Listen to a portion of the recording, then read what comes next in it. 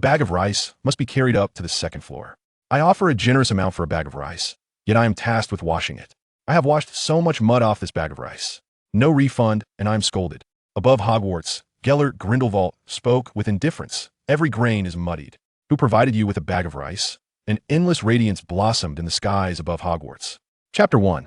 The Dark Knight. In 1991, at a dock on Manhattan Island, New York, a nefarious transaction was unfolding. This place should have been shrouded solely in darkness as a witness to the exchange. However, on this night, a third party lurked in the shadows. Perched atop the steel beams of the warehouse, a figure nearly indistinguishable from the night itself coldly observed the two parties engaged in the transaction. Suddenly, the lights extinguished, plunging the once brightly lit warehouse into utter darkness. Water release. Great water bullet technique. A voice, remarkably youthful, echoed above them. The sound of something hurtling through the air pierced the silence, as if a rapidly moving object was plummeting downwards. Accompanied by the sounds of impact and splashing water, a brief, anguished scream erupted from the crowd below before abruptly ceasing. The flash of gunfire briefly illuminated the interior of the warehouse, but when they looked up, no trace of an adversary was found. Great water surge.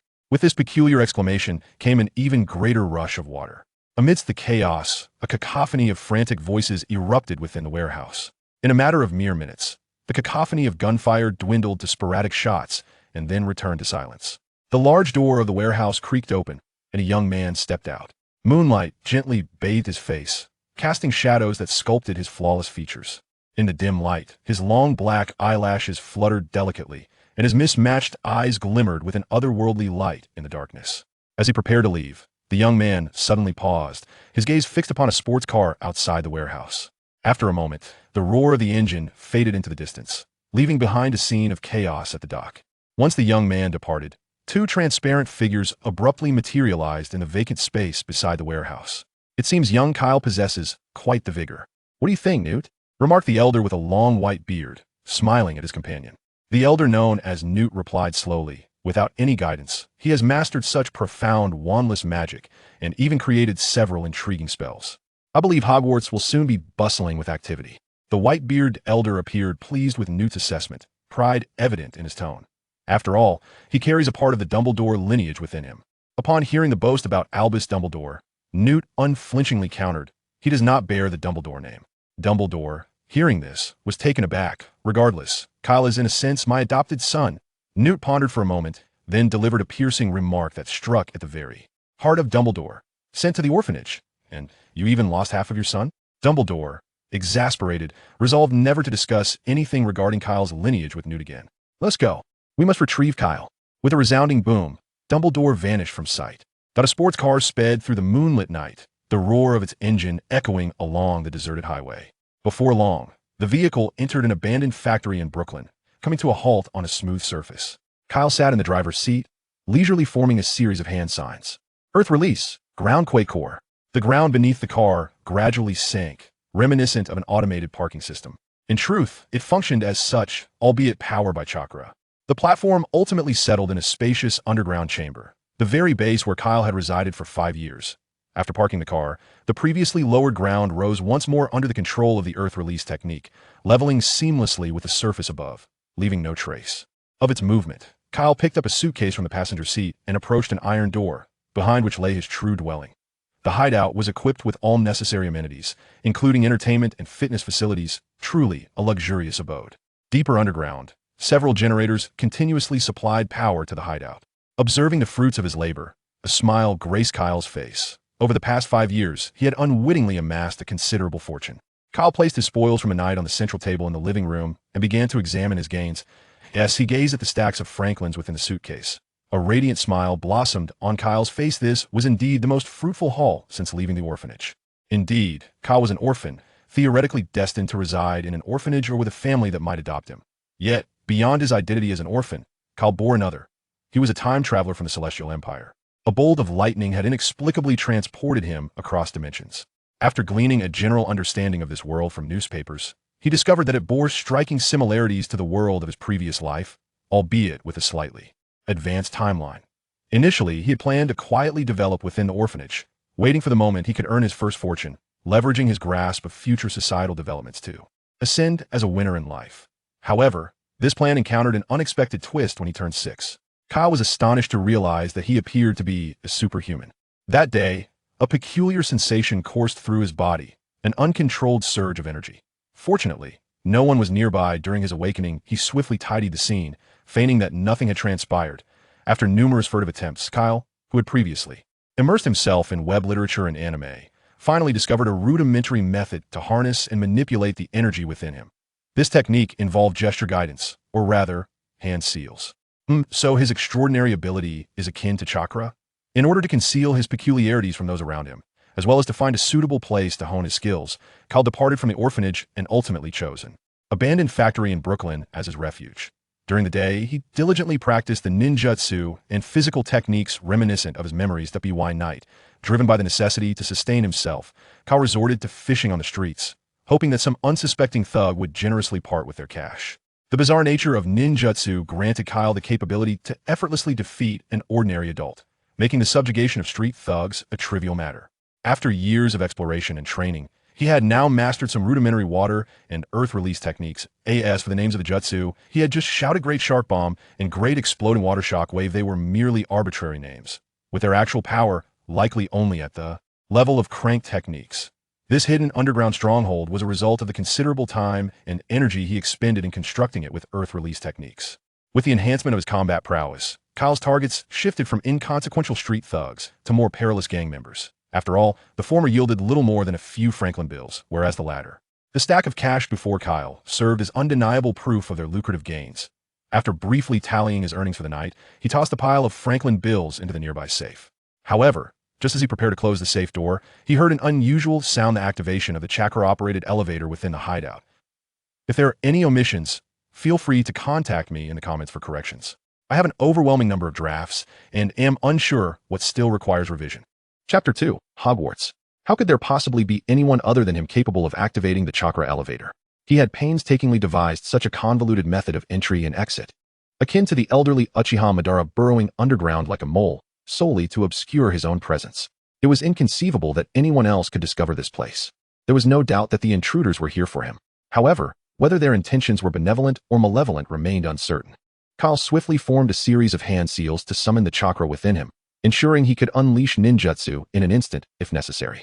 With his left hand, he executed a single hand seal while his right hand discreetly retrieved a handgun from beneath the table, aimed towards the entrance. Who says ninjas cannot wield modern weaponry? Times have changed, my friend. The iron door of the hideout creaked open, revealing two figures at the threshold. They were greeted by the sound of a bullet striking the ground at their feet. State your intentions, Kyle commanded, directing the handgun at the heads of the intruders. Dumbledore gazed into the familiar heterochromatic eyes of Kyle, his own eyes glistening with moisture. Yet, as his gaze met Kyle's wary expression, Dumbledore's countenance became complex. Words caught in his throat. A child who had lived independently for 5 years must have endured considerable hardship.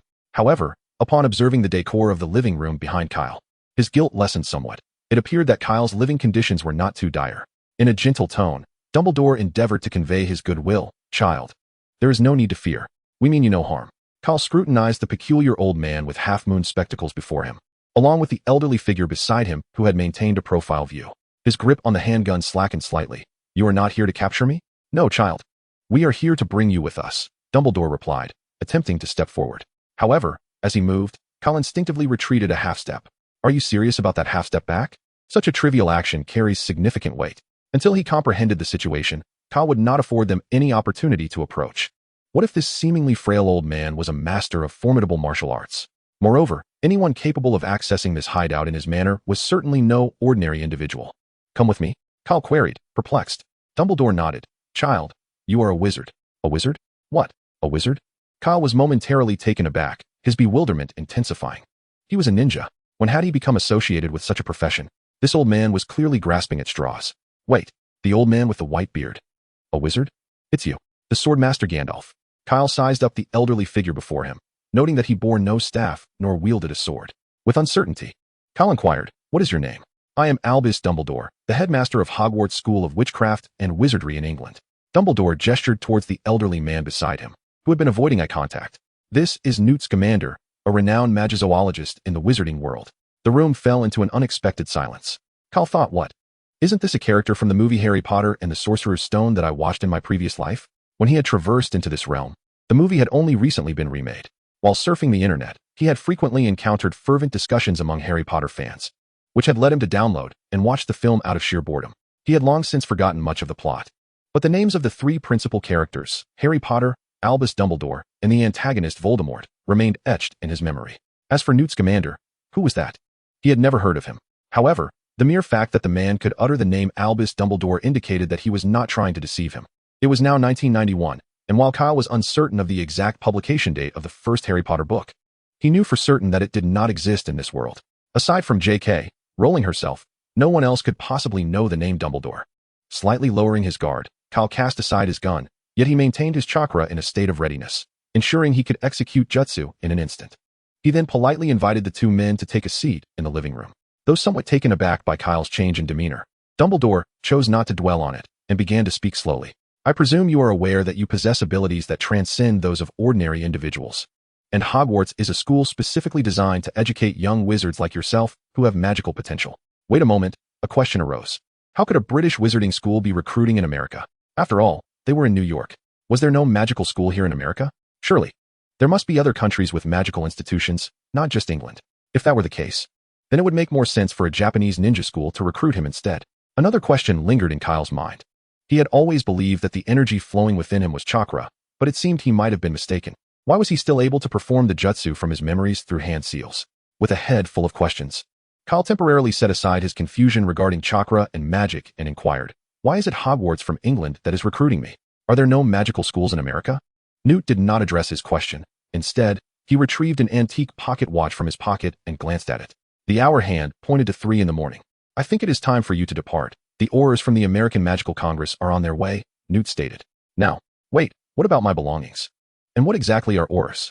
I will not accompany you until you clarify these matters, Kyle retorted, eyeing the duo with suspicion.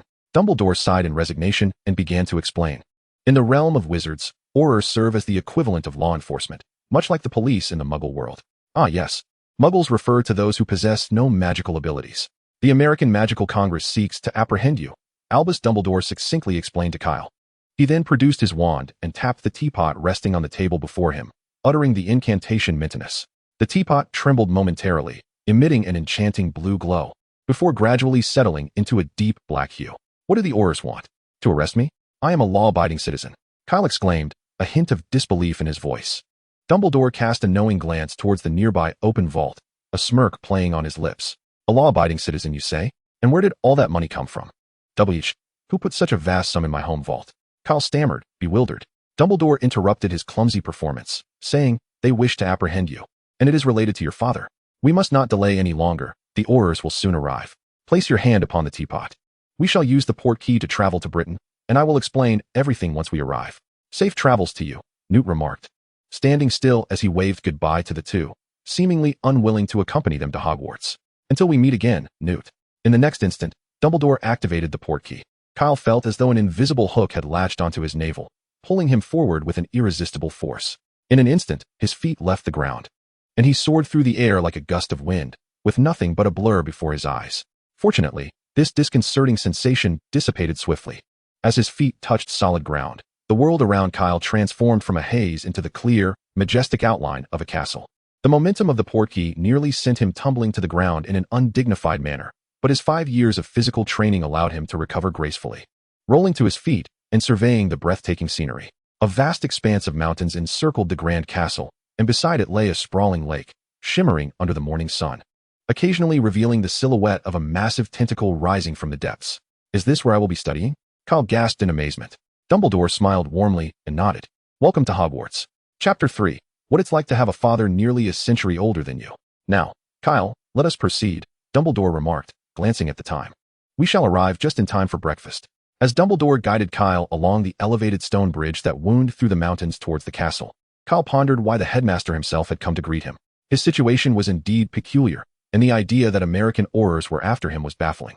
With a mind full of questions, Kyle finally spoke. Professor, may I ask why all of this is connected to my father? Dumbledore sighed deeply, contemplating whether to reveal the truth of Kyle's heritage.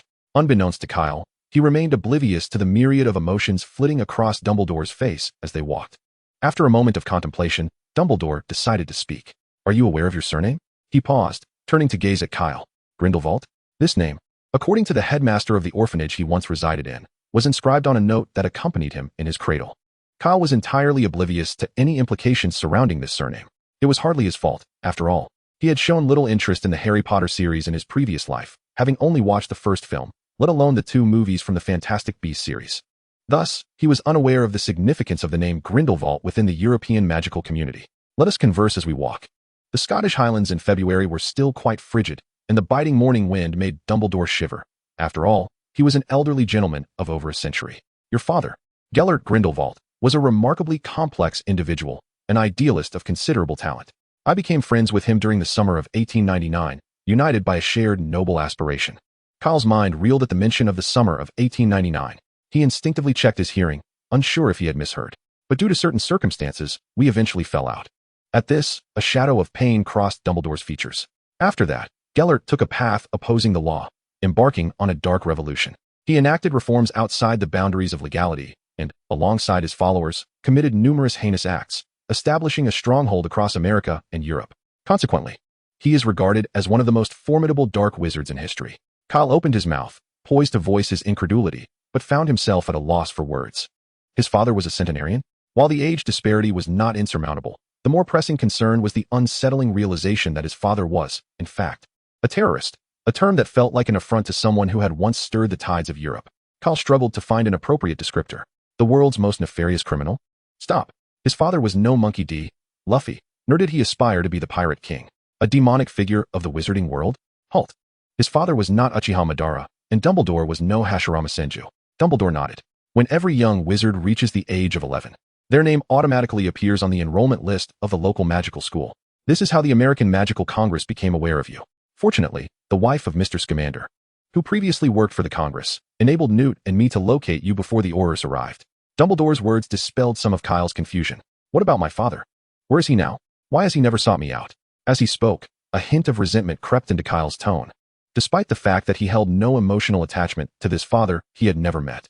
However, anyone who has been cast away in an orphanage, neglected for 6 long years, and set upon a journey of wandering at the tender age of 6, would inevitably harbor some resentment. Even if he now leads a relatively good life, it is difficult for him not to feel a twinge of grievance towards Gellert Grindelwald. Unbeknownst to them, they had traversed the castle's front courtyard and arrived at the grand entrance. Dumbledore stood at the castle's threshold, his expression tinged with melancholy. This is not your father's fault. He did not wish to abandon you, but rather found himself unable to do so. Dumbledore's somewhat frail hand brushed against Kyle's golden hair. In 1945, I defeated him, and thereafter he confined himself to Nurmengard, never to step outside the castle again. Kyle was momentarily taken aback, realizing that his long-unseen father was still imprisoned, and that it was this venerable old man before him who had delivered him there. What of my mother? He inquired, noticing a flicker of discomfort cross the elder's face at the mention of her. Instantly, Kyle surmised that there were unspoken complexities surrounding the matter, and he swiftly changed the subject. Will my identity as your ward cause you any trouble? Being the son of the Dark Lord could attract unwanted attention, after all. He asked this deliberately, seeking a form of protection for himself. Dumbledore, after all, would not neglect him. And who better to serve as a shield than the esteemed figure before him? If you so desire, the name that shall be registered for you on the Hogwarts student roster will be Kyle Dumbledore. Once you have acquired the strength to stand on your own, it will not be too late to reclaim the Grindelwald surname. Very well, a mere change of name resolves the issue, and with this surname, I could navigate Hogwarts with confidence. I am honored, Professor, Kyle replied with a grin. It appeared that Dumbledore shared a profound bond with his father. Otherwise, he would not have made such a suggestion. Dumbledore smiled warmly and patted Kyle's shoulder. Come, let us dine in the Great Hall. As Kyle and Dumbledore approached the entrance to the Great Hall, the young witches and wizards of Hogwarts were already seated at 4 long tables, illuminated by thousands of floating candles that danced in midair. The tables glistened with an array of shining cutlery, laden with a sumptuous feast. For breakfast, the spread seemed exceedingly lavish. Oatmeal porridge, bread rolls, orange juice, pickled fish, eggs and bacon, toast with butter and jam, and cornflakes. Having spent several years in the orphanage, Kyle had assumed that a typical foreign breakfast consisted merely of bread with jam and a cup of milk. It now dawned on him that the orphanage was simply too impoverished to afford such delicacies. At the head of the hall, a long table was reserved for the teachers. As Kyle, clad in Muggle attire, stepped clumsily into the hall, he felt starkly out of place compared to the uniformly robed Hogwarts students. Just as he began to feel awkward, Dumbledore's gentle voice resonated in his ear. You may dine with me, or feel free to choose any long table to sit at. Faced with the unfamiliar faces surrounding the long table, and their inquisitive gazes directed at him, Kyle felt it best to remain alongside Dumbledore. "Professor, I shall stay with you," he declared, quickening his pace to match Dumbledore's. Chapter 4, Diagon Alley. As Kyle took his seat among the faculty, a considerable stir arose within the hall.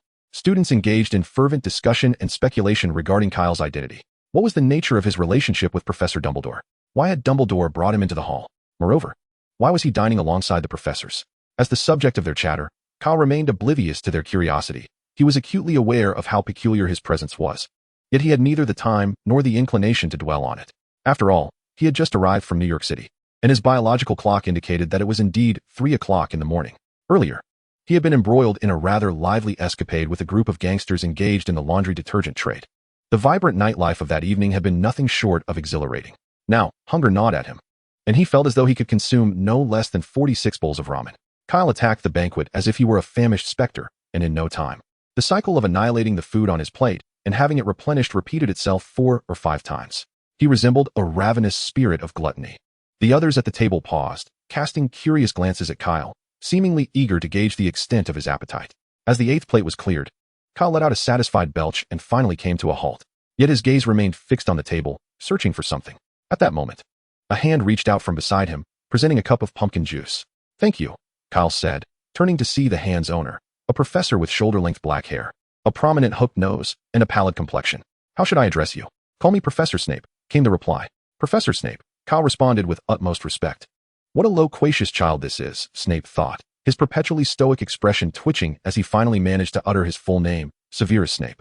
Across the table, Dumbledore observed Kyle conversing animatedly with Snape, a smile gracing his features. It seemed Kyle was getting along quite well with Severus, a fact that pleasantly surprised him. Hearing Dumbledore's remark, a tall witch followed his gaze and, through the lenses of her square glasses, noticed the strikingly similar heterochromatic eyes that Kyle shared with Gellert Grindelwald. Minerva McGonagall, the deputy headmistress of Hogwarts, remarked with a smile, "It appears his potions grades are likely to be commendable. I suspect he has inherited his father's exceptional talents, perhaps even surpassing him." Dumbledore silently added in his thoughts, his father certainly did not possess such an insatiable appetite. As the last morsels of food vanished from the table, it signified the conclusion of their meal. Kyle rose to his feet, his flat abdomen betraying none of the fact that he had just consumed at least 5 or 6 adult portions of food. "Professor," before he could articulate his question, Dumbledore preemptively addressed his curiosity. "I believe it would be prudent for you to take a brief rest. Upon your awakening, I shall escort you to Diagon Alley to procure the necessary supplies for your forthcoming studies at Hogwarts." As a nocturnal ninja in the dark night of New York City, Kyle felt no need for slumber. Moreover, in preparation for the previous night's escapades, he had already caught up on rest during the day. After all, he could hardly engage in combat with gangsters while stifling yawns, could he? "Professor, I am not at all tired. Let us proceed directly to Diagon Alley." Dumbledore scrutinized Kyle for a moment, confirming his vibrant energy and alert demeanor before nodding in agreement. "Then let us depart at once." Moments later, Kyle and Dumbledore found themselves on the grassy expanse outside the castle. "Professor, can we avoid using that portkey to reach Diagon Alley?" Kyle inquired, tilting his head. Recently, he had been transported across the Atlantic by Dumbledore's portkey magic, an experience that had left him with an unpleasant sensation akin to being yanked by a hook at his navel, one he hoped never to endure again. Dumbledore regarded Kyle with a puzzled expression, unable to comprehend his aversion to this mode of transport. "Very well then, Fawkes."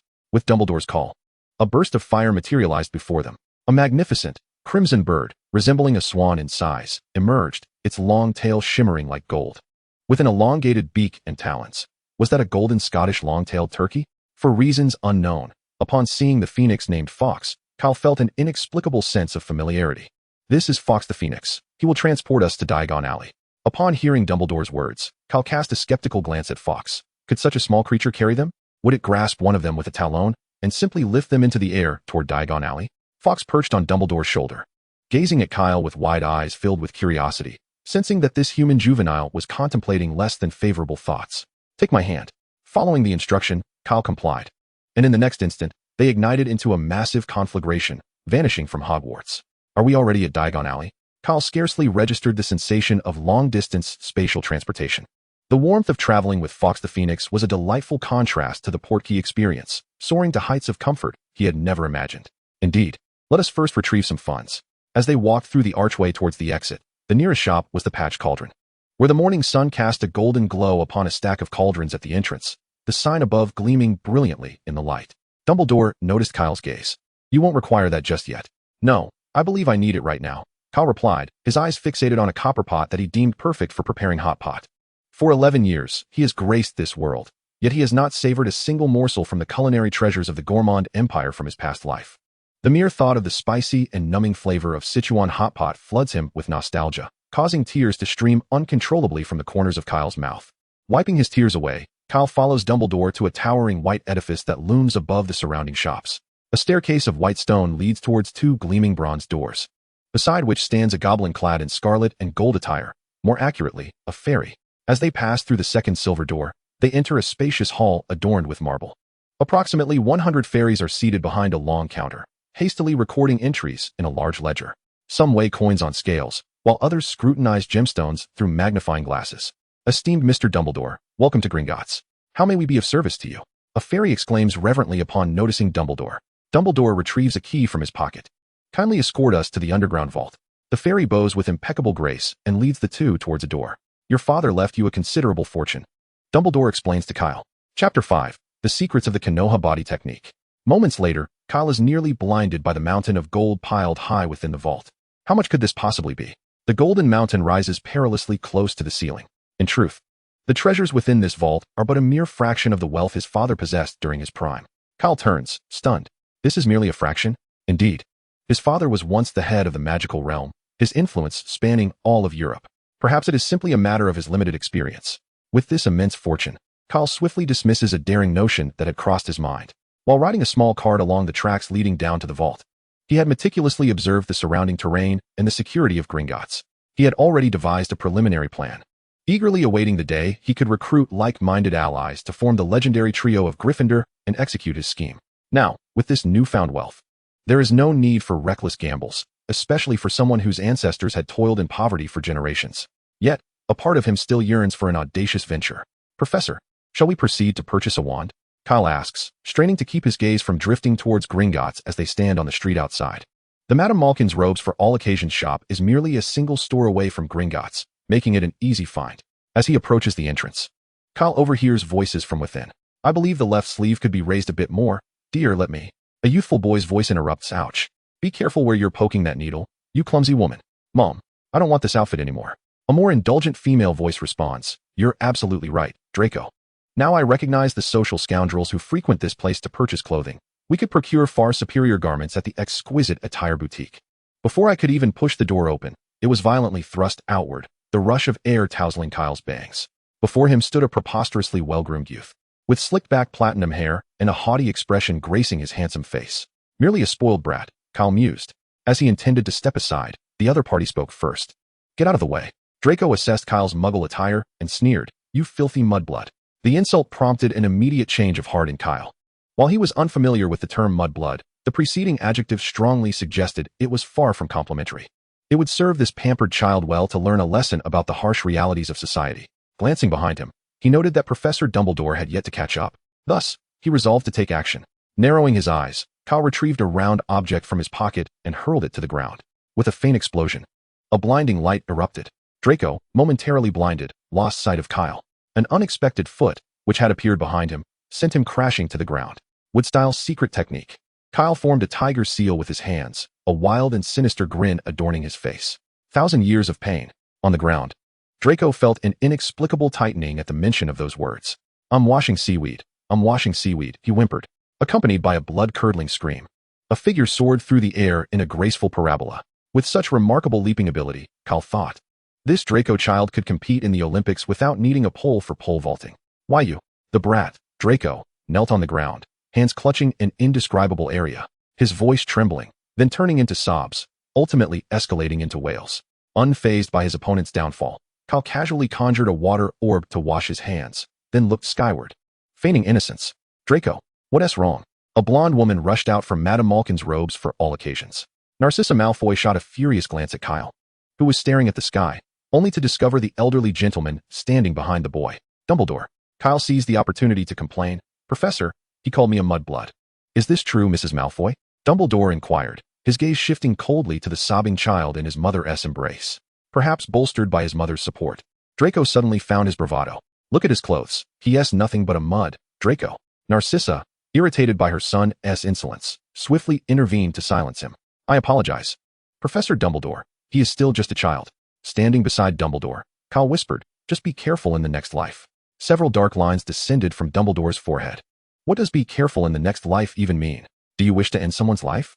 Dumbledore suddenly found himself agreeing with Newt. Indeed, Hogwarts was about to become quite lively. I believe Mr. Malfoy could benefit from a lesson in proper etiquette. Dumbledore cast a glance at Draco, whose face was flushed after being reprimanded by Narcissa. Upon hearing Dumbledore's words, Narcissa Malfoy's complexion darkened considerably. Dumbledore glanced down at Kyle, then surveyed the suspicious puddle on the ground nearby. We had only distanced ourselves by a mere 10 steps, and already trouble had found you. Professor, to be precise, trouble found me, Kyle replied, retrieving a homemade shuriken from his utility pouch. If I were to get serious, this would be my weapon of choice. Kyle silently added in his mind. Had he not been unable to devise an explosive tag, he might have adorned it with one of those. Just like that time Naruto dealt with Gaara. The sharp weapon was seized, and his utility pouch was confiscated. When Kyle looked up, he noticed a frown darkening Dumbledore's face. Kyle feigned innocence, blinking at Dumbledore and shifting his gaze to a shop behind him. By the way, Professor, would you care for some ice cream? Watching Kyle bounce over to the Florins ice cream shop within mere steps, Dumbledore rubbed his temples, feeling a headache coming on. For the first time in his life, he was experiencing what it was like to care for a child, especially one as mischievous and potentially dangerous as this. Chapter 6. I, Ollivander, would call it a unique skill. Here lies the fabled wand shop, or rather, the wholesale market of magical wands. The shop appeared small and dilapidated, with the golden sign above the door peeling away, inscribed with Ollivander, crafting exquisite wands since 382 B.C. Inside the shop's window, a solitary wand lay upon a faded purple cushion. Some things cannot be judged by appearances alone, Dumbledore thought with a gentle smile. Ollivander is indeed the finest wand maker in the British wizarding world, highly esteemed throughout Europe. Pushing the door open, Kyle stepped into the wand shop. The interior was cramped, containing only a long bench in the corner, with nothing else in sight.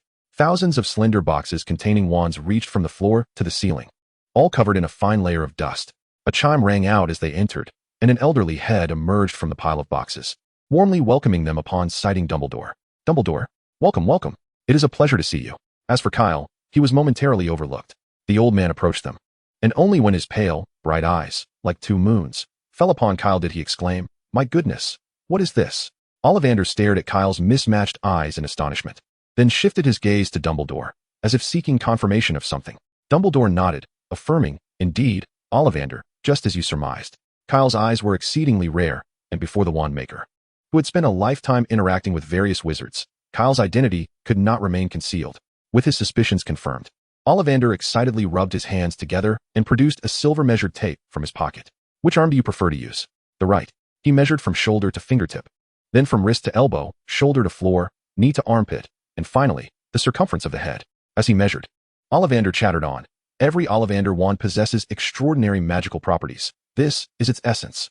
We utilize unicorn hair, phoenix tail feathers, and dragon heartstrings. Each wand is unique, for no two unicorns, dragons, or phoenixes are exactly alike. Naturally, if you were to wield a wand meant for another wizard, the results would not be as splendid. Observing Ollivander's enigmatic process, Kyle could not help but inquire, "Why must we take these measurements to purchase a wand?" "Because each wand from the Ollivander family is singular. To assist you in selecting the appropriate wand, I must first measure your arm length, forearm, height, and head circumference, and then choose a wand based on these parameters." After contemplating Ollivander's explanation for a moment, Kyle extended his hands. He placed his left hand on his right arm and, with a sudden exertion, dislocated it with a sharp crack. As Kyle's arm elongated a few centimeters, Ollivander's expression darkened. "My apologies, sir, may we continue?" Upon hearing Kyle's words, Ollivander opened his mouth awkwardly, his voice dry as he replied, "Oh, very well." After years of crafting and selling wands, he had encountered myriad situations. Yet this one was indeed unprecedented. Regaining his composure, Ollivander retrieved a paper box from the shelf and produced a wand, placing it in Kyle's hand. "Cherry wood, unicorn hair. 13 inches, give it a wave." It appeared that Ollivander had no intention of indulging in unnecessary conversation further. Kyle casually waved the wand, and suddenly felt an overwhelming urge for his magic to burst forth. Succumbing to this impulse, he relinquished control, and a bolt of lightning erupted from the wand's tip, shattering the shelves and scattering numerous wand boxes behind Ollivander. Kyle exclaimed, "Blimey." Ollivander cursed, Merlin's beard. Both Kyle and Ollivander silently swore at the situation in the shop. Kyle feared the old man would seek compensation, while Ollivander lamented his losses. Ollivander looked longingly at Dumbledore. "Dumbledore, this." Dumbledore understood Ollivander's unspoken plea. Only he could restore order. Both the elder and the youth breathed a sigh of relief. Kyle's wand was taken from him, and another wand was placed in his hand. Try this one.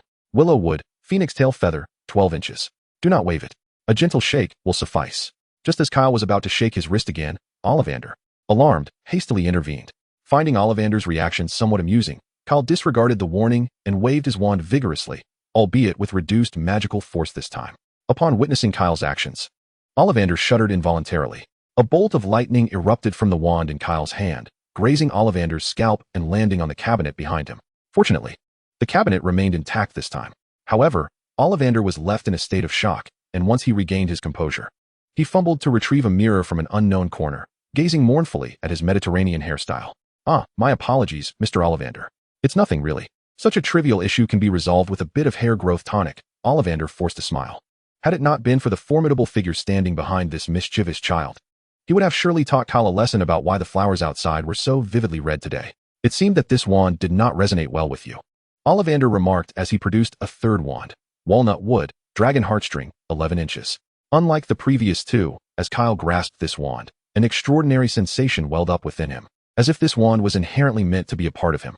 No longer restraining the magic within, he waved the wand lightly, conjuring a stream of water that morphed gracefully in the air as Kyle wielded the wand like a conductor's baton. Truly marvelous. This was a situation he had never encountered before. Ollivander, captivated by the peculiar hues of Kyle's eyes, knew that this was the one. Chapter 7. A magical school experience from scratch. Half an hour later, the two emerged from the leaky cauldron. Dumbledore glanced at the nearby Elop's Owl Emporium before turning to Kyle. "Having purchased both the wand and books, it is time to acquire a pet for you." Kyle's eyes brightened at the mention of a pet. Could they possibly find a phoenix like Fox? Regrettably, that is highly unlikely. Phoenixes are exceedingly rare magical creatures. However, we can certainly procure an owl. Kyle's sparkling eyes dimmed instantly. Without the prospect of acquiring such a magnificent creature as a phoenix, what was the point of having an owl? He did not want an owl. He yearned for a raven to summon the spirit of the weasel. Thus, Kyle strode confidently into the owl shop. Upon exiting, he held a birdcage containing a sleek black raven. Caressing his chin, he declared, "You shall be named 107." Dumbledore, with a warm smile in his azure eyes, looked at the exuberant Kyle. "Now, let us visit Madame Malkin to collect your robes. That is the final piece we require."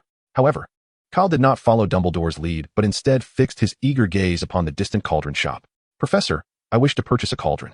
After receiving permission, he thrust the birdcage into Dumbledore's hands and dashed to the shop entrance, eagerly cradling the copper pot he had long desired, and joyfully rushed inside to complete the transaction. As the two individuals concluded their shopping in Diagon Alley, the sun hung high above them. "We have already missed lunch at Hogwarts," Dumbledore remarked as he glanced at the time. Clad in his wizarding robes, Kyle scrutinized the copper pot in his hands. "Professor, does Hogwarts have a kitchen?" "Indeed, it does. Our meals do not materialize out of thin air." "Why do you ask?" Dumbledore replied with a cheerful demeanor, curious to see what new tricks Kyle might conjure. Grasping Dumbledore's arm, Kyle suddenly felt as though he were being compressed into a small ball and flushed down a toilet, only to be whisked away through the sewer. Is this spatial transference magic? Kyle pondered, though he truly meant to reference the flying thunder god technique. "Well, one could say that," Dumbledore responded. "Professor, I wish to learn this." Kyle's eyes sparkled with excitement. "This magic is rather premature for you at the moment. Let us first address the issue of lunch." 20 minutes later, in the kitchens beneath Hogwarts. The kitchen was a grand chamber with a lofty ceiling, comparable in size to the great hall above. Gleaming copper pots and pans were stacked against the stone walls, and at one end stood a large brick fireplace. Four tables occupied the space, arranged identically to those in the great hall for the four houses. Kyle and Dumbledore sat across from one another, with a copper pot filled with bubbling red broth placed before them. Under the gentle heat of a bluish flame, the vivid soup simmered, releasing fragrant steam. Kyle dipped a slice of beef into the pot before placing it onto Dumbledore's plate. "Professor, please help yourself." The distinctive spiciness of the hot pot wafted into Dumbledore's nostrils, mingling with enticing aromas that tempted him. However, the substantial amount of chili peppers and Sichuan peppercorns that Kyle had just added made him hesitant to partake. He thought to himself that he would rather starve or leap from the astronomy tower than taste anything from that pot. Yet, seeing Kyle's eager expression, Dumbledore could not bear to refuse. With a steely resolve, he picked up his fork and knife, and bravely tasted the beef Kyle had placed on his plate. In the next moment, Dumbledore's tightly shut eyes flew open. "Delicious. I am quite curious as to where you found such a delicacy." After consuming several pieces of beef, Dumbledore set down his cutlery and sipped from a goblet filled with chilled wine. This level of spiciness was rather unkind to a man of over a century. "All right then. You may enjoy the clear broth," Kyle suggested. Gazing at the copper pot before him, Kyle's hands slowly formed a wandless spell. A plume of white smoke rose, and the copper pot instantly transformed into a yin-yang design, with the original red broth now occupying one side. Wandless transfiguration? Dumbledore expressed surprise at Kyle's talent, but soon regained his composure. Gellert, Grindelwald's son, foundational skills, no less. Upon reflecting on this, Dumbledore found himself no longer surprised. Calmly, he summoned the house elf laboring in the kitchen and instructed it to add clear broth to the other half of the hot pot. House elves, diminutive beings with ears akin to those of bats, bulging eyes the size of tennis balls, and elongated, flat noses, are a race subjugated by wizards during ancient wars.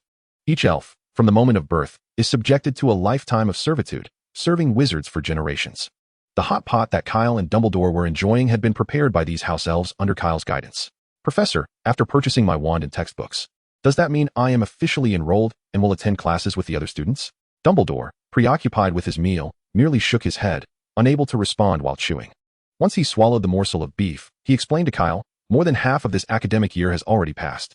If you enroll now, you will struggle to keep up with their curriculum. You will need to wait until September to join the next cohort of young wizards. Having finally cleared his mouth, Dumbledore added, however, attending as an auditor should pose no issue. He then retrieved a parchment from his robes and handed it to Kyle. This is the timetable for first-year students.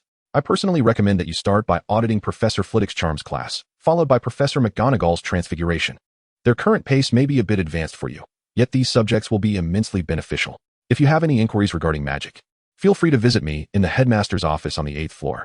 The password for entry is Fizzing Whizbees. Kyle took the schedule from Dumbledore and examined it closely. The parchment displayed two distinct timetables on either side, one for Gryffindor and Hufflepuff, and the other for Slytherin and Ravenclaw. Kyle recalled from films he had watched in a previous life that the protagonist, Harry Potter, and the insufferable boy he had admonished in Diagon Alley belonged to Gryffindor and Slytherin, respectively.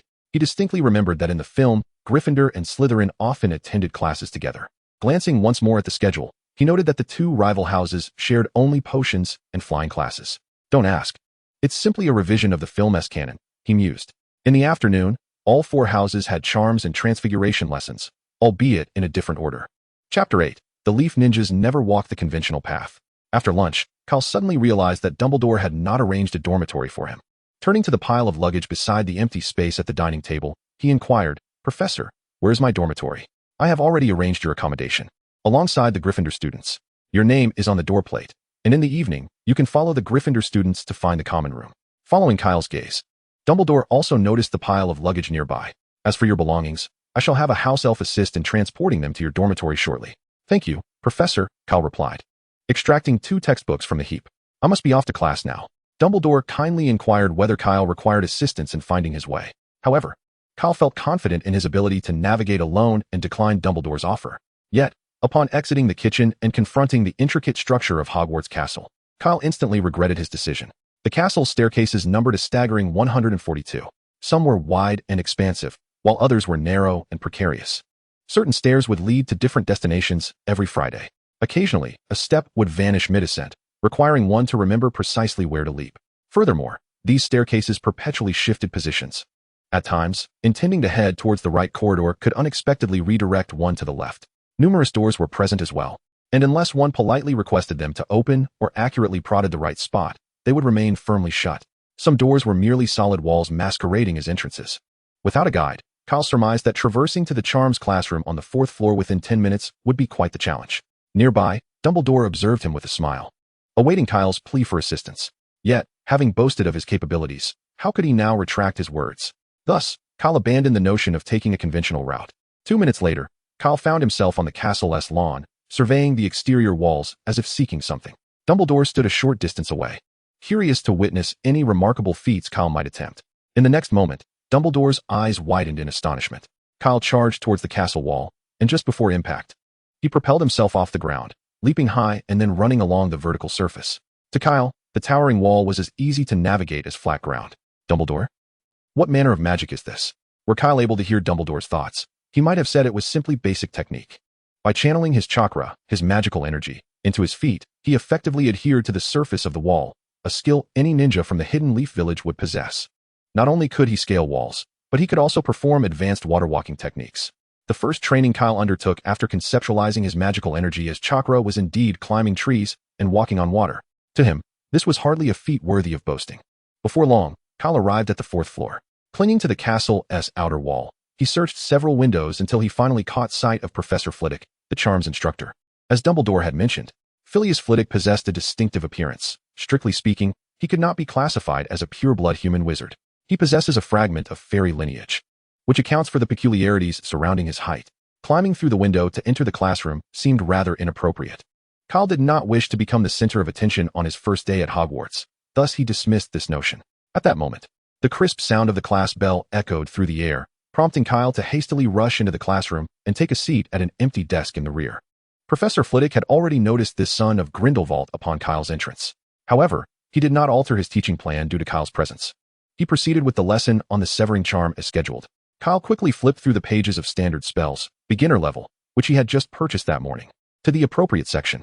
With a flick of his wand, Professor Flitwick caused a collection of small wooden sticks, which had been set out on the podium, to levitate gracefully and precisely land on each student's desk, including Kyle's.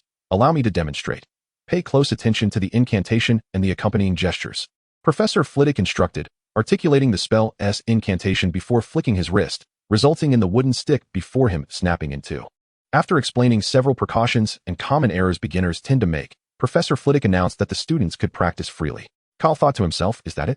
What about the principles underlying the severing charm? How does magic operate during the cutting process? How should one control the point of impact during the severing? He felt bewildered as he followed Professor Flitwick's actions, precisely reciting the incantation and waving his wand, only to find the wooden stick before him utterly unscathed. After several futile attempts, he felt akin to a capricious baboon flailing a stick. At that moment, a girl with black hair beside him suddenly turned and said, "Hello. My name is Jiao Zhang." Kyle was momentarily taken aback. Judging by her appearance, she seemed to be of Asian descent, most likely of Chinese heritage. Thus, her name should properly be pronounced as Zhang Qiu. He was pleasantly surprised to encounter a fellow compatriot here. Although his current form was that of a blonde, blue-eyed Anglo-Saxon, his heart remained steadfastly tied to his homeland. Suddenly, a bold thought crossed his mind. "Are you Chinese?" he inquired. Zhang Qiu nodded, clarifying, "To be precise, I'm merely of Chinese descent. Can you perform Chinese martial arts?" Like Bruce Lee? Kyle jested, throwing a few punches at the air, nearly laughing at the absurdity of the situation. In his previous life, whenever foreigners learned he was Chinese, their first question was invariably about his proficiency in martial arts. Now, it was he who was inquiring about another's skills in this regard. A few dark lines of annoyance appeared on Zhang Qiu's forehead, as she felt slightly offended. After denying any expertise in Chinese martial arts, she finally posed the question that had been on her mind. "What is your relationship with Professor Dumbledore? I noticed you seemed quite close to him this morning in the Great Hall." Kyle pondered this question as well, wondering about the nature of his relationship with Professor Dumbledore. In terms of kinship, should he refer to Dumbledore as uncle or as elder? Are most of the professors at Hogwarts of a younger generation than him? Perhaps it would be better to reveal his surname and allow her to deduce the rest. Thus, Kyle extended his hand towards Zhang Qiu, neglecting to introduce himself. "I am Kyle Dumbledore." Zhang Qiu gasped in disbelief. "Dumbledore?" On the other side of Zhang Qiu, a girl with cascading reddish-golden curls turned her head, exclaiming, "Is it the Dumbledore professor?" Well, he should have anticipated such a significant reaction. "Hello, I am MaraudersEra from Ravenclaw." She confidently extended her hand. Just as Kyle was about to shake her hand, a cough echoed beside their table. Chapter 9, The Joyful Wind of Hogwarts. Zhang Qiu and MaraudersEra, being students of Ravenclaw, found it quite embarrassing to be caught daydreaming by their house head. However, Kyle felt no such embarrassment and boldly inquired about the principles of the cutting charm from Professor Flitwick. "Professor, I find it somewhat perplexing why merely uttering the incantation and waving the wand can unleash the cutting charm." As he spoke, Kyle glanced at the wooden stick in Zhang Qiu's hand, which had already been cleaved in two, while the stick in his hand remained intact. Before Professor Flitwick could respond, Kyle quickly added, "The cutting charm, if understood literally, is about dividing an object. From a physical standpoint, it is akin to using a sharp object, such as a knife, to cut through." Professor Flitwick listened with a smile. "Yet, when I observed you and Zhang Qiu casting the cutting charm, I did not perceive anything akin to a knife dividing the object. Therefore, it seems that it must have split from within." Professor Flitwick wore a beaming smile. "So, does this imply that the true principle of the cutting charm is to manipulate the magical energy acting upon the molecules of the stick, rendering the attractive forces between them ineffective or exceeding their range, thus achieving the cutting effect?" Professor Flitwick's smile faltered. "How should I control the magical energy to attain such an effect?" Professor Flitwick was taken aback. What on earth is this boy asking? He understood each word and letter uttered by Kyle, yet when combined, the meaning eluded him. Did one truly need to consider so many aspects for a fundamental spell like the cutting charm? Was it not merely a matter of waving the wand and cutting through with a bang? While Professor Flitwick was indeed a master of charms, his studies did not encompass analysis from the perspective of Muggle physics. However, to preserve his dignity as a professor, he could not allow himself to be stumped by Kyle's inquiries. Adopting a serious demeanor, he appeared to be pondering and organizing his thoughts. After a futile struggle, Professor Flitwick ultimately decided to concede. He mustered a feeble smile, embodying the essence of magic. One merely needed to channel their intent into the wand and command it to cast a spell. Kyle fixed his gaze upon Professor Flitwick. Are you serious? The professor scrutinized Kyle, pondering why this fool gazed at him with such incredulity. Could it be that he dared to question the prowess of a master spellcaster? Outside, a crow flew past, cawing twice, amplifying the inexplicable awkwardness surrounding the two. Dark lines fell from Kyle's forehead. Was this magic truly so subjective? When he employed the water release technique, there was a discernible process. His internal magical energy transformed into water elements, which subsequently morphed into the shape of a shark. This was what one might call a great shark bomb. Whether this adhered to the laws of energy conservation and other physical principles was uncertain, yet it was certainly traceable. However, this cutting spell was an enigma beyond words. Kyle struggled to articulate his thoughts, ultimately posing the pivotal question. So, Professor, is the essence of magic merely the manifestation of one's desires? Professor Flitwick's eyes widened in astonishment. Ah, indeed, you have encapsulated it perfectly. With this in mind, Kyle once again raised his wand, directing it at the wooden stick resting on the desk before him, and gradually infused it with magical energy. Simultaneously, he imparted a fervent intention to cleave it in two. Kyle felt a tumultuous surge of magical energy coursing into his wand, as if it sought to drain him of his very essence, though fortunately, this extraction ceased swiftly. A brilliant beam of light erupted from the tip of Kyle's wand, striking the wooden stick and continuing with unabated force, landing upon the wooden desk below. A radiant crimson glow enveloped the entire table. Crash! The thunderous sound of the table splintering in two echoed as it fell to the ground. Thud! That was the sound of books cascading to the floor. Kyle stared blankly at the desk before him, bewildered by what had just transpired. Success? More than mere success. This cutting spell rivaled even Snape's most precise incantations. Professor Flitwick wiped non-existent sweat from his brow. I believe you may have failed to regulate your magical output. Do not be disheartened. Let us try again. The desk, under the influence of the restoration charm, reassembled seamlessly into its original form. Exhibiting no trace of having been bisected by Kyle moments prior, Kyle marveled at the wondrous nature of magic. After summoning another wooden stick, under Professor Flitwick's encouragement, Kyle embarked on his second attempt at spellcasting. He reflected on the errors made in his previous incantation. When he had cast the spell, he sensed his magical energy autonomously mobilizing after conveying his intent to the wand, reminiscent of the sensation he experienced earlier that day in the wand shop. Based on the reaction of the skilled wand maker, Ollivander, it seemed his magical capacity far exceeded that of others. In essence, while others wielded chakra, he possessed chakra of a far grander magnitude. Was it thus that his spells wielded so much greater power than those of his peers? Thus, when he wielded his magic, he had to exercise a modicum of restraint over the powers surging within him, preventing them from spilling forth uncontrollably. Otherwise, the slicing spell he had just cast upon a person could very well have turned the entire school into chaos. Having resolved this dilemma, Kyle attempted the slicing spell once more. After 3 or 4 attempts, he finally managed to control its potency to a level akin to that of an ordinary wizard. Professor Flitwick, standing nearby, nodded in satisfaction. Such formidable talent. With the slicing spell mastered, Kyle began to ponder the words spoken by Professor Flitwick. Given that the essence of magic lies in the manifestation of one's thoughts, could he not redefine the expression of the slicing spell into a different form while imparting his intent to the wand, thereby allowing it to exhibit an alternative effect? An idea struck him like a thunderclap. Transitioning from a single-handed grip to a two-handed hold on the wand, he infused it with his magic and intent, causing an invisible blade of magical energy to extend from its tip. Death, like the wind, shall accompany me. The long road ahead, only the sword as my companion. With a swift motion, he tossed the wooden stick upwards and closed his eyes, intently feeling the direction of the wind as it flowed past the descending stick. In that moment, Kyle seemed to be possessed by the spirit of a tempestuous swordsman. At that precise instant, he was the embodiment of joy amidst the gales at Hogwarts. As the stick plummeted towards him in free fall, he sprang into action. Face the gale. Draw the blade. Slash diagonally. Sheath the blade. Huzzah! The stick, descending through the air, was instantaneously cleaved into 2 segments by a swift and radiant strike, falling helplessly onto the table before him. With a soft thud, Professor Flitwick examined the cleanly severed wooden stick and then glanced at the invisible blade extending from Kyle's wand, his face contorting in disbelief. Is this truly the slicing spell? Is this the slicing spell? Even Snape's killing curse doesn't perform with such absurdity. Chapter 10. The Extraordinary Power of the Whomping Willow. The trio hastily gathered their textbooks and wands, dashing out into the corridor. "Kyle, are you planning to join us for Transfiguration class?" Marietta inquired, noticing the additional textbook on Transfiguration in Kyle's hands. "Yes, I would appreciate your guidance to the classroom, for I am unfamiliar with the route."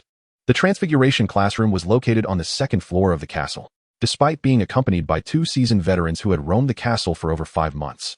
The descent from the 4th to the 2nd floor consumed nearly 20 minutes. Kyle suspected he had boarded one of those roundabout rides. He contemplated whether jumping down the stairs would land John Chio and Marietta in prison. Upon their arrival at the Transfiguration classroom, Professor Minerva McGonagall was already waiting. With her square spectacles, dark hair styled into a bun, and clad in a deep green robe, she exuded an air of authority. The moment Kyle beheld her exceedingly stern countenance, he was instantly reminded of his high school principal from his past life. Not entirely identical, but rather a striking resemblance. As the bell rang for class, Professor McGonagall began, "Transfiguration is the most intricate and perilous subject among all courses at Hogwarts. Anyone who dares to misbehave in my classroom will be asked to leave and barred from returning." At this moment, she cast a deliberate glance at Kyle, seated in the front row. Kyle was certain that her words were directed at him, likely after a conversation she had just had with Professor Flitwick. When met with McGonagall's piercing gaze through her square spectacles, Kyle felt no shame. Instead, he boldly held her stare. A faint smile curled at the corners of McGonagall's mouth. It had been years since she had encountered such audacity in a student. With a flick of her wand, she tapped the nearby lectern, which instantly transformed into a magnificent lion that let out an earth-shattering roar directed at Kyle, appearing as if it might pounce. Startled, Kyle instinctively kicked off, propelling the heavy wooden desk with astounding speed, which crashed forcefully into the imposing lion. Water release, great shark bullet technique. A torrent of water erupted from Kyle's mouth, morphing in midair into a menacing shark. The water shark pursued the desk-flung lion, opening its gaping maw filled with razor-sharp teeth, and bit down, shattering the lion's head with a resounding explosion. The headless body of the lion and the heavy desk collided with the wall in succession, producing 2 dull thuds. Why is this lectern missing a corner? With a cracking sound, countless spiderweb-like fissures raced across the venerable antique lectern before it shattered into a pile of fragments, lying silently on the ground as if to accuse someone of their violent deeds. Professor McGonagall, the entire class. "Kyle, Professor, this isn't my fault. You initiated it." Soaked from the explosive shark technique, Professor McGonagall's face turned a deep shade of anger. Kyle anxiously regarded the furious professor, wondering if he would be expelled from the classroom. Perhaps he would be the first student in years to be dismissed before even officially enrolling at Hogwarts. Taking a deep breath, Professor McGonagall forced herself to regain composure. She reminded herself that Kyle was not at fault. After all, it was her intention to demonstrate the profundity of transfiguration before him. However, when her gaze swept over the pile of debris and the large puddle of water, her composure began to falter once again. What sort of little monster was Grindelwald's son? The strength Kyle had displayed when kicking the desk was comparable to that of a troll, was it not? And then there was that magic she had never witnessed before. Shaking her head, she compelled herself to dismiss such thoughts. With a strained smile, she cast a drying charm on her clothes, repaired both the desk and the lectern, and commenced her lesson. Kyle breathed a sigh of relief. Thankfully, Professor McGonagall did not seem intent on seeking retribution against him.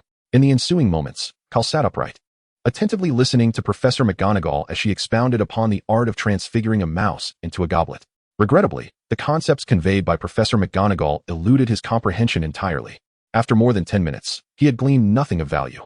Given that the other students had been studying transfiguration for over 5 months, it was only natural that he found himself struggling to keep pace. The essence of magic lies in the realization of one's thoughts. If this were indeed the case, then he ought to be capable of executing several forms of elemental manipulation beyond just water and earth. Previously, he had believed that the power within him was chakra, limited to the attributes of water and earth. However, the truth was that what he possessed was not chakra at all, but rather magical energy. Most importantly, magical energy is devoid of any specific attribute. This realization opened up possibilities. Techniques such as ice release, crystal release, dust release, and scorch release could potentially be within his reach, as long as they were not bound to the physical lineage. This warranted further experimentation at a more opportune moment. Moreover, regarding the powerful kick he had just executed, he had accumulated a significant amount of magical energy in his foot. This seemed to hint at a technique for harnessing extraordinary strength. Kyle raised his gaze to Professor McGonagall, listening intently as she elaborated on the fundamental theories of transfiguration. As a novice in the field of transfiguration, he found her teachings thoroughly engaging. He recognized that Professor McGonagall was providing him with a personalized lesson. It was crucial to wield one's wand with determination and decisiveness during the transfiguration process. As Professor McGonagall waved her wand, The matchstick before Kyle transformed instantaneously into a gleaming silver needle. Inspired by her demonstration, Kyle eagerly drew forth his wand. He surmised that the process of transfiguration bore similarities to that of casting a cutting charm, necessitating the transmission of one's intent to the wand. Thus, if his mind could conjure a sufficiently clear image of the desired transformation, the success of the spell would be greatly enhanced. He focused intently on the silver needle that Professor McGonagall had just created, gently tapping the tip of his wand against the matchstick. In the blink of an eye, the matchstick morphed into the likeness of a silver needle. A silent incantation? Professor McGonagall's pupils dilated as she suddenly recalled that, during her demonstration of transforming the matchstick into a needle, she had neglected to instruct Kyle to utter the incantation. She herself had performed a silent spell, but this was predicated on her profound mastery of transfiguration. With her level of expertise, she could execute spells without incantation or even wand movement, provided the transformations were not overly complex. Yet, she had not anticipated that Kyle would accomplish the same feat, and on his very first attempt, no less. She had to concede that he truly was the son of a Dark Lord. Although Grindelwald excelled in dark magic rather than transfiguration, his skills in the latter were commendable, given his close association with the foremost expert in transfiguration, Dumbledore. If this young Grindelwald had inherited his father's magical prowess, his success on the first try was hardly astonishing. Nonetheless, she couldn't help but feel a twinge of vexation. When she first learned transfiguration, although she succeeded in transforming a matchstick into a silver needle within a single day, this achievement was predicated upon her spending the majority of her day in relentless practice. Professor Kyle McGonagall found himself increasingly envious. Chapter 11. The Gryffindor Common Room. The conclusion of the second class of the afternoon heralded the commencement of dinner at Hogwarts Castle. Kyle, accompanied by two girls, made his way to the first floor of the castle, engaged in lively conversation. Currently, Kyle remained an auditor, not yet officially enrolled, and thus lacked a house affiliation. Consequently, as they entered the Great Hall, Zhang Qiu and Marietta invited him to dine at the Ravenclaw table. However, Kyle politely declined. Perhaps it was due to his past life as a perpetual singleton. The prospect of dining with two girls made him feel somewhat uncomfortable. Moreover, he would find it awkward to indulge heartily in their presence. Therefore, he deemed it preferable to dine with Professor Snape, where he felt more at ease. As Kyle passed by the long Gryffindor table, he was intercepted by two students with fiery red hair. "Hey, newcomer. You're the one who caused a ruckus in Professor McGonagall's class, aren't you?" Their tone was unfriendly, suggesting they were looking for trouble. This was quite the predicament. He might be the first student in Hogwarts history to brawl on his first day. Noticing the commotion, onlookers from the adjacent tables turned their attention, eager for entertainment. Kyle's hand, clenched around a hidden shuriken in his pocket, relaxed. After all, mere schoolyard bullying could escalate to a criminal case if he resorted to using a shuriken. "Yes, that's me," Kyle replied, his voice laced with hostility. "What do you want?" The boy on the left leaned closer. "Let me tell you what we want. We want to invite you to join us for Professor Snape's class tomorrow." The expression on the right boy's face suddenly shifted from a scowl to a playful grin. The tense atmosphere dissipated, replaced by a sense of levity. The two boys, now jovially familiar, draped their arms over Kyle's shoulders. "I'm George Weasley," the boy on the left declared, only to be immediately punched by the other. "Get lost." "I'm George, he.s. Fred Weasley." Their identical appearances made it evident they were a pair of twin brothers. As Kyle was pulled to sit at the Gryffindor table, he nodded to the two. "I'm Kyle Dumbledore. You're actually related to Professor Dumbledore," George exclaimed. "No wonder you were dining at the staff table this morning," Fred added. Across the table, two other boys with similarly fiery red hair extended their hands. "Hello, I'm Percy Weasley," the bespectacled boy introduced himself. Charlie Weasley, the other boy, whose face was adorned with freckles, succinctly added. Percy gestured toward George and Fred. "I'm their older brother." The resemblance in their hair color clearly indicated they were indeed a family, with Percy and Charlie taking the lead. The surrounding Gryffindor students eagerly extended their hands of friendship toward Kyle. Kyle had underestimated the significance of the Dumbledore surname in the eyes of Hogwarts students, particularly those from Gryffindor House. For Albus Dumbledore, the greatest white wizard of the contemporary magical world, hailed from Gryffindor. What was meant to be a pleasant dinner had turned into an impromptu fan meeting. The adjacent Ravenclaw table also took notice of the commotion, beside Zhang Qiu. A beautiful witch with long, curly brown hair inquired, "Who is that boy?" Zhang Qiu pointed to Kyle, who was surrounded by admirers, and replied, "You mean him? His name is Kyle Dumbledore." "Dumbledore? He is truly a Dumbledore?" Penelope Clearwater silently committed this name to memory. Once the crowd dispersed, Kyle felt as though his smile might become permanently fixed on his face. "Will you join us for class tomorrow? We have potions with Professor Snape." The twins eagerly invited him again, seemingly drawn to Kyle's audacity and causing a stir during Professor McGonagall's class. Percy, sitting across the table, interjected, "Could you be mindful of those around you while speaking?" A heavy silence cloaked the atmosphere. Coughing dramatically, Percy attempted to draw attention to his two brothers with frantic glances. Percy, what's wrong? Are your eyes bothering you? The twins asked in unison, utterly unaware of the gravity of the situation. Kyle sensed something amiss and turned to look behind him, only to find a wall of darkness obstructing his view. He raised his gaze, and a face emanating a sinister, shadowy aura came into focus. Goodness! Speak of the devil, and he shall appear. The sudden emergence of the dark figure startled Kyle, nearly causing him to leap from his seat. However, he quickly regained his composure. After all, he was not the one speaking ill of the man. Why should he feel apprehensive?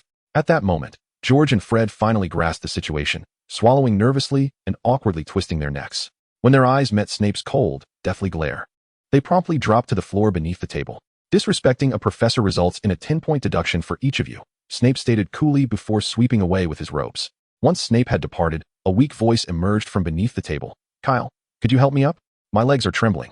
Although a minor incident occurred before dinner, it did little to dampen the spirits of the group. The dining table served as an excellent venue for fostering connections, and soon Kyle was laughing and chatting with the twins. Not far away, at the staff table, Dumbledore observed the Gryffindor table with a look of satisfaction. It seemed there was no need to worry about Kyle finding friends at Hogwarts. After dinner, Kyle mingled with the throng of Gryffindor students, following George and Fred as they made their way towards the Gryffindor common room. Are you staying with us, Kyle? George inquired, noticing Kyle trailing behind them with curiosity. Yes.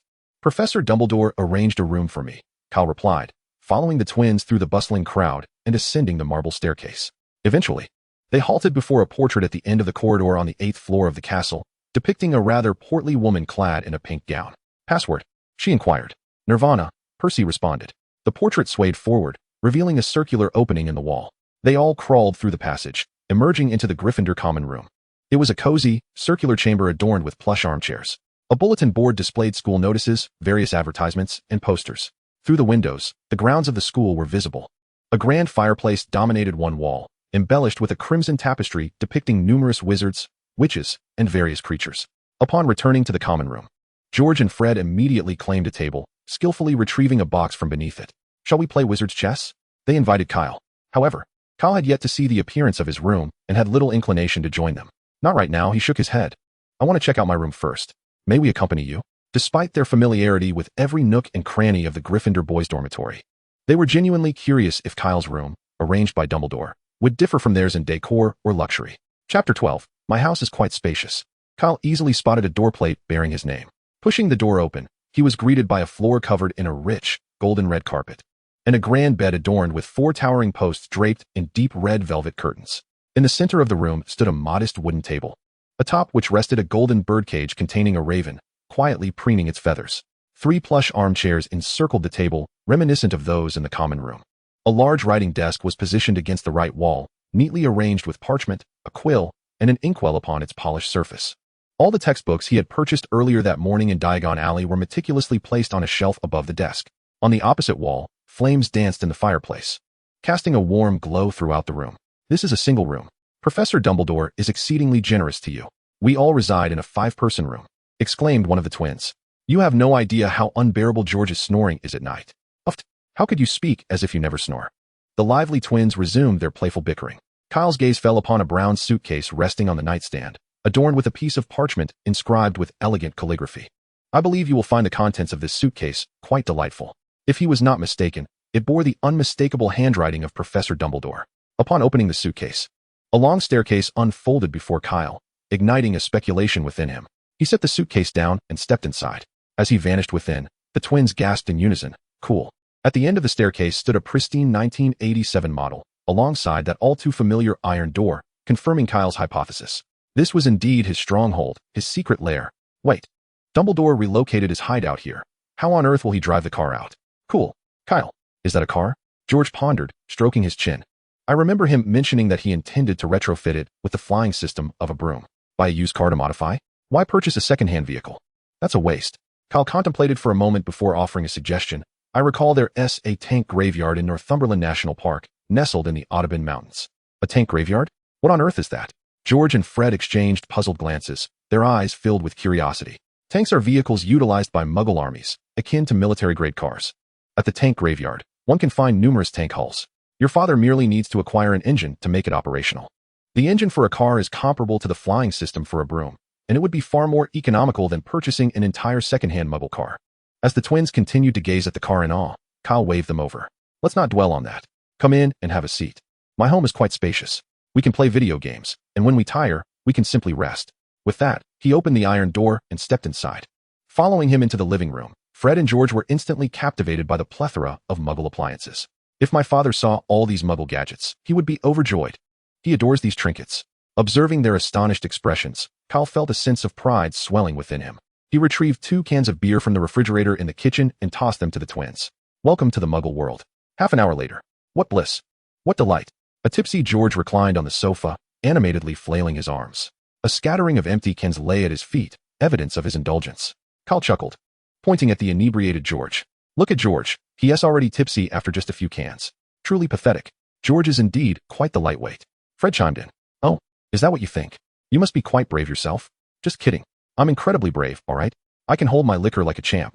Upon hearing Fred's remark, Kyle delivered a playful slap to his thigh, exclaiming, such a remarkable drinker indeed. Suddenly, a thought struck him. He rose to his feet and addressed Fred. I possess some delightful surprises in my room. Would you care to experience them? Delightful surprises? What do you mean, Kyle? Are they akin to wizard chess or some such game? Far more exhilarating than wizard chess. You shall understand upon arrival. Fred, with some effort, managed to stand and followed Kyle into his chamber located in the depths of the cave. Upon entering, Fred beheld a peculiar Muggle contraption, a red and white gaming console. Perched upon a bedside table, connected to an oddly shaped square box. On the opposite side of the room loomed 2 enormous arcade-like machines, their purpose a complete mystery. Kyle settled himself by the bed, inserted a cartridge into the console, and beckoned Fred to join him in play. This is a Muggle gaming device, he said, handing Fred another controller. Allow me to teach you the basics. These items were acquired during his solitary time in New York, where he had no companion to indulge in gaming, resulting in only a single playthrough since their purchase. His experience with such archaic machinery harkened back to his childhood, where he would play with his cousins on a little learning machine. It must be noted that Fred exhibited an impressive aptitude for gaming. Kyle merely imparted the fundamental controls, and soon they were adeptly maneuvering through the challenging levels of Contra.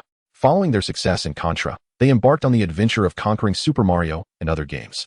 Additionally, there were 2 arcade machines on the other side of the room, one housing a fighting game, Street Fighter, and the other featuring the world's first driving simulation game, Moto Racer. The 2 reveled in their gaming session. As time slipped away, after 2 hours of gameplay, Kyle began to feel a sense of ennui. After all, these were relics from the 80s and 90s, lacking the engagement found in later games like Love You 5. However, Fred was thoroughly enjoying himself. Kyle set down his controller and tilted his head toward Fred, asking, shall we take a look at my collection? Is there anything more entertaining than games? Fred's eyes sparkled with enthusiasm, watching Fred transform into a quintessential gaming enthusiast in just 2 short hours. Kyle felt a twinge of concern that he might become utterly consumed by gaming. He mused about whether Hogwarts had a professor by the surname of Young. If Fred were to develop an addiction, it would be most troublesome. In truth, Kyle's worries were unfounded. Electronic devices were rendered useless at Hogwarts. The magnetic fields generated by wizards, a manifestation of their dispersed magical essence, interfered with electronic products, causing them to malfunction. While an individual wizard might not affect electronics, in a location abundant with wizards like Hogwarts, such devices would undoubtedly fail. As for the cave's immunity to this phenomenon, it could be attributed to its profound subterranean location. Chapter 13, Cataclysm and Annihilation. The 2 emerged from the room once more, where Fred roused George, who had succumbed to a deep slumber induced by the enchanted beer. George stood up in a daze, trailing behind the 2, seemingly unable to restart his brain. Kyle guided them through a corridor, and upon passing through a door at the end, the trio entered a spacious area measuring 300 meters in length and 100 meters in width. Massive columns supported the ceiling above, ensuring it would not collapse. To their left, targets were lined up from afar, while the wall to their right was adorned with an array of Muggle devices. George and Fred were unfamiliar with their functions, but Kyle was well acquainted with them. These were gifts from the hospitable American mob during his time as a Dark Knight in New York. Kyle retrieved 2 16 rifles from the wall, explaining, I acquired these in America. They originated from Texas, which is known for more than just corn tortillas. George and Fred wore blank expressions, clearly unable to grasp his humor. It was futile to attempt to enlighten them. A wooden crate beside the wall was pried open, revealing neatly arranged golden bullets within. After loading the magazine, Kyle snapped it into his rifle with a satisfying click and disengaged the safety. I call this one Heaven-S destruction, and this one Earth-S annihilation. When combined, they can bring about the end of all things.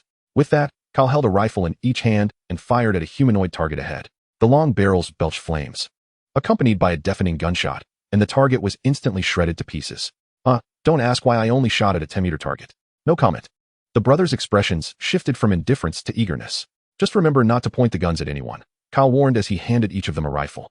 They nodded vigorously, fully aware of the devastation that could ensue if these weapons were turned against a person. After correcting their stances and repeatedly advising them to maintain a firm grip on the firearms, Kyle still felt a twinge of unease. The air was filled with the scent of rice flowers, and the sound of gunfire echoed through the range.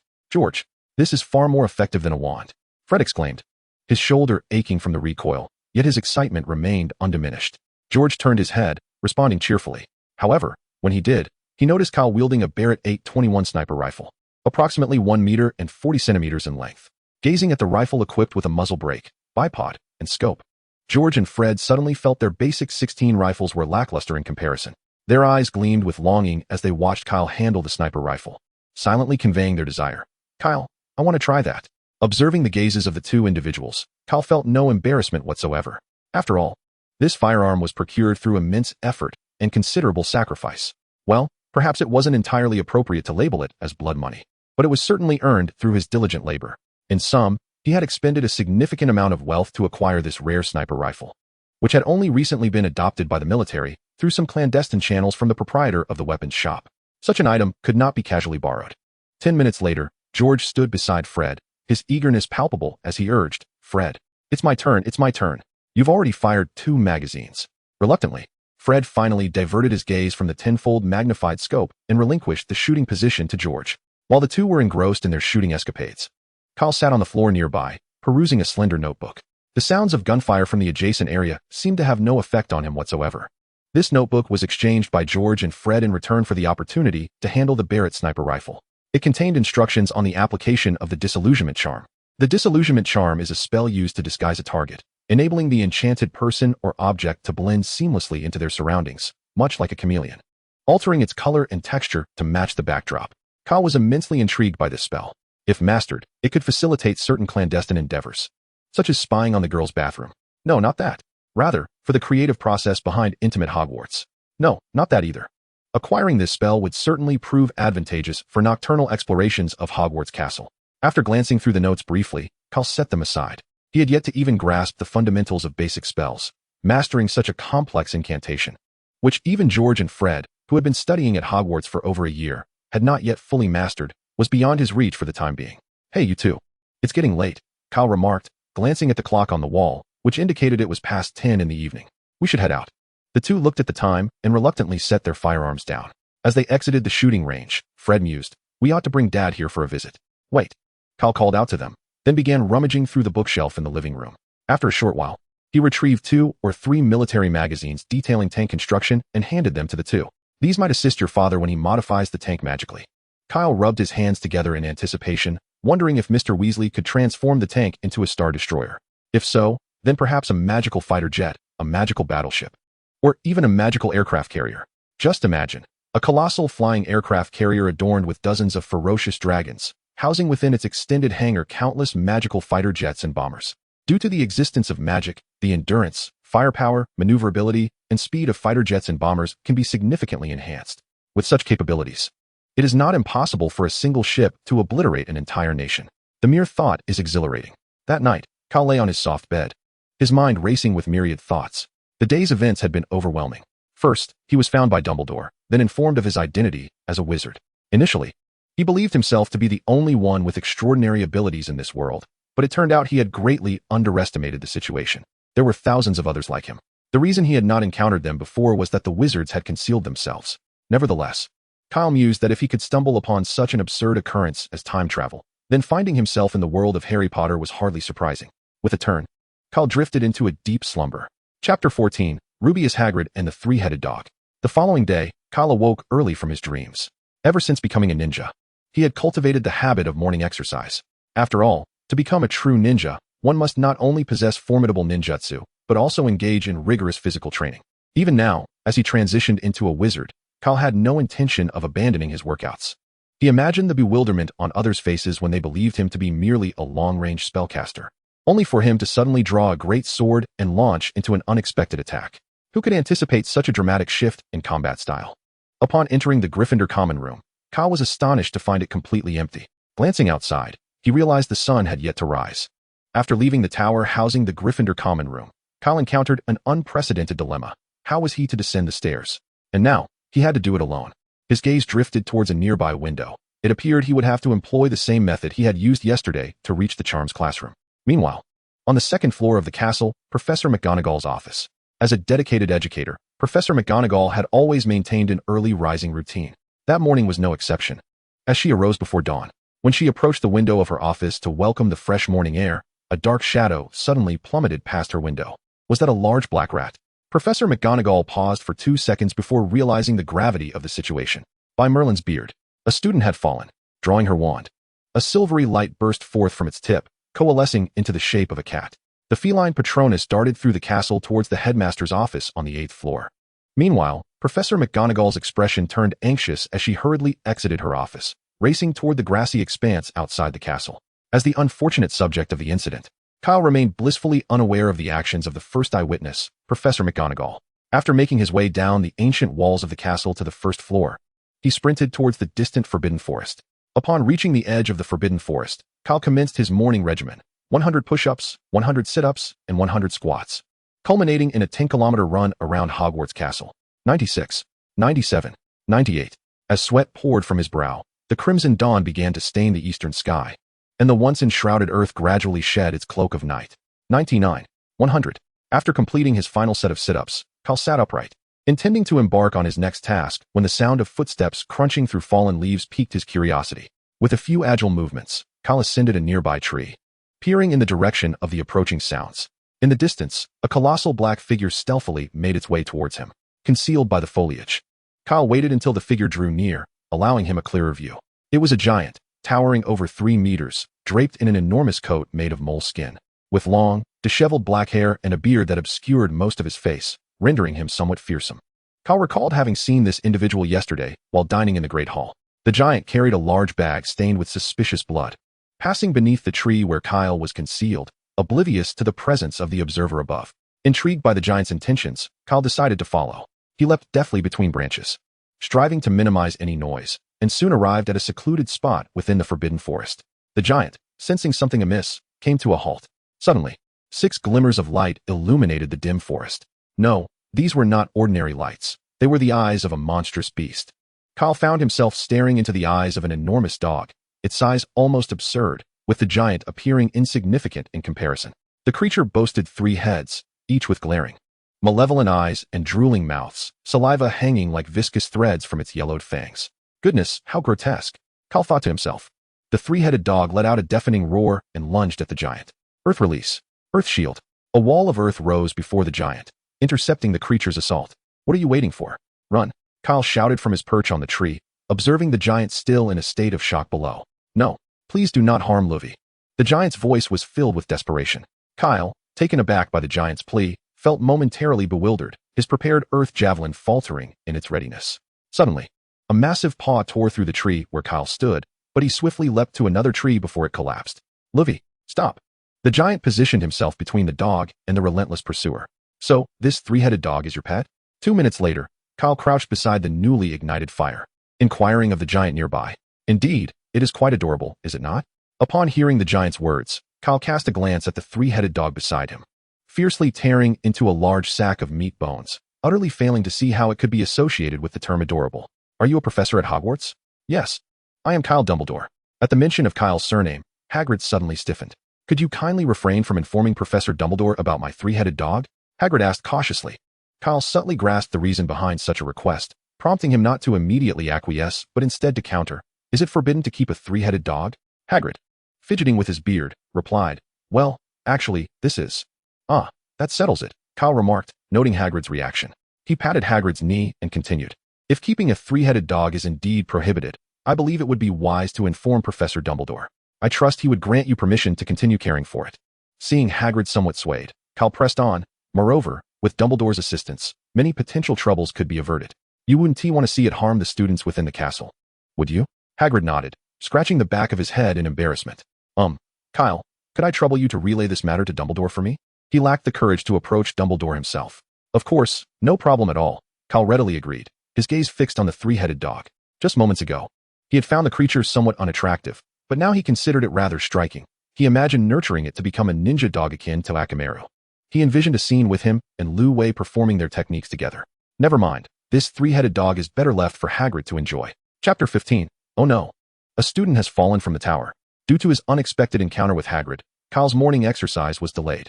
Upon emerging from the Forbidden Forest, the sun had fully risen, casting beams of light through the clouds, enveloping the entire Hogwarts castle in a soft golden hue.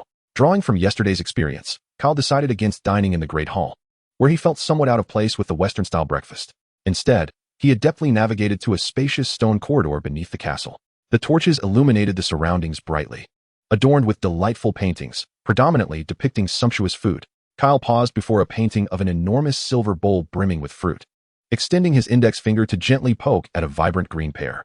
The pear quivered, giggling, and suddenly transformed into a large green doorknob.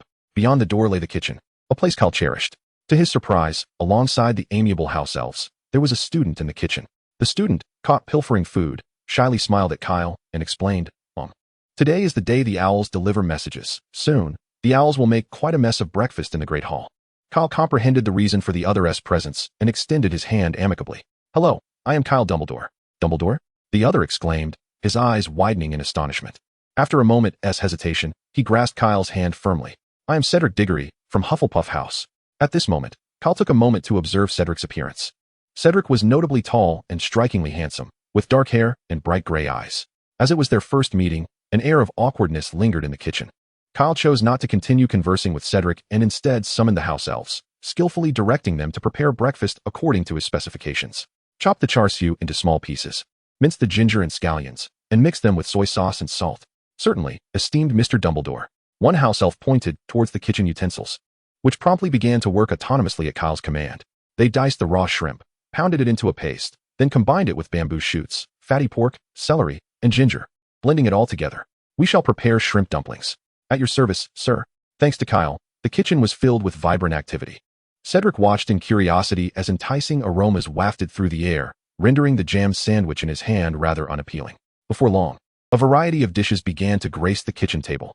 Kyle's heart soared as he beheld the familiar sight of shrimp dumplings, red rice sausages, steamed ribs, boat porridge, and char siu buns, delicacies of Cantonese dim sum that he had not savored in ages. It had been 10 long years since he had last enjoyed such fare. Did you say that New York's Chinatown also has Cantonese tea houses? Apologies, but Kyle had dined there before, yet he felt it lacked authenticity, devoid of the flavors of his homeland. Come, let us eat together. Kyle nudged a plate of dim sum towards Cedric. As a ravenous Hufflepuff badger, Cedric had eagerly awaited this invitation. I am quite curious. Where did you learn to cook these dishes? After savoring a shrimp dumpling, Cedric voiced his curiosity. I taught myself. Kyle replied, blowing on the steaming tea in his cup, speaking leisurely. You might find it hard to believe, but I was discovered by Professor Dumbledore while I was wandering the streets, and that is how I came to be here. Cedric was taken aback by this revelation. Casting a guilty glance towards Kyle, as if he felt he had posed an intrusive question, Kyle waved his hand dismissively. In truth, the life of a wanderer was not as harsh as you might imagine. It was rather interesting. Of course, my comfortable existence now is largely due to the selfless contributions of the street dwellers of New York. For a 6-year-old child without special abilities, merely surviving without starving would have been a significant achievement. Is that so? Cedric appeared bewildered, as he found it difficult to fully believe Kyle's words. However, Kyle's joyful expression did not resemble that of someone who had endured significant hardship. Upon seeing Cedric's demeanor, Kyle shrugged, saying, Once you witness the secret hideout I crafted during my time of wandering, you shall understand. Cedric's curiosity was piqued by Kyle's words. I eagerly anticipate visiting your hideout. The offspring of the illustrious Dumbledore lineage, destined for a life of opulence and ease. Yet how did he find himself reduced to the streets? Cedric was genuinely intrigued by Kyle's extraordinary experiences. The two parted ways at the kitchen door, with Cedric turning down a corridor towards the potions classroom, while Kyle intended to ascend to the 8th floor of the castle to report to Dumbledore about the gamekeeper he had appointed, who was secretly raising forbidden magical creatures within the Forbidden Forest. However, before reaching the grand staircase outside the Great Hall on the 1st floor, Kyle encountered the individual he sought. Are you enjoying your time at Hogwarts? Dumbledore inquired with a gentle smile. Then, recalling a matter, he peered at Kyle through his half-moon spectacles, scrutinizing him intently. This morning, Professor McGonagall mentioned that a student had fallen from a height. Yet, when we arrived at the lawn beneath her office window, we found nothing. Kyle was momentarily taken aback. Could it be that he had been spotted climbing the wall by Professor McGonagall? Dumbledore's eyes shimmered with an ethereal blue light, and for some reason, Kyle felt that his secret was laid bare before those piercing eyes. He was uncertain whether wizards possessed some form of mind-reading magic, but even if such a spell existed, he felt compelled to deny any implications. That student who fell, is he unharmed? Dumbledore inquired, his gaze unwavering upon Kyle. He appears to be fine, Kyle replied, maintaining his composure as he engaged in light conversation with Dumbledore. Then, recalling Hagrid's request, he said, Professor, I have something to discuss with you. What is it? Please. Go on, Dumbledore encouraged, as Kyle tugged at his sleeve, signaling him to lean closer. Hagrid has acquired a three-headed dog. Dumbledore straightened, raising an eyebrow. A three-headed dog? How large has it grown? About Hagrid's height, I suppose. Chapter 16, Spiraling Sphere. Professor Dumbledore, as expected, was amenable to discussion. The matter of the three-headed dog was swiftly resolved after Kyle merely mentioned it to the kindly elder before him. Such a creature, residing at the pinnacle of the Ministry of Magic's dangerous beast list, simply could not be allowed to be kept clandestinely by Hagrid in the Forbidden Forest. The students of Hogwarts, particularly the brave Gryffindor lions, possessed an insatiable curiosity, despite Dumbledore's repeated warnings to avoid the forest if they wished to escape a grim fate. There always existed those reckless young wizards eager for adventure in the woods. For instance, a couple of individuals bearing the surname Weasley and another named Dumbledore, who had followed someone into the forest that very morning. Thus, Dumbledore sought to find a secure location for Hagrid to safely care for the three-headed dog, with Kyle's magical suitcase being an excellent option. However, that was a matter for Dumbledore to concern himself with. It had little to do with Kyle now. Presently, he had far more pressing matters to attend to. Exiting the castle, Kyle made his way directly toward the distant Black Lake, where he had certain thoughts about magic that required validation. If the essence of magic truly is, as Professor Flitwick suggested, the ability to manifest one's desires, wherein magical power alters reality under the influence of will, then could one entirely forego instruments such as wands and hand seals, which assist wizards in casting spells? If that were the case, would it not be akin to simply clapping one's hands and summoning whatever one wished? Standing at the edge of the Black Lake, watching the layers of rippling waves rise with the wind, Kyle focused on gathering magical energy beneath his feet and then stepped onto the surface of the lake. If Newton were fortunate enough to witness this scene, he would surely rise from his grave in astonishment. Normally, it would be impossible to stand upon the surface of a lake, yet for Kyle, it felt as solid as the ground beneath him. In the center of the lake, Kyle concentrated intently, channeling the magical power within him before clapping his hands forcefully together. Water release. Great water explosion. The magical energy surged through his body, wildly flooding into the Black Lake beneath him, sending forth towering waves that surged dramatically into the air. Indeed, he had achieved the impossible, clapping his hands and bringing forth whatever he desired. Kyle internally cheered in exhilaration. However, in the next moment, his joy turned to despair. Overwhelmed by the intensity of his emotions, Kyle lost control over the water, and a colossal wave, rising some 30 to 40 meters high, came crashing toward him. Oh no, was the last utterance Kyle could muster before being engulfed by the lake's waters. Moments later, a sturdy tentacle of an octopus ensnared the disoriented Kyle, delivering him back to the shore of the Black Lake. Fortunately, the experiences of the past few years had fortified Kyle's nerves, allowing him to regain his composure swiftly.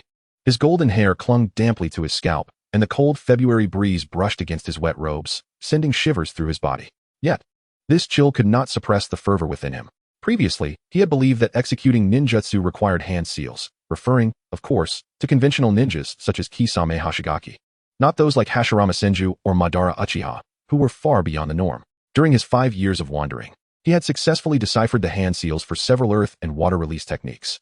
He had even been grateful in his past life for having pursued the Naruto series, as his burning passion had driven him to learn the 12 hand gestures depicted in the show. However, having just succeeded in executing ninjutsu without the need for seals, he found his previous rigid notions of ninjutsu entirely upended. If this were the case, then another hypothesis of his could also be validated, that formless magical energy would enable him to perform all elemental techniques.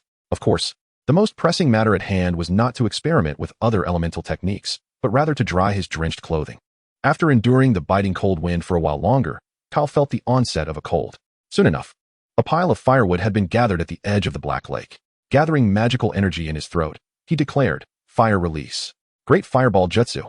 A plume of flame erupted from his lips, expanding in the air to form a colossal fireball, its searing heat instantly igniting the pile of firewood before him. This marked his inaugural attempt at a technique beyond the realms of water and earth. The successful execution of the fire release suggested that he had previously constrained himself within the confines of his own thoughts.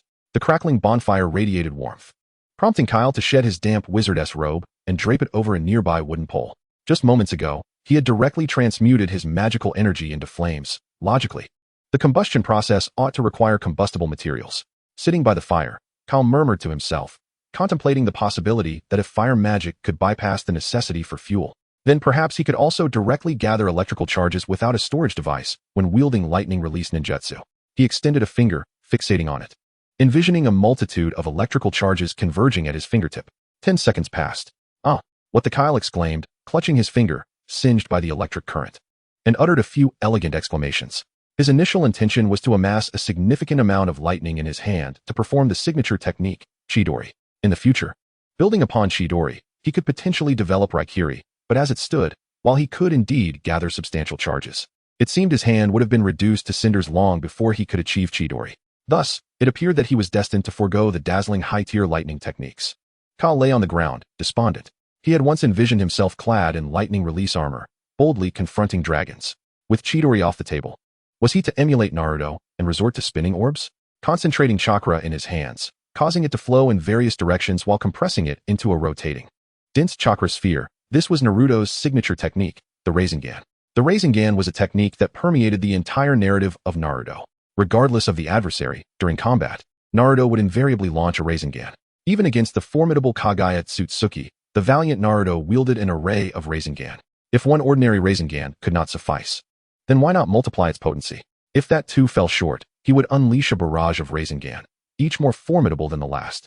The orbs grew larger and more impressive with each spin, yet this singular technique was employed from the moment of mastery until the end. Kyle felt a twinge of disappointment. What he truly aspired to was to become a battlefield rose akin to Madara, dancing amidst the chaos of battle, executing the same ninjutsu without needing to repeat himself. However, at present, it seemed that apart from spinning orbs, there were no other avenues available to him. After adding a few more logs to the bonfire, Kyle stroked his smooth chin, pondering the steps to mastering the Rasengan. The first step was to learn to gather chakra within the palm of his hand. Then, he placed the water balloon in his hand, channeling chakra to induce erratic movement of the water within until the balloon burst. When the user can successfully rupture the balloon, it indicates that the Rasengan has begun to acquire offensive power. Previously, while in America, Kyle had already embarked on mastering the Rasengan to compensate for his deficiencies in offensive ninjutsu. However, until now, he had yet to achieve the feat of bursting the balloon. Chapter 17, Hogsmeade Village. What remarkable talent. He appears to be born for magic. In the headmaster's office on the 8th floor of the castle, Dumbledore stood by the window, gazing at the distant figure by the Black Lake, unable to suppress his admiration. Dumbledore turned to Snape and said earnestly, "Severus, I wish to appoint you as his teacher." "What do you want me to teach him?" Snape inquired. "Anything will suffice. The key is to prevent him from straying onto the wrong path," Dumbledore replied, spreading his hands. "You wouldn't want to witness another Grindelwald stirring chaos in the magical world 20 years from now, would you?" Snape shook his head slightly, asserting, in matters of child-rearing, "I believe Professor Sprout or Professor Flitwick might be more adept than I." Dumbledore smiled broadly, "But I believe he would resonate better with you. Did you not engage in delightful conversation at the dining hall the other day?" Upon hearing Dumbledore's words, Snape's expression darkened. He recalled his initial encounter with Kyle in the dining hall, vowing that Kyle was the most loquacious child he had ever encountered. Throughout the meal, Kyle had chattered incessantly while Snape listened, his face impassive. Snape would rather remain in the chilly underground office, accompanied by the delightful aroma of potions simmering in a cauldron, than face the exuberant child Kyle. "I refuse." "Very well, Severus, I respect your decision," Dumbledore sighed. "Then I shall have to request the assistance of our defense against the dark arts professor. If he teaches well, I may consider retaining him for the next academic year." "Wait." Snape's expression grew even darker.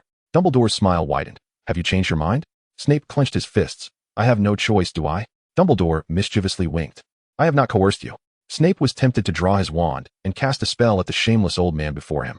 If he were not at a disadvantage, he might have done just that. As he appeared at the entrance of the dining hall, George and Fred immediately greeted him with enthusiasm. "What have you decided regarding our proposal?" It was difficult to discern whether it was George or Fred who spoke. Kyle took a seat at the Gryffindor table. "What proposal?" "To attend potions class with us." Kyle, preoccupied with the thought of mastering the authentic Rasengan, had no inclination to join them for class, especially since he had not purchased a cauldron. "Oh, wait, I did buy one, but it is not for brewing potions. It is for cooking hot pot."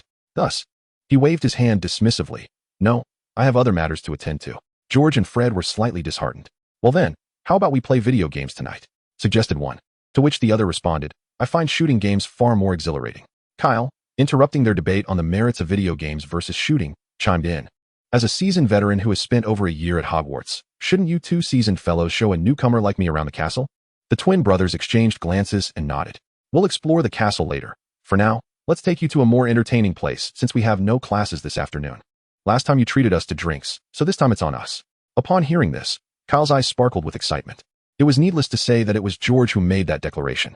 Kyle raised an eyebrow provocatively. I won't comment on other matters, but when it comes to drinking, the two of you combined wouldn't stand a chance against me. Jokingly, he recalled how, in his past life, he had often been fed alcohol by his elders using chopsticks before his teeth had fully developed. Though he had lost the ability to down a bottle of vodka without flinching in this life, he quickly regained his drinking prowess. During his time of wandering, he had no guardians to restrict him, rendering the American laws against underage drinking utterly irrelevant for him. As for George and Fred, it seemed they were raised in strict households, lacking opportunities to hone their drinking skills. Thus, it was inconceivable that two individuals who would turn beet red after just a few bottles of beer could compete with him. The corridor on the 5th floor of Hogwarts was eerily empty, save for the trio who had just finished lunch. George and Fred moved aside a mirror, revealing a hidden passage behind it. This secret passage leads directly to Hogsmeade, the village adjacent to Hogwarts, George explained. Noting Kyle's puzzled expression, Fred elaborated. Hogsmeade is a wizarding village filled with numerous shops, and most importantly, it has a pub. So, were the brothers planning to take him to a pub? Kyle wondered if the drinks served in wizarding pubs would differ from those in Muggle establishments. He felt an eager anticipation. With a flicker of light, George raised his wand. After traversing the secret passage for several minutes, George, leading the way, suddenly halted. We're here. Before him lay a trapdoor, and upon emerging, Kyle found himself on a deserted path. At the entrance of a nearby shop hung a rusted sign with a tattered wooden plaque depicting a severed pig's head. Is this the pub? Kyle mused, his nose already detecting a strong odor of mutton from several steps away. The protruding windows were thick with grime, allowing scarcely any light to penetrate the dimly lit establishment, where he could barely make out several sets of rough-hewn wooden tables and chairs. Kyle wrinkled his nose in distaste. Among all the pubs he had ever encountered, none could rival the filthiness of this one. He would gladly deem the Pig's Head pub as the champion of uncleanliness. It is uncertain whether the magical realm has a regulatory body for food and drug safety. If it does, the hygiene conditions of this establishment would undoubtedly fail inspection. I believe we should consider another venue. That may not be feasible, replied Fred. The Hog's Head Inn is the only pub in Hogsmeade that serves alcoholic beverages to underage wizards. George turned to him, gazing as if he were a fool. Can't you simply purchase the drinks and find another place to enjoy them? The group held their breath as they entered the pub. In Chapter 18, does Hogwarts inform parents about this sort of thing? A minute later, an extremely furious roar echoed through the Hog's Head. Get out. The three, ejected by the pub owner, exchanged bewildered glances, uncertain of what had offended him. The proprietor of the Hog's Head was a peculiar-looking old man, tall and thin, with long gray hair and a beard. Kyle felt a vague familiarity, as he bore a striking resemblance to Professor Dumbledore. Upon their entrance, the owner had greeted them and inquired about their drink preferences. However, when he approached the bar and caught sight of Kyle's eyes, his demeanor shifted to one of profound rage, and he seized a broom to expel them. Kyle awkwardly rubbed his nose. It seemed the drinks the brothers had intended to treat him to were no longer an option. After muttering a few choice words about the proprietor's sanity, George and Fred departed in disappointment. Where shall we go now? Kyle inquired. George glanced toward a nearby shop adorned with 3 broomsticks at its entrance. Hogsmeade had only 2 pubs, and the other would not serve them. It's not necessary to purchase alcohol, Kyle shrugged. I still have plenty in my cellar. Over the years, Kyle had earned far more from the street hustlers than he had spent on refurbishing his hideout. What could he do with all that remaining money? Naturally, it was to indulge his collector's obsession, firearms not possessed by gangsters, every model of gaming console available, and an array of fine wines. The wine cellar boasted enough red wine alone to provide each guest with a bottle during Hogwarts feasts. You must not have tried any sweets from the magical world, have you? Shall we visit Honeydukes? Apart from the bag in hand, their clothing pockets were also brimming. The twin brothers felt somewhat sheepish. It should have been our treat. Yet here you are covering our expenses. Kyle waved his hand dismissively. It's no matter. I am impoverished to the point of merely possessing money. Indeed, he was impoverished in every sense but wealth, as Grindelwald had bequeathed him a fortune amounting to tens of thousands of galleons. While the cost of living in the magical world was astonishingly low, purchasing a wand required only 10 galleons. Can you believe that? Upon hearing Kyle's words, the twins' embarrassment evaporated, replaced by the impulse to punch him on the nose. What do you mean by being impoverished to the point of just having money? Do you believe I might soon slide down on my knees and cling to the leg of a wealthy man? The group laughed as they approached the mirror. When it was shifted aside, however, the smiles on George and Fred's faces vanished instantly. What is the matter? Kyle, standing at the back, was utterly perplexed. Professor McGonagall, while speaking, appeared to be clenching her teeth in agitation. "Come forth, Professor Dumbledore. I can see you." In the corridor on the 5th floor, 3 small wizards trembled like quails, lined up before the stern-faced Professor McGonagall. "Mr. Weasley, I believe you are aware that no third-year students are permitted to visit Hogsmeade." Cal stepped forward. "Professor McGonagall, it was I who requested their company." McGonagall shot him a disapproving glare. "I shall relay your words to Professor Dumbledore." "Goodness. Does Hogwarts also notify parents about such matters?"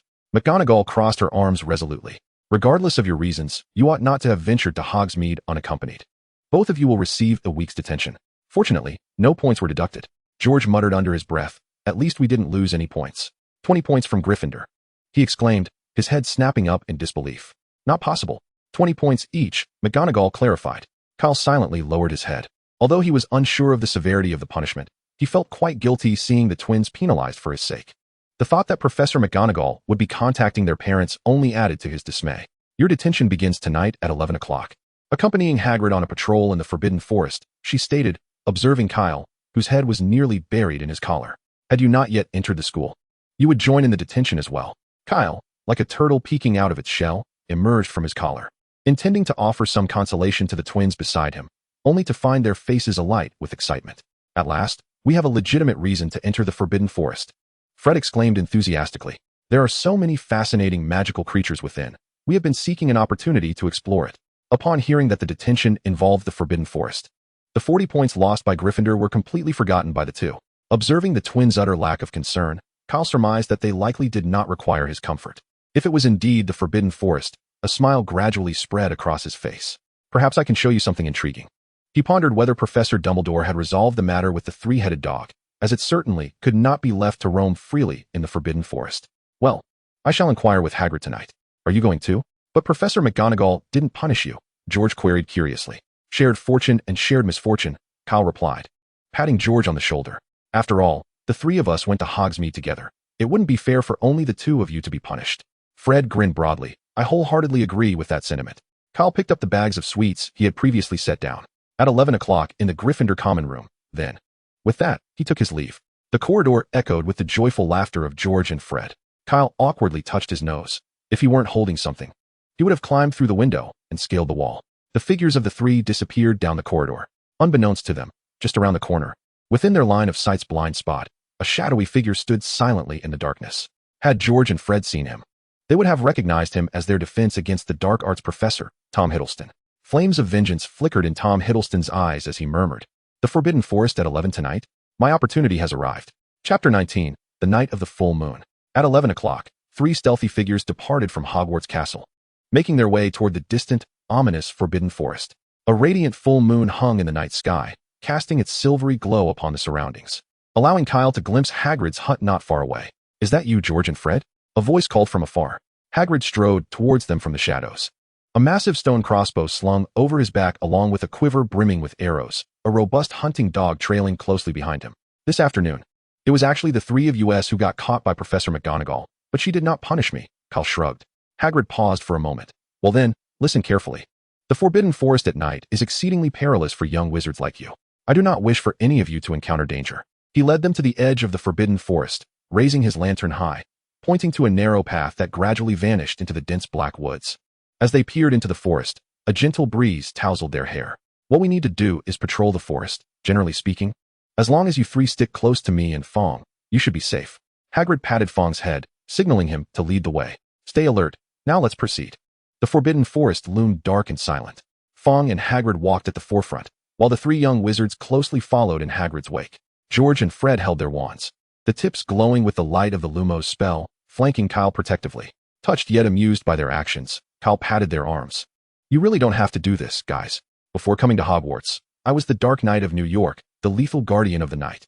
Hence, Kyle had honed his skills in combat within dark environments. If the 3 of them were to fight in the current darkness of the Forbidden Forest, Kyle could easily topple George and Fred with mere close combat and crafty maneuvers, without even resorting to ninjutsu. Upon hearing Kyle's words, George and Fred exchanged smirks. "What are you thinking? We're not here to be your bodyguards. We're just standing by to illuminate your way since you can't perform the Lumos spell." "Is that so? So I'm being considered a magic novice," Kyle mused, contemplating as he drew his wand from his sleeve. After 5 years of mastering the art of ninjutsu, Kyle found himself struggling to adapt to the use of a wand. A luminous orb flickered into existence as he softly incanted. Under Kyle's deliberate amplification of magical energy, a sphere the size of a human head emerged from the tip of his wand, illuminating the pitch-black forbidden forest as if it were midday. In fact, it was even brighter than day, for the dense trees of the forest rendered external sunlight nearly impossible to penetrate. George, Fred, Hagrid. How did you manage that? The advanced Lumos charms lack such brilliance. Hagrid nodded in agreement. Having roamed the magical world for years without witnessing anyone's Lumos rivaling that of a miniature sun. However, he was certain that if Professor Dumbledore wished to, it would be a trivial feat. Kyle flicked his wand upwards, causing the orb to ascend, resembling a sun suspended above them. It's rather simple, really. It merely requires an increase in magical input. George, Fred, and Hagrid exchanged glances. Increasing magical input sounded deceptively straightforward, yet the brothers had no idea how to achieve it. And Hagrid had never encountered such a technique. The duo gripped their wands with all their might, their faces flushed with exertion, akin to a constipated patient desperately attempting to relieve years of blockage. What are you doing? Kyle inquired, curiosity evident in his tone. He cleared his throat, stifling a laugh. For increasing magical input was not executed in such a manner. Realizing his Lumos charm paled in comparison to Kyle's, Fred felt a tinge of embarrassment. Then, what should we do? Kyle opened his mouth, only to find himself at a loss for words. Was it truly so difficult to control one's internal magic? Just do this. Then that. He gestured towards the little sun overhead, and it floated forth. Feeling somewhat patronized, the brothers tightened their grips around Kyle's neck, evidently resolved to take drastic measures if he continued to evade their inquiries. Kyle's mind began to churn with calculations. Climbing trees and wading through water were not particularly advanced techniques, yet if they could be employed to forge connections, they held significant value. He had not forgotten his identity as the son of a Dark Lord. Even without ambitions of dominating the magical realm, cultivating relationships was undeniably essential. Hagrid glanced at the trio of young wizards caught in their frolic, clearing his throat to remind them, the patrol duty remains unfinished. Upon hearing Hagrid's words, the three ceased their antics. The brothers, having extorted magical control techniques from Kyle, exchanged satisfied glances. However, at that moment, a sudden wolf howl shattered the tranquility of the forbidden forest. Hagrid's expression shifted dramatically upon hearing it. Kyle noted the urgency in Hagrid's voice and complied without hesitation. The creature dashed away at an astonishing speed, quickly vanishing from view. Hagrid, was that a werewolf? George asked. Indeed, it is calling its brethren. Damn it. Tonight is a full moon. Once again, a howl more chilling than the last echoed through the air, and judging by its intensity, the source of the sound seemed alarmingly closer. They were closing in. Hagrid halted, realizing that they could not outrun them. He swiftly led the three companions behind a towering oak, retrieving the stone bough from his back and nocking an arrow, readying himself to shoot. Kyle glanced at the nearby tree, using both hands and feet to scale its height, reaching the top in mere leaps. The display of skill nearly left George and Fred agape. Perched in the branches, Kyle donned a pair of insulated gloves, holding his breath in anticipation, quietly awaiting the arrival of the werewolves. The four of them listened intently, and soon, a shadowy figure emerged within their line of sight. Two eerie green lights, reminiscent of ghostly flames, flickered in the air. A peculiar creature, shrouded in thick fur, stood upright, its triangular ears twitching in the cold wind, keenly attuned to every faint sound around it. It was a werewolf. Chapter 20, Thunderous Flight. The malevolent gaze of the wolf glowed faintly green in the darkness.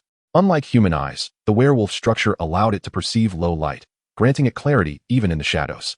Additionally, it possessed a sense of smell and hearing far surpassing that of humans. Yet, these extraordinary senses could also become vulnerabilities, as demonstrated now. Close your eyes, Kyle shouted, hurling a cylindrical object riddled with holes towards the distant werewolf. A dazzling flash erupted at the creature's feet, accompanied by a deafening cacophony, causing the distant werewolf to clutch its head in agony, collapsing to the ground and howling in distress. A sharp arrow pierced its skull, silencing its cries. As the scent of blood permeated the darkened forest, Kyle cursed Hagrid under his breath for not deploying the earth-shaking gun in time. He swiftly traversed the branches behind the trio, navigating the chaotic maze of limbs with ease. However, the reprieve was short-lived. Less than 5 minutes had passed since the first werewolf was slain before they encountered another. Due to the suddenness of the encounter, Hagrid and the werewolf were now less than 20 meters apart.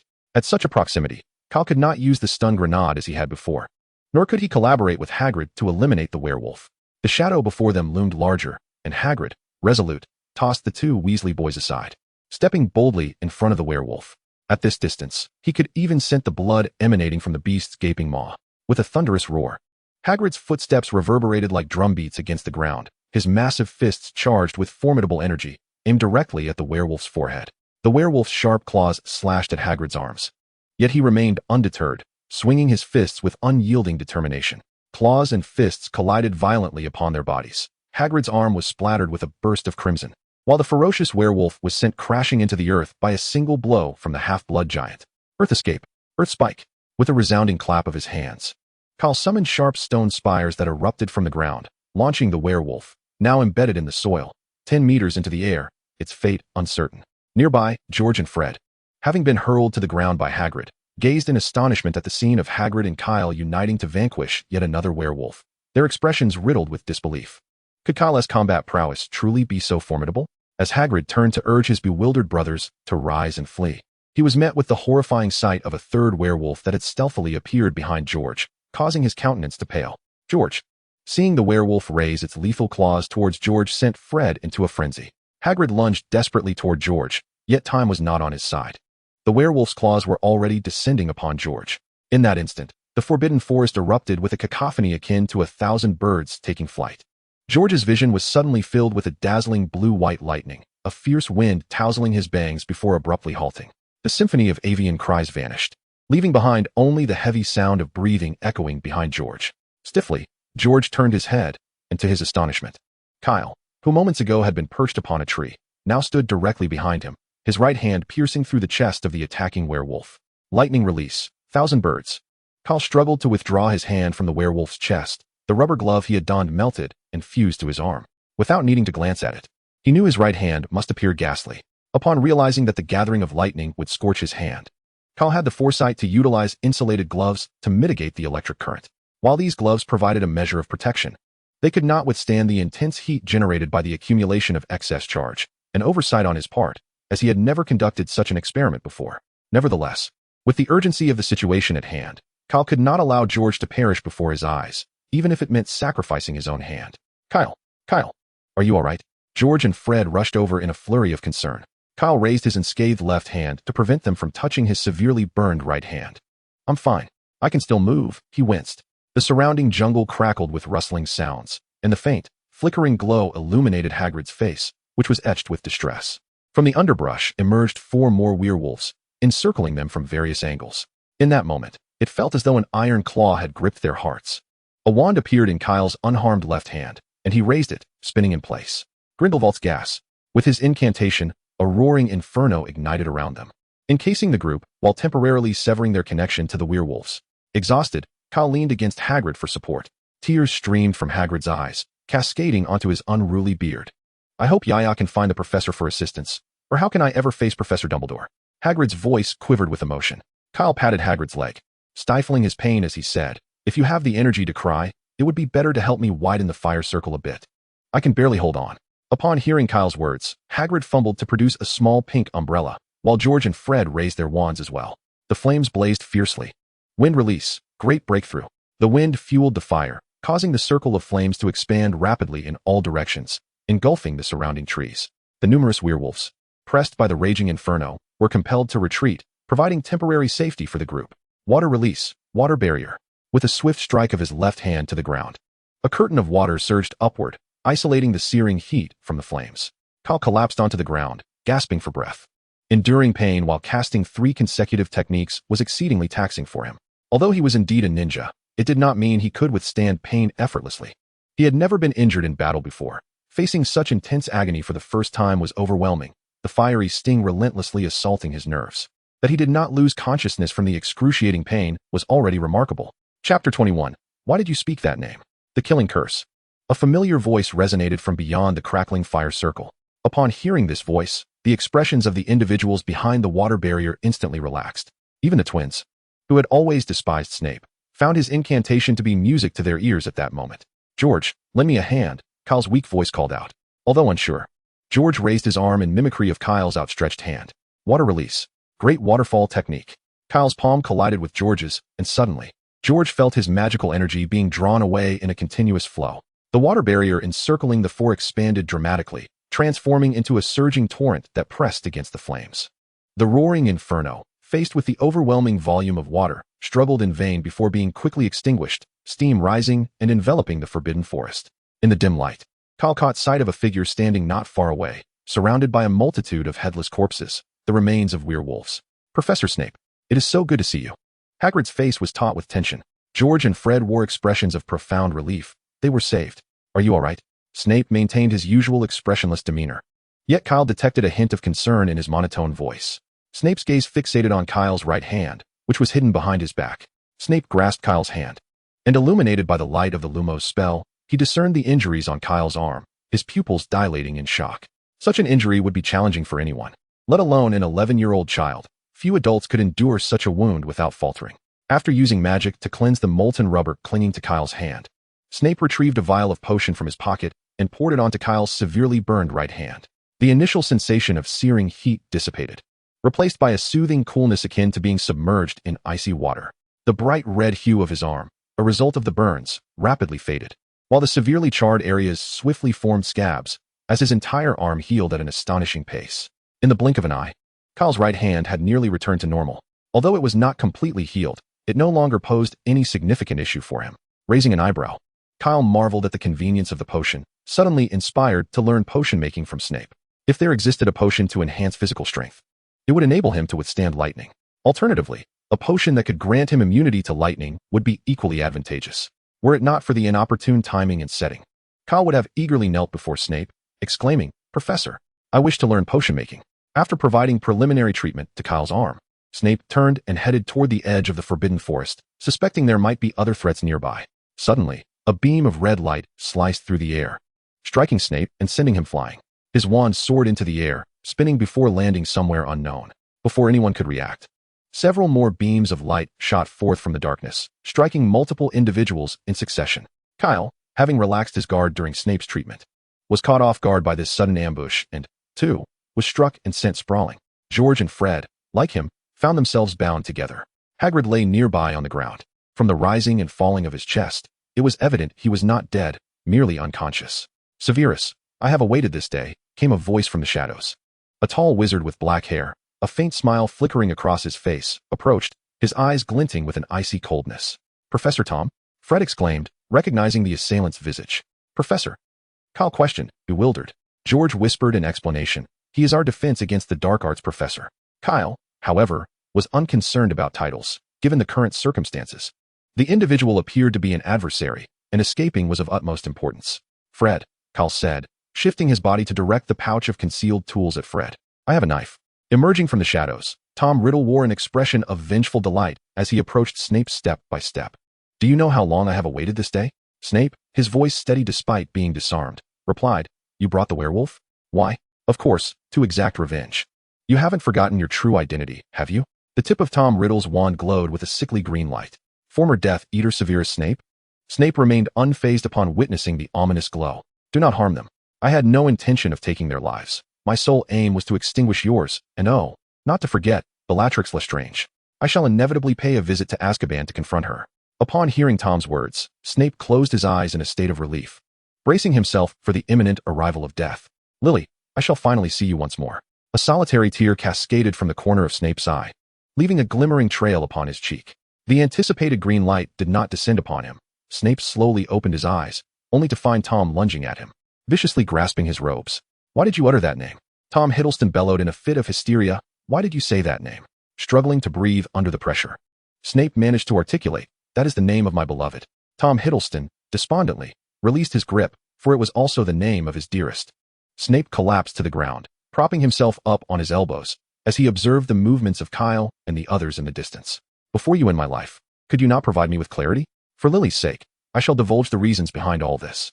Tom Hiddleston retrieved the wand he had previously discarded. At that moment, Fred managed to stealthily extract a dagger from Kyle's concealed pouch without alerting Tom.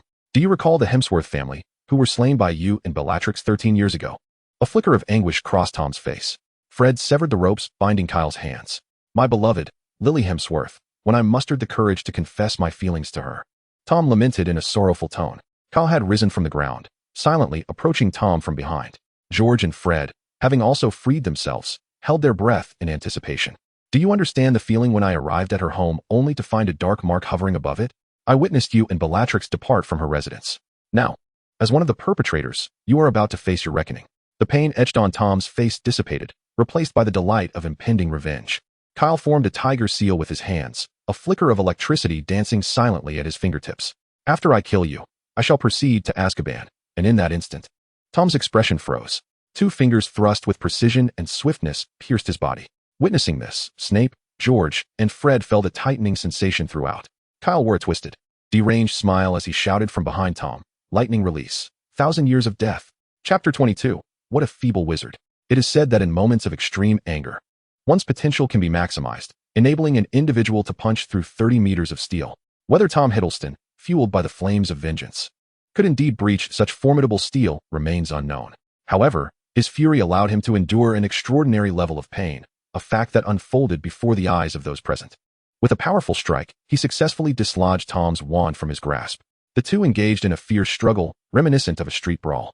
Kyle, suddenly struck by a piercing curse, felt as if every bone in his body was ablaze. Writhing in agony on the ground, he desperately wanted to scream, but only a hoarse growl escaped his throat. Kyle, are you all right? His twin brothers rushed to his side. Summoning every ounce of strength, Kyle managed to utter, "Go help Professor Snape." The twins hesitated for a moment, but ultimately charged toward the 2 combatants not far off. They could discern the gravity of the situation. The effects of the piercing curse were fleeting, and the torment soon subsided for Kyle. Struggling to rise, he found himself drenched in sweat, as if he had just emerged from a body of water. The skirmish in the distance was nearing its conclusion. Rage filled Kyle's eyes. Tom's recent attack had truly provoked him. Perhaps due to his days spent brewing potions in the sunless depths, Snape's physique resembled that of a sedentary individual, ill-prepared for the brutal exchange, and he was no match for Tom. After delivering a forceful kick that sent Snape sprawling, Tom hastily scrambled toward the wand that lay not far away. George and Fred, however, arrived just a fraction too late. Upon seizing the wand, Tom's first act was to cast a barrier spell, repelling the twins before he regained his footing. The calm demeanor he had earlier exhibited was now replaced with agitation. His finely crafted wizarding robe smeared with dirt and leaves from the scuffle. "Enough," Tom bellowed, his voice laced with fury. "I am a wizard. You cannot prevail without your wands." A supple stream of water ensnared his feet, prompting Tom to look down in shock. Ward spell. Unmatched boiling force. A surge of magical energy coursed through Kyle's arms, allowing him to unleash the extraordinary strength he had inadvertently discovered in Professor McGonagall's transfiguration class. Bang, bang, bang, bang, bang. Snape stared at Kyle in utter disbelief, his expression resembling that of someone confronted with a human-like behemoth. Was Dumbledore attempting to end his life? Did he intend for him to teach a giant? "If you wish to replace a potions master, just say so, Dumbledore." After being thrown to the ground for the 5th time, Tom Riddle lay dazed, embedded in the earth, emitting meaningless groans. Kyle disdainfully spat into the pit. What a feeble wizard. Everything had come to a close. A burst of flame suddenly illuminated the air, and upon seeing it, Kyle exhaled in relief. It was Dumbledore's phoenix. Fawkes. As expected, the next moment revealed Dumbledore and Fawkes emerging from the flames. Surveying the surroundings, Dumbledore pressed his lips tightly together, his eyes filled with intense anger and apprehension. He had never anticipated that such an assault would transpire within Hogwarts, right under his nose. More than 90 years ago, he had lost a loved one, and this time he could not afford to lose Kyle. Dumbledore hastened forward to assess Kyle's injuries. "It must hurt terribly," he said, his tone imbued with genuine concern. Kyle shook his head, dismissing it. "It's nothing, Professor. You should go check on Professor Snape and Hagrid first." Hagrid lay unconscious, occasionally emitting incoherent groans, while Snape, battered and bruised, bore the marks of a recent altercation. As for George and Fred, they were the most protected. Aside from some bruises sustained from colliding with Tom's barrier spell, they bore no other injuries. Half an hour later, in the Hogwarts infirmary, only Kyle and Dumbledore remained. Snape and Hagrid had merely sustained superficial wounds from fists, and given Hagrid's robust constitution, Madame Pomfrey had attended to them briefly before allowing them to depart. The Aurors from the Ministry would arrive later to take Tom Riddle away. Only Kyle required overnight observation, and Dumbledore chose to stay by his side. He had never anticipated that the defense against the dark arts professor he had hired harbored such a grudge against Snape, a grudge that also implicated Kyle. Fortunately, Tom's focus had always been solely on Snape and Bellatrix. He had yet to descend into madness to the extent of targeting mere young wizards. Seeing Kyle alive and well, the elder's serious demeanor softened a fraction. However, when his gaze fell upon Kyle's bandaged hands, Dumbledore sighed with a hint of sorrow, his expression shifting to one of complexity. He had just learned of the events that transpired that night from Hagrid and Snape. Earlier that day, when he observed Kyle experimenting with peculiar magic by the Black Lake, he had assumed this child, inheritor of Grindelwald's remarkable lineage, possessed an extraordinary aptitude for magic. Yet, judging by the combat experience Kyle displayed that evening, Dumbledore suddenly realized that the 5 years Kyle had spent wandering the streets of New York had likely exposed him to far more than he could fathom. Utilizing flashbangs to exploit the werewolf's acute senses, transforming the ground into spikes, though not an advanced transfiguration, it proved effective when executed at the right moment against a werewolf. Stimulating his body with lightning to unleash an unimaginable speed, he struck down a werewolf that had ambushed George. Despite severe burns on his arm, he continued to fight without flinching, devising a method to encase himself in flames, isolating the werewolves until reinforcements arrived. Even after enduring the torment of a cruciatus curse, he managed to rise and retaliate, unleashing tremendous strength that left his opponent near death. Upon learning of Kyle's astonishing performance that night from the lips of both Snape and Hagrid, Dumbledore began to realize that the confrontation between Kyle and those muggles at the dock may not have been as straightforward as he had initially imagined. Dumbledore understood all too well that muggles, when faced with wizards, were far from the feeble beings that many wizards presumed them to be. Even adult wizards could find themselves in peril when confronted by armed muggles, let alone an 11-year-old child like Kyle. It was difficult to fathom the hardships Kyle had endured since leaving the orphanage at the tender age of 6, when his magical abilities had only just begun to awaken. Dumbledore could scarcely contemplate the myriad of sufferings Kyle had faced over the past 5 years. Chapter 23. The wandless spell. Kyle, lying on the hospital bed, remained oblivious to Dumbledore's unusual expression as he replayed the earlier battle in his mind. His greatest disadvantage that night lay in his lack of a sufficiently powerful offensive spell. While his mastery of water manipulation appeared extensive, at its core, it merely amounted to hurling water at his opponents. For instance, the technique employed by Kisame, the Great Shark Bomb, could consume the chakra of adversaries. In contrast, Kyle's version of the Great Shark Bomb was merely a water projectile shaped like a shark, capable of tearing at fragile objects like wooden tables and chairs, but utterly ineffective against the resilient skin of a werewolf. It was akin to striking a common person with a water balloon. As for earth manipulation, its slow casting speed and prolonged preparation rendered it ineffective against agile foes such as werewolves. The werewolf dispatched by the earth spike technique had been rendered vulnerable by Hagrid's initial assault, allowing Kyle to deliver the finishing blow. Without the confidence to develop his earth manipulation to a level where it could rival the deadly dust release of the great shinobi, Kyle deemed it prudent not to delve further into that area. Lightning manipulation posed a risk of self-harm, while fire manipulation, barring the exceptional great fire destruction of Uchiha Madara, seemed to have rarely claimed lives in the original narrative. Thus, the only remaining elemental technique was wind manipulation. Kyle suspected that conventional wind manipulation would likely encounter similar challenges as water manipulation before he could develop the wind spiraling shuriken. It would probably only serve to provide a gentle breeze to his enemies.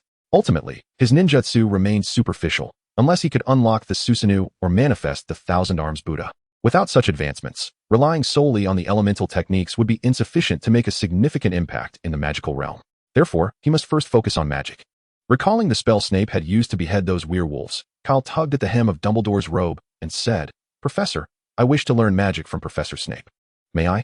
Dumbledore's scattered thoughts were interrupted by Kyle's request. He was somewhat taken aback, having just entrusted Snape with the responsibility of teaching Kyle that very morning, without having had the chance to inform Kyle of this arrangement. Was this an indication that they shared a profound connection? As this thought crossed his mind, a smile blossomed on Dumbledore's face. Before he could respond, Kyle eagerly interjected, "I wish to learn the killing curse." Dumbledore's smile abruptly froze. "I'm afraid that's not possible, Kyle." He decisively rejected Kyle's request. He had no intention of allowing Snape to be Kyle's instructor in this matter. "Why, Professor Dumbledore?" Kyle was perplexed as to why the usually amicable Dumbledore had suddenly denied his request. "If I could master the killing curse, I wouldn't find myself in such dire situations again." "The killing curse is a form of dark magic," Dumbledore explained. Dark magic refers to those malicious spells primarily intended to inflict harm upon others. While it can bestow immense power, it simultaneously corrupts the mind of its wielder. A moment's carelessness can lead the user to become ensnared by the allure of dark magic, transforming into a malevolent dark wizard. Unfazed by Dumbledore's dire warnings, Kyle shook his head dismissively. "Professor, I believe my resolve is strong enough." Dumbledore shook his head resolutely. "No, it is too soon for you to dabble in dark magic. Is there no room for discussion? The killing curse is non-negotiable. However, I can teach you other spells. If I can't learn the killing curse, what is the point of learning other spells?" Kyle retorted, pulling the blanket over his head completely. "The number you have dialed is currently unavailable. Please try again later." Witnessing this scene, Dumbledore's expression twitched. Having never had to placate a child before, he found himself at a loss. With a sigh, he rose to his feet. "Well then, good night." Dumbledore chuckled wryly, turning to exit the infirmary. Once Dumbledore had departed, Kyle peeked out from beneath the covers, stealthily surveying his surroundings. Confirming that Dumbledore had indeed left and that Madame Pomfrey was also absent, Kyle nimbly swung his legs over the side of the bed and dashed out of the infirmary. A few minutes later, Kyle knocked on the door of Snape's office. The door creaked open, revealing Snape clad in his perpetually unchanging black robes. It seems to be just past midnight. Professor, are you still dressed for bed? What do you want? Snape's cold, black eyes bore into Kyle with unblinking intensity. His tone as indifferent as ever, despite having fought side by side with him earlier that evening. Kyle looked up at Snape, his eyes sparkling with excitement, and proclaimed, Professor Dumbledore said I could study magic under your tutelage. Glaring at the clock on the wall, Snape's expression darkened. You come to me in the dead of night seeking to learn magic? Have you even considered the hour? For the sake of Dumbledore. Snape suppressed the urge to hang Kyle up by his ears. Is that a yes? Kyle asked, grinning. However, he did not take his leave immediately. Instead, he continued to gaze at Snape. Professor, I want to learn the killing curse you used against the werewolf. The killing curse? Snape scrutinized him with narrowed eyes. That is indeed dark magic. Professor Dumbledore has granted permission. Without a hint of trepidation, Kyle boldly invoked Dumbledore's authority. Upon hearing Kyle's words, Snape cast a penetrating glance at him, skepticism evident in his eyes. Given Kyle's status, he refrained from employing legilimency to ascertain the veracity of Kyle's statements. Legilimency is a magical art that allows one to extract emotions and memories from another's mind. Snape, highly proficient in this craft, understood that intruding upon another's thoughts was ultimately impolite. Thus, he was reluctant to utilize legilimency on his students, especially considering the unique identity of the individual before him. Ultimately, he chose to trust Kyle's words and nodded stiffly. The two stood at the office door, exchanging intense gazes. Why are you still here? Do you expect me to escort you? Snape's demeanor was grim, yet Kyle remained unfazed. I wish to learn the method of casting the disarming charm, Kyle stated eagerly. His gaze fixed on Snape. After a tense 10 seconds of eye contact, Snape turned and entered his office, retrieving a slim notebook from the shelf and handing it to Kyle. You may read it, but do not practice on your own, Snape admonished. I will personally instruct you tomorrow evening. Overjoyed, Kyle accepted the notebook from Snape with utmost reverence and bowed deeply. Thank you, Professor, he exclaimed. The office door slammed shut behind him, but Kyle bore no ill will. Chapter 24, The Overzealous Half-Blood Prince. The following morning, having successfully acquired the method for the disarming charm, Kyle awoke with a blissful countenance. With Madame Pomfrey's assistance, he removed the bandages from his hand, signifying his impending discharge from the infirmary. Upon exiting, Kyle hastened towards the Great Hall, where numerous students were already partaking in their breakfast. At the head table, Dumbledore and Snape were engaged in earnest conversation. Observing this scene, a sense of foreboding washed over Kyle. He felt it prudent to seek breakfast in the kitchen instead. Alas, it was too late. Dumbledore had already spotted him at the entrance of the Great Hall. Kyle Dumbledore. Dumbledore's resounding voice echoed throughout the hall. The majority of the young witches and wizards dining within were startled by the booming authority of Dumbledore, sensing the suppressed ire in his tone. Upon hearing Dumbledore call his full name, Kyle instinctively turned and fled. Kyle, come here, Dumbledore commanded, pointing his wand forward. As Kyle dashed away, he suddenly felt as though fate had seized him by the throat. It was not fate, but rather his shirt that had ensnared him, the collar constricting around his neck. Pulled by his garment, Kyle soared through the air, gliding over the heads of the students, and landed squarely in Dumbledore's grasp. As if he were a mere chick being lifted. Attempting to charm Dumbledore, Kyle offered a sheepish smile. Dumbledore's expression was stern. Where's the notebook Severus gave you? Kyle scratched his head and retrieved the slim booklet from within his robes. Dumbledore accepted the notes, his expression noticeably softening as he released his grip on Kyle's neck. Unauthorized study of dark magic is a perilous endeavor. Do you understand? Kyle nodded vigorously, observing the instant transformation of Kyle into a model of compliance. Dumbledore felt a twinge of exasperation and rubbed his temples. He did not need legilimency to discern that this fade was entirely feigned. If he were not mistaken, Kyle's prompt submission of Snape's notes, coupled with his lack of dissent regarding Dumbledore's orders, suggested that he had already perused the contents therein. Perhaps he had even memorized the method for the disarming charm. Well, let it be. At present, Kyle was studying the disarming charm, which, among dark spells, posed relatively low danger, as it was reversible. However, should he encounter the 3 unforgivable curses? Dumbledore's gaze darkened with concern as he contemplated whether to administer a memory charm to erase Kyle's knowledge of the disarming charm. Ultimately, he dismissed the idea. Considering Kyle's father's status, it was inevitable that Kyle would encounter dark magic in his future studies. Kyle glanced at Professor Snape. So, should I still come to your office tonight? No need. Dumbledore interjected before Snape could respond. Let us proceed to breakfast. Upon hearing Dumbledore's words, Kyle felt a palpable sense of relief and dashed toward the Gryffindor long table. Once Kyle departed, Snape raised his eyes to Dumbledore, feigning ignorance.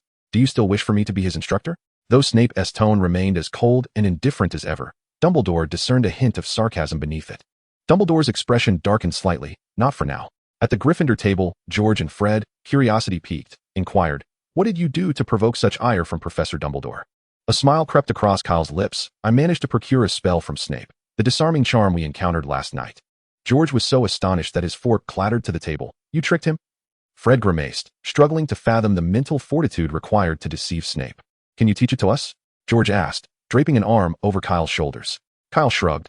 "That spell was invented by Professor Snape. I'm uncertain whether he would permit me to share it, and besides, it is dark magic." He added, "Interestingly, Snape seems rather melodramatic. When I perused the notes last night, the cover bore the moniker Half-Blood Prince. At the conclusion of the notes, this self-proclaimed Half-Blood Prince specifically stated that he had invented the disarming charm. Without a doubt, this Half-Blood Prince was Professor Snape. Whether he had coined the title himself or it had been bestowed upon him by others remained a mystery. If it were the former, it certainly reflected an overabundance of theatricality." Upon hearing Kyle's words, the two brothers felt a twinge of disappointment. "What about the magical control techniques you promised us last night?" "Not a problem," Kyle assured them. Kyle readily agreed, yet insisted that he too must be taught magic, as he was utterly bewildered by the spells detailed in his textbooks. Suddenly, a cacophony of flapping wings erupted above, as hundreds of owls surged through the windows of the hall, swirling around and dropping letters and parcels among the gathering of conversing and dining individuals. Quick to react, Kyle shifted his bowl of pumpkin soup just in time to avoid the tragic fate of being toppled by a descending package. Charlie Weasley picked up a copy of the Daily Prophet delivered by an owl, its front page startlingly reporting on the previous night's battle in the Forbidden Forest. After perusing the article, he looked up in astonishment at his twin brothers and Kyle. "Did you truly encounter such peril in the Forbidden Forest last night?" Kyle stirred his soup with a spoon, acknowledging that the danger had been somewhat exaggerated. The most significant injury he had sustained was not from the werewolf or Professor Tom, but rather from his own reckless casting of the Thousand Birds spell that had scorched him, perhaps due to the hastily prepared news. The newspaper vaguely recounted how Hagrid and the three young wizards had faced werewolves in the Forbidden Forest, along with the scheming of their defense against the dark arts professor. In truth, Kyle and Snape had collaborated to overturn Tom. Yet the article misleadingly stated that Snape had heroically arrived just in time to save Hagrid and the trio from Tom's clutches. This misrepresentation suited Kyle, as he had no desire for notoriety. Dumbledore stood to inform the students about the abduction of their defense against the dark arts professor and the new arrangements for their course. With the original professor captured, the responsibility of teaching fell to Snape. Upon hearing this news, the Gryffindor students felt as though the sky had fallen upon them. Although Professor Tom was a criminal, he had a knack for making lessons engaging and lively. According to Charlie, Tom's defense against the dark arts class was the finest he had encountered in his 7 years at Hogwarts. Wait, why have there been 7 professors for one class over 7 years? Kyle voiced his confusion. "You know about the Dark Lord, right?" Charlie whispered. Chapter 25, Penelope Clearwater. Defense against the dark arts is a core subject at Hogwarts. In this course, students learn to resist various types of dark curses, hexes, and jinxes, how to combat dark magical creatures, and the art of dueling. The dreaded terrorist Voldemort had once attended Hogwarts during his youth. Upon graduating, he had sought the position of defense against the dark arts professor, his true intention being to further explore the secrets of Hogwarts and recruit followers among the students. Dumbledore, however, saw through his scheme and denied his application. It is said that Voldemort harbored a grudge over this and secretly cursed the position of defense against the dark arts teacher, causing all subsequent professors to meet with unfortunate circumstances that prevented them from serving for more than a year. This is the origin of the curse associated with the position of the defense against the dark arts professor. After listening to Charlie's narration, Kyle cast a worried glance towards Snape. Snape was the substitute teacher. Surely he wouldn't meet his demise before the end of the term, would he? However, George and Fred felt they might not survive until then. Human sorrow and joy do not resonate universally. Kyle, however, regarded Professor Snape as quite a commendable individual. From Professor Tom's cryptic words the previous night, Kyle discerned that both he and Snape were individuals with intriguing stories. He was intensely curious about this.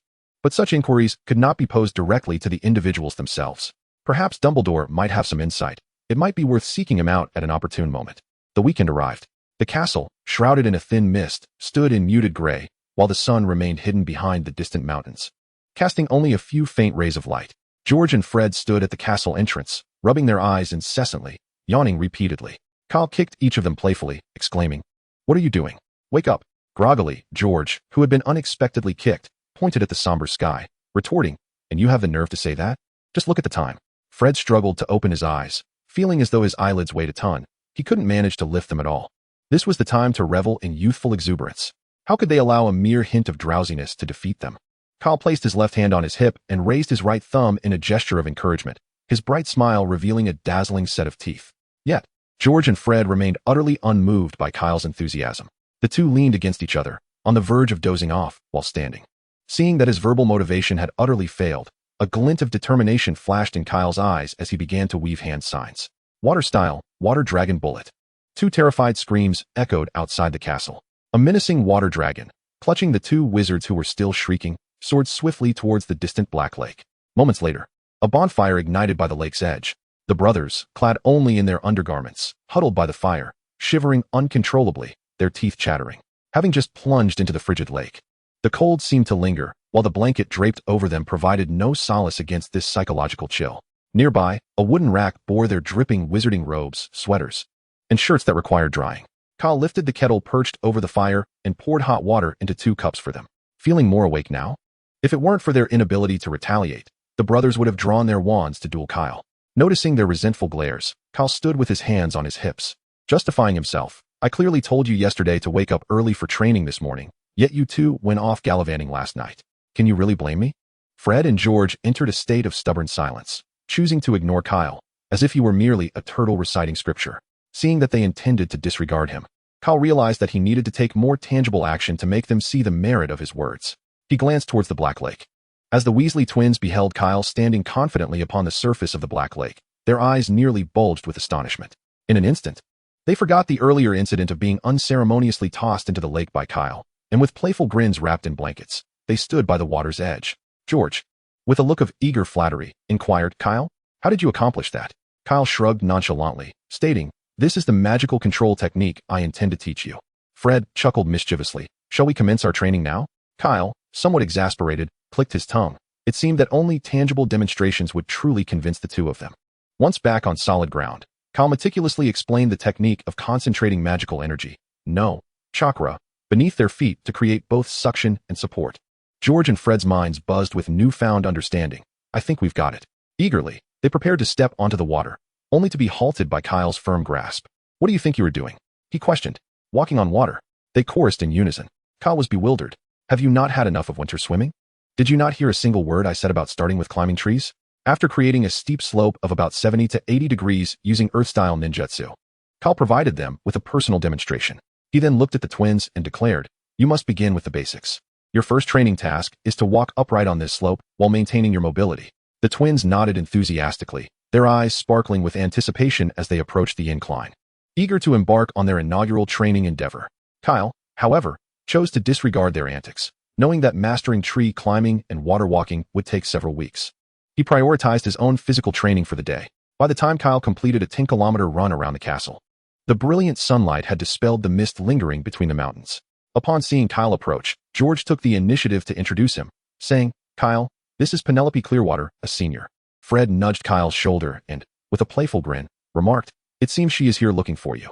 Oh, looking for me. Kyle glanced at Penelope, whose azure scarf signified her affiliation with Ravenclaw. Confusion washed over him. The only 2 Ravenclaw students he knew were Zhangqiu and Marietta.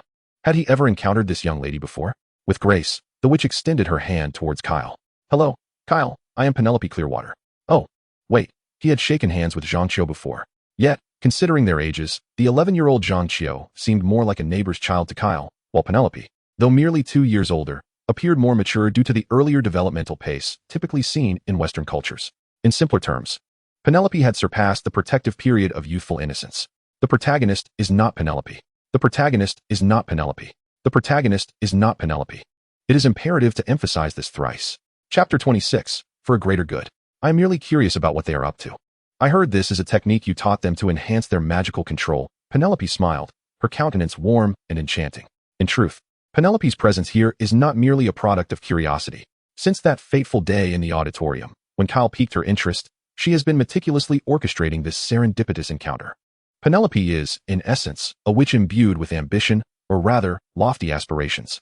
However, as a muggle-born sorceress, she faces considerable disadvantages when juxtaposed with her pureblood or half-blood counterparts. Whether in terms of prowess or influence, the wizarding world, after all, is one that venerates strength above all. Possessing the power of Albus Dumbledore or Voldemort undoubtedly garners respect and instills fear. Yet, how many witches and wizards possess such extraordinary talent? The majority are merely of average ability. It is during such moments that the significance of resources and influence becomes apparent. The establishment of Hogwarts indeed afforded Muggle-born wizards born in Britain the opportunity to learn magic. Yet this does not imply that they can engage on equal footing with their pureblood or half-blood peers. Perhaps in the initial years at Hogwarts, all young wizards experience a relatively uniform education in magic. However, as students delve deeper into their magical studies, the advantages of pureblood wizards gradually unfold. Those hailing from wizarding families not only learn the spells taught at Hogwarts, but also acquire family magics passed down through generations. The vast resources accumulated by ancient pureblood aristocracy are, for a self-made Muggle-born wizard, an unfathomable fortune. Take, for instance, the learning notes on the disillusionment charm that the Weasley twins presented to Kyle that day. This spell, which lies outside the Hogwarts curriculum, is indeed a coveted incantation for those of Muggle descent. It is only in the 6th or 7th year, when certain students excel academically, that they might leverage their favorable rapport with professors to gain access to such spells. Yet, George and Fred, being merely second-year students, effortlessly traded this spell to Kyle, merely in exchange for a chance to wield a sniper rifle. The chasm between Muggle-born and pureblood wizards is starkly pronounced. Moreover, the scarcity of wizards dictates that the society resembles a small, insular community akin to ancient Greece, where nearly everyone knows one another, having graduated from the same institution. Operating as an independent entity, a vast network of relationships binds all wizards together. This interconnectedness influences the governing body of the wizarding world, namely the Ministry of Magic, where many matters are inextricably linked to this web of relationships. In essence, the wizarding society operates on the principles of human connections and social ties. The ancient wizarding families have long entrenched themselves in this society, meticulously cultivating their networks, allowing them to navigate the intricacies of a world where all matters are inextricably tied to personal relationships and connections with remarkable ease. Muggle-born wizards find themselves as incongruous outsiders within this insular society, struggling immensely in the absence of advantageous connections. Every student graduating from Hogwarts must endure the rigors of the NEWT exams, an equivalent to the Gaokao in China. Even those who excel in such examinations find themselves relegated to the most menial positions within the Ministry of Magic.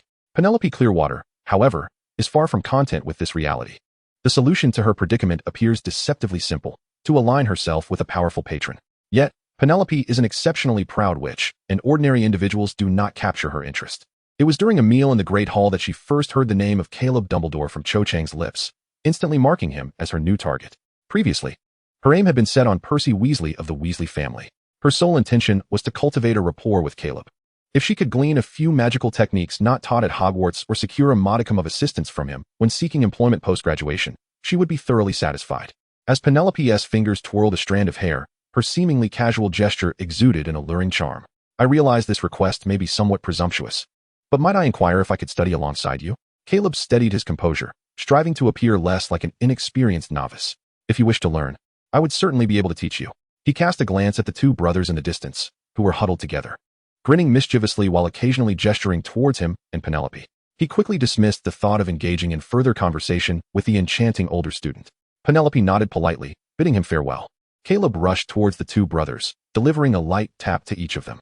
Their earlier demeanor suggested they were either orchestrating a mockery of him and Penelope or speaking ill of him, and thus, a gentle reprimand was hardly unwarranted.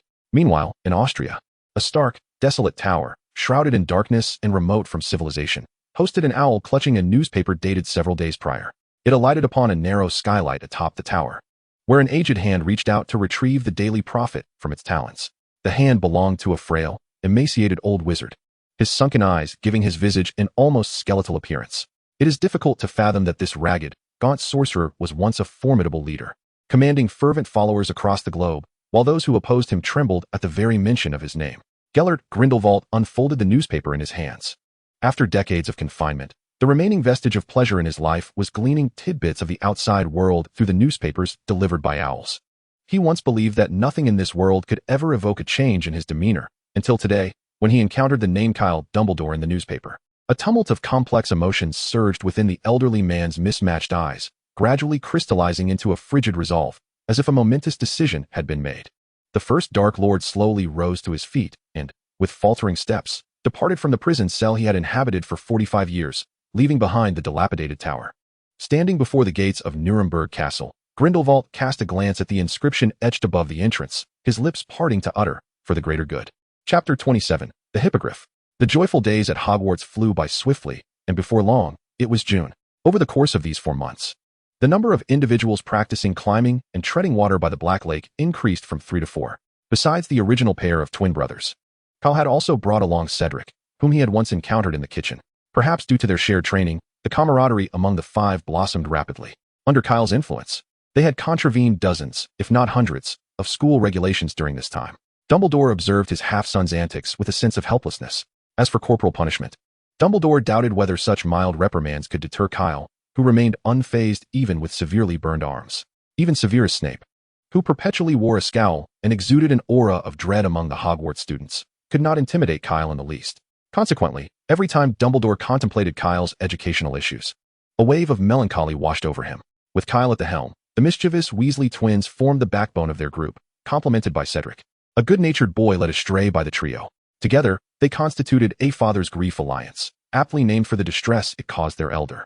He could hardly resort to petrifying Kyle with a spell and confining him in a dark room for a few days as a form of punishment. Even more alarming to Dumbledore was Kyle's prodigious magical talent. Sharing the same exceptional affinity for magic as his father, Kyle exhibited a profound interest in perilous combat spells.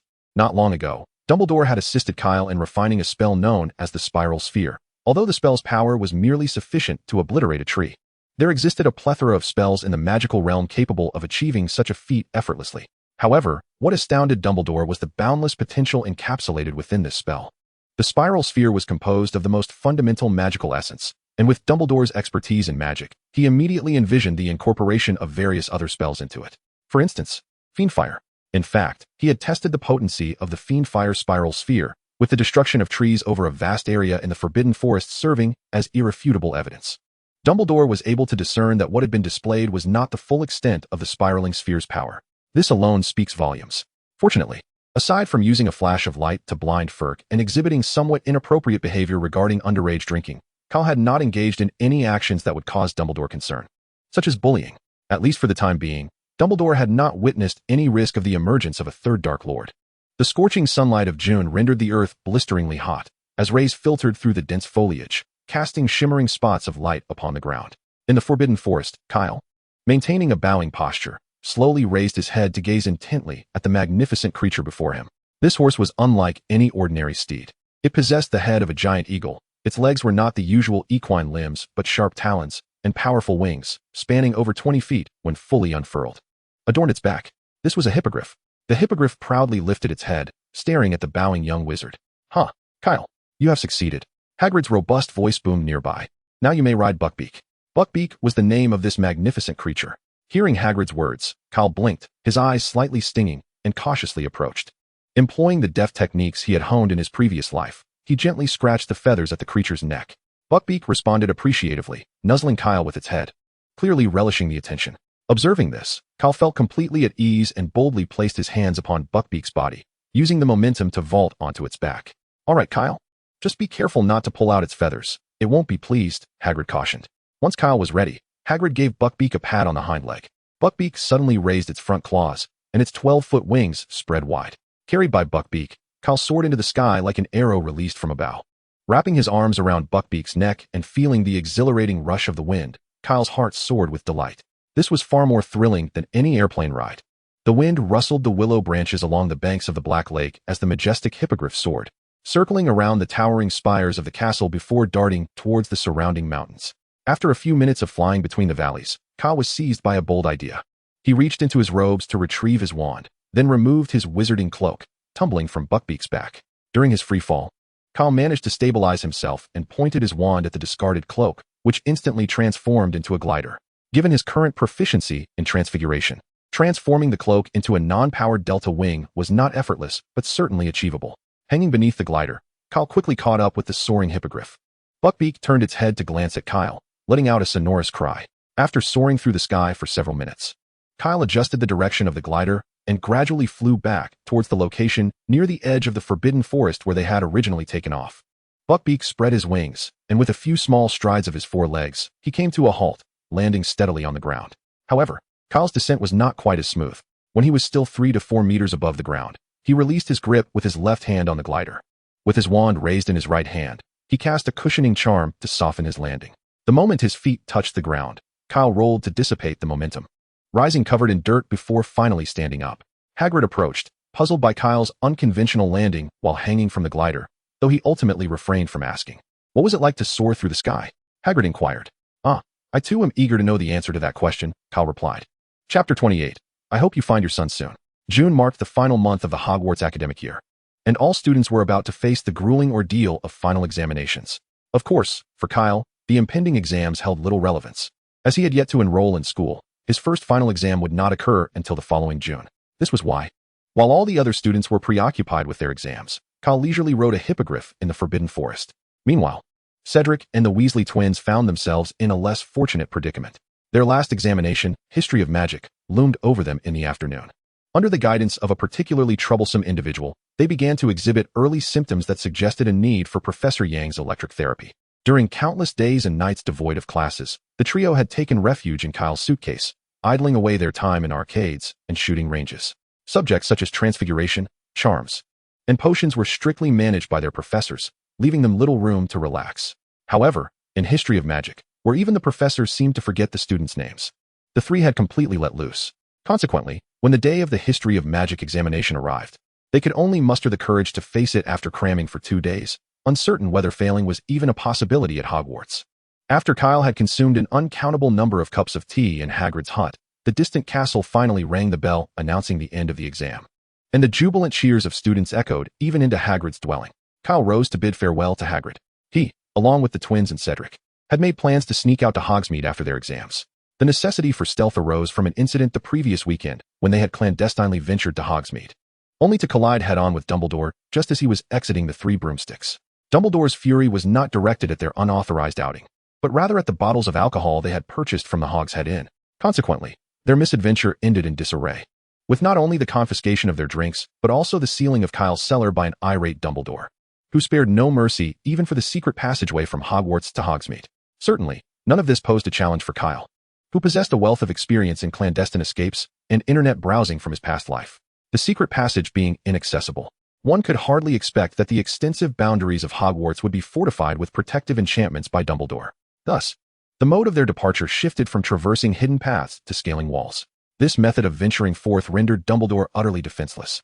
Kyle soon awaited the arrival of the three individuals at the edge of the Forbidden Forest. Once united, the quartet swiftly traversed the sunlit meadow and approached the stone wall encircling the castle. Leading the charge, Kyle dashed towards the imposing barrier, sprinting along the towering wall before executing a leap that enabled him to gracefully land on the thick stone exterior.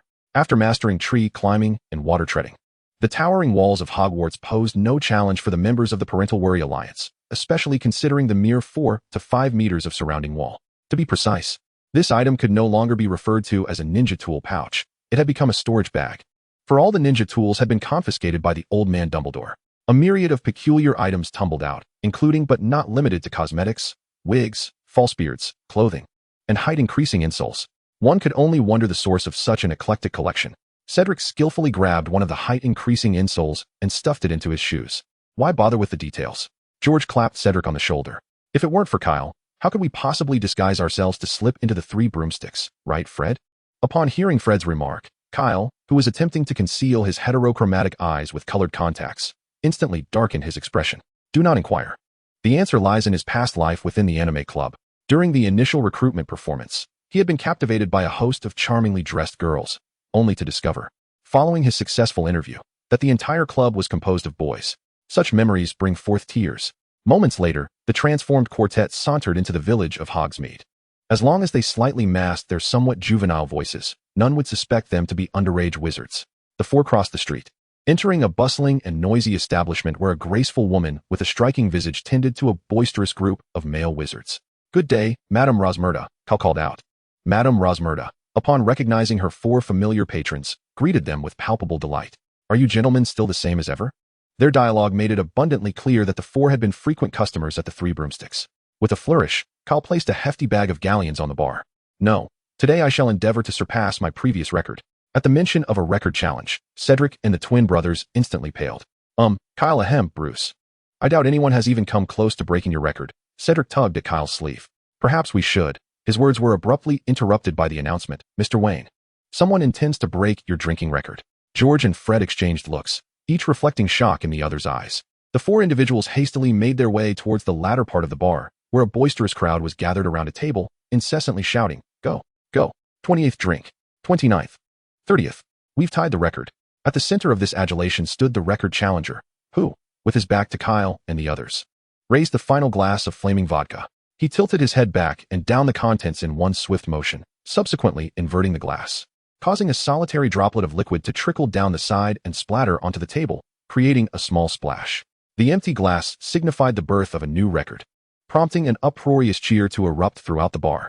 However, the atmosphere shifted abruptly when Bruce Wayne, the original record holder, made his entrance, rendering the bar suddenly silent. The sudden stillness caught the attention of the old wizard who had just broken the record, causing him to turn in surprise.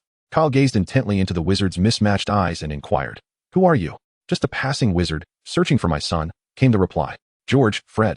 And Cedric gasped in astonishment. "You can't find your son?" Kyle asked, taken aback. "Indeed, it has been quite some time." The old wizard's tone grew somber.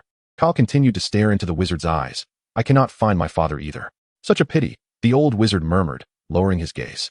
"Yes," Kyle replied. "Well, I wish you luck. May fortune be with you as well. I hope you find your father soon. I hope you find your son without delay." George, Fred, and Cedric exchanged exasperated glances. As Kyle took a step back, realization struck him. Wait, mismatched eyes. He brushed his fingers across his eyes, removing his colored contact lenses, revealing his true eye color. "Son, father." Chapter 29, It was clearly my turn first. Moments later, Kyle and Grindelwald found themselves alone at a table, enveloped in a shimmering magical aura that confined their voices within a barrier. The other three had been dismissed by Grindelwald. Kyle had never envisioned such a dramatic encounter with his biological father. He was still reeling from the shock of his drinking record being shattered, nearly overlooking the striking resemblance in Grindelwald's eyes. The elder wizard, having altered his appearance and slightly intoxicated, had failed to recognize him. They almost missed each other entirely. "So, Albus did not reveal everything to you?" Grindelwald raised an eyebrow after hearing Kyle's account, having magically expelled the alcohol from his system. Kyle set down his butterbeer. "Everything?" Grindelwald smirked mischievously. "For instance, the nature of his relationship with you. Are you not close friends? Should I refer to him as uncle or elder?" "Uncle? Elder?" Grindelwald chuckled lightly. "In truth, our relationship is far more intimate than you might imagine." Grindelwald spoke with an air of nonchalance. "Kyle, what is a relationship that is even closer than that of soulmates? Given their current location in the infamous land of corruption, the cunning frog has been probing your depths. Could it be that the Dark Lord and the White Lord are playing such games?" Grindelwald idly toyed with a silver pendant in his hand, which bore the emblem of intersecting triangles, circles, and lines. "In truth, you were not born in the natural way." "I know," Kyle replied dismissively, nodding. Considering the age gap between him and his father, it was implausible for anyone to believe that a centenarian could still father a child through normal means. Grindelwald gazed tenderly at Kyle's face. "I created you through magic. So, in Muggle terms, I am a clone?" Grindelwald shook his head. "You have a mother, named WizardingWorld, one of my former followers. However, after my defeat, I lost track of her whereabouts." Upon hearing Grindelwald's words, Kyle felt a twinge of sadness. The old sorcerer noticed the young one's emotions and sought to shift the topic. "Aren't you curious about how you came into existence?" Kyle's attention was instantly captured. "I used my own genes as a foundation and integrated a portion of Vider's genetic material. Still the same cloning method, I see. After magically inducing an embryo, I placed it within Vider's body. A magical version of surrogacy?" Kyle felt his worldview shaken. Grindelwald's lips curled into a slight smile. "Later, I infused the embryo with some of the Dumbledore bloodline." "Wait, so that means I have a connection with Professor Dumbledore?" Kyle stammered. Watching the figure that appeared at the shop entrance, Grindelwald clearly articulated, "I believe you may refer to him as Mother." Dumbledore, who had understood the lip movements, felt a twitch in his cheek. Following Grindelwald's gaze, Kyle turned to see the frowning old man striding towards them, unconsciously repeating Grindelwald's words, "Mother?" Upon entering the soundproof barrier, the first thing Dumbledore heard was Kyle's call to him as his old mother, causing his already somber expression to emanate a dark aura of resentment. "I am not your mother." Dumbledore shot a glare at Kyle, his tone tinged with a hint of regret. "Your mother, WizardingWorld, passed away shortly after giving birth to you, consumed by melancholy." Kyle, momentarily bewildered by Dumbledore's statement, soon regained his composure. He did not feel sorrow, having never met her, though a slight sense of loss lingered. Dumbledore sat beside Kyle, fixating intently on Grindelwald. "Your actions were solely to acquire the Phoenix bloodline of the Dumbledore family." Grindelwald chuckled softly. "It is said that when a member of the Dumbledore family is in need, the Phoenix will appear. To gain the assistance of such a legendary creature is a most enviable fortune." Confronted by the former lover who had once personally consigned him to the new mongered prison, Grindelwald harbored no significant resentment. On the contrary, he found himself in a rather jovial mood. Dumbledore settled beside Cale, resolutely declaring, "I cannot permit you to take Cale away."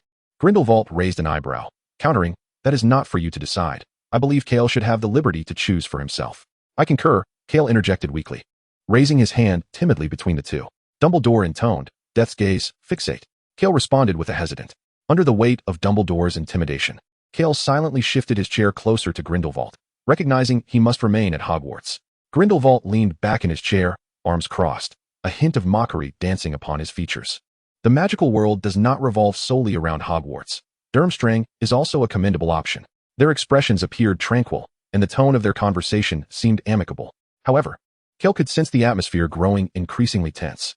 "I want to attend Hogwarts," Grindelwald reiterated, death's gaze, fixate. Given his circle of friends at Hogwarts, Cale was not particularly inclined to consider the Durmstrang that Grindelwald mentioned. Upon hearing Cale's words, Dumbledore smiled triumphantly at Grindelwald. "But during the summer, I wish to live with you," Cale remarked, glancing at Grindelwald. It felt as though something had shattered. Dumbledore exclaimed, "Why must it be me first?" It was clearly my turn. Finding Cale, who was wandering alone, and bringing him into the enchanting world of magic had taken such an unexpected turn. Cale's eyes gleamed as he looked at Grindelwald. He believed that as the erstwhile Dark Lord, Grindelwald would not impose the same restrictions on the study of captivating dark arts as Dumbledore did. Dumbledore silently observed the father-son duo, who had only recently acknowledged one another, now growing so close, his expression darkening. Cale's nature was inherently rebellious. He had barely begun his studies, having spent only 4 months in school. Yet he had already breached as many rules as Dumbledore had during his 3rd year at Hogwarts. Given Cale's understanding of Grindelwald, it was evident that if Cale remained by his side, his former lover would undoubtedly impart his philosophies to Cale. Dumbledore envisioned the troubling prospect of Cale evolving into a 3rd Dark Lord. With this thought, a wave of weariness washed over Dumbledore. Now over 100 years old, having witnessed the rise and fall of 2 Dark Lords, he sincerely hoped that a 3rd would not emerge to disturb his peace. Upon hearing Dumbledore's words, Grindelwald scoffed. "And what of it?" He then rose, extending his hand to Cale. "Shall we depart?" Now, Cale turned to glance at Cedric and the others in the distance. Their necks craned in curiosity about the conversation. He had yet to bid farewell to his friends and had not even packed his belongings. Dumbledore sighed with melancholy, waving his hand at the two. Grindelwald's hand remained outstretched, clearly eager to depart, unwilling to linger before Dumbledore for even a moment longer. It seemed the discord between the couple ran quite deep. Kyle waved goodbye to Dumbledore, exclaiming, "Farewell, mother." Dumbledore's expression shifted, veins visibly throbbing at his temples. Observing this, Kyle quickly grasped Grindelwald's frail hand, and with a resounding crack, their figures vanished instantaneously. Dumbledore gazed at the suddenly vacant table, a myriad of emotions swirling within him. As he loosened his grip on his wand, frustration welled within him. Why had he not been the one to use magic to fuse their genes and create an embryo? Had he been in charge, he would have merged his own genes with Grindelwald's, allowing Grindelwald to bear the child, rather than standing awkwardly as a third party in the face of Grindelwald and Rosier's offspring. Chapter 30. The Butler, Alfred. At the confluence of France, Italy, and Switzerland. Nestled within the embrace of the Alps, an ancient castle stood majestically, its towering spires conveying a sense of solemnity and grandeur. The opulent entrance and circular arched windows exuded an air of regal splendor. The construction of such a magnificent castle, hidden from Muggle eyes amidst the bustling alpine tourism, was undoubtedly aided by magic. 2 figures, one old and one young, appeared at the castle's grand entrance. Sensing their presence, the heavy doors of the castle creaked open silently. Alfred von August, the butler serving the Grindelwald family, donned a perfectly tailored butler's suit, waiting patiently in the expansive foyer. "Master Gellert, dinner is ready," the elderly butler announced with a slight bow, glancing at the young boy beside Grindelwald, who bore an uncanny resemblance to a youthful Gellert Grindelwald. "This must be young Master Kyle," he thought. Grindelwald nodded in acknowledgement. "Alfred, please show us to the dining room." Upon hearing the butler's name, Kyle felt an unsettling dissonance, which intensified when he was referred to as young master. Earlier that day, he had used the alias Bruce Wayne at the Three Broomsticks. Touching the wand concealed within his sleeve, Kyle wondered if he had truly arrived at the right location. Inside the opulent castle, every corner radiated earthly luxury. As he walked through the spacious and airy foyer, Kyle meticulously surveyed the lavish decor. He had seen castles before. Hogwarts itself was a castle. However, Hogwarts was not solely his domain, despite his mother being its headmaster. The castle in which he currently stood was different. Its ownership belonged entirely to his father, the Dark Lord. His father's possessions were, by extension, his own. This logic was irrefutable. Compared to the wealth of his Dark Lord father, The scant galleons he had glimpsed in Gringotts' underground vault were merely the tip of the iceberg. How foolish he had been to memorize the layout and guard placements. Planning a heist at Gringotts. Passing through the resplendent foyer and traversing an arched corridor, the butler Alfred guided the two into an even grander expanse, the castle's dining hall. The opulent dining room shimmered under the flickering candlelight, showcasing the classical magnificence of European courtly style. Kyle sat at the lengthy dining table, dining alongside the father he had only just recognized less than an hour prior, displaying no hint of awkwardness.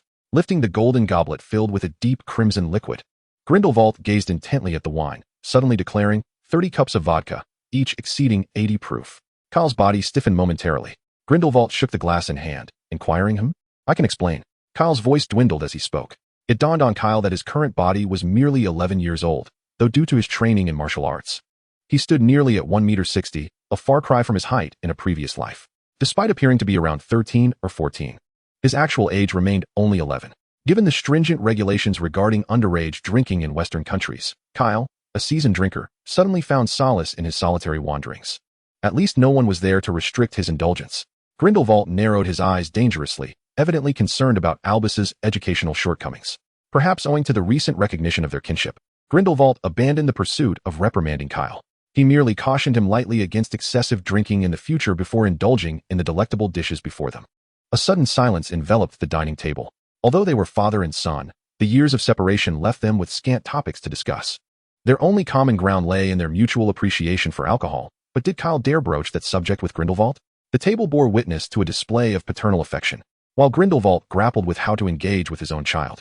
Once a formidable dark wizard, his eloquence had captivated countless witches and wizards. His charisma had garnered him a legion of loyal followers. His vast knowledge had enabled him to master a significant portion of the magical arts. Regrettably, this extensive knowledge did not encompass the nuances of interacting with troubled youth, particularly when that youth was his own son. His charisma as a leader of the pureblood movement proved ineffective. One could hardly expect a child who had been separated from his father since infancy and had roamed the streets to harbor any fondness for this suddenly reappeared parent. Furthermore, his persuasive oratory skills seemed of little use in charming a child. Fortunately, the perceptive Alfred, the seasoned butler, was present to ease the tension between them. Under the butler's deft mediation, the atmosphere at the dining table lightened considerably. Kyle gradually opened up, sharing stories of his life experiences over the years with the two men. From the orphanage in New York to the discovery of his unique abilities, and subsequently 5 years of solitary living before being found by Dumbledore at Hogwarts, where he encountered several intriguing friends. As Kyle recounted his tale, Grindelwald could not help but smile subtly, occasionally inquiring further, creating a harmonious atmosphere. Observing this scene, the old caretaker's face also broke into a knowing smile. After dinner, in Grindelwald's study, Kyle and Grindelwald sat facing each other. I am aware that you harbor numerous questions, Grindelwald said softly, cradling a cup of steaming tea. Kyle pondered for a moment and asked, since you could have left that prison called Nurmengard long ago, why have you not sought me out all these years? Kyle suddenly realized that Grindelwald was referring to the incident in the Forbidden Forest back in February. Was it due to the flaws of magic? Grindelwald slowly nodded. In my pursuit of creating a perfect offspring, I employed dark magic to alter your embryo multiple times. Perhaps my quest for perfection was excessive, resulting in a final embryo that, despite its vigorous vitality and the magical prowess inherited from both me and Albus, lacked a soul, rendering it merely a shell. Kyle felt a moment of disorientation. Had he not traversed into this existence, perhaps this body would have remained in a vegetative state forever. These queries soon lost their weight in his mind, and Kyle swiftly cast them aside. He looked up at Grindelwald and asked, could you share your past with me? For instance, your history with Professor Dumbledore? His curiosity leaned towards the gossip of their shared past. Grindelwald chuckled softly, then began to narrate his history with Dumbledore. Chapter 31, The Valley of the End. In 1945, in the Alps of Europe, scattered raindrops fell from the sparse clouds in the night sky, striking the flowing river and creating small ripples. A full moon emerged from behind the thin rain clouds, draping the valley in a cloak of pristine silver frost. The relentless river continuously eroded the banks, while a man stood firmly on the riverbank, moonlight cascading over his face, casting shadows that outlined his features. Though marked by age, he retained a semblance of the handsomeness of his youth. His body bore the scars of previous battles, and the once magnificent wizarding robe had lost a sleeve, leaving him panting heavily. Across from him stood another man of similar age, equally breathless, illuminated by the dim moonlight, his golden hair shining like sunlight, and his mismatched eyes glimmering with an eerie light. Both men appeared equally disheveled. The gazes of Dumbledore and Grindelwald interwove in the air, silently clashing with intensity. After a moment, They simultaneously raised their wands towards one another, fully aware that this would be the decisive strike to determine their fates. A crimson and azure beam of light shot forth from the tips of their wands, and at the moment of collision, a spherical wave of transparent energy erupted from the point where the two beams intertwined, sending a cloud of dust soaring to envelop the entire valley. Once this earth-shattering impact subsided, the valley where the two stood had completely transformed. The surrounding cliffs were marred with terrifying fissures, the rocks teetered precariously, and debris continually cascaded downwards. Grindelwald, utterly spent, found himself teetering on the brink of a nearby river, his body being gently carried away by the current towards the precipice. A hand grasped Grindelwald, preventing him from plummeting over the edge. Dumbledore strained as he pulled Grindelwald from the water to the riverbank. For Dumbledore, who had just endured a momentous battle, Grindelwald's body felt excessively heavy. With great effort, he managed to shift his old adversary to a temporarily safe position on the bank. Defeated, Grindelwald lay upon the ground, his expression a tapestry of complex emotions, myriad memories flashing through his mind, yet ultimately coalescing into a bright smile. Once again, you have triumphed, Albus. This is the end, Gellert. Weary in both body and spirit, Dumbledore leaned against the rocky wall and slowly sat beside Grindelwald. We are dear friends. I do not wish to slay you, but this war must conclude. Continuing would only jeopardize the future of the magical realm. I shall spend the remainder of my days in Nurmengard, Grindelwald replied nonchalantly. Yet before that, he trembled slightly as he reached into his garments. Retrieving a small card inscribed with an arrow, Dumbledore regarded the card with confusion as Grindelwald handed it to him, uncertain of its intent. Where did Grindelwald wish him to go? This card bears the address of a safe house. Our son resides there, Grindelwald remarked with a mischievous grin. Congratulations. You are to become a mother. In this solemn atmosphere, Grindelwald exhibited a rare display of dark humor. Dumbledore, taken aback, looked at the card in disbelief. A mother? As Dumbledore appeared on the verge of anger, Grindelwald subdued his grin. Well, his mother is another, but he certainly carries a part of your blood. Grindelwald patted Dumbledore's shoulder. I entrust you with his care. Dumbledore took a deep breath, striving to quell the impulse to cast Avada Kedavra upon Grindelwald. He did not wish for his child to grow up without a father. After a moment, Dumbledore nodded slowly. I will care for him. What name do you plan to give him? Kyle. Kyle Grindelwald. After revealing the name, the exhausted Grindelwald lay back on the ground, closing his eyes and falling silent. Thus concluded the war ignited by the dark wizard Grindelwald, which had swept across the entire European wizarding community, culminating with Albus Dumbledore's victory over Gellert Grindelwald. The valley where the duel between the two took place has since been referred to as the Valley of the End. In this valley, Grindelwald was defeated by Dumbledore and subsequently imprisoned within the confines of Nurmengard. A year later, in a secluded estate in Devon, England, Dumbledore, with a hint of sorrow etched on his face, gazed with pleading eyes at the elderly man before him, who was entirely white-haired, and could not refrain from asking once more, is there truly no way regarding Cale? The man known as Nicholas removed his black-framed spectacles and replied, Dumbledore, you must understand that this child was conjured by magic. His body has yet to host a complete soul. When Rogier gave birth to him, the absence of a soul was already indicative of the situation. Nicholas shook his head, signaling that his message was sufficiently clear, rendering further explanation unnecessary. Dumbledore grasped his meaning but remained undeterred. What if we were to use the Philosopher's Stone? Upon hearing Dumbledore's suggestion, Nicholas's voice turned somber. Even the Philosopher's Stone is not omnipotent. After all, this delves into the most profound aspects of the soul, an enigma we have yet to fully comprehend. Even for one as versed in dark magic as I. Nicholas paused, making a conscious effort to avoid uttering Grindelwald's name in Dumbledore's presence. He felt equally powerless regarding Cale's predicament. Dumbledore lowered his gaze, a flicker of disappointment crossing his features, soon to be overshadowed by a glimmer of hope. What if we consider the Resurrection Stone? Nicholas leaned forward. Dumbledore, we both know the legends of the Deathly Hallows. The Resurrection Stone may summon the souls of the departed, but it does not grant new life to a body. Dumbledore could not suppress a sigh, fully sinking into the softness of the sofa. Could he truly not fulfill his final promise to Grindelwald? I understand, he murmured, his voice tinged with dejection as hope crumbled once more. Even the intense warmth radiating from the roaring fireplace could not dispel the chill within his heart. His last flicker of hope had been extinguished. Dumbledore appeared to age a decade in an instant. His once brilliant azure eyes, now dulled and despondent, lost their former luster. Chapter 32, The Newborn Soul. The one capable of vanquishing the Dark Lord was approaching, destined to be born in the household of one who had thrice resisted him, at the conclusion of July. The Dark Lord had marked him as a formidable adversary, yet he possessed a power unknown to the Dark Lord. One among them must perish at the hands of the other, for both could not coexist, only one would survive. The one destined to triumph over the Dark Lord would be born at the end of the 7th month, in a small, dim, and exceedingly filthy tavern in Hogsmeade. Permeated by a pungent odor of sheep, the now gray-haired Dumbledore listened intently, brow furrowed, to the woman's almost delirious whispers before him. Sybil Patricia Trelawney is the great-granddaughter of the renowned seer Cassandra Trelawney in the magical realm. However, in comparison to her illustrious ancestor, Sybil's prophetic abilities have significantly waned over generations. Rather than delivering precise predictions of the future, Sybil often perceives the traits of others with the acuity of a psychologist, only to utter ambiguous statements that serve to mislead. As Dumbledore gazed upon the bespectacled, emaciated woman before him, he found himself uncertain whether to place faith in her prophecies. Sensing Dumbledore's skeptical scrutiny, the inebriated Sybil Trelawney emerged from her half-dreaming state, bewildered. What transpired? Where has my sherry gone? She was entirely oblivious to her previous utterances, only aware that her bottle was once again empty. Sybil rapped the bar counter, signaling the bartender to replenish her with another bottle of her cherished sherry. Observing Sybil's drunken demeanor, Dumbledore's conviction that Trelawney was a charlatan grew stronger. The Dark Lord she mentioned, whose full name is Tom Marvolo Riddle, was once a student of Dumbledore. To date, Albus Dumbledore has endured 2 wars. Coincidentally, both conflicts that stirred turmoil within the magical community were instigated by individuals closely tied to Dumbledore, regarded as the greatest white wizard in the magical world. The first war Dumbledore experienced is known as the Global Wizarding War. It was ignited by Gellert Grindelwald, who, after being expelled from Durmstrang, traveled the world and encountered the equally gifted Dumbledore in Godric's Hollow.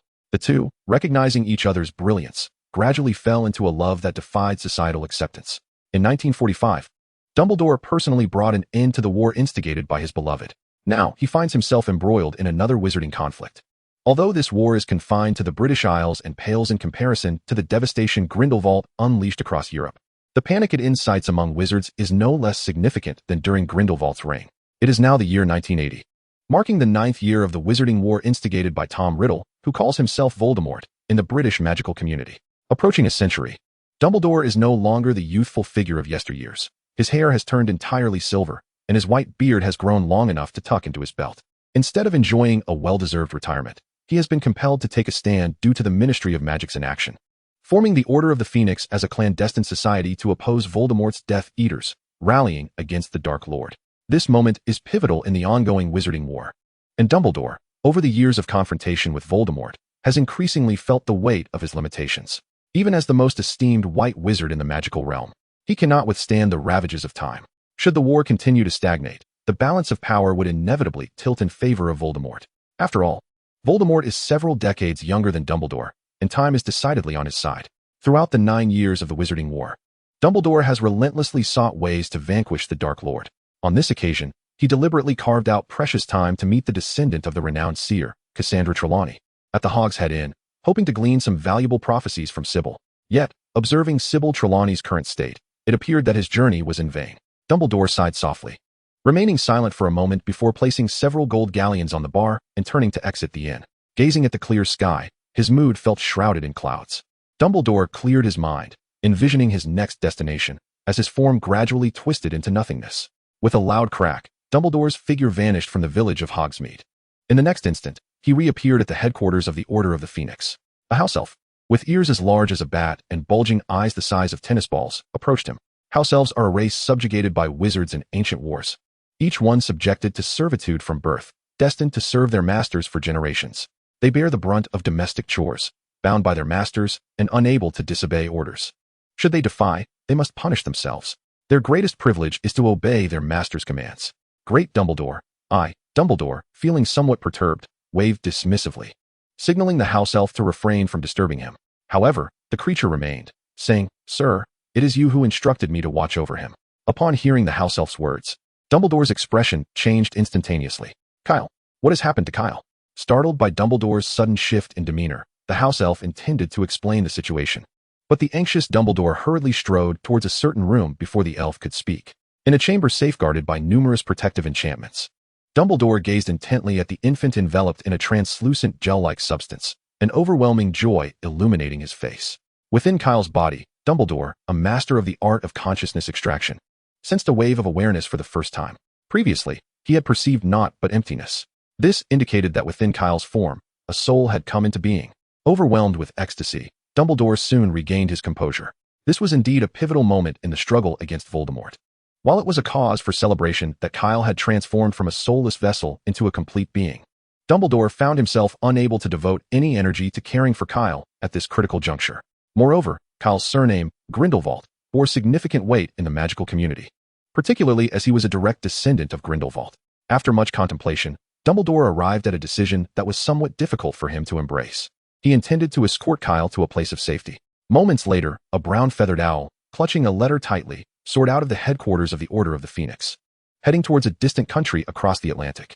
Bathed in golden sunlight, the recipient's name inscribed on the envelope was clearly visible: Newt Scamander. Chapter 33. Can two Grindelwalds not overcome a distant relative? Upon hearing Grindelwald's account, Kyle incredulously pointed to himself. So, my actual birthday is in 1945? Grindelwald shook his head, clarifying, to be precise, it is 1946. By this calculation, he would be 45 years old this year. As far as he knew, Professor Snape could not be older than 40, and Professor McGonagall was at most a decade his senior.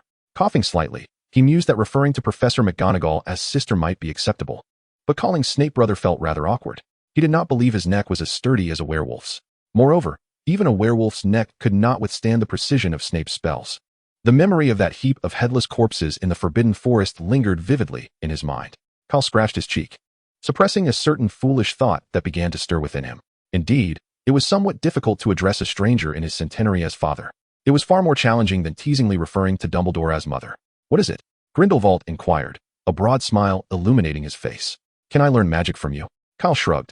Professor Dumbledore won't even let me learn the disarming charm. He says it's dark magic and only wishes to teach me what is offered at school.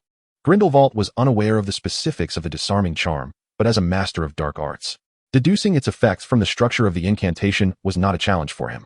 The incantation for the disarming charm could be dissected into two components. The first part, in Latin, is a participial form meaning to cut or to sever. The second part represents forever in Latin.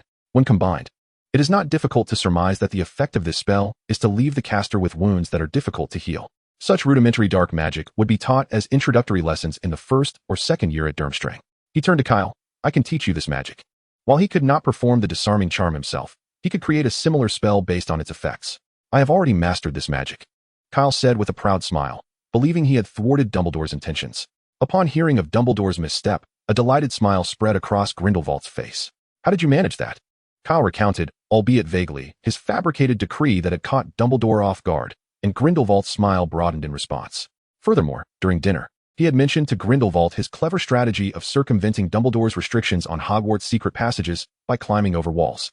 An 11-year-old boy with such a wealth of cunning ideas was indeed remarkable. In Grindelwald's eyes sparkled a glimmer of light. If he were to impart meticulous guidance to Cale, no one understood how to contend with Dumbledore better than he. Allowing Cale to toy with Dumbledore could be seen merely as a subtle act of retribution against him. However, the more pressing matter remained Cale's education. Grindelwald affectionately ruffled Cale's short, golden hair and inquired, "What kind of magic do you wish to learn?" "Combat magic," Cale exclaimed without a moment's hesitation. Upon hearing such a response, Grindelwald felt no surprise. It would have been strange had Cale suggested anything else. Of course, we can start with that, but we must first begin with the fundamentals. Magic is not simply about uttering incantations and waving a wand indiscriminately. For a novice, even a slight misstep in the incantation's gesture can lead to failure in spellcasting. Cale scratched his cheek, pondering, is that so? Isn't magic akin to ninjutsu, where whatever you desire simply materializes? After a brief moment of hesitation, he withdrew his wand from his sleeve, casting his gaze about for a suitable target. Soon, his eyes settled on a vase in the distance, and with an exceedingly casual flick of his wand, he attempted to cast a spell without even uttering an incantation. Crash! Grindelwald. As he beheld the vase split in two, Grindelwald's expression momentarily froze. What had he just said? Oh, it appeared he had said nothing at all. One of the essential skills of a Dark Lord is to possess a sufficiently thick skin and a robust constitution, allowing one to remain unperturbed in the face of calamity. Given Cale's nonchalant approach to spellcasting, coupled with his silent incantation, it was evident that Cale, despite not yet formally enrolling, was closer to the essence of magic than the majority of mediocre wizards. If this were the case, then Grindelwald's educational plan for Cale would require a revision. Contemporary wizards learn magic that boasts convenient casting methods. As long as they adhere strictly to the prescribed gestures and accurately pronounce the incantations, they can perform the corresponding spells. In this process, there is no necessity to comprehend the principles behind the incantations. Accuracy in gesture and pronunciation suffices. The convenience of modern magic can be deemed one of the most successful, yet simultaneously the most detrimental inventions of recent history. It permits those of mediocre talent to grasp numerous spells while simultaneously constraining those with exceptional gifts. It has stunted the evolution of modern magic. Should a wizard merely adhere to gestures and pronunciations, they shall never ascend to the status of a magical master. At best, they would become a living compendium of spells. As Grindelwald reflected on this, he did not wish for Kale to become such a wizard. With a relaxed demeanor, he raised an eyebrow and declared, "We shall commence our magical studies tomorrow." After Kale departed from Grindelwald's study, the elderly butler, Alfred, knocked gently on the door. Through Grindelwald's noticeably uplifted smile, Alfred discerned that his mood was quite splendid, and the loyal old steward also appeared to be in high spirits. "It seems you had a pleasant conversation with the young master," Alfred remarked as he cleared away the empty teacups from the table. "Indeed, it was quite enjoyable. Yet I still do not consider myself a competent father. This requires time," the old steward responded with a smile, adding, "Moreover, young Master Kyle's previous life was not as dismal as we might have imagined. On the contrary, he lived quite well." Grindelwald waved his hand dismissively. "That does not absolve me of the mistakes I made with Albus." The steward halted his steps, stating, "You have strived to do your best.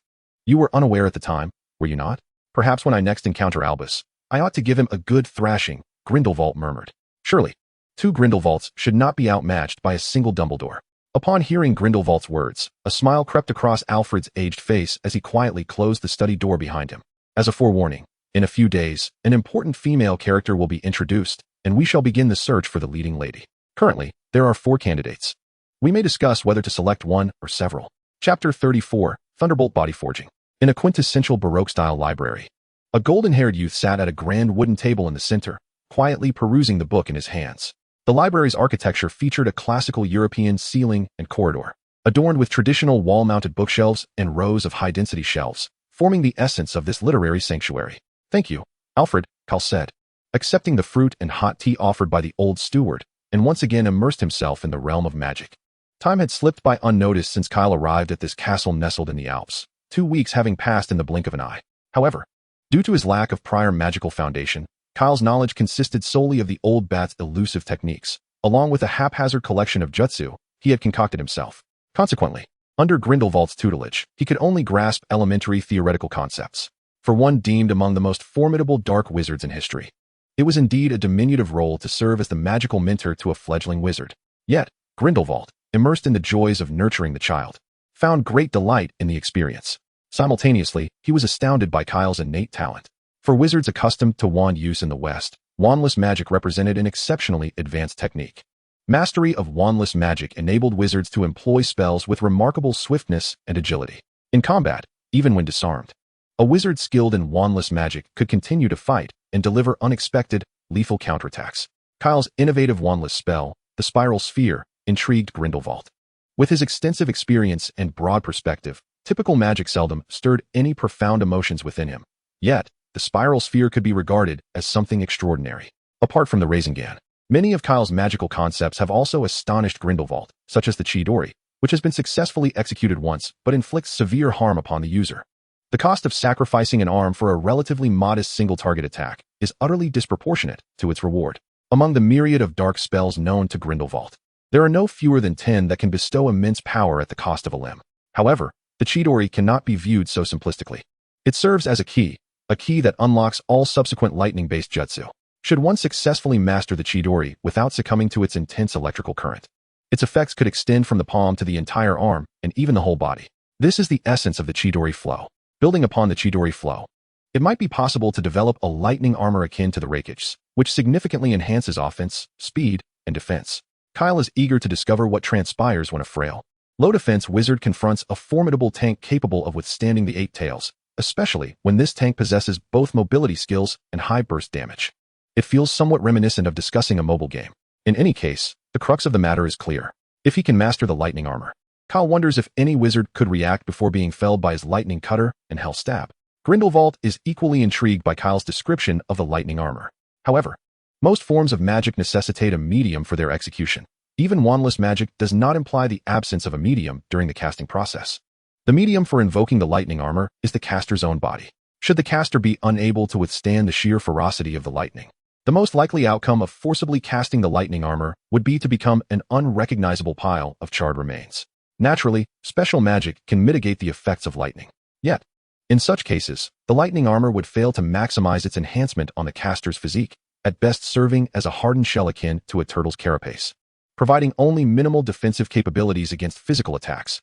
Grindelwald advises Kyle to begin with the slightest electrical stimulation, allowing his body to strengthen through the refining process of electricity, thereby gradually acclimating to the lightning. However, this process is not without its challenges. The denizens of the Harry Potter universe inherently differ in physique from the characters in Naruto and One Piece. No matter how much a wizard enhances their resistance to lightning, they cannot achieve the feats of characters like Sasuke or the Raikage, nor those of a certain deity who was overwhelmed by a rubbery foe after consuming the Thunder fruit. Thus, in addition to lightning body tempering, other magics must assist in fortifying his body. This is why Kyle now spends entire days immersed in the castle's library, scouring through tomes. With a hint of frustration, Kyle closes the thick volume before him and stretches languidly. He spent the better part of an afternoon poring over tomes related to body enhancement at the library, yielding considerable insights, albeit at the expense of time. Kyle felt that, compared to theoretical study, he was more adept at learning through practical application. After finishing the afternoon tea sent by Alfred, he gazed at the tips of his fingers, attempting to gather a small amount of electrical charge. Summoning a curtain of water to serve as a mirror, he beheld his reflection, his hair standing on end. A perfect embodiment of the phrase fury raising one's hair. After some fiddling, his hair finally lay flat. If he were to unleash the lightning-enhanced body training, and his hair were to frizz up, how could he maintain that state for extended periods in daily life? After undergoing electrical therapy for a while, Kyle felt the fatigue from maintaining a single posture while reading dissipate entirely. As for the enhancement of physical strength, the duration of his electrical therapy was too brief to discern any tangible effects. However, given that the current alleviated fatigue, it must have some efficacy. The electrical stimulation boosts cellular vitality, enhancing the user's physical qualities during its activation time, akin to how Ernie managed to match Lee's speed in just one day. Kyle felt no discernible changes, perhaps indicating that the stimulation was insufficient. The intensity of the lightning he used to stimulate his body was the minimum he could control. Increasing it further would cause sharp pangs. He needed to acclimatize to this current intensity before he could gradually intensify it. This was a process demanding considerable time, but Kyle, being only 11 years old, had no shortage of it. Furthermore, during this journey, he could utilize potions to aid in enhancing his physical attributes, which would expedite the process far beyond relying solely on lightning for body training. Another factor was that sustaining the lightning-enhanced body training consumed his magical energy. Yet at his current level, the rate of consumption was outpaced by his recovery speed. If he could maintain the lightning body training while sleeping, he could effectively exercise 24 hours a day, given a decade or so. Back in the day, Mike Tyke nearly kicked his way to a conclusion. For me, Kyle Grindelwald, dispatching Voldemort with a single kick would pose no challenge. Chapter 35, Mastering Mystical Arts. Oh dear. Kyle sat down on the ground, clutching his foot. The crisp crack he had just heard was not merely the sound of the alchemical puppet cracking, but also that of his foot bone. Indeed, his practice of lightning body training had been somewhat brief. Kyle could feel that the pace of his physical enhancement over the past few days had accelerated significantly compared to before. Prior to developing the lightning body technique, he refrained from excessive exercise during this critical growth period, fearing it would hinder his height. Thus, his physical regimen consisted merely of daily push-ups, sit-ups, and squats. Consequently, his previous physical condition was roughly equivalent to someone in his past life achieving top marks in a university fitness assessment. After enduring a fortnight of intense training, Kyle felt confident that he could easily dominate in some amateur boxing matches. Of course, this consideration excluded the protective effects of magical power inherent in wizards, which generally afforded them superior physical capabilities compared to muggles. Nevertheless, compared to the extraordinary abilities exhibited by characters from pirate tales, ninja epics, or dragon sagas, Kyle still fell short. Performing feats such as effortlessly snapping trees in two was a fundamental skill for those extraordinary beings, one that Kyle could not achieve in his current state. Only under the influence of immense strength could he manage to fracture an alchemical puppet with a single kick. However, wielding such extraordinary strength carried its own risks. At times, if the protective magic did not function adequately, one could suffer injuries like fractures or broken bones due to the backlash. Observing nearby, Alfred furrowed his brow in concern and retrieved his wand, directing it towards Kyle's injured foot. A few glimmering green lights floated from the wand's tip, gently cascading over the site of Kyle's fracture, alleviating his pain. Indeed, healing magic proved to be remarkably convenient. Speaking of convenience, Hogwarts would soon reopen its doors. Practicing physical techniques, particularly combat skills, often resulted in injuries. Although Hogwarts boasted a medical wing and Snape's potions were known for their restorative properties, Kyle could not burden Madame Pomfrey or Snape every time he sustained an injury. Thus, mastering healing magic became imperative. Lying on the training room floor like a limp fish, Kyle gazed at the elderly caretaker, Alfred, who was tending to him. "I wish to learn that," he exclaimed. Alfred smiled indulgently. "Young master, to learn healing magic, one must first comprehend the structure of the various tissues in the human body to perform targeted treatments." Kyle sat up, intrigued. "So, we must begin with human anatomy? Where shall we procure a body for dissection?" At Kyle's words, Alfred's expression subtly twitched. Whether in the magical realm or the Muggle world, aspiring to become a healer dedicated to saving lives was no simple endeavor. Like Muggle medicine, healing magic was a complex discipline. Those wishing to become healers were required to achieve at least satisfactory grades in subjects such as potions, transfiguration, herbology, charms, and defense against the dark arts. Even with such commendable results, one could merely qualify as an intern at St. Mungo's Hospital for Magical Maladies and Injuries.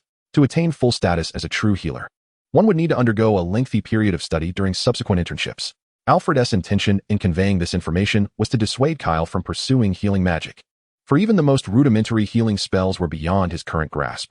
However, it seemed that Kyle's words hinted at a desire to procure corpses for his dissection studies. Although aware of the many differences between Master Kyle and an ordinary little wizard, the casual mention of procuring a corpse for dissection startled even Alfred, who had witnessed his fair share of carnage alongside Grindelwald. Alfred shook his head. "Master, we do not need to study Muggle anatomy." "Then where shall we begin our studies?" Kyle inquired. Despite Alfred's reluctance to witness the young master, who shared his father's remarkable talent for combat magic, squander his time and energy on healing spells, Kyle's evident interest in medical magic compelled him to acquiesce. "If you truly wish to learn, Master Kyle, please wait a moment," the old butler said before departing from the magical training room. As Kyle watched the elderly figure vanish through the door, he speculated whether Alfred would return with a half-dead fish for him to attempt healing. After all, there were certain parallels between magic and ninjutsu. Initially, Kyle believed the power within him to be chakra, and prior to being discovered by Dumbledore, he had directed his magical development toward ninjutsu. To his surprise, he found that ninjutsu could indeed manifest in the magical realm, albeit often in a superficial manner. Furthermore, magic exhibited side effects absent in ninjutsu, such as the Chidori technique. This realization underscored the existence of commonalities between the two disciplines. Could the sage art from the world of Naruto, which utilized yang-release chakra to stimulate cellular division and regeneration, be replicated through magic? Contemplating this, Kyle exited the magical training room. Moments later, he and Alfred sat across from one another, separated by a half-lifeless trout placed in a basin, their eyes locked in mutual curiosity. Several open spellbooks lay scattered on the adjacent table. After perusing the volumes Alfred had brought, Kyle discarded them upon realizing their content was indecipherable. Indeed, practical experience was the true source of knowledge. "Master, what are you planning?" Alfred broke the silence. Kyle retrieved a shuriken from his pocket and made a small incision on the trout. "Alfred, could you show me the healing magic once more? Please slow down the process." "Certainly," the old butler replied, producing his wand and casting the spell as requested. Under the vibrant, life-infused green glow, Kyle intently observed the wand, witnessing the muscles on either side of the cut slowly writhe and knit together. As the healing progressed, the fused muscles rapidly mended, followed by the outer layer of skin. Ultimately, only a faint scratch remained on the fish's surface, which swiftly vanished under Alfred's adept care. The once feeble trout suddenly sprang to life, wriggling energetically. Kyle scratched his head in bewilderment. Aside from witnessing the entire healing process, I learned nothing, regardless of the consequences. Kyle picked up the shuriken and struck the unfortunate fish once more, his mind racing with thoughts of the healing principles of magic as he embarked on his inaugural attempt. 10 seconds later, the incision on the trout had not healed. Rather, it deepened, and the gills that had just been fluttering had now ceased to move. With a stoic expression, Kyle shook his head. There was no saving it. Off to the kitchen it went. Chapter 36. I want to be his neighbor that evening. Kyle savored 2 generous bowls of steamed trout.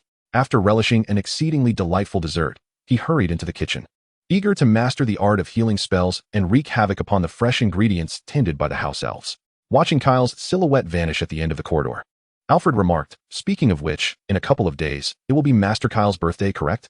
Have you prepared a gift?" Grindelwald shrugged in resignation. "I am at a loss as to what to gift him. He seems to possess an insatiable curiosity for all things magical. What do you think of a flying broomstick?" "I don't believe that is a prudent idea," Alfred replied, turning to Grindelwald with a mischievous glint in his eye. "Perhaps you could take Master Kyle to an amusement park?" Alfred teased. What could be inappropriate about that? Master Kyle's childhood has not been filled with the same whimsies as other children. Perhaps you could help him reclaim those lost joys. "I suspect he would find a bar far more intriguing than an amusement park," Grindelwald retorted with a smirk. Upon hearing Grindelwald's words, the old butler felt a twinge of irritation. What about a magical creature? The butler squinted his eyes. Perhaps a niffler, for instance?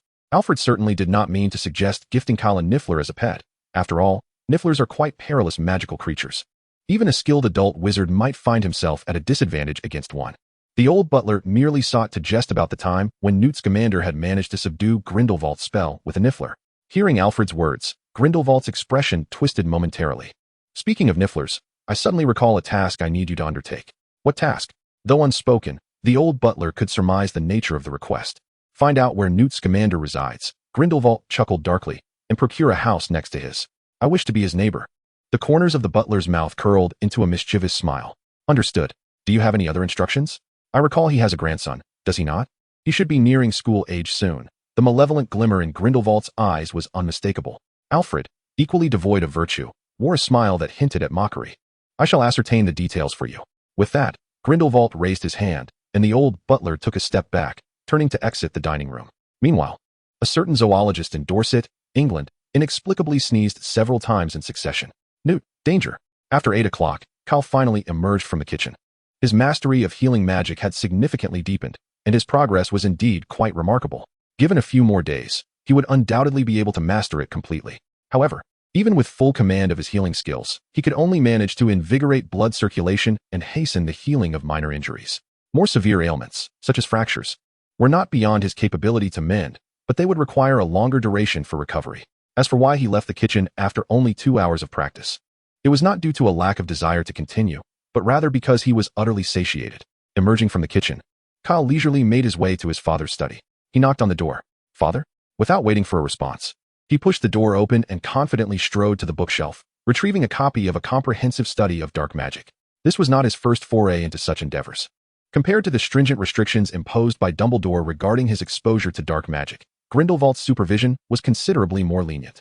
As the former Dark Lord, Grindelwald did not oppose Kyle's pursuit of dark arts. Rather, he encouraged it. This was precisely why, shortly after meeting Grindelwald, Kyle had resolutely abandoned his overprotective guardian, Dumbledore, to follow his newfound father figure. As for Dumbledore's warnings about the potential impact of studying dark magic on a wizard's psyche, Kyle took them with a grain of salt. If, under Grindelwald's tutelage, Kyle were to exhibit such detrimental effects, it would be prudent for them to reconsider their approach. Nonetheless, the study of dark magic was fraught with peril.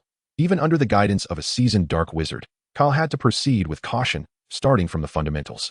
For instance, the book he was currently perusing, which could be considered an introductory tome on dark magic, contained primarily the author's interpretations of dark arts, with only a limited number of spells documented. However, he had discovered an intriguing incantation within its pages, the entrail extraction curse. This rather unsavory spell held a peculiar, lethal allure for Kyle, particularly given his mastery of the formidable body technique known as 1,000 Years of Pain. Upon mastering this curse, he had immediately ventured into the kitchen to wreak havoc upon a multitude of poultry. Fortunately, in this world, there existed a convenient cleaning charm, or else that kitchen would have been rendered unusable. At present, Kyle's primary interest lay in the potential for modifying this spell. He pondered whether it could be adapted to extract other organs instead of intestines, such as the bladder, prostate, or corpus cavernosum. Propping his chin on one hand while flipping through the book with the other, he contemplated how to enhance the effectiveness of this incantation. However, the text had little left to offer in terms of captivating content. The real challenge confronting Kyle was the realization he had come to long ago: a wizard's will could, to a certain extent, alter the effects of magic. If he were to infuse his thoughts into the spell while casting, it should indeed be possible to alter the effect's target. However, the dilemma arose after the incident in the kitchen. When Grindelwald prohibited him from employing this magic on the fresh ingredients therein, he couldn't fathom where else to experiment with this enchantment. His gaze fell upon another tome, The 12 Uses of Dragon's Blood. If memory served him correctly, the author should be. Kyle withdrew the book from the shelf, and the name Albus Dumbledore boldly adorned the cover. It appeared that his father was quite the proud figure. Their current relationship bore a resemblance to that of Kagoro Muri and Eri Kisaki. Grindelwald harbored deep feelings for Dumbledore, yet stubbornly refused to acknowledge them. When he had whisked him away from the tavern, he had not uttered a single unnecessary word to Dumbledore, hastily dragging him off. Observing now that Grindelwald still cherished Dumbledore's works, it seemed that reconciliation might hinge on but a single utterance, if only one of them would take the initiative to speak first. Kyle casually flipped through the pages, and a letter slipped from between them.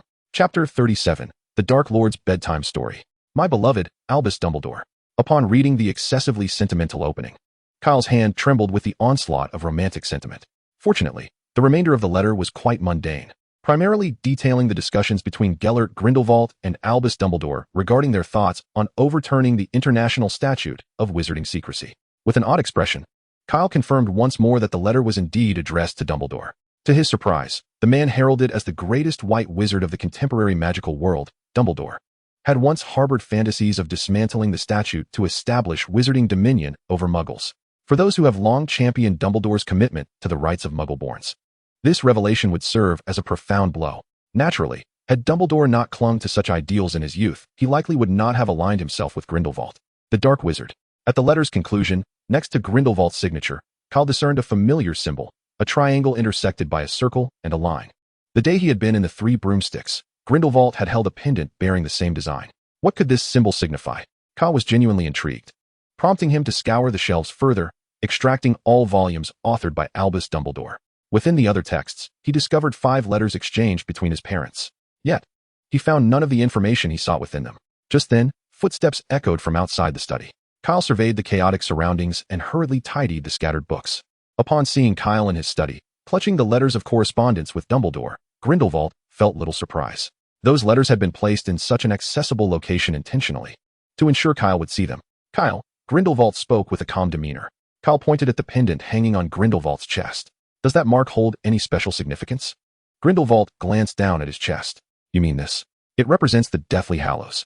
"The Deathly Hallows?" Kyle was puzzled. Grindelwald pulled up a chair and sat down. "Did Albus never regale you with bedtime stories?" Kyle felt a surge of frustration. "What does that have to do with bedtime stories?" Grindelwald clicked his tongue. "Truly an inadequate father." He beckoned Kyle over. "Come sit down. It will afford me the chance to experience what it feels like to tell a bedtime story to my son." Kyle's expression darkened further. "If you could conjure a bed for me to lie down on, it would certainly enhance the experience." Grindelwald glanced at another chair nearby and, with a flick of his wand, conjured a bed. Kyle suddenly wished he could slap himself for mentioning it. Grindelwald looked at him and then turned his attention to the large crib beside them, nodding in an unmistakable manner. "Dig deeper," Kyle retorted with mock seriousness. 10 seconds later, he found himself magically lifted by Grindelwald and unceremoniously placed into the crib's blankets. Once upon a time, there were 3 brothers traveling along a secluded, winding path as dusk approached. Kyle lay in the oversized crib, covering his head with the blanket, listening to the darkly charming Dark Lord narrate the tale of the 3 brothers in a soothing tone. As they walked, they came upon a river, too deep to wade across and too perilous to swim. However, the 3 brothers were skilled in magic, and with a wave of their wands, a bridge appeared over the treacherous waters. As they reached the middle of the bridge, a hooded figure blocked their path. The Grim Reaper spoke to them. Furious at having lost 3 new sacrifices, travelers typically drowned in this river. Yet, the Grim Reaper was cunning. He feigned congratulations for the brothers' magical prowess, claiming they had outsmarted him and could each receive a reward. The eldest, a combative man, asked for the most powerful wand in existence, one that would ensure victory in every duel, a wand worthy of a wizard who had conquered death itself. The Grim Reaper approached a nearby elder tree, fashioned a wand from its drooping branches, and bestowed it upon the eldest brother. Then the Grim Reaper inquired of the youngest brother what he desired. The youngest, the most humble and clever, did not trust death, hence, he asked for an item that would allow him to leave without being pursued. Reluctantly, the Grim Reaper granted him his own invisibility cloak. Kyle peeked out from under the blankets. "So the Deathly Hallows are the Elder Wand, the Resurrection Stone, and the Invisibility Cloak?" He recalled hearing some gossip about Snape from Dumbledore. If Snape possessed the Resurrection Stone. Indeed, Grindelwald interrupted Kyle's wandering thoughts. He summoned a piece of parchment and a quill, drawing a vertical line on the parchment. "This is the Elder Wand." He then added a circle, the Resurrection Stone. At last, a triangle was drawn outside the vertical line and the circle, resembling an invisible cloak. The vertical line, circle, and triangle combined to form the emblem of the pendant that adorned Grindelwald's chest. He caressed the Deathly Hallows pendant, reminiscing about the time when Albus and I planned to seek the Hallows and become the masters of death. "This is precisely why I crafted it as my symbol."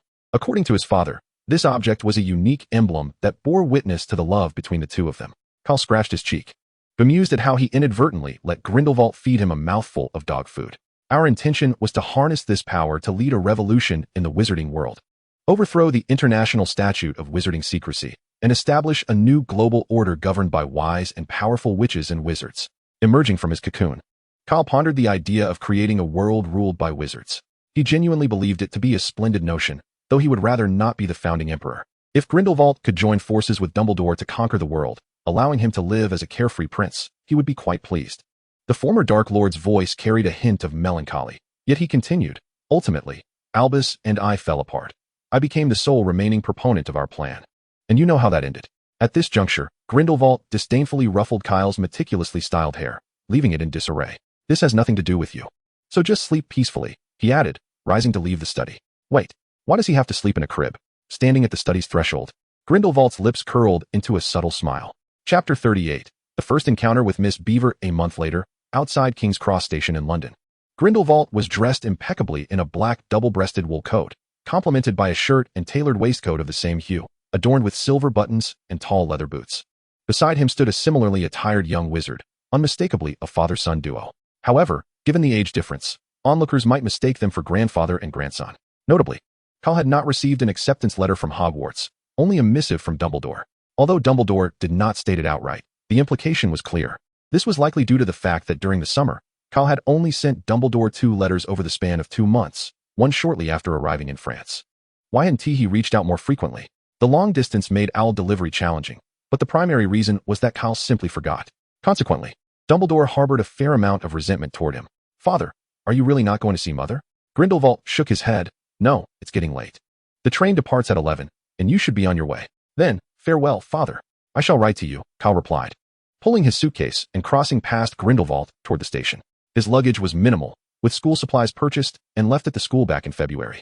He swiftly made his way to the space between platforms 9 and 10, where a small girl, pushing a cart and appearing rather flustered, caught Kyle's attention. The large owl cage atop her pile of belongings indicated that she was a new student at Hogwarts this year. Accompanying her were her equally bewildered parents. Clad in Muggle attire, clearly newcomers to the magical world, unaware of how to access platform 9 3/4. Kyle approached them with his suitcase, greeting them with, "Hello, may I offer some assistance?" The family, still searching for the platform entrance, paused and turned towards the source of the voice. Yes," replied a middle-aged man with thick brown hair, glancing at Kyle's suitcase but not spotting a similar owl cage, leaving him uncertain of Kyle's identity. Nevertheless, he ventured to express, "We don't know how to get to platform 9 3/4. Kyle noticed the little girl behind the man, her hair a tousled mess reminiscent of a small beaver. "Your daughter is a new student at Hogwarts this year, isn't she?" The man nodded. "Yes, I'm Roy Granger. This is my wife Monica, and our daughter Hermione." Kyle was slightly taken aback to encounter a member of the famed trio here. He shook Mr. Granger's hand and introduced himself, Kyle Dumbledore. Upon hearing Kyle's surname, Hermione gasped. Her reaction something Kyle had grown accustomed to. The Granger couple, however, remained oblivious to the significance of the name. "Goodness, what is your relationship with Professor Dumbledore?" Hermione timidly emerged from behind her father, her eyes fixed intently on Kyle. Kyle replied, "You might not believe it, but I'm his son. P.S. my dad. Well, it's a bit complicated. I have 2 dads." He glanced up at the clock hanging on the platform. "The train is about to depart. We should be on our way. To access platform 9 3/4, simply walk straight towards the ticket gate between platforms 9 and 10, Kyle instructed the little beaver-like girl. He then took the lead, pulling his suitcase towards the ticket gate. Watching Kyle disappear through the gate, the Granger couple rubbed their eyes in disbelief. After waving goodbye to her parents, Hermione hurriedly pushed her cart towards the ticket gate. The moment she stepped through, everything before her shimmered and transformed. A deep crimson steam locomotive stood beside a platform brimming with travelers, its sign reading, Hogwarts Express, 11 o'clock. The steam from the engine billowed above the bustling crowd, while cats of various colors darted between people's feet. Amidst the buzzing conversations and the clatter of heavy luggage, owls hooted sharply, responding to one another. Kyle stood by the entrance, waiting for her. After reuniting with Hermione, Kyle took the luggage from her hands, leading the way ahead. His well-trained physique allowed him to effortlessly navigate through the throngs of people, carving out a spacious path for Hermione. Near the rear of the train, they discovered an unoccupied compartment, where Kyle pushed their bags into a corner. "Thank you, Senior," Hermione said, her tone filled with gratitude. "Oh, what?" Kyle was taken aback by her address, initially thinking he had misheard. Glancing down at the petite girl beside him, who was nearly a head shorter, he realized the misunderstanding stemmed from their height difference. At 11 years old, Hermione stood at just about 1.3 to 1.4 meters tall, while Kyle, due to years of physical training and ample nutrition, was nearly the same height as Captain Levi. No, I am not a senior. I am also a freshman." A freshman?" Hermione gazed incredulously at the boy towering over her, struggling to comprehend that he was merely 11. Kyle took a seat by the window, while the little girl continued to stare at him in fascination. Unable to contain herself, Hermione finally spoke up. "Since you are from the Dumbledore family, you must know a lot of magic, right?" Kyle nodded, acknowledging her assumption. Hermione's eyes widened with curiosity. Do students from other wizarding families also possess extensive magical knowledge? I only learned a few simple spells before school started. Will that put me at a disadvantage compared to the other freshmen? Kyle found her anxious expression somewhat amusing. As far as I know, even those from wizarding families typically don't master many spells before enrollment. He shrugged. My situation is rather unique. After all, Dumbledore, you know. Understanding dawned on Hermione as she nodded, yet uncertainty clouded her features. Will I really not fall behind? I can confidently say that the vast majority of first-year students haven't even opened their textbooks yet. That is wonderful. I was so worried that I memorized all the textbooks. I hope that will help. Kyle's lips twitched in bemusement. Memorizing all the textbooks? What kind of madness is that? Not even during my previous life as graduate studies did I encounter such intensity. Chapter 39. Whose brilliant idea was the chocolate frog? A long whistle sounded as the train slowly departed from platform 9. Inside the swaying carriage, Kyle held his wand aloft, demonstrating magic to Hermione. The power of a spell is not constant. It is intricately linked to your emotions. If you can channel strong feelings while casting, the spell's potency will significantly increase. Like this, Kyle maintained the Lumos charm. As he spoke, the light at the tip of his wand suddenly intensified visibly, becoming dozens of times brighter. Wow! Hermione exclaimed. This detail wasn't mentioned in the book. There are many things not covered in the texts. Kyle replied. The same spell can yield drastically different results in the hands of a master versus an apprentice. For instance, Uchiha Madara, wielding a formidable fire release technique, managed to evoke an effect akin to a high-level forbidden jutsu, compelling nearly 20 members of the Ninja Alliance to jointly execute a water release barrier just to withstand his power. One of Madara's fire releases equates to an entire class's worth of water releases. Kyle extinguished the glow from the tip of his wand, inviting others to try. Hermione eagerly retrieved her wand and attempted to cast a Lumos spell, producing a flickering light. However, her effort was in vain. The glow at the tip of her wand was scarcely distinguishable from before. Undeterred, Hermione persevered, but each attempt ended in disappointment. She strained to summon her emotions, her face contorting with effort. Just as the little beaver was engulfed in frustration, the sliding door of the compartment swung open with a clatter. Outside stood a girl with a rosy complexion and 2 golden braids, who awkwardly said, "Excuse me, the front compartments are all full. May I?" Upon seeing Hermione's twisted visage, as if she were prepared to vanquish the boy opposite her, the little girl was momentarily taken aback. "May I come in?" she asked. "Of course," Hermione replied, swiftly regaining her composure and tidying the pile of textbooks on her seat. The girl thanked her and took a seat beside Hermione. Upon catching sight of Kyle's handsome face, the little girl was momentarily stunned again. Once she regained her composure, she shyly introduced herself. "I'm Hannah Abbott." "Hello. I'm Hermione Granger," came Hermione's response. Kyle, putting away his wand, added, "I'm Kyle Dumbledore." This prompted the expected reaction from the girls. As the train rolled along the lengthy tracks with the sound of clattering, houses flashed by the window. Under the gaze of the golden-braided girl, Kyle felt a twinge of discomfort as he silently perused the Transfiguration Today magazine. Her gaze felt as if he were a rare and precious creature. He voluntarily closed the magazine and looked at the girl. "Is there something on your mind?" he inquired.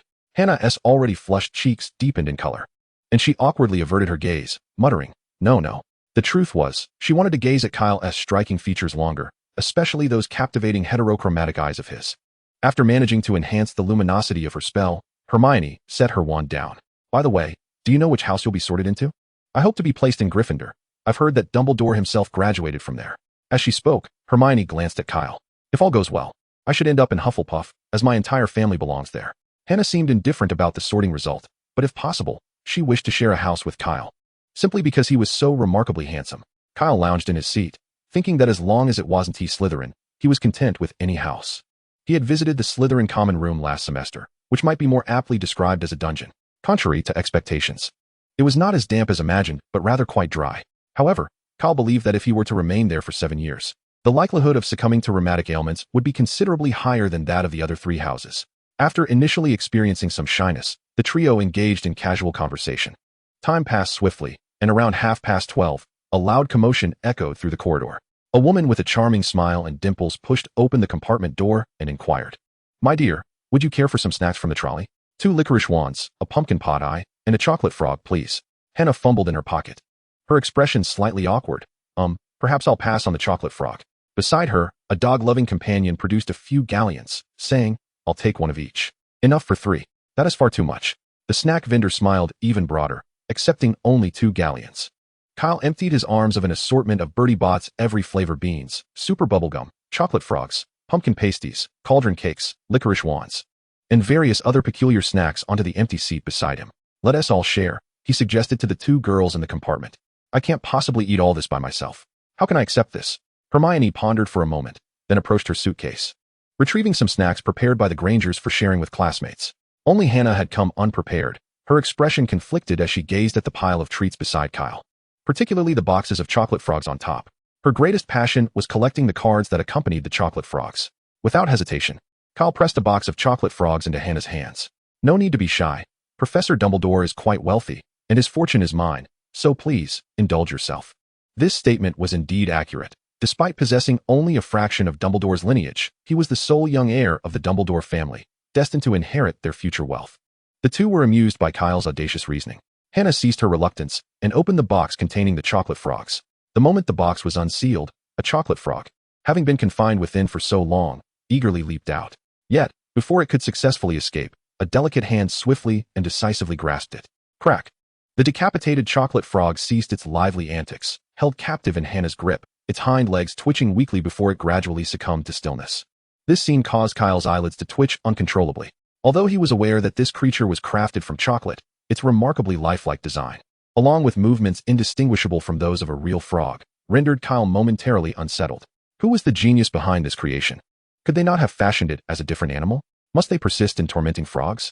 At that moment, Kyle felt compelled to rise and recite. The mountain need not be high, if it has Lin Zexu. Just then, a knock sounded at the compartment door. A round-faced, chubby boy stood at the entrance, tears streaking his cheeks as he sniffled. I'm very sorry, but may I ask if you have seen my... The boy, with his vision somewhat blurred by tears, precisely captured the sight of the half-eaten chocolate frog in Hannah's hand, his expression gradually transforming into one of terror. My LeFou, the little boy wailed. Sensing the situation spiraling out of control, Hannah abruptly extended the chocolate frog towards him, exclaiming, "It is merely a chocolate frog." Gah! The boy's cries ceased abruptly. Kyle, with exasperation, placed a hand to his forehead, pondering how anyone could be so brazen as to consume a toad raw. Hannah was neither a Greal nor a Stanford, after all. By the way, did anyone notice that on the character card, Dumbledore's identity is that of a supporting character? Truth be told, had Ariana not perished, it would likely have been Dumbledore standing beside Grindelwald, cradling a skull in Fantastic Beasts 2. Chapter 40. Oh my. Is that not Draco? Under the guidance of the kind little beaver, the other two individuals in the cubicle accompanied the weeping boy named Neville Longbottom on a quest to find the toad LeFou. Hello, have you seen a toad? Lacking the ability to perform divination or flying spells, Kyle could only resort to the most rudimentary method, leading the trio from cubicle to cubicle in search of their quarry. Upon knocking on another cubicle door, Kyle encountered an unexpected individual. Well, if it isn't Malfoy. Kyle's expression mirrored that of a thug lurking in a dark alley in New York, noticing how much Draco had changed in just a few months. It was a case of rivals meeting, evoking an unmistakable tension. Draco could never forget the bag of rice he had carried in Diagon Alley. His pale cheeks flushed with indignation. Draco, what's the matter? A girl resembling a lion dog asked from behind Malfoy. Nothing, Pansy, just a bit of personal animosity, Malfoy replied, glaring intensely at Kyle. Are you looking for a fight? Two rather unattractive chubby boys flanked Draco, effectively acting as his bodyguards. Kyle shrugged. That depends on whether you wish to experience the taste of 1,000 years of suffering again. At this, Draco's fury escalated, and he inhaled deeply, forcing himself to remain calm. He could not let his emotions take control. The last experience had left an indelible mark on his young psyche. This is Crabbe, and this is Goyle, Draco introduced through gritted teeth. He had intended to lean forward to look down at Kyle, but due to their height difference, he had to tilt his head upwards. Do you think you can take on the three of us alone? Ignoring the girls, Draco had 3 boys on his side, while Kyle had only himself and Neville. Moreover, although Neville's tear-streaked face had dried, remnants of his distress remained, lending him an air of foolishness. The atmosphere grew tense, and Hermione tugged at Kyle's shirt, whispering, "Don't fight." Draco quickly assessed the combat capabilities of both sides. Although Kyle was tall, the sheer mass of Crabbe and Goyle was daunting. In a 3-on-2 scenario, Malfoy felt confident that victory was assured. The rain has passed, and the sky has cleared. Malfoy suddenly feels invincible. You can't escape my demand, Draco declared, crossing his arms and haughtily lifting his chin towards Kyle. I want you to apologize for what you did to me in Diagon Alley. And what if I refuse? Kyle retorted, narrowing his eyes dangerously. Behind Kyle, a blonde little girl furrowed her brow. What exactly did you do to him in Diagon Alley? Kyle replied. I merely allowed him to experience the depth of Naruto's affection for Gaara. I simply provided a spoiled child with a minor lesson. Just as Kyle was about to teach the overreaching Gaul a lesson, the chubby Neville appeared between them, effectively separating the two. Don't lay a finger on my friend. Neville shouted angrily. Kyle glanced at Neville in surprise. Though this little plump boy seemed timid, he demonstrated remarkable bravery when it truly mattered. Hermione, noticing the imminent brawl, glanced at the frightened blonde girl beside her and tilted her head toward the compartment door. Hannah, go fetch some upperclassmen. Meanwhile, she gripped her wand concealed within her robes. Stop. Don't go. Crabbe shouted at Hannah, attempting to get past Kyle and Neville to block her way. Neville positioned himself in front of Crabbe, which only infuriated him further. The chubby boy shoved Neville aside forcefully. Stumbling a few steps, Neville quickly stood in Crabbe's path again, irritated by the continuous obstruction. Crabbe's face contorted with anger as he swung his fist at Neville. Kyle swiftly pulled Neville away, effortlessly grasping Gall's fist in his hand and applying a hint of unusual strength. Ah, my hand. Let go. Let go. Gall cried, feeling as if his bones were about to shatter. This kind of bullying fight with a child was truly uninteresting, Kyle mused, disdainfully releasing Gall's fist. He then clenched his right hand into a fist and struck Gall squarely in the eye. With just one punch, Gall's eye split open, blood and bruises erupting like a vibrant tapestry of red, black, and purple. Witnessing his companion fall, Crabbe lunged at Kyle furiously, his eyes bulging. He bent over as if he were a boiled shrimp, promptly regurgitating the snacks he had just consumed. The acrid stench of vomit filled the entire compartment. Fortunately, Kyle evaded the mess, avoiding a splattering. Disgusted, Kyle pinched his nose and turned back to Malfoy. Now it's just you left. Alone, Draco transformed into a coward, frantically retreating into the compartment, only to be yanked out by Kyle. When Kyle tripped him, Draco fell to the ground, his handsome face mere centimeters from the grotesque pile of Crabbe's vomit. With one hand pressing against the back of his head, Draco screamed in panic, "No, you can't do this. My father is a school governor. He is friends with Professor Dumbledore. And what of it?" Kyle shot back. "My father is the Dark Lord." Kyle exerted a slight pressure with his hand against the back of Draco's head. With a resounding splat, Draco's face made an intimate acquaintance with the vomit. The acrid odor wafting so close was almost exhilarating. It was at this moment that Pansy, the lion-hearted girl, finally reacted, emitting a piercing scream. "Let go of Draco." She lunged forward with ferocity, desperate to claw at Kyle with her long, sharp nails. Kyle frowned, releasing Draco and evading the girl's onslaught. "Do not compel me to retaliate. I do not strike females." Yet she relentlessly pursued him, and Kyle blocked her clawing attempts with his hands, while she attempted to bite him. In resignation, he let go, leaving her to bite at thin air. Seizing the opportunity, he yanked, causing Pansy's head to collide with the train's wall, rendering her unconscious as she crumpled to the floor. Observing the Malfoy quartet sprawled on the ground within mere moments, and noting Kyle's serene demeanor as if he had merely crushed four insignificant ants, Hermione and Neville simultaneously swallowed hard. Was it true that a child from the Dumbledore family could be so ruthless? Kyle brushed his slightly disheveled bangs aside, feeling a twinge of boredom. His adversaries were simply too feeble, unworthy of a dance. He hadn't even drawn his wand. Otherwise, Draco would have had the dubious honor of being the inaugural victim of his improved gut extraction spell. Let us proceed. We must find Hannah. Chapter 41. Is this love? In the swaying corridor of the train, a visibly anxious Hannah raced alongside Cedric in the direction they had come from. Suddenly, with a thud, perhaps due to their haste or the train's tumultuous movements, Hannah stumbled and fell. Recalling the tense standoff she had witnessed between Kyle and Draco just before her departure, Hannah resolutely shook her head. "I'm fine. You must go find Kyle." Cedric glanced at her, ensuring she had not sustained serious injury before turning to run off. Once Cedric had departed, Hannah remained seated, her delicate face contorted in pain. She inhaled sharply, gingerly lifting her pant leg, and to her dismay, her left ankle had swollen significantly. Ouch! The golden-haired little girl rubbed her ankle, her eyes brimming with tears. "Cedric?" Kyle was taken by surprise to encounter an old acquaintance in this setting. "Kyle, are you all right?" Cedric scrutinized Kyle. "I heard from Hannah that you had a confrontation with the Malfoys." Kyle clapped Cedric on the shoulder. "I am unharmed. The ones in trouble are the Malfoys." "Where's Hannah?" "She just fell. I will lead you to her." The four of them hurried off to find Hannah.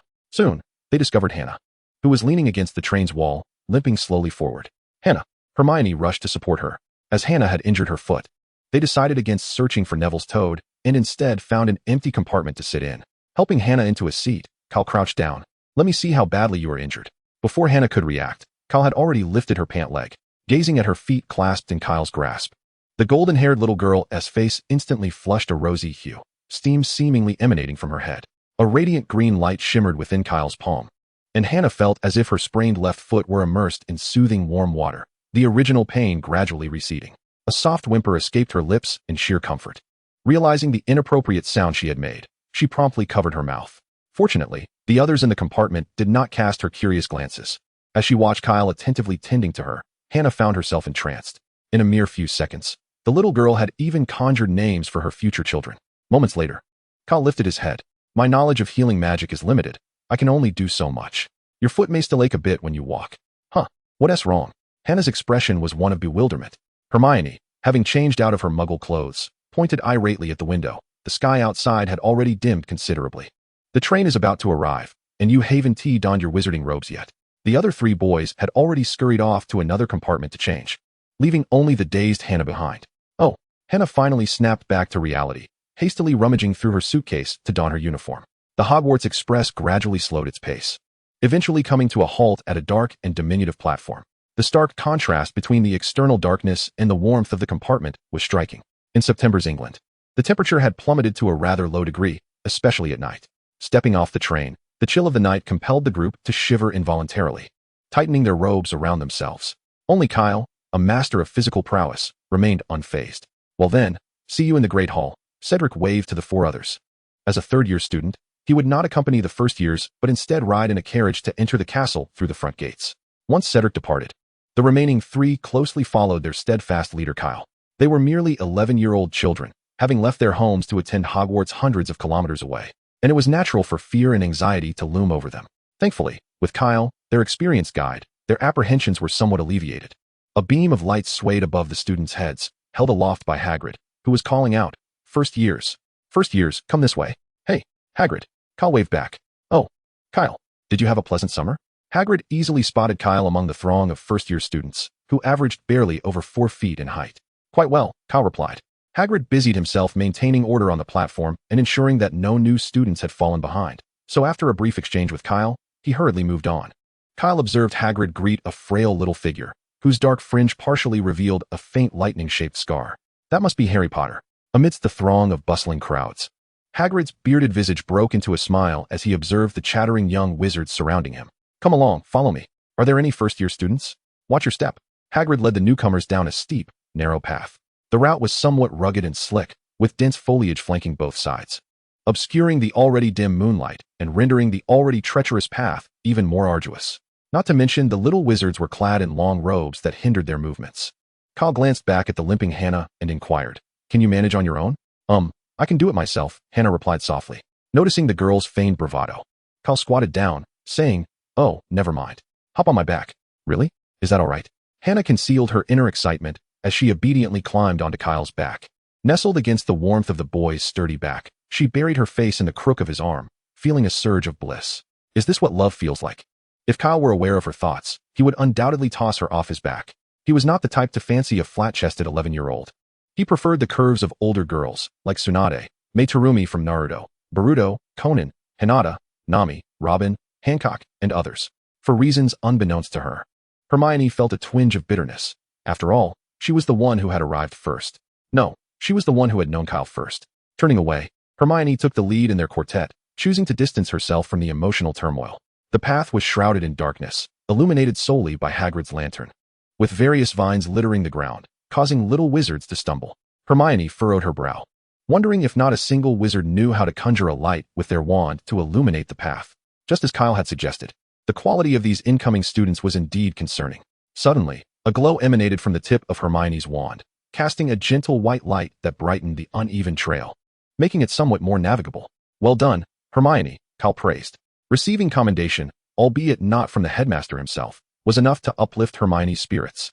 However, even with the illumination from the Lumos spell, clumsy Neville inevitably slipped, nearly colliding with the ground before a timely hand reached out to catch him. Be careful, Neville. Chapter 42. Mischievous children meet their fate. At the end of the narrow path, a shimmering expanse of dark water unfolded. Beside the lake stood a rudimentary wooden dock, where a fleet of small boats awaited. This meant the young wizards would need to stride across or leap into the vessels. Each boat can hold no more than 4 people. Hagrid bellowed, We're running out of time. Let us board. Hannah gently patted Kyle's back and whispered, Please let me down. The first graders ascended the small boat in pairs, just as Hannah, who had just dismounted from Kyle's back, intended to leap across herself. She was unexpectedly lifted into the air. What? Hannah suddenly realized she was cradled in Kyle's arms like a princess, her mind going blank as her hands instinctively wrapped around his neck. Hermione scoffed and turned her head away, repeatedly reminding herself that what is unseen is untroubled. The boat glided across the mirror-like surface of the dark lake, heading towards the castle ahead. Observing Hannah still clinging to him, Cal cleared his throat. It's time to get down. Regaining her senses, Hannah hurriedly released her grip, her face flushed crimson, as if it might bleed. How could she have been so unreserved? The golden-haired little girl lamented internally. On a nearby wooden boat, Malfoy glared at Kyle, who radiated an aura of triumph, with resentment simmering in his expression. Stealthily drawing his wand. First, there was the grudge of the 1,000-year kill, and now he had been humiliated once more. This debt of vengeance must be repaid. Tarantella. Malfoy suddenly flicked his wand towards Kyle. As if he had eyes in the back of his head, Kyle tilted his head just in time. Malfoy's spell grazed his cheek and splashed into the lake, creating a small spray of water. Seeing Draco attacking his fellow students from the boat, Hagrid bellowed, "Malfoy, what on earth are you doing?" Ignoring Hagrid's admonition, Draco aimed another spell at Kyle, which Kyle effortlessly dodged. Rising to his feet on the boat, Kyle inquired, "Draco, may I interpret this as a provocation?" On the opposite vessel, Crabbe, Goyle, and Pansy also stood, brandishing their wands at Kyle. "I alone am sufficient," Kyle declared, swiftly forming 4 hand signs. Water release, water dragon bullet. For cries of horror echoed across the expanse of the Black Lake. Considering the effort it would take Hagrid to retrieve them should their boat capsize, Kyle chose instead to transport the 4 of them directly to the shore. Whether Malfoy and his companions would suffer from a cold due to their drenched robes was beyond his concern. As the small boat moved forward, the towering Hogwarts castle loomed ever closer. As the leading boat approached the cliff, Hagrid shouted, "Duck!" The young wizards all lowered their heads, except for Kyle, who remained unfazed. Among those present, only Hagrid truly needed to duck. If even these young wizards had to bow, Hagrid would likely have to crouch to pass beneath the cliff. The boat carried them through a curtain of ivy draping over the cliff, arriving at a hidden, open entrance. They traversed a dark tunnel that seemed to lead underground to the castle, ultimately reaching a place resembling an underground dock, and then climbed onto a surface of gravel and small pebbles. Subsequently, they ascended into a tunnel carved within the rocky mountainside, illuminated by Hagrid's lantern, ultimately arriving at a damp, flat patch of grass beneath the shadow of the castle. The 4 individuals aboard Malfoy's vessel had been waiting impatiently before the oak door. Their wizarding robes dripped incessantly with water, hair plastered against their faces, and they trembled from the cold, their faces beaded with moisture, indistinguishable as lake water or tears. The instigator, Kyle, passed by them with a congenial smile, seemingly unperturbed by the venomous glares directed at him. Hagrid lifted a massive fist and knocked 3 times upon the castle's grand entrance. Alohomora. The doors swung open instantly, revealing Professor McGonagall, clad in a flowing emerald green robe. "First-year students," stated Hagrid. "Thank you, Hagrid. I shall take it from here," McGonagall replied, pulling the door wide open as the young wizards filed inside, entering the castle's foyer. They followed Professor McGonagall across the stone-paved floor, where she led them to a small, vacant room at the far end of the hall. All rushed in, jostling closely together, nervously scrutinizing their surroundings. Except for Kyle, who had become thoroughly acquainted with the environment after residing there for over 4 months. "Welcome to Hogwarts," McGonagall announced. "The feast is about to commence. However, before you are seated in the dining hall, you must each ascertain to which house you belong. The sorting ceremony is a significant ritual, for during your time at school, the house will serve as your home within Hogwarts. You will attend classes with fellow housemates, reside in the house dormitories, and spend leisure time in the house common room. The 4 houses are Gryffindor, Hufflepuff, Ravenclaw, and Slytherin. Each house boasts its own illustrious history, having nurtured exceptional witches and wizards. Throughout your studies at Hogwarts, your remarkable achievements will accrue points for your house, while any misconduct will result in point deductions. At the year's end, the house with the highest score will be awarded the House Cup, a prestigious honor. I hope that regardless of which house you are assigned to, you will bring glory to it. In a few minutes, the sorting ceremony will commence before the entire school. I recommend that you take a moment to compose yourselves and appear presentable." Her gaze lingered momentarily on the thoroughly soaked Malfoy quartet, her brow furrowing slightly. Following their line of sight, Professor McGonagall discerned the culprit amidst the throng of young wizards. There was no doubt it was the work of the little Dark Lord. With a resigned sigh, she deemed it unnecessary to intervene. Let the adversary of Grindelwald deal with his own troubles. She drew her wand, and with a gentle flick, conjured a warm breeze that enveloped the 4 drenched young wizards, swiftly drying their garments. "Once everything is prepared over there, I shall come to fetch you." Professor McGonagall instructed the assembly to maintain silence while awaiting their turn. The elder catgirl turned and exited the chamber. Chapter 43, The Sorting Hat, Nomontgarde. Once Professor McGonagall departed, the young wizards awaiting their sorting began to chatter animatedly. "Hey, Harry," exclaimed a red-haired boy, nudging his companion beside him with a tone laced with schadenfreude. For it was none other than Malfoy and his entourage who had just been assaulted by the water dragon. Harry felt a surge of delight at Malfoy's misfortune and remarked, in a manner akin to Ron's, I truly wish I could give Malfoy a taste of that. Earlier, they had had an unpleasant encounter with Draco on the train, whose haughty demeanor left a rather unfavorable impression on Harry, while Ron had nearly come to blows with Draco. How can they possibly sort us accurately into our houses? Hermione's face was etched with anxiety. Kyle shrugged. Professor Dumbledore mentioned we would duel a troll, and our performance would determine our houses. In truth, the sorting ceremony merely required the presence of an old, tattered hat, which would declare the house to which each young wizard belonged. However, Hogwarts had a long-standing tradition of intimidating first-year students during the sorting process, perhaps because their parents had undergone similar trials. They felt it was unjust for only them to experience such hazing. Thus the tradition inexplicably persisted through generations. Upon hearing Kyle's words, Hannah, Hermione, and Neville turned pale. Oh no, is it too late to withdraw? Hermione's voice was laced with terror. I can hardly conjure a few spells. How could I possibly defeat a troll? Knowing the truth behind the sorting, Kyle observed the panicked trio with a satisfied smile. Just as he reveled in his mischief, Neville suddenly leaped several feet into the air, accompanied by the shrill screams of several others. Turning to investigate, Kyle discovered the source, a host of ghosts. Around 20 translucent, pearly apparitions suddenly emerged from the wall behind them, their entrance decidedly startling. These spectral figures glided through the room, whispering to one another, scarcely acknowledging the first-year students. One ghost, adorned in a ruffled collar and tight-fitting attire, suddenly noticed the newcomers. Hey, Kyle, I hope you get sorted into Gryffindor. Kyle cheerfully greeted him. Hello, Sir Nicholas. That remains to be seen at the sorting ceremony. Hermione, standing behind Kyle, tugged at his sleeve. Do you know them? I lived here for a few months prior. Kyle explained. Now, from a single line, Professor McGonagall instructed the first-year students, follow me. They exited the room, traversing the entrance hall, and passed through a grand set of double doors into the opulent dining hall. Students from other year groups were already seated at 4 long tables. Kyle, blending with the first-year students, waved to several members of the Order of the Phoenix. The twin brothers rose from their seats, cupping their hands to their mouths like a trumpet, and called out to Kyle. Kyle, we hope you join Gryffindor. Kyle helplessly rubbed his forehead, pondering why everyone seemed to wish him to be sorted into Gryffindor. Was it merely because the previous Dumbledore had graduated from that very house? In truth, Kyle harbored a greater desire to be placed in Hufflepuff. As a practitioner of physical arts, the most essential aspect for him was nutritional intake, and being in Hufflepuff would afford him easier access to the kitchens. He vowed that this was certainly not due to gluttony. Professor McGonagall led the first-year students before the faculty seating, positioning them in a line facing the assembled students, with the teachers standing behind them. The flickering candlelight illuminated hundreds of gazes fixed upon them, resembling pale lanterns in the dimness. Ghosts mingled among the students, shimmering with ethereal silver glimmers. Hermione, wishing to evade their scrutiny, gazed upwards, where stars twinkled against a velvety black ceiling. Kyle longed to inform her that the dining hall in his castle boasted a similar ceiling. However, he dismissed the thought, wary of appearing ostentatious.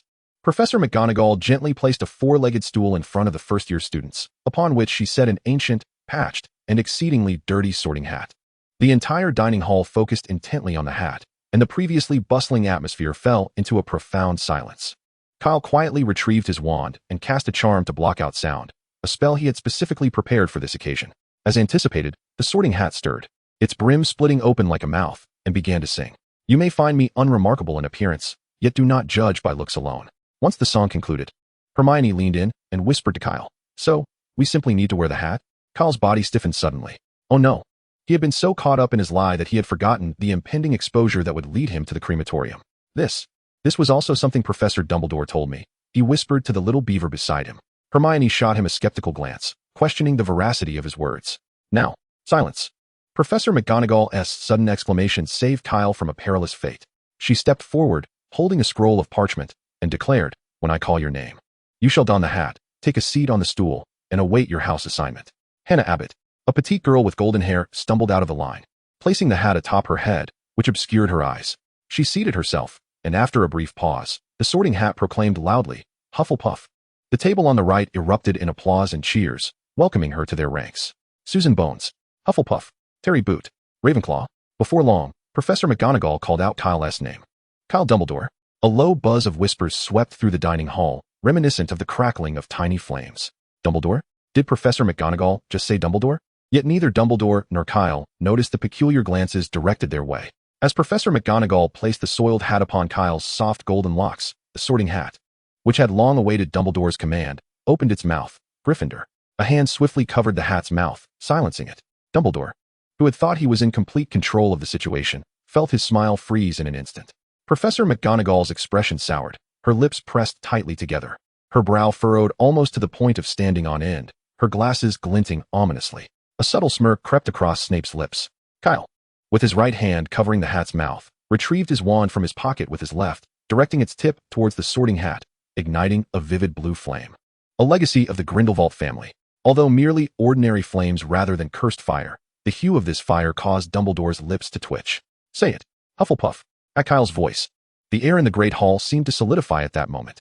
Chapter 44. The music plays on, the dance continues. Faced with an imminent threat to its very existence, the sorting hat cast a pitiful glance towards Professor McGonagall, seeking assistance. Such a predicament had never befallen it in the millennia of sorting ceremonies. McGonagall silently diverted her gaze from the hat to Dumbledore, realizing that if even the headmaster remained silent, this was not her concern. Albus Dumbledore, weary of the situation, shook his head helplessly. Perhaps it was best to let Kyle be, as long as he did not sway anyone towards Slytherin. Dumbledore silently parted his lips, his voice magically reaching the ears of the sorting hat. Relieved by Dumbledore's directive, the sorting hat proclaimed loudly, Hufflepuff. The Hufflepuff table erupted in thunderous cheers and applause, with little Hannah clapping vigorously, turning her hands a rosy hue. Kyle made a conscious effort to avoid glancing at Dumbledore's increasingly darkening visage, lightly bounding to the Hufflepuff table to sit beside Hannah. Following Kyle, the sorting ceremony continued smoothly, without any further disturbances. Yet, the impact of Kyle's actions was so profound that the legendary savior, the renowned boy who lived, Harry Potter, received far less attention during his own sorting. As the final student, Blaise Zabini, was sorted into Slytherin, Professor McGonagall rolled up the parchment and took the sorting hat away. Albus Dumbledore rose, his face beaming as he surveyed the students, although that smile vanished when it reached the Hufflepuff table. With open arms, Dumbledore welcomed the students to Hogwarts for a new academic year. Before we commence the feast, I wish to share a few words. You foolish, whimpering, wretched lot. Thank you all. Dig in. Dumbledore reseated himself, and although the students could not comprehend his words, it did not hinder their applause and cheers. Instantly, the plates before everyone were laden with a delightful array of scrumptious food. Kyle meticulously sliced the steak on his plate, lifting his gaze to flash a grin at Cedric across the table. Surprised, aren't you? Cedric, with a twinkle in his eye, nodded in agreement. You're the first to dare threaten the sorting hat in the annals of Hogwarts. Leaning closer, he whispered conspiratorially, Shall we celebrate tonight? Kyle's eyes sparkled with intrigue as he replied in hushed tones, Do you have any alcohol? His previous stash had been confiscated by Dumbledore, and under Grindelwald's watchful eye, he could only indulge in a modest butterbeer. The idea of savoring vodka as he once did seemed a distant dream. I procured it from the leaky cauldron before school started, Cedric replied, a hint of pride in his voice. Nearby, the golden-haired little girl, Hannah, who had been eavesdropping on their conversation, raised her eyebrows in disbelief. Didn't you claim it was for Mr. Diggory? Cedric's expression faltered, realizing he had inadvertently exposed himself to the future owner of the leaky cauldron. During his purchase, his distant relative, Hannah, had been present alongside Tom, the pub's proprietor. Kyle reached out, ruffling Hannah's hair gently. It's not your concern, little one. Frustrated, she swatted his hand away. I am not a child. Aren't you only 11 as well? I just remembered that I celebrated my 11th birthday last month. Kyle shrugged nonchalantly. So now I am 12. Hannah huffed and turned away, resolutely deciding to ignore the two imbibers. By the way, where have you been these past 2 months? Cedric inquired with curiosity. My father whisked me away to France, where I spent 2 months in a castle in the Alps. It was rather pleasant, though the castle felt a bit desolate due to its vastness. Hannah looked at Kyle with astonishment, realizing the wealth of her classmate. You're quite affluent, Cedric remarked, feigning indignation. From now on, all expenses in Hogsmeade will be covered by young Dumbledore. Keep dreaming. Kyle took a sip of his pumpkin juice. I may be wealthy, but I am not a fool. Meanwhile, at the Gryffindor table, the iconic trio from the original story had gathered, now joined by Neville. He animatedly recounted to Harry and Ron the tale of how Kyle had effortlessly dispatched the trio of Malfoy. He approached with a swift left kick, followed by a right roundhouse, and then a left jab, bringing them all down. Neville exclaimed, gesturing extravagantly. Ron's eyes sparkled with envy. If only I had such skills. Harry, too, cast a curious glance towards the Hufflepuff table, pondering how different things would have been had he been able to take on 3 at once, thus sparing himself from the torment inflicted by his cousin Dudley. Suddenly, a commotion erupted among the first-year students, causing a stir in the Great Hall. Kyle glanced up toward the Gryffindor table, where the nearly headless Sir Nicholas was once again demonstrating how he became nearly headless to the first-year Gryffindor students. He swiftly raised his hand to shield Hannah's view, advising her not to look if she wished to avoid feeling nauseated. As the food on the table continued to vanish into the abyss of eager mouths, a sense of fullness began to settle in Kyle's stomach. After thoroughly clearing his plate, The once empty golden dish was instantaneously replenished with delectable desserts. In no time, the scrumptious treats were devoured by the students. Professor Dumbledore rose once more, and the hall fell into a hushed silence. Now that everyone is well fed and satisfied, I wish to impart a few words, he began. At the onset of this term, I must remind everyone of several important points. The Forbidden Forest is strictly off-limits to students, not just first years. Even some of our older students should take heed of this warning. Dumbledore's bright gaze swept towards the Weasley twins. Additionally, Mr. Filch, our caretaker, has requested that I remind you all not to cast spells in the corridors during break times. The tryouts for the Quidditch team will take place in the second week of this term. Any students wishing to join the house team should contact Madam Hooch. Lastly, I must inform you, Dumbledore's gaze fixed upon an oblivious individual at the Hufflepuff table, that anyone wishing to avoid unfortunate accidents and grievous fates should refrain from entering the corridor on the right side of the 4th floor. Now, before you retire for the night, let us join together in singing the school song, Dumbledore declared loudly. The smiles of all the professors froze. Kyle and Cedric exchanged amused glances, each retrieving a peculiar conical instrument. At the Gryffindor table, the twin brothers also produced their stringed instruments. Perhaps only Zhang Xiu from China recognized the instruments they held. Indeed, they were the famed Swona and Eru. They had practiced diligently for this moment throughout the previous academic year. Penelope desperately covered her ears, having already endured the cacophony of these rogue instruments before. A melody so poignant it could rend the heart. Where in the world might one find a kindred spirit? Dumbledore gently flicked his wand, and a long, golden ribbon spiraled from its tip, weaving through the air above the table like a serpent, forming lines of text. Each of you may choose your preferred melody, Dumbledore announced. Prepare, sing. Kyle and Cedric suddenly blasted into their swonas. Standing before the faculty, Dumbledore, resembling a music conductor, twitched his wand hand at the sound of the swona. With the influence of the 4 rogue instruments, the melody of the school song inevitably began to synchronize with some funeral dirge. Yet, inexplicably, despite being a lively tune, when paired with the unique sounds of the Swona and Eru, Dumbledore felt as if he were on the verge of being transported to a blissful paradise. Was it merely an illusion? Chapter 45. Justice is the right measure. Music. More enchanting than anything we have accomplished here. After the music concluded, Dumbledore wiped his eyes. The first-year students from each house followed their respective prefects out of the dining hall, making their way towards the common rooms. As they exited the hall, George and Fred leapt up through the crowd, waving to Kyle and Cedric, who were squeezed among the Badger group. Same time, same place tonight. Kyle raised his hand in acknowledgement. The entrance to Hufflepuff's common room and the kitchens of Hogwarts were located underground, along the same corridor. Kyle had passed this way countless times, yet he had never ventured into the common room itself. From this point, one could access Hufflepuff's common room. If the correct melody was not tapped out, or if the wrong barrel was struck, or the number of knocks was incorrect, another barrel's lid would burst open, drenching the intruder in vinegar. Upon traversing the entrance passage, one would find the Hufflepuff dormitories to be quite a cozy and inviting place. The common room itself was a modest circular chamber. Although the ceiling was low, on sunny days the light poured in through the circular windows, illuminating the dandelions and swaying grass outside. After bidding farewell to Hannah, Kyle passed through a large circular door. Though Dumbledore had not informed him, Kyle surmised that the luggage he had left at Hogwarts 2 months prior had been transported to Hufflepuff by the diligent house elves the moment the sorting hat had declared the results. Sure enough, at the entrance of one door, he spotted the familiar nameplate. Pushing the door open, he exclaimed in delight. Another single room. On the towering birdcage inside, a raven, having seen its negligent owner who had abandoned it for 2 long months, swooped down to greet him with a cacophony of cawing. A piece of parchment lay quietly on his bedside table, his class schedule. Kyle picked it up for a glance. All was well. Tonight he could indulge in some fun. A faint, hazy white light flickered at the tips of their wands, guided by the dim glow of the Lumos charm. Kyle and Cedric stealthily slipped out of the common room and made their way, familiar with the route, to classroom 11, located across from the Great Hall. This was one of the seldom used classrooms, reminiscent of an unattended cupboard or storeroom. When they arrived, the figures of George and Fred emerged from the shadows, clearly having awaited their arrival. Kyle set his bottomless suitcase onto the floor, and the group quickly squeezed inside.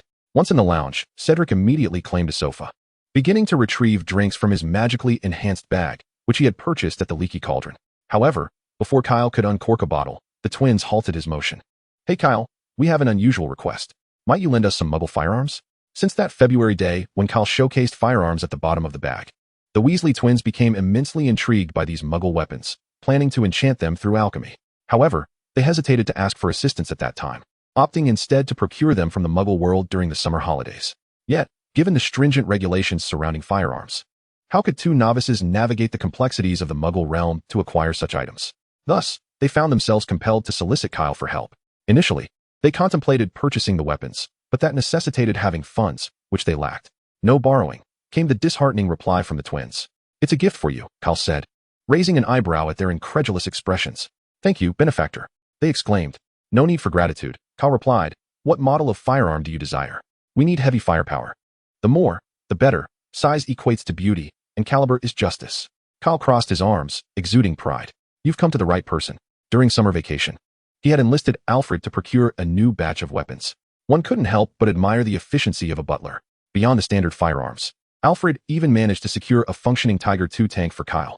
However, due to its weight, it could only remain at Grindelwald's castle and could not be transported like the firearms in Kyle's spatially expanded suitcase. Kyle presented a Glock 17, semi-automatic, 9mm caliber, slamming the magazine into the handgun with a satisfying click, the chamber producing a crisp sound. George and Fred exchanged glances, their expressions stoic. Didn't Tiwi ask for heavy firepower? What are we supposed to do with a small handgun? Is it too inadequate? Kyle placed the pistol on a nearby table and retrieved another firearm from the wall. A 12-gauge multifunction shotgun, featuring dual operational modes and an 8-round capacity. Kyle pulled the trigger, instantly transforming the metal target into a sieve. He glanced at the unimpressed faces of George and Fred. Never mind. You aren't planning to hunt in the Forbidden Forest with this. Tossing the shotgun aside, he picked up another weapon.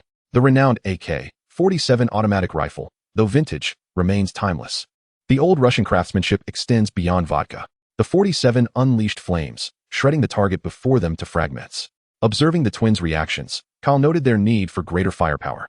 This is a grenade launcher, 40mm caliber, he declared, presenting a revolver-style grenade launcher capable of firing 6 rounds in succession. Placing a grenade on the table, Kyle elaborated.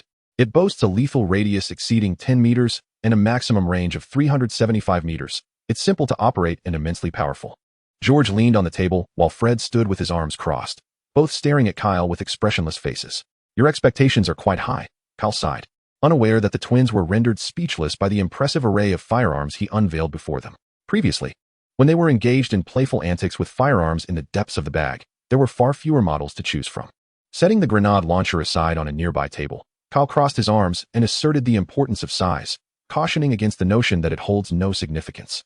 He then retrieved a formidable piece from an unpacked suitcase, a beast with 6 ebony barrels glistening ominously, as if about to unleash a torrent of flames, obliterating everything in its path with a metallic tempest. The 134 heavy machine gun, with its 6 independent barrels, could reduce a person to mere dust in an instant, earning the nickname Dragon's Breath in the Muggle realm. Observing the unchanged expressions of the two men, Kyle sighed, acknowledging their high standards. Reluctantly, he set the heavy machine gun aside, uncertain whether the items prepared by old Alfred would satisfy the extraordinarily discerning siblings. Chapter 46. The ex-wife. Kyle plunged his head into the suitcase, searching for any additional heavy weaponry. His attention was drawn to a massive weapon crate nestled in the corner. Typically, the power of a weapon correlates with its size, and this enormous case promised considerable might. Dragging it out and placing it on the ground, he pried open the crate to reveal its contents. Upon spotting a peculiar launcher, Kyle's brow furrowed in surprise. If he was not mistaken, this weapon was none other than the infamous 388 nuclear shell launcher, often derided by modern military enthusiasts as the most absurd firearm. With a minimum range of 400 meters and a maximum range of 2 kilometers, its lethal radius extended a staggering 5 kilometers, making it one of the most fearsome self-destructive weapons in the annals of warfare. Cedric, noticing Kyle's sudden silence, nudged his shoulder, inquiring if there was an issue with the weapon. Indeed, there was a significant problem. Kyle waved his hand dismissively, opting not to pass this hot potato to anyone else. A mushroom cloud over Hogwarts Castle or the Burrow would spell disaster. He then retrieved a rocket launcher familiar to players from the Middle East, the Type 7. Holding it with solemn reverence, as if it were a rare treasure, he presented it like a prized Cuban cigar from Monte Cristo. Kyle delicately grasped a rocket, equipped with a fragmentation warhead capable of breaching protective enchantments, and speculated that an armor-piercing round could even penetrate the most formidable protective spells. If it were any more intelligent, it might even compose literature, surely more intricate than Professor Bin's history of magic, and narrate it back to him. Kyle appeared utterly enraptured. This is my Eiffel Tower. My Rachmaninoff's Third Symphony, my beloved weapon. Its design is elegant, breathtakingly beautiful. He affectionately kissed the rocket. I shall name it ex-wife. Fred rested his chin on his hand, contemplating, while George cast a glance at his twin brother, pondering his thoughts. This is the finest I can offer. Kyle placed the rocket launcher and the rockets before the two of them. Will you, or will you not? The twin brothers maintained their impassive expressions, Could you at least show some reaction? You both resemble the Sphinx, shrouded in mystery. Fred slammed his palms on the table, declaring, "We want it." "Which one?" "All of them." The four, having finalized their arms deal, promptly dashed off to indulge in drinks and late-night snacks. An hour later, Kyle was the only one left. Having emerged from the suitcase, the other three, thoroughly intoxicated, lay sprawled on the sofa in the living room. The following morning, in the Hufflepuff common room, Kyle slowly sat up in bed, his bleary gaze struggling to focus properly. Indeed, he should have imbibed a hangover remedy before sleeping last night. A headache prompted him to pat his own head. Once he had composed himself at the edge of the bed, Kyle quietly exited the dormitory. Through the small circular windows in the common room walls, he could discern that it was likely still before 6 in the morning. The spacious room was utterly deserted, devoid of any presence. After a brief wash-up, Kyle stepped out of the Hufflepuff common room and onto the grassy expanse outside the castle. Breathing in the refreshing morning air, he commenced his daily exercise routine. At the entrance to the Great Hall, Kyle was intercepted. "Did you sneak off to drink again last night?" Penelope Clearwater leaned in closer, her delicate nose sniffing at Kyle's wizarding robes, but detecting no trace of alcohol. "Too close, senior." Inside the hall, Percy Weasley, who had been watching the entrance, unconsciously bent a fork. Unaccustomed to conversing with a lovely senior at such proximity, Kyle took a step back. "How did you know?" Penelope gestured towards the Gryffindor table. "Look at those three drunkards." Kyle did not turn to glance at the Gryffindor table, but instead focused on the grand staircase, where an elderly man with a white beard was slowly descending. "WJ." Kyle dashed towards the Gryffindor table, aghast that these three, reeking of alcohol, dared to show up for breakfast in the Great Hall. Did they think Dumbledore would not notice, or were they merely seeking a swifter demise? "Get up." Kyle conjured 3 water spheres and splashed them onto the faces of the hungover trio. He retrieved 3 bottles of hangover potion from his pocket and placed them before them. "Drink this. Professor Dumbledore is coming." Upon hearing Dumbledore's name, George, Fred, and Cedric felt their drunkenness recede significantly. They hurriedly attempted to rectify their disheveled appearances, managing to conceal all traces before Dumbledore entered the hall. Once inside, Dumbledore noticed the 4 members of the Fatherly Alliance at the Gryffindor table, staring at him with peculiar expressions. He cast a wary glance at his own attire, questioning whether anything was amiss. Due to the amicable relations between Gryffindor and Hufflepuff, most courses were attended jointly by these two houses. If, indeed, as depicted in the films of yore, the Lion House and the Serpent House were to be placed in close proximity, one could only imagine the myriad of overt and covert rivalries that would ensue, rendering the very notion of class attendance redundant. In the Transfiguration classroom, a tabby cat sat poised and silent upon the lectern. Transfiguration is a discipline that instructs students in the art of altering the shape and appearance of various objects. It is a complex and rigorous field, regarded as one of the most formidable branches of magic. Thus, to master transfiguration requires more effort than the study of other subjects, accompanied by a requisite modicum of innate talent. Unlike the defense against the dark arts class, where even the most unqualified might find themselves teaching, those who hold the title of Transfiguration Professor at Hogwarts are invariably wizards of remarkable skill in this art. Prior to Professor McGonagall, the role was held by Albus Dumbledore, the most illustrious white wizard in the contemporary magical realm. The expertise of Professor McGonagall in Transfiguration is thereby rendered evident. As one of the mere 7 registered animagi in the Ministry of Magic during the 20th century, her fondest pastime was to guide novice witches and wizards through the intricacies of transfiguration by demonstrating her profound ability to transform into various animals. However, such demonstrations occasionally led to unforeseen mishaps. When Kyle and Hannah entered the Transfiguration classroom, they found it sparsely populated. Most first-year students were still en route. Given the labyrinthine structure of Hogwarts Castle, it was hardly surprising that newcomers might lose their way. This was where the advantage of having an experienced guide like Kyle became apparent, sparing Hannah from the tribulations of navigating the complex corridors. Upon spotting the striking tabby cat on the lectern, Hannah impulsively extended her hand, eager to stroke the creature. Kyle's eyelid twitched as he swiftly intervened, thwarting her mischievous intent just as she was about to grasp the back of Professor McGonagall's neck. "What are you doing?" exclaimed the blonde little girl in distress. Kyle chose to ignore her exclamation, offering a respectful bow to the cat on the lectern. "Good afternoon, Professor McGonagall," he said. Hannah's rosy cheeks drained of color. Kyle settled into the front row, while Hannah timidly tugged at his sleeve, contemplating a retreat to the back of the classroom. Ultimately, however, the allure of sitting next to Kyle prevailed over her trepidation of Professor McGonagall, and she obediently took her place beside him, as if the earlier incident had never transpired. As the bell rang, students filtered in, and the classroom divided distinctly between the houses. Transfiguration will be the most complex and perilous magic you will encounter during your time at Hogwarts. Professor McGonagall's voice resonated throughout the room, as she sternly admonished the young witches and wizards below her.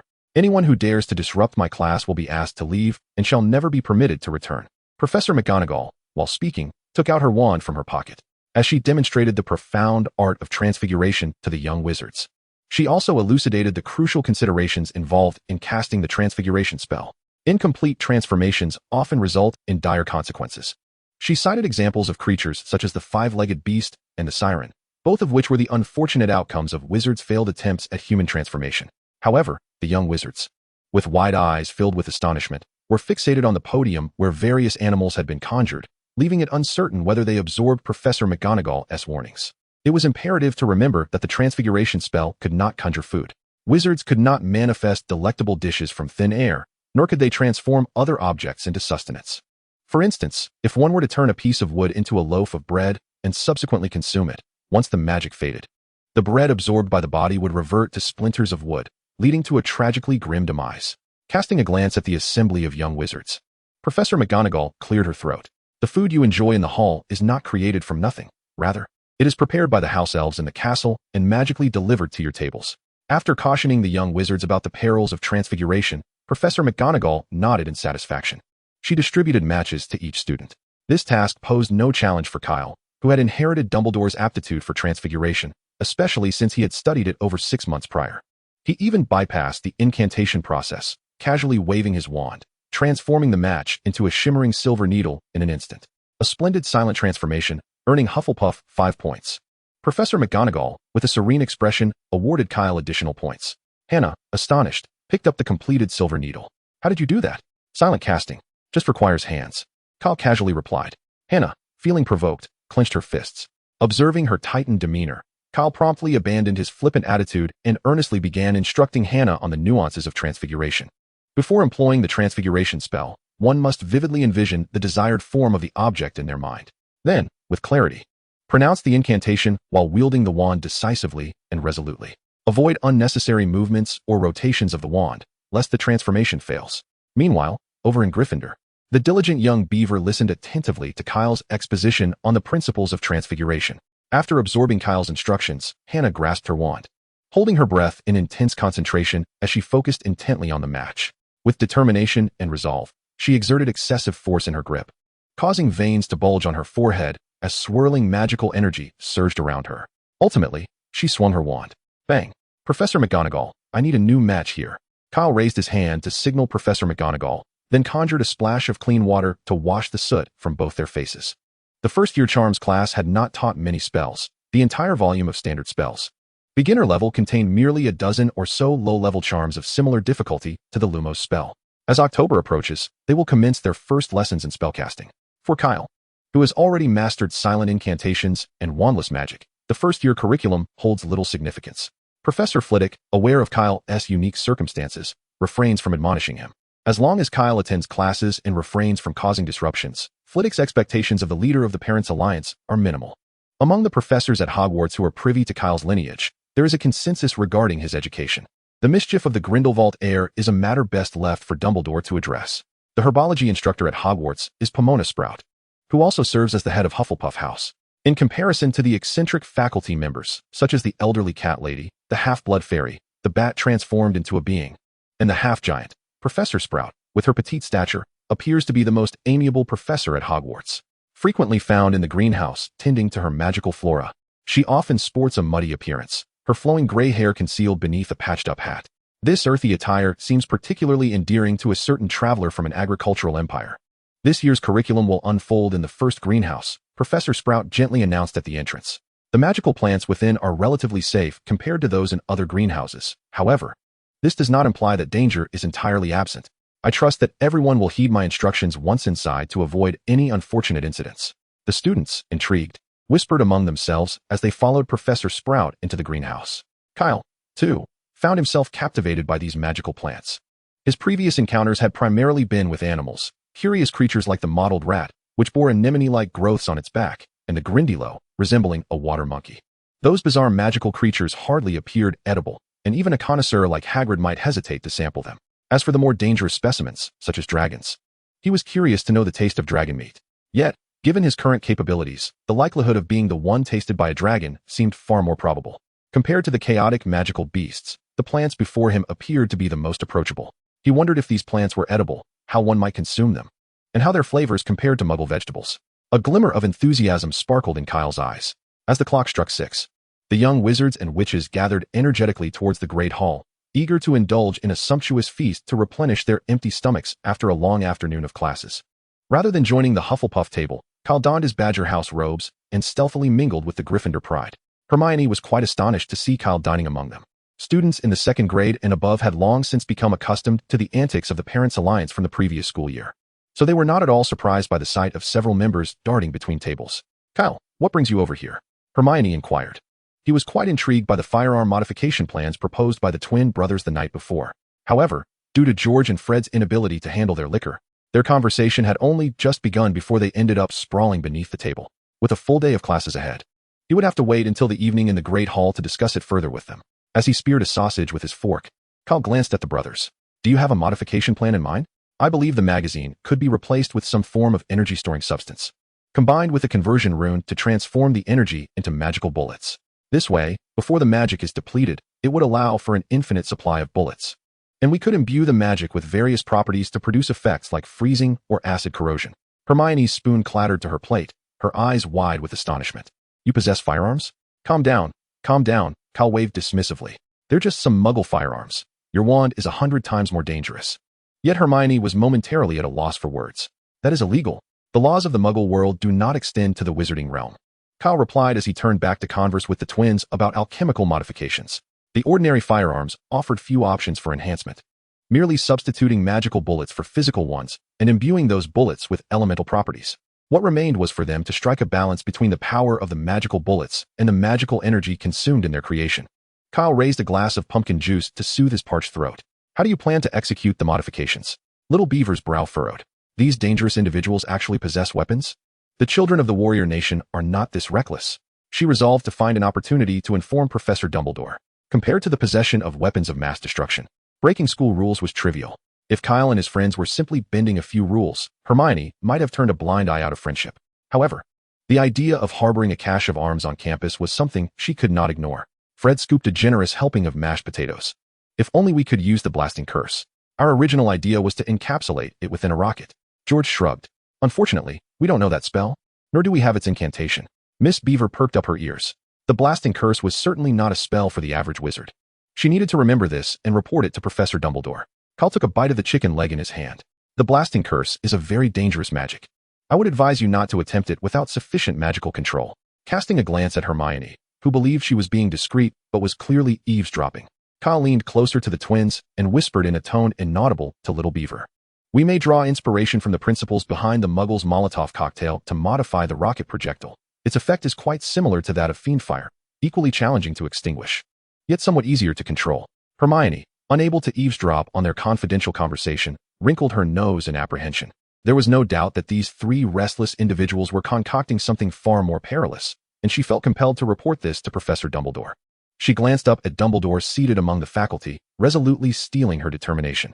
After dining in the Great Hall, Hermione hastily rose, intent on evading these 3 armed miscreants and seizing the opportunity to inform Professor Dumbledore. Kyle, puzzled, cast a glance at the hurried Hermione and inquired, "Hermione, why are you in such a rush?" Hermione stiffened momentarily, then turned around, striving to adopt a nonchalant tone as she replied, "I'm heading to the library. If I don't go early, there won't be any space left." "Goodness, today is the very first day of school.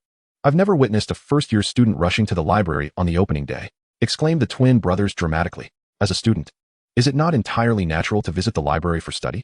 The eager Little Beaver found herself puzzled. George winked at Hermione. "I happen to know of someone.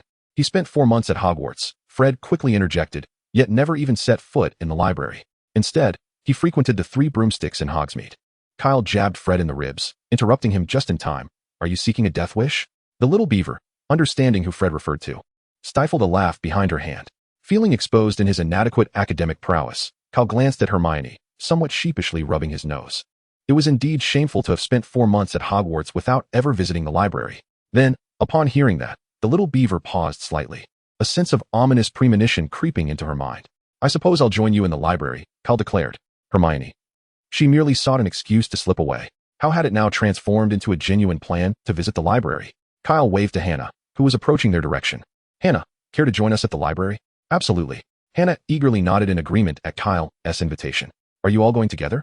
Kyle turned to the twin brothers, intending to extend an invitation, only to find them wearing mischievous grins. Their impish expressions made her want to deliver a swift reprimand. They were certainly plotting something unsavory.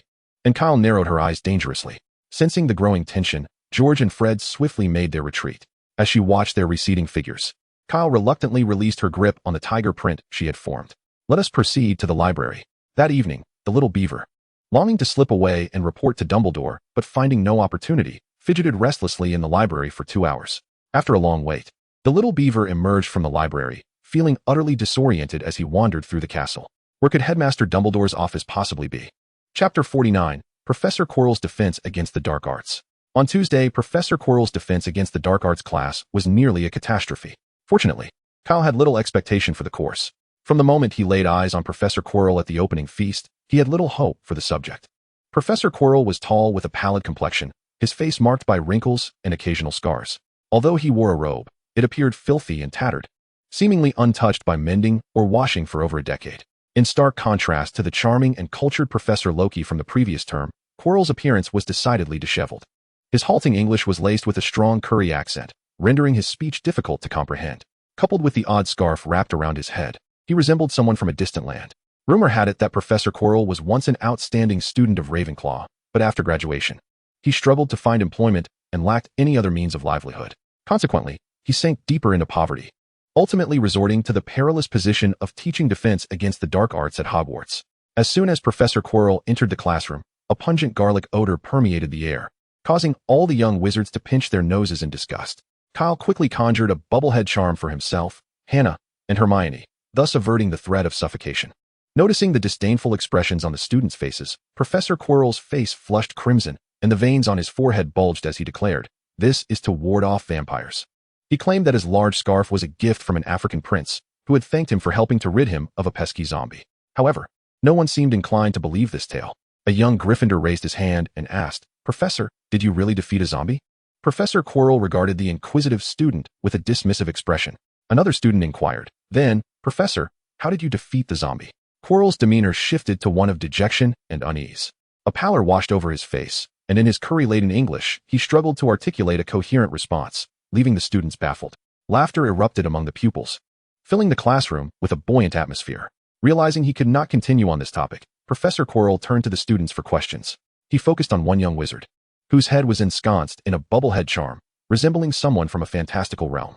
"Mr. Dumbledore, do you know the definition of dark magic?" Kyle nodded slightly. Professor Quirrell then asked, "Could you please elaborate?" Kyle felt a twinge of disdain. How could someone so pitiful pose such a question?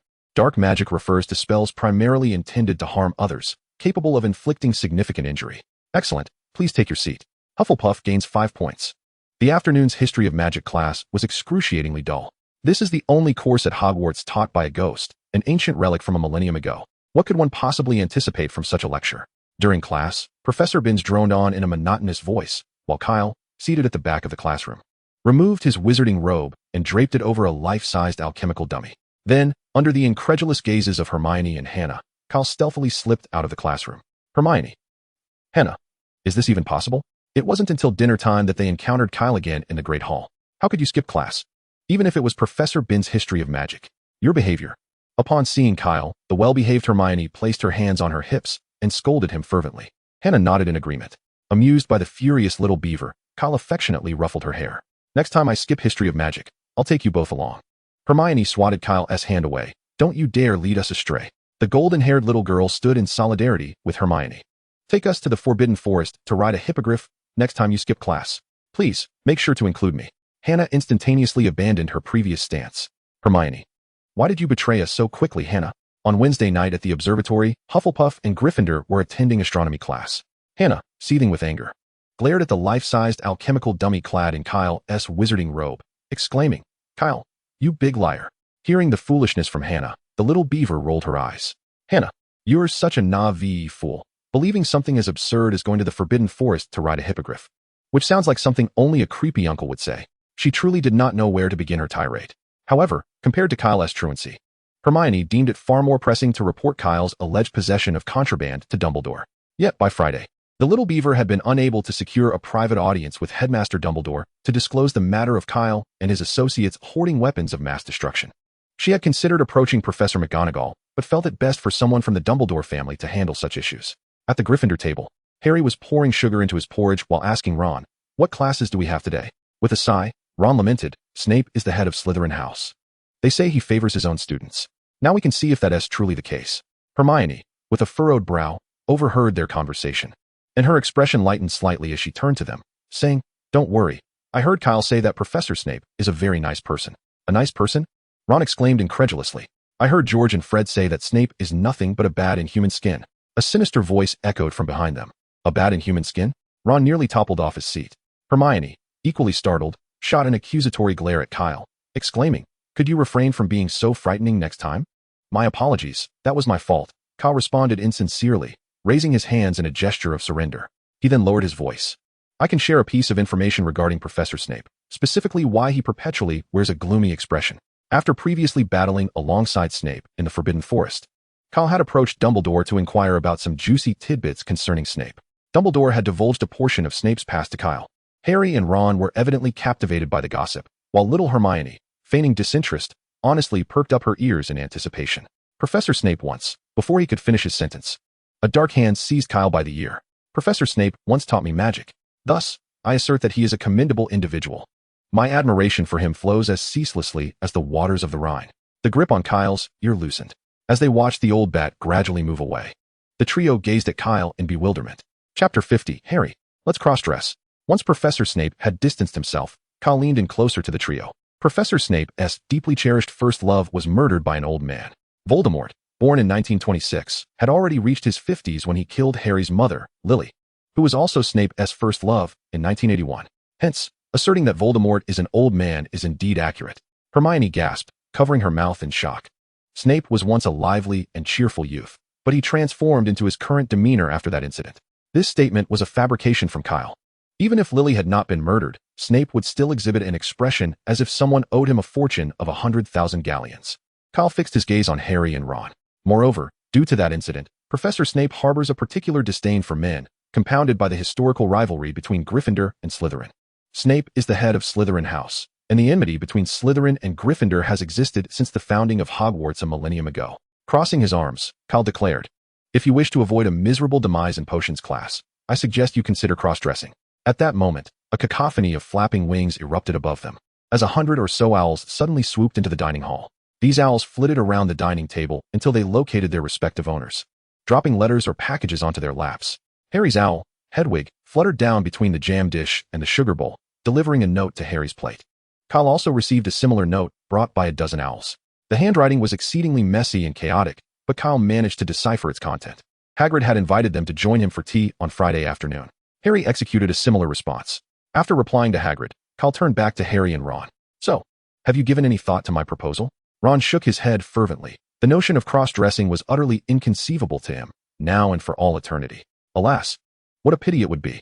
Had Ron donned female attire, he would likely have met a swift demise at the hands of Professor Snape during potions class. Kyle turned to Harry. "What about you, Harry?" Harry recalled the disdainful glance Professor Snape had cast upon him during the opening feast, a clear indication of the professor's animosity. Consequently, unlike Ron, who had rejected the idea with resolute finality, Harry hesitated, torn by uncertainty. Kyle's words lingered in Harry's ears like a devil's whisper. "You wouldn't want to be tormented by Professor Snape, would you?" Many upperclassmen have been brought to tears by his merciless scrutiny. The image of himself weeping under Snape's ridicule during potions class, only to be mocked by Draco and his cronies, flooded Harry's mind. He shook his head vigorously, dispelling the haunting vision, and then fixed his determined gaze upon Kyle. "What must I do?" Kyle opened his waist pouch, revealing the disguise tools he had previously utilized during his visits to the Three Broomsticks. "Finish your meal first, and then I shall assist you with your makeup. Fear not, we have ample time." Potions class was held in a subterranean chamber, far chillier than the castle above. Glass jars lined the walls, containing preserved specimens that sent shivers down one's spine. Miss Harry sat anxiously beside a small beaver, acutely aware of the peculiar stares from her classmates. In truth, Kyle's makeup skills were quite sophisticated, rendering him unrecognizable. In addition to the facial disguise, Kyle had transformed Harry's already considerable hair into shoulder-length tresses, dyed to match his mother's vibrant red hue. Furthermore, at the tender age of 11, Harry's Adam's apple was scarcely pronounced. Coupled with the indistinctiveness of the wizarding robes, the distinction between male and female attire was hardly discernible. Thus, apart from the few who witnessed Harry's transformation into the petite, red-haired figure, none would have suspected that this enchanting girl was none other than the renowned boy who lived. Harry's apprehension was merely a figment of his imagination. Beside him, Ron discreetly swallowed hard as he beheld the rosy-cheeked, charming girl. If only Harry truly were a girl. The thought made Ron want to slap himself. What nonsensical ideas were flitting through his mind? Suddenly, the door to the basement swung open with a resounding bang, and a large bat flitted into the room. In my classroom, reckless wand-waving and idle incantations are strictly forbidden, Severus Snape declared, striding toward the podium without casting a glance at the young wizards below. You are here to learn the intricate science and rigorous craft of potion-making. As he spoke, Snape picked up the attendance register. Given the absence of foolish wand-waving, many of you may find it hard to believe this is indeed magic. Upon his gaze landing on the Gryffindor students, the register slipped from his grasp and fell to the floor with a thud. At that moment, Harry bore an uncanny resemblance to his mother, Lily, in her youth, a fact that was strikingly evident. This remarkable feat was made possible by the memories previously revealed to Kyle by Dumbledore, enabling Kyle to replicate the scene with astonishing accuracy. Ron caught a glimpse of Snape's gaze and looked in surprise at Harry beside him. Could it be true what Kyle said? Did Harry's transformation into a girl truly yield results? Snape quickly realized his lapse in composure and hurriedly picked up the attendance sheet that had fallen to the floor. I do not expect you to. Snape's gaze drifted towards Gryffindor, and he nervously averted his eyes. To truly comprehend that, Snape suddenly found himself at a loss for words, unable to resist glancing at Harry. To truly appreciate the aroma wafting from the simmering pot, he was rendered speechless. In a moment of self-defeat, Snape slammed the attendance sheet onto the desk and commenced calling names. Upon reaching Harry's name, Snape inhaled deeply, his voice trembling as he uttered, Harry Potter. Meanwhile, Draco Malfoy from Slytherin turned in shock. Is this Harry? He scrutinized Harry's appearance, a subtle blush creeping onto his pale cheeks. Beside him, Crabbe and Goyle erupted into raucous laughter, utterly taken aback by Harry's transformation into a girl. Their amusement was swiftly silenced as they turned to behold Snape. Wand in hand, his eyes radiating menace. Potter, Snape abruptly stated, what would happen if I added powdered daffodil root to a potion of mugwort infusion? What root powder goes into what potion? Harry exchanged a glance with Ron, who, like him, was momentarily stunned. Hermione raised her arm high into the air. I don't know, sir, Harry replied. Honesty earns Gryffindor 10 points. Snape's tone was unexpectedly gentle. Ron and Hermione. Draco, Crabbe, Goyle. Other Gryffindor and Slytherin students. Realizing his misstep, Snape, now flustered, fixed his deathly glare upon each young wizard who cast him curious looks. The potions class continued, and although Snape treated Harry with unusual kindness, the situation for the Gryffindors had not improved. Snape instructed them to form pairs, guiding them in concocting a simple potion for treating scabies. The old bat strode around the classroom, his long black cloak trailing behind him, observing the young witches and wizards as they measured nettles and crushed snake fangs.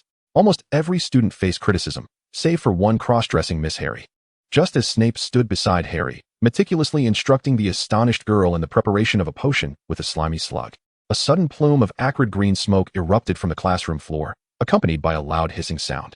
Neville had somehow managed to distort Seamus's cauldron into a twisted mass.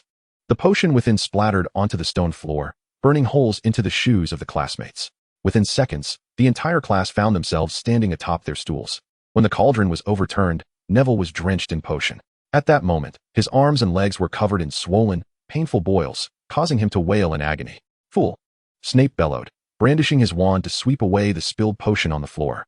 I presume you did not remove the cauldron from the fire before adding the porcupine quills, did you?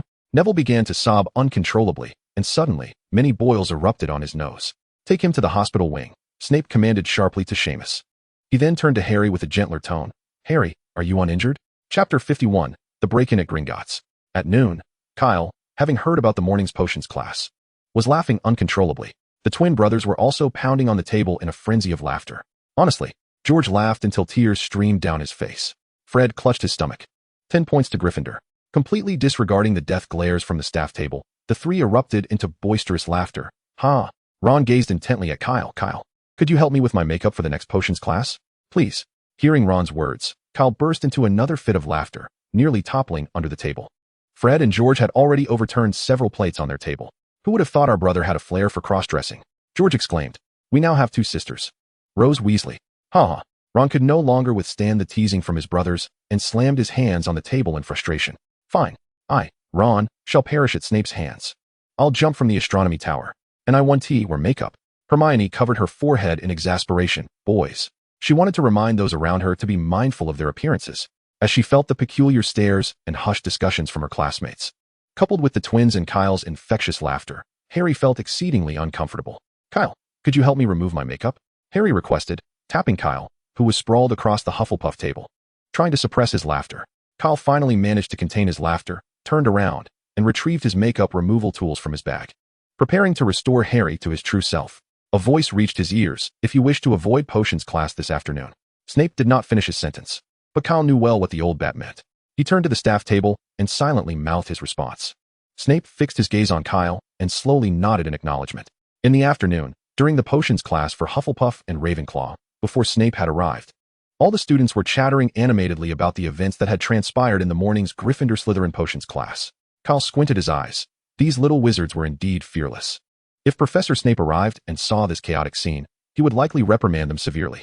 With this thought, Kyle stood up and cast a sonorous charm, silence. His voice echoed over the chatter of the young wizards in the classroom.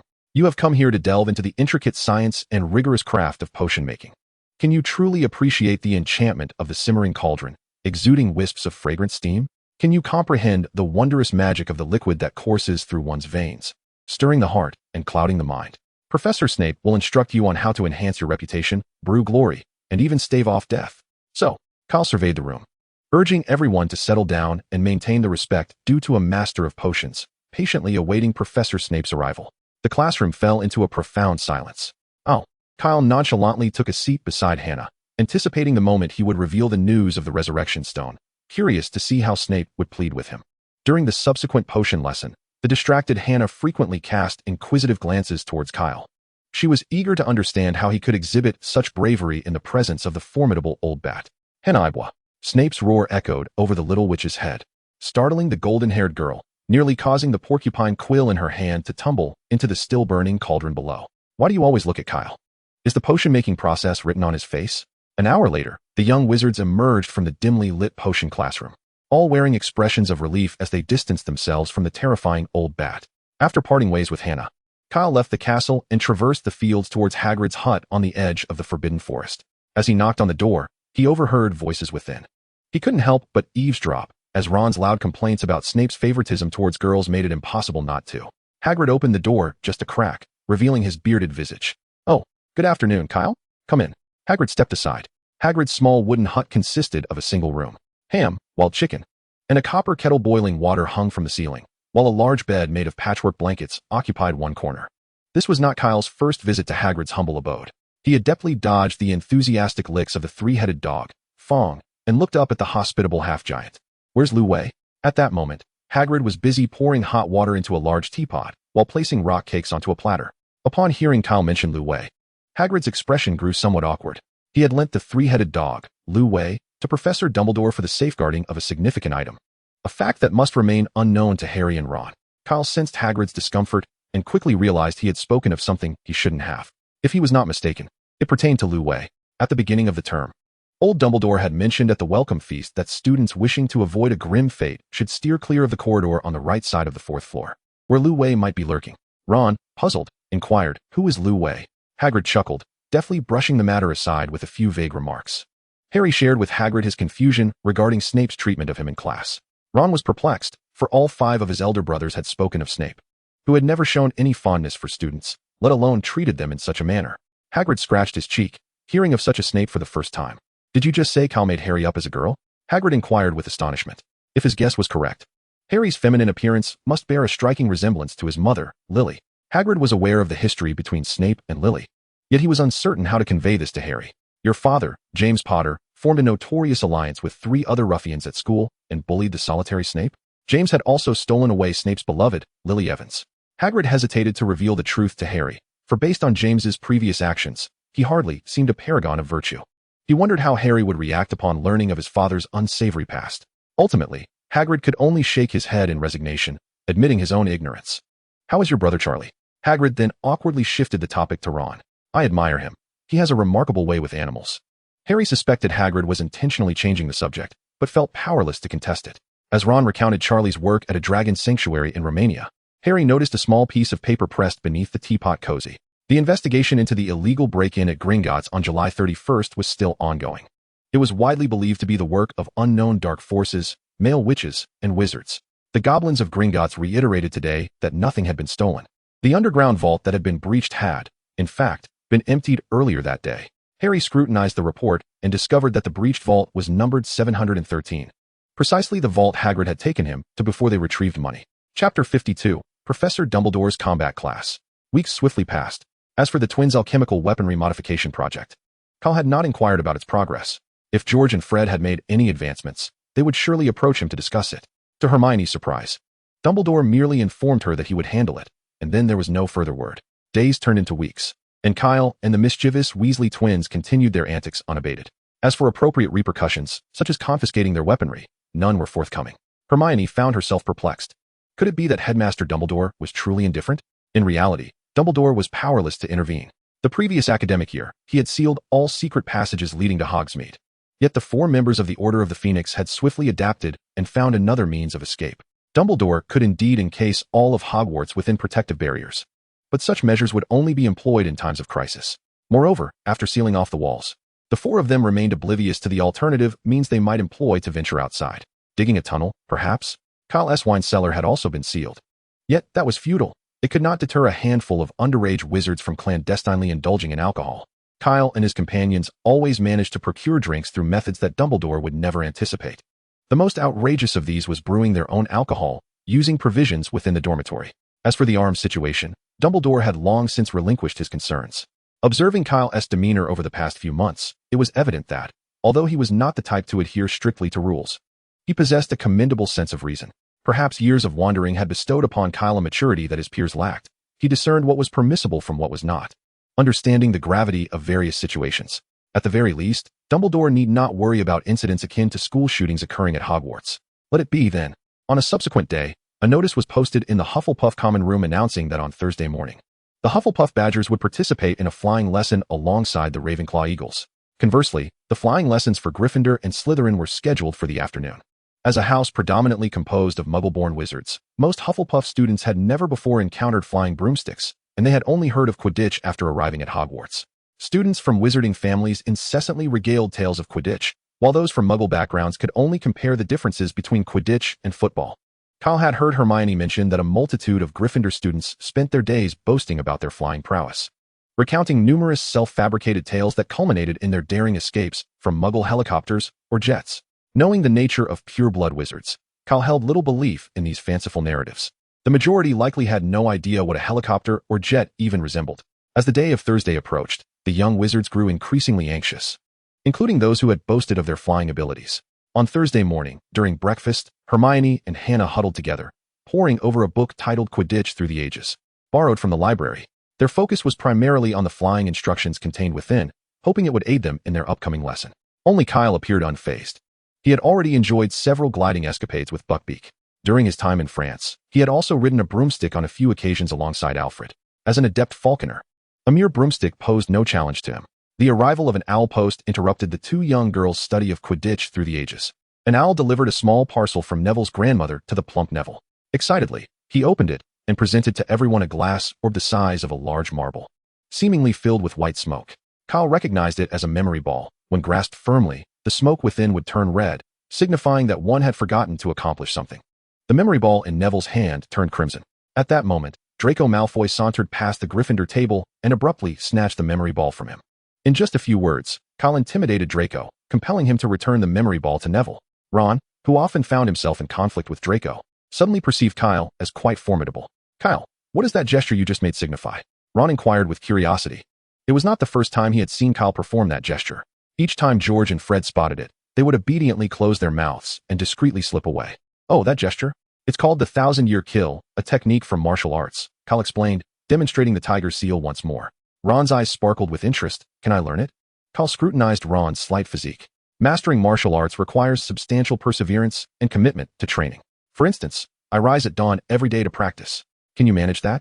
Ron gazed at Kyle with a mix of awe and disbelief. "You get up at dawn every day?" "When the 2 of us first followed you to learn magic, we were also dragged from our warm beds at the crack of dawn." George and Fred chimed in, reinforcing Ron's astonishment. Ron gazed at his brothers incredulously. Rising at dawn. Was that a feat achievable by a normal human?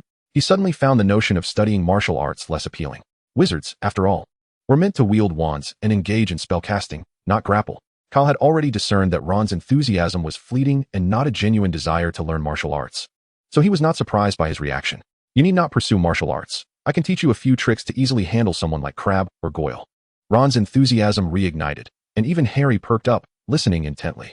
To deal with those two, who are taller and stronger than you must leverage your agility. Ron nodded vigorously. You can initiate a counterattack. When they lunge at you, simply use their momentum to execute a back throw, and they'll be down on the ground, potentially incapacitated. Ron felt something was amiss, but still found Kyle's reasoning sound. You could also feign weakness to lower their guard. Then pounce on them from behind when they least expect it, executing a crosshold to bring them down. Kyle illustrated the proper form of the crosshold for Harry and Ron. Once the crosshold is secured, it becomes inescapable, allowing you to easily dislocate their arms. Harry had silently produced parchment and a quill, beginning to jot down notes. Alternatively, you could perform a sliding tackle. As a male, their most vulnerable area is below the belt. Kyle's gaze shifted downward. A sliding tackle could sweep beneath them, followed by a sharp jab to their vulnerable points. Ron and Harry envisioned the consequences of such an assault and nodded fervently. Is there more? Is there more? Ron eagerly pressed on. Kyle shrugged, indicating to Ron that he had exhausted all his options. First, master these 3 moves. One cannot bite off more than they can chew. And these 3 techniques should suffice for dealing with Draco and his companions. As he enjoyed his breakfast, he envisioned himself delivering powerful blows to Draco and swift kicks to Crabbe after mastering the techniques he had just imparted. These were renowned moves from his previous life, famously associated with the 5 Tiger Generals of a popular online forum. However, unless Ron possessed the stamina to engage in a 75-minute brawl and then run 30 kilometers, he would likely succumb to Draco with a mere slide tackle. After all, individual physiques vary significantly, and one cannot generalize. Chapter 53. The rising Quidditch star at 9 o'clock in the morning, Kyle, Hannah, and the other Hufflepuff students descended the steps and arrived at the field, ready for their inaugural flying lesson. It was a clear day, accompanied by a gentle breeze. As they briskly walked down the sloping grass towards a flat patch on the other side, the blades of grass swayed slightly beneath their feet. Beyond the lawn lay the forbidden forest, where dark trees swayed ominously in the wind. The flight instructor, Madame Hooch, was already waiting for them, her short gray hair framing her face, and her yellow eyes resembling those of an eagle. Upon catching sight of her eyes, a name surfaced in Kyle's mind, Gilderoy Lockhart. Dozens of broomsticks were neatly lined up on the ground. Eagle-eyed Hooch, not to be mistaken for the more common, began scanning the young wizards. What are you all waiting for? Stand next to a broomstick. Hurry, time is of the essence. Kyle glanced disdainfully at the broom at his feet. Could this rickety wooden stick, adorned with a few broom bristles, truly take flight? Furthermore, these brooms were undoubtedly relics from decades past. What assurances of safety could there possibly be? Dumbledore must have quite the nerve, not fearing for the lives of young wizards each year during flying lessons. Extend your right hand above the broomstick handle, Madame Hooch called out, followed by the command, up, up. Everyone echoed her. The broom beside Kyle immediately leapt into his grasp, dust covering his hand. Surely, this contraption had spent the summer collecting dust in a storage room. Hannah's broom, however, did not respond as quickly. Her situation was relatively fortunate. Many other young wizards found their brooms disinclined to move at all, appearing utterly inert. After a brief wait, all the brooms finally soared into their hands. Standing at the front of the line, Madame Hooch began explaining the essential considerations for riding broomsticks and imparting some flying tips. The typical wizard riding a broomstick generally adopts 2 positions, straddling or side-sitting. The former is the universal posture for riding, while the latter is favored by witches, as it allows for an elegant stance and minimizes wardrobe malfunctions when wearing skirts. Previously in France, under the meticulous supervision of the housekeeper, Kyle could only adhere to the conventional posture while riding the enchanted broomstick, maintaining a low-speed flight just above the ground, circling a few times before descending. As a seasoned player of Battle Thunder, a military base raider, and a veteran in the field, how could he be content with such limitations? Mrs. Huichi was demonstrating to them how to mount the broom without slipping off. She walked among the group, correcting their grip on the broomstick. Moments later, everyone was astride their broomsticks. With the soft sensation beneath him, Kyle let out a sigh of relief. Fortunately, despite the broom's imperfections, it at least had a cushioned charm, sparing him from discomfort. Now, when I whistle, you must kick your legs and lift off the ground with force, Mrs. Huichi instructed. On my whistle, 3-2. Before she could even whistle, Kyle propelled himself upward with a vigorous kick, and the broom shot forward like an arrow, carrying him several meters away in an instant. However, he disregarded her call entirely. As he reached a significant speed, Kyle abruptly pulled back on the broomstick, angling it between 110 to 120 degrees, achieving a brief state of level flight with the broom's tail leading. Mrs. Huichi's mouth fell open in astonishment. After executing a splendid Pugachev's Cobra maneuver, Kyle excitedly raised his arm and performed several fighter-like maneuvers on the broom. Observing Kyle soaring through the air with the grace of a bird, Mrs. Huichi's gaze grew increasingly fervent. It appeared that Hogwarts might indeed produce a brilliant Quidditch player named Kyle Dumbledore, utilizing magical energy to anchor himself to the broom. Akin to climbing trees or walking on water, Kyle maintained his balance atop the broom. This daring feat elicited gasps from the young witches and wizards below. Even Mrs. Huichi stared in disbelief. Was there truly a young wizard at Hogwarts with such prodigious Quidditch talent? Surely, even national team players could not perform such a maneuver. Unbeknownst to Mrs. Huichi, Kyle was also relying on magical assistance to remain airborne on the broom. The stealth of his wandless magic had gone unnoticed by her. It is likely that no wizard in the world could achieve such a feat relying solely on physical ability. Once Kyle landed safely, all the young wizards gathered around him, particularly the Hufflepuff Badgers, who gazed at him with admiration. A golden-haired little girl stood beside him, her expression brimming with excitement, as if she had just executed those dazzling maneuvers herself. Mrs. Huichi made her way through the throng of young wizards to stand beside Kyle. Her eyes radiated with fervor as she regarded him. Kyle, would you be interested in becoming a Quidditch player? After a moment's thought, she added, professionally. I can write a recommendation to the Quidditch Club. Kyle, are you seriously suggesting that the son of the first Dark Lord, the future third Dark Lord, should become a professional Quidditch player? I apologize, Madam Hooch, but that is not my ambition, Kyle politely declined. Kyle, have you not considered it further? With your talent, you could undoubtedly become a world-class star. I appreciate your encouragement, Madam Hooch, but I aspire to be a great wizard like Professor Dumbledore, rather than a world-class athlete. Kyle shrugged, adding, however, I would be willing to join the Hufflepuff Quidditch team. It then dawned on Madam Hooch that this young wizard bore the surname Dumbledore. It was not surprising that Kyle would look up to Albus Dumbledore as a role model. She gazed at him with a hint of regret, as if lamenting the loss of a rare treasure. Unbeknownst to her, Kyle's true surname was Grindelwald, a fact known only to the four house heads and Albus Dumbledore at Hogwarts. Chapter 54, The Midnight Duel. After flying class, Hufflepuff's Badgers surrounded Kyle like stars surrounding the moon as they made their way to the Great Hall. At the entrance to the dining hall, Kyle encountered the long-missed witch, Zhangqiu. Hello, Kyle, Zhangqiu greeted with a bright smile, waving at him. I saw your performance in flying class from my lesson on the second floor. Really? Did I do well? Kyle raised an eyebrow with pride. Well, not just well, your flying talent is extraordinary. You will surely pass Hufflepuff's team selection next year. I hope to see you on the field then. Zhangqiu, a second-year student, was also quite talented in Quidditch.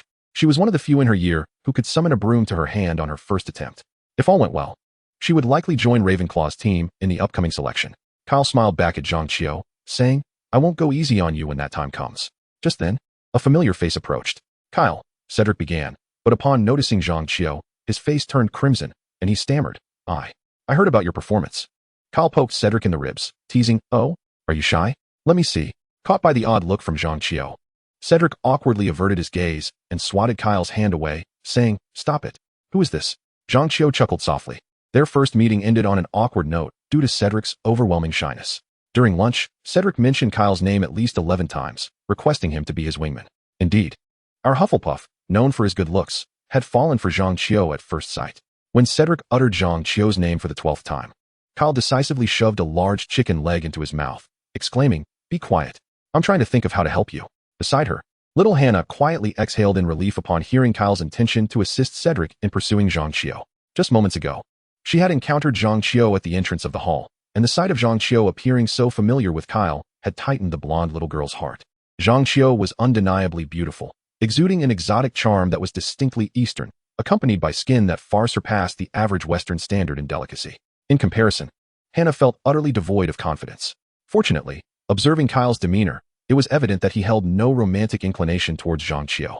In truth, Hannah's anxiety was entirely unwarranted. Deep down, Kyle's aesthetic sensibilities were rooted in the tastes of a bygone era from the Celestial Empire, which differed significantly from those of the British. To Cedric, Zhangqiu appeared picturesque, yet through Kyle's eyes, she was merely passable, lacking the allure to captivate him.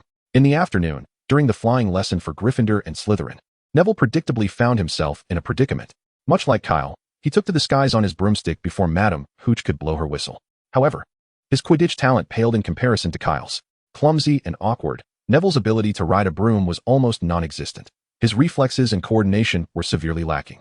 Ultimately, he ended up with a broken arm, and the memory ball he had just received that morning fell aside, only to be seized by Malfoy. With Kyle absent, Draco felt liberated from his rival's influence and decided to hide Neville's memory ball in a high place, ensuring that he could not retrieve it. After Madame Hooch escorted Neville to the infirmary, Draco took to the skies on his broomstick. Out of camaraderie, Harry also mounted his broom to pursue Draco. The two engaged in an intense aerial duel above Hogwarts, culminating in Harry successfully retrieving Neville's memory ball, thus winning the skirmish. This spectacle did not escape the notice of Professor McGonagall, who was grading assignments in her office. Consequently, Harry found himself inadvertently promoted to the position of Seeker for the Gryffindor Quidditch team. In light of the decision to keep Harry as a secret weapon, Professor McGonagall and Gryffindor's team captain, Oliver Wood, resolved to maintain secrecy regarding this matter. However, Harry, now the newly appointed Seeker for Gryffindor, could hardly contain his excitement and immediately shared the news with his close friend Ron. Ron, known for his loose lips, soon disseminated the information, and by dinner, the entirety of Gryffindor was aware of Harry's new role. Notably, several members of Ravenclaw and Hufflepuff overheard their discussions, while only the little snakes of Slytherin remained oblivious. Before dinner commenced, Draco made a point to approach Gryffindor's table, arrogantly proclaiming to Harry that he had presumed Professor McGonagall sought to reprimand him. Harry, who had just learned some combat techniques from Kyle at noon, replied coldly. Of course, Crabbe and Goyle could hardly be considered diminutive. However, as the teachers occupied the main guest seats, the two of them dared not act rashly. Their faces darkened as they anxiously pinched their fingers. I am always willing to engage in a duel with you, Malfoy declared.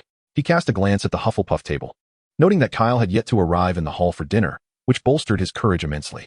If you have no objections, let it be tonight, a duel between wizards. Only wands are permitted, no physical contact. What is the matter? I presume you have yet to hear of wizard duels? Of course, he had heard of them. Ron suddenly interjected, turning around. I am his assistant. Who is yours? Malfoy scrutinized Crabbe and Goyle, weighing their worth. Crabbe, he replied. Midnight it is, then. We shall meet you in the trophy room. The door is never locked. After Malfoy departed, a sly grin appeared on the faces of Harry and Ron. They had only just learned these skills at noon, not expecting them to be put to use that very night. However, before anything else, Harry had a question to clarify. What exactly is a wizard duel? Chapter 55, The Scorpion of Hogwarts. A wizard duel is a formal combat occurring between two wizards, arranged in advance, with witnesses present, allowing the use of any spells, including dark magic. Before the duel commences, both parties must face each other, bowing in respect, followed by assuming the standard dueling stance.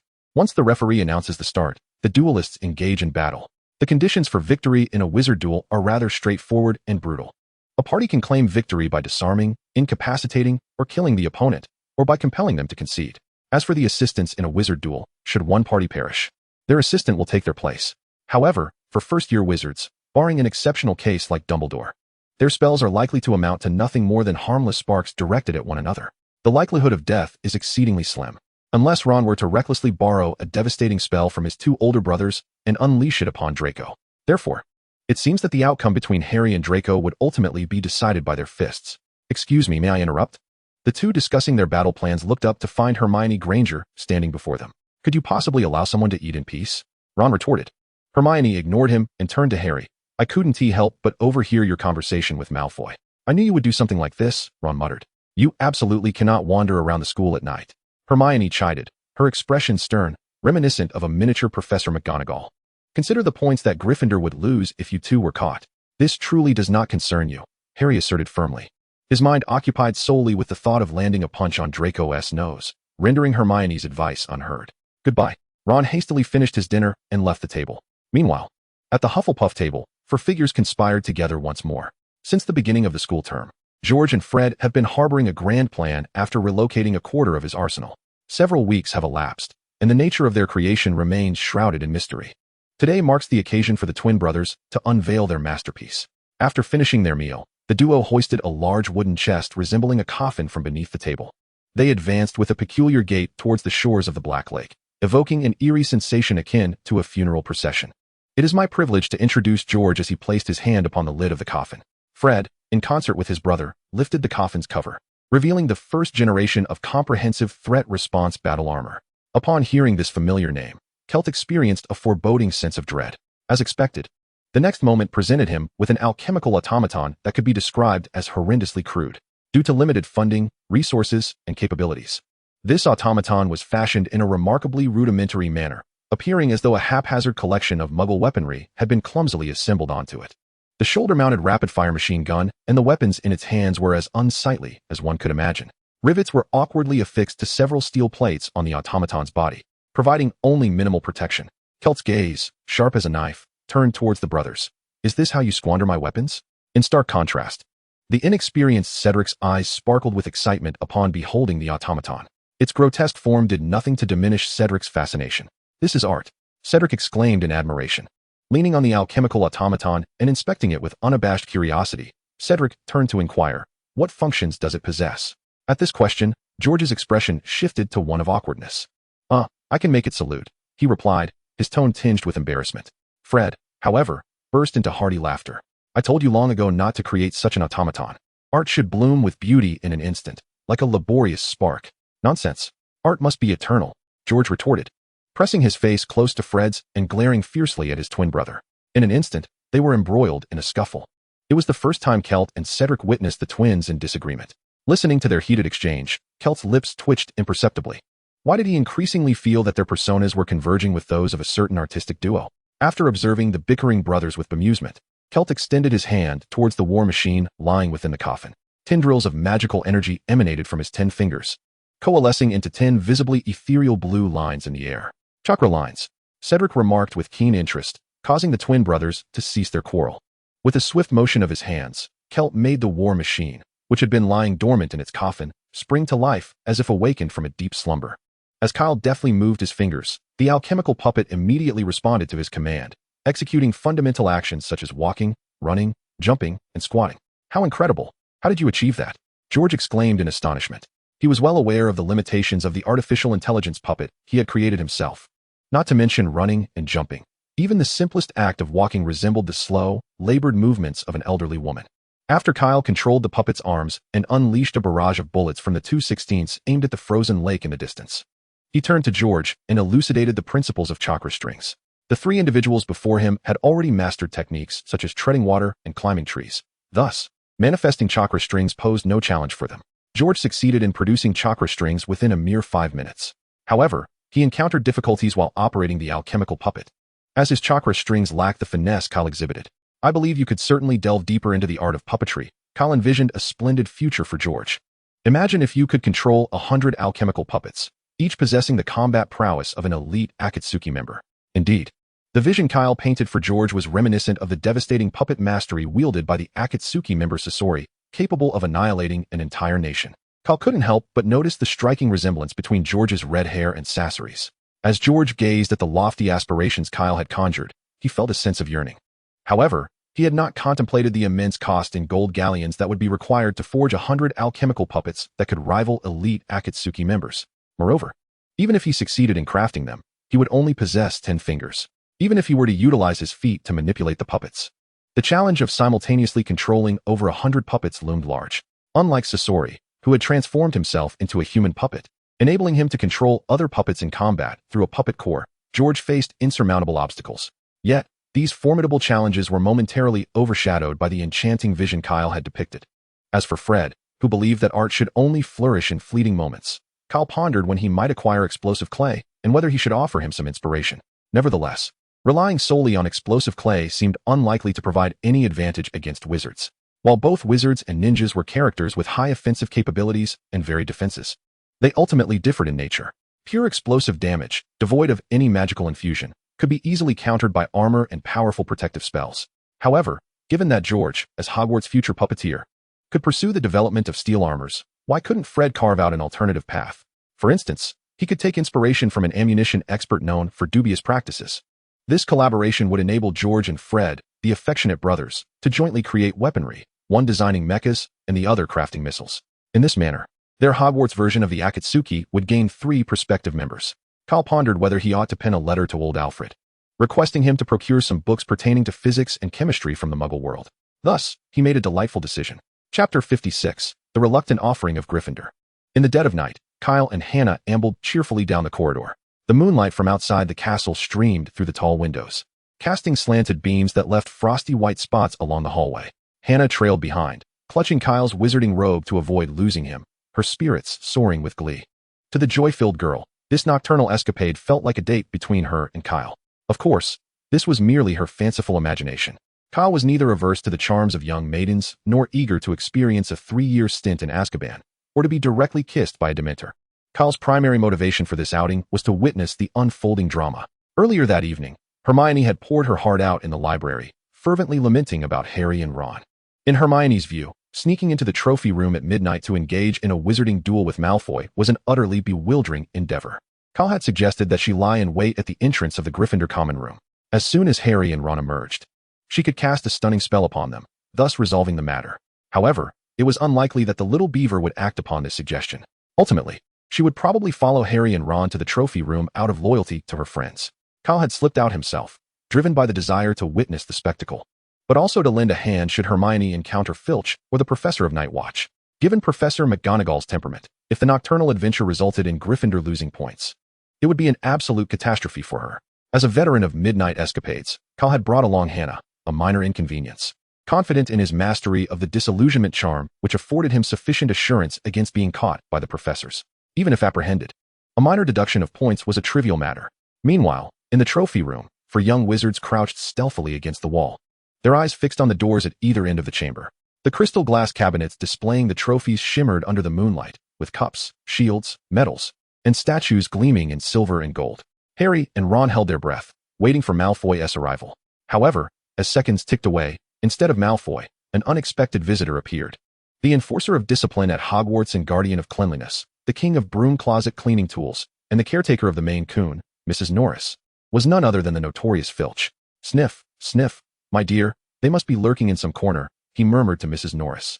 Harry, alarmed, frantically gestured for the other 3 to follow him swiftly. They crept silently towards the door, distancing themselves from Filch's voice. Just as Neville's robe brushed past the corner, they heard Filch entering the trophy room. Had it not been for Neville, they might have successfully made their escape. Regrettably, they had brought along the clumsy and portly Neville, who, unbeknownst to him, tripped over something, inadvertently pulling Ron down with him. The two collided with a set of armor displayed in the corridor, the clattering noise loud enough to awaken the entire castle. At that moment, Kyle and Hannah had just ascended to the 4th floor and, upon turning a corner, collided head-on with several shadowy figures. Thanks to his robust physique acquired through rigorous training, Kyle quickly regained his balance and managed to steady Hannah, preventing her from falling. However, the sudden impact caused both of them to emerge from their invisibility spell. Kyle's mastery of the disillusionment charm was still somewhat unrefined. He had to constantly divide his attention to maintain its effect. Kyle, Hannah, Hermione recognized the newcomers by the light of the Lumos spell. She then recalled the pursuing footsteps behind them and hurriedly scrambled to her feet. We must go. Filch is right behind us. Kyle initially intended to cast a blinding charm on Filch, as he had often done in the past, before making their escape. However, before he could conjure his spell, the frantic Hermione seized his hand. Fearing that a forceful withdrawal might injure her, he allowed her to lead him. Thus, Kyle and Hannah were dragged by the panicking Hermione down the right corridor on the 4th floor. Gazing at the eerie passage before them, filled with cobwebs and strange stone sculptures, Ron gulped nervously. Should we really be here? It was only then that Hermione realized they had seemingly arrived at the forbidden corridor mentioned by Dumbledore during the start of term feast. Indeed, we should not be here. This is the 4th floor, as stated by Professor Dumbledore. No sooner had Hermione spoken than the torches in the corridor ignited with a fierce flame, startling everyone except Kyle. That is Filch's cat. Run, Hannah exclaimed in terror. It must be said that Argus Filch, the castle's caretaker, was the second most feared individual within these walls, with Severus Snape undoubtedly holding the first place. Even the first-year students, having been enrolled for merely a month, had heard of Filch's notorious reputation, along with his companion, Mrs. Norris, the Maine Coon cat, now before them. With Mrs. Norris in their midst, it was only a matter of time before Filch would be upon them. The trio, along with Hannah, raced down the forbidden corridor in a state of panic. They ran until they reached a locked door at the end of the passage. Kyle, trailing behind, wore a wry smile. If his suspicions were correct, his adorable 3-headed dog, Fluffy, was guarding something for Dumbledore just beyond that door. These young wizards were indeed naive, unafraid of the dangers that lay ahead. Quick, hide behind the door. Harry attempted to open the door, but it would not budge. Stand back. Hermione drew her wand. Alohomora. The door opened obediently. Once all had entered the room, the audacious Ron closed the door behind them and locked it securely. Kyle gazed at Ron in astonishment. Truly leaving no escape route? Harry and Ron pressed against the door, peering through the crack to observe the commotion outside. As they saw Filch gradually retreating, unable to find them, they both exhaled in relief. Filch had departed, perhaps believing no one could enter since the door was locked. Meanwhile, the two girls stood frozen in terror before the massive creature, their blood seemingly congealed. Hermione stammered, There's a reason the door is locked. As if sensing the presence of intruders, the slumbering Fluffy stirred, blinking his drowsy eyes open. Upon recognizing the small figures before him, Fluffy unleashed a thunderous roar. The room echoed with piercing screams of sheer fright. Ah! They shrieked, bolting for the exit. It wasn't until the 5 terrified young wizards reached the end of the corridor that they realized one among them was missing. Hannah's flushed cheeks turned as pale as a ghost. Kyle didn't follow. Her voice trembled with fear. The other 3 were taken aback. Hermione gasped, covering her mouth in disbelief, tears welling in her eyes. She wished to pursue, but Ron stopped her, insisting, "We should find the professor." Hermione shot him a disdainful glare. "By the time the professor arrives, it will be too late. Kyle might still be saved." Chapter 57. The Canine Adversary of Humanity. At that moment, Kyle, whom the 5 young wizards believed to be in peril, was waving a large meat bone in front of Fluffy. "Fluffy, sit. You can have it if you sit." The drooling, 3-headed dog bared its teeth and lunged forward. The middle head nudged Kyle to the ground, while the left head snatched the bone from his hand. Indeed, humanity's nemesis is the dog. Kyle was quite displeased with Fluffy's antics. He drew his wand and aimed it at the bone that the left and middle heads were vying for. A spell struck the bone perfectly, and with a flick of his wand, it soared into the gaping maw of the right head. The bone vanished before their eyes, and Fluffy's 3 heads immediately turned on each other in a frenzy. "Fluffy, I may not be human, but you are definitely a dog." Fluffy lay sprawled on the ground, exposing his soft belly, while Kyle pounced on him incessantly. Hermione and Hannah looked on in bewilderment. They exclaimed, "Allow me to introduce you," Kyle said. "This is Fluffy." The 3-headed canine, feeling neglected, sprang to his feet. The trio of furry heads began to lavish Kyle with enthusiastic licks, covering him in slobber. The carefully cultivated image of a dashing young man disintegrated in an instant. Hermione and Hannah stared blankly at the peculiar interaction between Kyle and the dog. Kyle, visibly irritated, pushed Fluffy's head aside and conjured a cleaning charm for himself. He didn't forget to explain to the 2 bewildered young witches. Lu Wei is a small pet raised by Hage, one that I have watched grow since childhood, and it poses no threat to me. How could you possibly keep such a creature in the school? Hermione exclaimed in shock, having just feared that Kyle was about to meet his demise at the jaws of the beast. "Oh, come on," Kyle replied nonchalantly. "Did not Professor Dumbledore designate the corridor on the right of the 4th floor as a forbidden zone? As long as the students refrain from foolishly venturing here, they shall be fine." He pulled a large piece of meat from his pocket once more and tossed it to Lu Wei, who immediately began to bicker with its 3 heads over the delicious morsel. "What do you think? Care to pet Lu Wei? It's quite adorable." Hannah and Hermione gazed at the 3-headed creature before them with expressions of sheer terror. Its 3 massive jaws were fiercely tugging at the meat, with thick, viscous drool dripping from its yellowed teeth. The 2 young girls' faces were etched with refusal. Seeing this, Kyle shook his head. They simply could not grasp the allure of magical creatures. While Lu Wei was busy indulging, it waved a paw and emitted a vague whimper from its throat, seemingly bidding farewell to Kyle. Due to their timely escape, Kyle and his companions narrowly missed crossing paths with Harry and the others, who were hastily making their way to the 4th floor restricted area with Professor McGonagall. The following day, at the entrance of the Great Hall, Kyle was astonished to discover that one of the 4 large hourglasses representing Gryffindor's points was significantly diminished in gems. Word quickly spread throughout the school that it was supposedly due to 3 little wizards who, after their nighttime escapade, had gone to seek out Professor McGonagall, essentially walking into a trap. After parting ways with her, Harry, Ron, and Neville must have gone to find Professor McGonagall to rescue Kyle. Mistakenly believing it was a prank by Harry and his friends, she deducted 50 points from each of them in anger. Nevertheless, Harry learned about the break-in at Gringotts and the whereabouts of the filthy little package in Vault 713. When Kyle encountered Harry and his friends in the Great Hall, he noticed their drooping spirits. After all, anyone would find it hard to be cheerful after their house had just lost 150 points, let alone endure the disdainful glances and contempt from their fellow Gryffindors. The mischievous twin brothers had never faced such a hefty deduction. Their antics usually resulted in trivial penalties of 5 or 10 points at most. However, Harry, Ron, and Neville had set a precedent with their record of 50 points each. Moreover, in terms of point earning, they were not lacking either. Excluding potions, the twins' scores in other subjects typically balanced out the points they lost. It was a sort of equilibrium. It was not until the owls delivered a long parcel to Harry, accompanied by a letter from Professor McGonagall, that our savior Harry regained his spirits. Originally, Professor McGonagall had advised Harry against opening the package in the Great Hall, lest the other members of the Gryffindor Quidditch team clamored for a new broomstick as well. Within the parcel lay a brand new Nimbus 2000 broomstick, a generous gift from Professor McGonagall to Harry. Upon catching sight of the letter, Ron, the rather bumbling companion, could not suppress a loud exclamation, which echoed throughout the hall. Instantly, Kyle's ears perked up. The Hogwarts acceptance letter explicitly forbids first-year students from bringing brooms. Although Kyle had not received such a letter, he was well aware of this regulation. Yet, what did school rules matter? They could not deter him in the slightest. He had long desired a broomstick. But the presence of Buckbeak had quelled that ambition for the time being. Moreover, a quality broomstick could cost several hundred galleons. While he could afford it, it was, after all, his father's money. Even if Grindelwald dismissed such trivial expenses, Kyle felt it improper to squander his father's hard-earned wealth.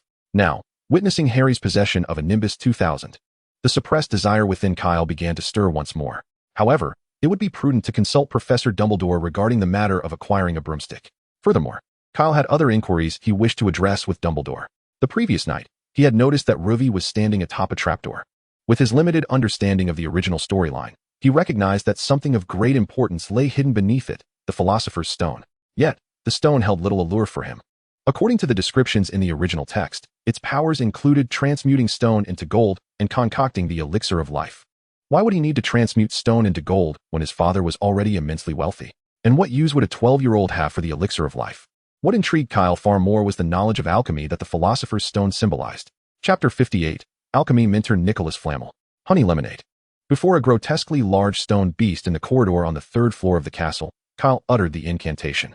To his astonishment, the creature sprang to life, leaping aside as the wall behind it split in two. Beyond the wall lay a spiraling staircase, ascending slowly like an escalator. Stepping onto it, he heard a resounding thud as the wall closed behind him. The escalator rose ever higher, eventually halting before a shimmering oak door adorned with a brass knocker in the shape of a griffin. Kyle mused that such magical escalators should be implemented throughout the school. Otherwise, every time he climbed to the 8th floor to visit the Weasley twins in the Gryffindor common room, he would be forced to navigate the stairs. Although he could utilize his tree-climbing skills to scale the walls with ease, he preferred to avoid drawing attention and being gawked at like a circus monkey. Upon pushing the door open, he entered a spacious, beautifully circular room filled with an array of whimsical sounds.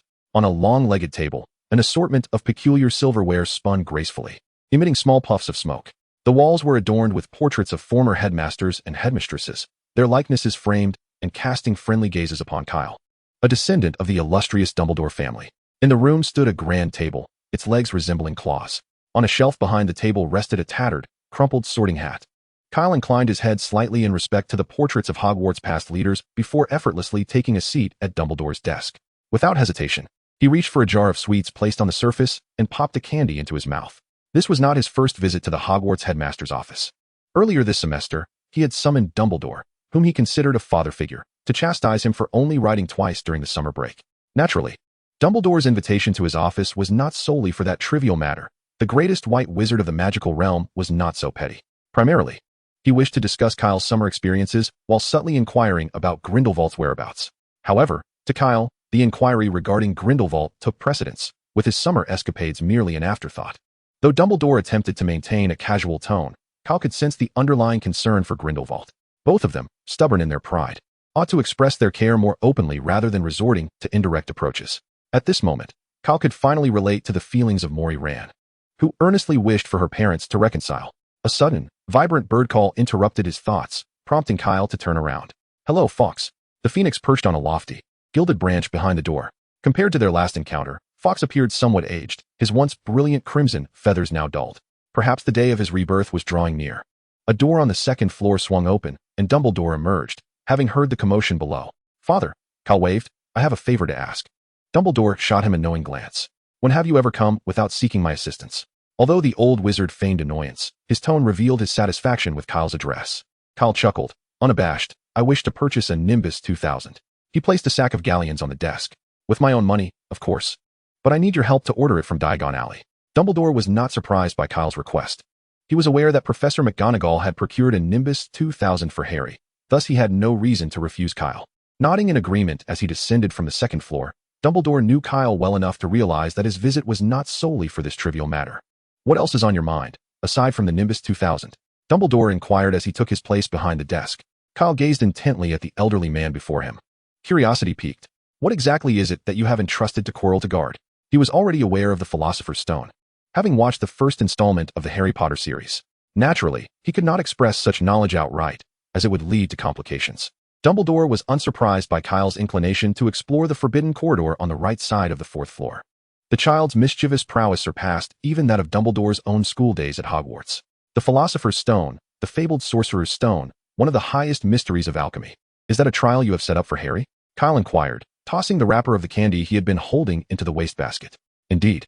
I hope he will grow from it, Dumbledore replied, his fingers interlaced beneath his chin, his blue eyes unwaveringly fixed on Kyle. If only he possessed your level of maturity. It would ease my concerns considerably. Kyle scratched the back of his head. Thank you for the compliment. I wish for you not to interfere with the trials, for they may prove too simplistic for you. However, remain vigilant. Be wary of Quirrell. Kyle was indifferent to this warning.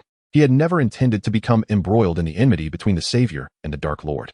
Quirrell? What about him? Voldemort had possessed Quirrell. No one was more suited than Voldemort to serve as the ultimate antagonist in Harry's trials. I have little interest in the trials or the Philosopher's Stone, Kyle shrugged, but I am intrigued by the alchemical knowledge that the stone represents. More precisely, Kyle was fascinated by the prospect of transforming his private arsenal into more formidable weapons, such as infinite bullets, blazing fire, and the Fifth Fleet Annihilator. Dumbledore preferred to see Kyle delve into the relatively innocuous realm of alchemy rather than dabble in dark magic like his father. Thus, Dumbledore readily acquiesced to Kyle's request. However, he would soon realize the folly of his decision. Kyle nodded slightly, his gaze piercing as he addressed Dumbledore. You are quite knowledgeable in alchemy, aren't you? Of course, Dumbledore replied, a hint of pride coloring his tone. Yet, in the next breath, he shifted the subject. But I have a far better recommendation for your alchemy tutor. Who? Nicholas Flamel. Kyle's eyes brightened at this revelation. What a splendid prospect. Who in the magical world could offer better educational resources than the legendary alchemist who created the Philosopher's Stone? Dumbledore smiled. There are 32 hours and 30 minutes until the first examination. Let the comments section wish me success. Chapter 59. There is not a corner of Hogwarts I have yet to explore. Emerging from the headmaster's office, Kyle wore a satisfied smile. This visit had not been in vain. Not only had he obtained the coveted Firebolt 2000, but Dumbledore had also arranged for a legendary alchemist to be his mentor. Initially, he had merely intended to follow Dumbledore in the study of alchemy. After all, Dumbledore's prowess in this field is quite remarkable, as noted on the chocolate frog cards. He had discovered 12 uses for dragon's blood and collaborated effectively with his partner, Nicodemus, in alchemical pursuits. However, the smile on Kyle's face vanished upon encountering the labyrinthine staircase before him. Despite his time at Hogwarts, he had yet to memorize which staircases required a leap and which would alter their direction upon stepping upon them. Fortunately, he was not required to ascend the stairs. Ever since he had mastered the cushioning charm, he had adopted a new form of descent known as the leap of faith. Kyle stepped onto the banister of the staircase. Kyle! Hermione shrieked, rushing to the edge of the stairs. Harry and Ron, equally alarmed, dashed to the edge to peer down, only to find nothing visible, prompting them to leap up in search of a professor. Luckily, George and Fred happened to pass by, each grabbing hold of one of them to prevent a repeat of the previous night's mishap. What happened? Hermione's voice quivered with distress. Kyle jumped. George burst into laughter, only to be met with Hermione's tear-filled, fierce glare. Fortunately, Fred intervened with an explanation. That fellow has always descended the stairs in such a manner. George shrugged. Ever since he learned the cushioning charm, he hasn't walked down the stairs properly. Hermione, Harry, and Ron exchanged bewildered glances, their expressions a blend of shock and disbelief, as if Fred were questioning their wizarding credentials. We've tried that method of descending the stairs. If you're interested, I can show you how. Hermione shook her head vigorously. No. She believed such a method of descent was only suitable for midday, as it would surely lead to disaster at dawn or dusk. Only someone like Kyle, who could whimsically refer to a ferocious three-headed dog as adorable and frolic with it, could employ such a reckless way of descending. Later that evening, in the library, while Hermione and Hannah busily completed assignments for other subjects, Kyle was copying Hannah's notes on history of magic and astronomy, having never attended those classes. Hermione, the model student, had previously admonished Kyle for this unscrupulous behavior. However, as the one being copied, Hannah seemed unconcerned, instead aligning herself with Kyle, the shameless plagiarist. Hermione, at her wits' end with the pair's collusion, decided to ignore them. As Kyle leisurely transcribed Hannah's assignments, Hermione regarded him with a complex expression. Was this still considered normal? To leap down the stairs? Is there something on my face? Kyle paused, his quill suspended midair. No. Hermione supported her chin with one hand, while the other rhythmically tapped on the table. Shouldn't we prioritize practical application of magic? Due to the presence of Madame Pants, the librarian, the two could only converse in hushed tones. Madame Pants was a stern and meticulous librarian of Hogwarts, often found in the library, safeguarding her cherished books while keeping a watchful eye on the students who used them. She could not abide any breach of decorum, including loud chatter within the library. Upon hearing Hermione's words, Hannah closed her Transfiguration textbook, realizing that Hermione was seeking a place to practice magic. Kyle immediately grasped Hermione's intent. The little beaver nodded, acknowledging that there were indeed very few places in Hogwarts that allowed them to practice magic privately. How about that abandoned classroom across from the Great Hall? Hannah inquired, tilting her head. There were times when there were no classes, after curfew, and on weekends. The little beaver quickly added to Kyle's thought, emphasizing the significance of Hogwarts curfew. Hannah suddenly recalled the incident that had cost Hufflepuff 50 points and shook her head vigorously, her golden braids swinging wildly behind her. What about the astronomy tower? The blonde girl suggested another location. Hermione waved her hand dismissively, saying, you and Kyle could sneak over using the disillusionment charm. But I might not be able to make it. The two deliberated, yet failed to propose a viable location. Either it was too secluded for Hermione, who was unfamiliar with the disillusionment charm, to reach safely, or the space was too cramped to allow them to practice magic freely. They turned to Kyle, who had spent 4 additional months at Hogwarts as their more seasoned companion. Hannah nudged the daydreaming Kyle. Why are you so quiet? The nudge brought Kyle back to reality. Supporting his chin with his hand, he pondered carefully before speaking. I know a great place. I can take you there. And you won't have to worry about getting caught by the professors during curfew. However, Kyle had not revealed the latter part of his thought. Besides avoiding the watchful eyes of the patrolling professors, they would also receive one-on-one guidance from a certain white-bearded old man. Such treatment was reserved for protagonists in novels. What place is that? Hermione asked curiously. Kyle glanced at the clock on the library wall, noting that closing time was approaching. He then instructed Hermione, you and Hannah should go to the 3rd-floor corridor of the castle, find a gargoyle spouting water, and then say the password honey lemonade to access the hidden chamber behind the statue. The unsuspecting little beaver widened her eyes in disbelief. Is there really such a place in Hogwarts? Absolutely, Kyle replied smugly, raising an eyebrow. I've explored most of Hogwarts, and I can confidently say that it is undoubtedly the best location for us to practice magic. Hannah fixed her gaze on Kyle. Shall we head over there? And where will you go? As for the revelation that the hidden chamber behind the water-spouting gargoyle was actually the office of a former Transfiguration professor and the current headmaster, one could only imagine the expressions that would adorn Hannah and Hermione's faces. Kyle was unaware of what was to come. Yet he knew the expression he ought to wear, an exuberant grin, reminiscent of the Uchiha clan. Chapter 60. Surprised? Unexpected? As Kyle arrived at the headmaster's office, dragging his small suitcase behind him, the first sight that greeted him was that of 2 little girls seated at the desk, trembling, their hands and feet icy, on the verge of tears. Kyle, I am quite curious as to why you have chosen to appear here at this hour, Dumbledore remarked, his fluffy purple robe swaying gently as he winked at Kyle. Were it not for Dumbledore's presence, Hannah and Hermione would have likely pounced on Kyle, ready to deliver a sound thrashing. I merely believe we require a space to practice magic, Kyle replied, placing his suitcase on the floor. You see, while Hogwarts offers ample space, there are indeed very few places where we may freely cast spells during our leisure hours. He spread his hands wide. Surely, you cannot expect us to sneak off to the Forbidden Forest in the dead of night to practice magic? At the mention of the Forbidden Forest, Dumbledore's expression darkened. Since bringing Kyle to Hogwarts, Hagrid had reported a significant increase in the number of young wizards trespassing into the forest. If his suspicions were correct, the little wizards Hagrid mentioned were likely these very members of the Misfit Alliance. Please, have a seat, Dumbledore urged, striving to maintain a kindly demeanor. And what is it you wish to discuss? Kyle made himself comfortable in the chair before the desk. As the headmaster, surely you can grant us permission to visit your office after curfew for our studies? Dumbledore interlaced his fingers, tapping his long fingers thoughtfully. That would be a violation of school rules. From the tone of old Dumbledore, it seemed he was inclined to deduct points from the 3 of them. Hannah and Hermione's little hands trembled slightly, their expressions a picture of despair as if the sky were about to fall. Kyle flashed a mischievous smile, recalling what that old man had once told him. You know, during your time at Hogwarts, you must have frequently bent the rules yourself. Being a quintessential Gryffindor, Dumbledore had undoubtedly strayed from regulations on numerous occasions. Such thoughts did not require Grindelwald's insights. Kyle could deduce it on his own. However, the pursuit of knowledge is indeed a commendable endeavor. Dumbledore swiftly interrupted Kyle. Grindelwald, that scoundrel. How much of my past has he divulged? Dumbledore silently fumed. The portrait of the previous headmaster, Armando Dipet, who feigned sleep upon the wall, discreetly opened his eyes, a sly smile gracing his features. Dumbledore smiled back, though there was an air of embarrassment hidden within his grin. I grant your request. Both Hermione and Hannah looked up, their faces alight with surprise. Kyle's gaze drifted towards the parchment and quill upon the desk. With a resigned smile, Dumbledore swiftly penned 3 notes of approval. Upon receiving the notes, Kyle accepted them with a cheerful nod and promptly stepped into his suitcase. Professor, there is one more matter to discuss. Kyle emerged from the suitcase. And before you retire for the night, we can approach you with any magical inquiries, correct? Dumbledore nodded, tacitly consenting. The expressions of delight on Hannah and Hermione's faces deepened. Perhaps it was the previous incident of losing Kyle, or perhaps Grindelwald's emergence instilled a sense of urgency in Dumbledore, compelling him to cultivate a closer bond with his surrogate son. In any case, Dumbledore exhibited considerable leniency towards Kyle, provided he did not stray down a dark path. However, observing Kyle leading the two girls into the suitcase, Dumbledore felt an inexplicable discomfort. He instinctively placed his hand over his heart, brushing against a familiar pendant beneath his purple robe. The younger generation has their own fortunes. What does it matter?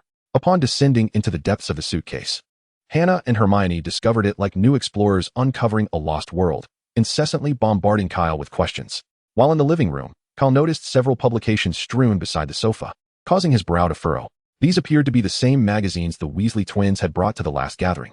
A quirky publication known as the Magical Edition of Lushwanda. Why had they been left behind? Surely, those twins were up to something. While managing the insatiable curiosity of the two little girls, Kyle discreetly tucked the magazines beneath the sofa cushions. Phew. He successfully averted a potential social faux pas, wiping the cold sweat from his forehead. When Hermione followed Kyle into the makeshift magical practice room, her attention was immediately drawn to a wall adorned with an array of firearms, alongside neatly stacked ammunition boxes on the opposite wall. Hermione was taken aback.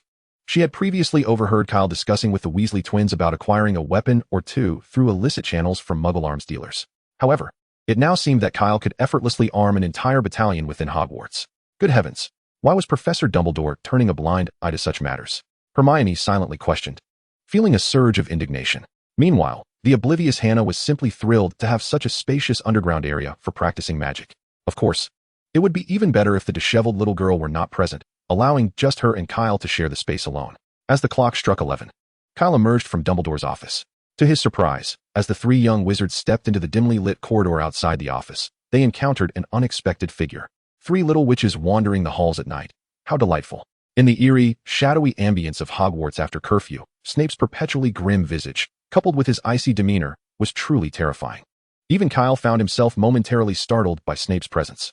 Hermione and Hannah instinctively shrank behind Kyle, their fear palpable despite possessing Dumbledore's permission. The mere sight of Snape, the old bat, sent shivers down their spines.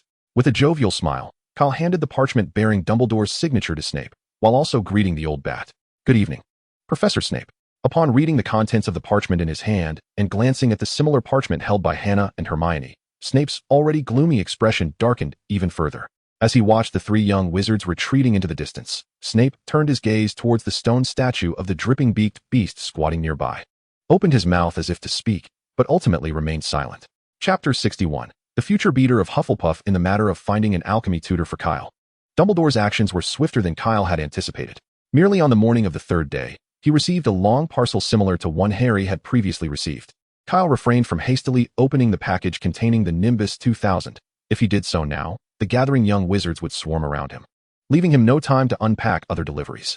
Therefore, he tucked the Nimbus 2000 beneath the table and shifted his attention to another substantial package the owls had brought him. From its appearance, it seemed to contain a collection of books.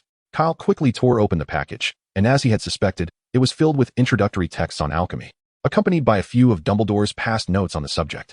These items were invaluable resources for an apprentice in alchemy.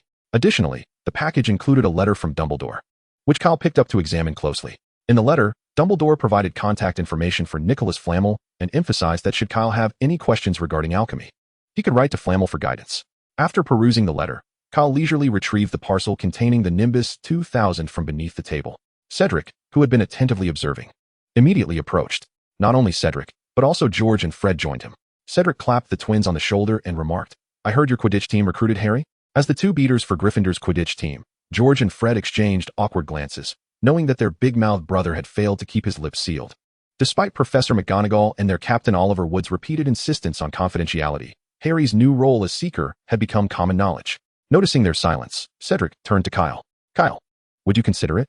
I could also request Professor Sprout to recruit you into the team." Kyle raised the Nimbus 2000 in his hand, replying, "Do you think I purchased this just for decoration?" A smile blossomed on Cedric's face. If that were the case, perhaps Hufflepuff's once lackluster Quidditch team could glimpse a glimmer of hope for winning the Quidditch Cup.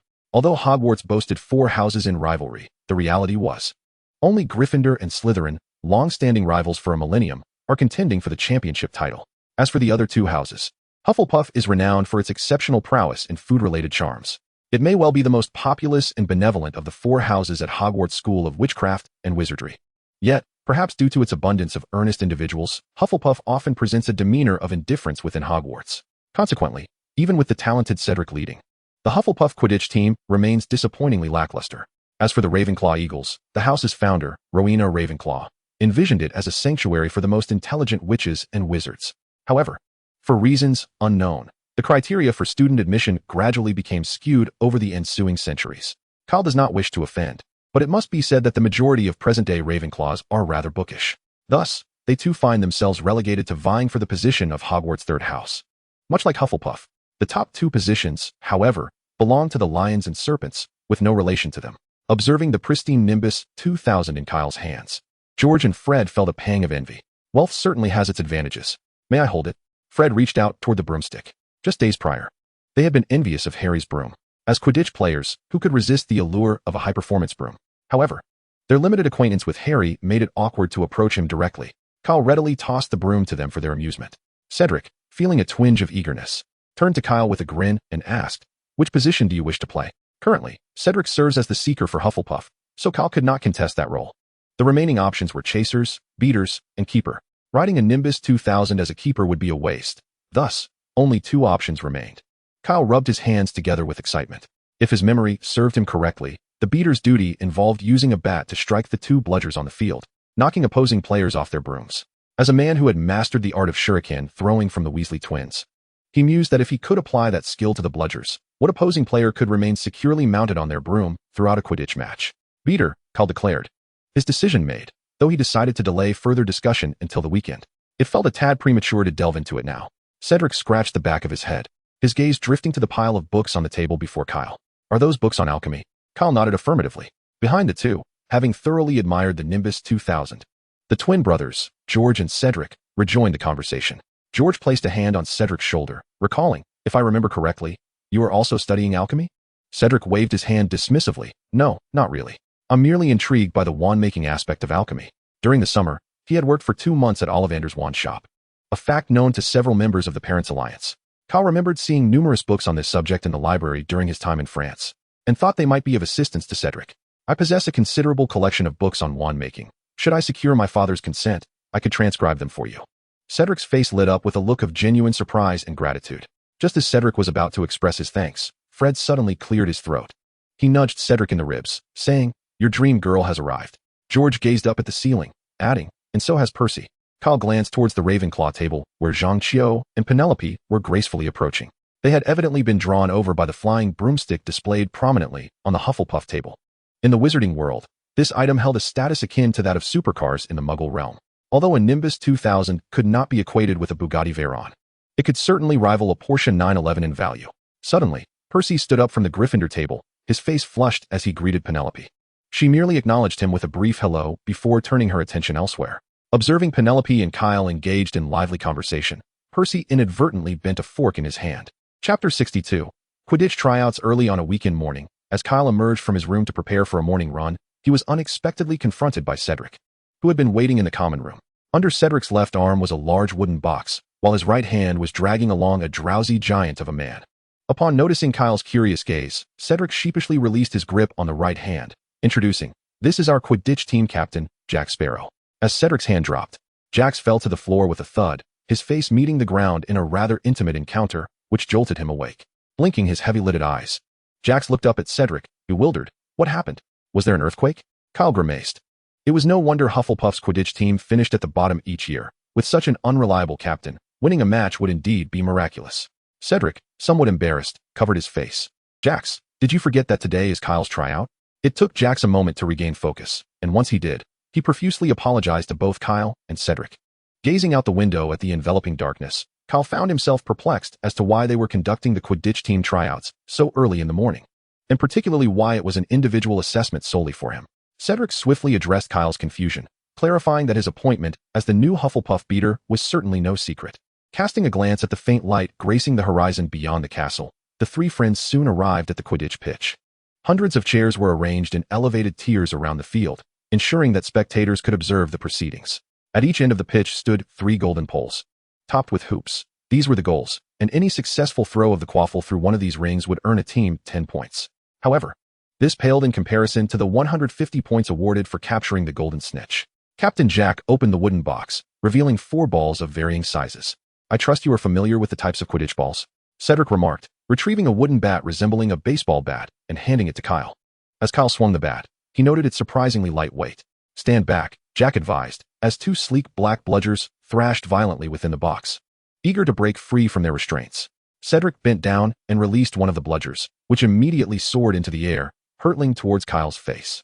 Kyle instinctively tilted his head to evade the oncoming bludger, gesturing to Cedric, "Throw out the quaffle as well." Cedric shot him a bewildered glance, particularly at the bludger that, having missed its target, was now redirecting towards the back of Kyle's head. "Are you certain?" Kyle seemed to possess a sixth sense, deftly swinging the bat behind him to send the bludger flying away. "I am certain.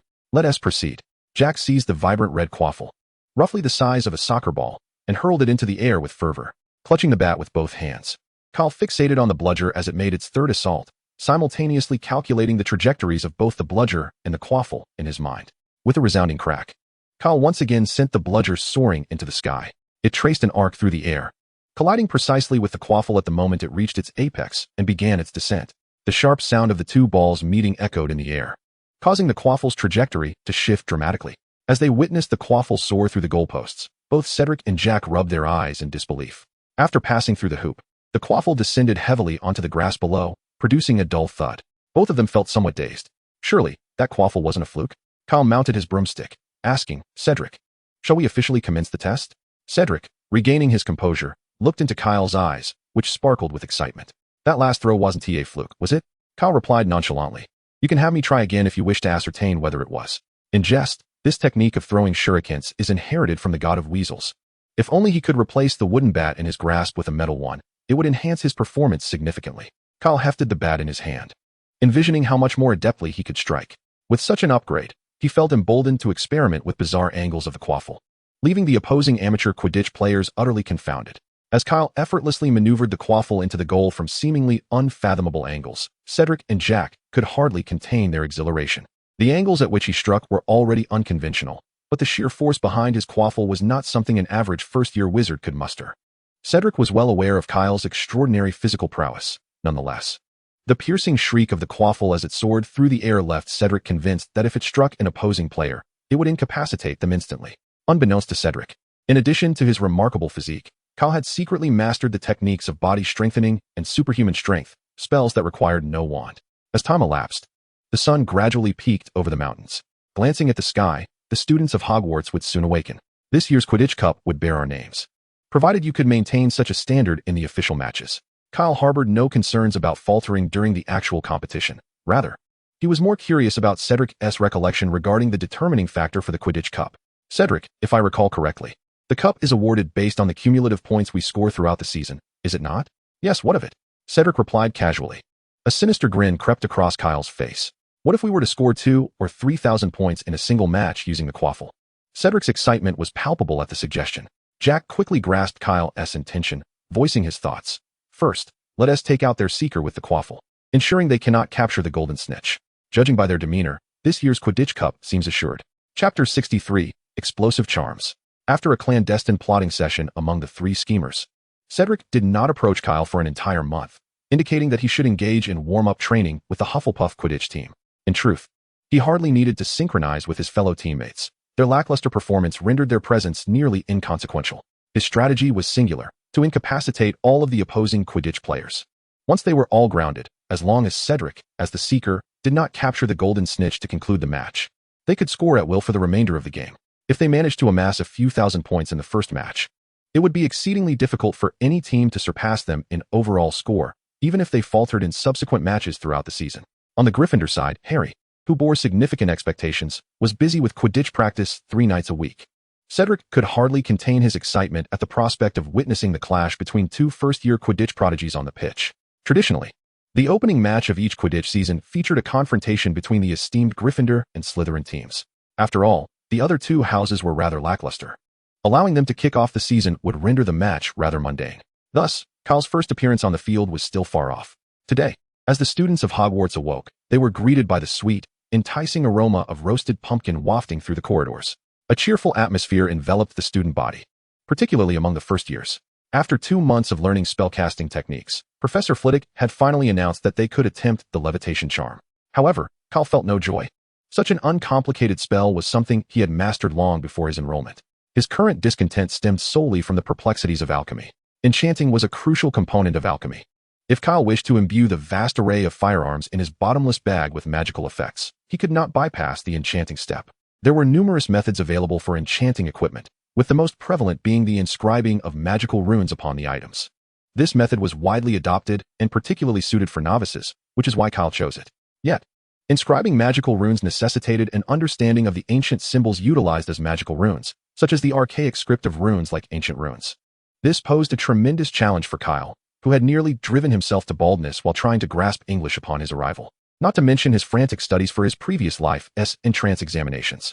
His aptitude for language acquisition was decidedly lacking.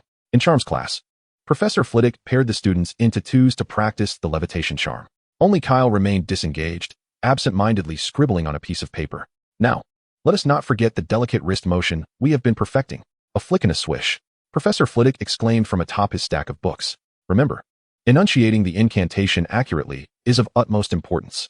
Do not forget about the unfortunate Baruffio, who mispronounced his spell and found himself on the floor with a bull standing on his chest. After demonstrating the proper technique for the levitation charm, Professor Flitwick encouraged the students to try it themselves. Ron flailed his wand as though he were exerting all his strength to lift the feather from the table. The incantation Wingardium Leviosa echoed from the Gryffindor side, causing Kyle to irritably set down his quill. After 2 months of practicing wand movements and pronunciation, how could Ron still be unable to levitate a single feather? Kyle knew without a glance that he could not possibly conjure the levitation spell. Stop! Stop! Stop! You're going to poke someone's eye out. Hermione promptly intervened to halt Ron's erroneous incantation and corrected his pronunciation. The additional syllable must be pronounced long and clearly. Ron, feeling quite indignant, retorted, "If you're so clever, why don't you give it a try?" Hermione flawlessly recited the spell, her wand waving with precision. Not only did a feather float, but even the desk before her levitated with ease. She had mastered this spell a month prior, and was nearing complete mastery of the first-year spellbook. Hannah was slightly slower in her progress, yet still surpassed her fellow classmates. With her chin held high, she cast a sidelong glance at Ron, as if to challenge him. "Do you concede?" Professor Flitwick was elated to witness yet another exceptionally gifted student emerge from his class. Splendid. Thanks to Miss Granger's remarkable performance, Gryffindor earns points. However, this was of little concern to Kyle. While he was momentarily lost in thought during class, a brilliant idea struck him. Why must the ancient runes employed for enchanting equipment originate solely from the West? Could not the ancient scripts of our great nation, such as Oracle Bone script, bronze inscriptions, or Cheen seal script, be utilized instead? It is well known that the resplendent Eastern civilization flourished long before the dominant Western civilization of today. The runes known as Elder Futhark are barely 2 millennia old, with the earliest known examples dating back to the latter half of the 2nd century. In contrast, the Grand Cheen dynasty was established over 200 years before the Common Era. In this magical realm, while the Western world boasts wizards, it stands to reason that Eastern sorcerers must also exist. This suggests that enchanting equipment using Cheen seal script is indeed feasible. Although Kyle's aptitude for language is limited, this primarily pertains to Western tongues. Fortunately, his ancestry bestowed upon him some knowledge of Cheen seal script, as his grandfather was a calligrapher, and he absorbed some of that wisdom. Now, revisiting the art of Chinese calligraphy from his past life seemed far simpler than delving into ancient Elder Futhark. With this thought, Kyle retrieved a stack of fresh parchment and some basic alchemical paints intended for rune engraving from his small backpack, and began to draw anew. If someone acquainted with Cheen seal script were present, they would discern that Kyle was inscribing the character for explosion upon the parchment. Chapter 64, The Approaching Giant. By the time the class bell rang, Kyle had yet to produce a genuine explosive talisman, which was entirely within his expectations.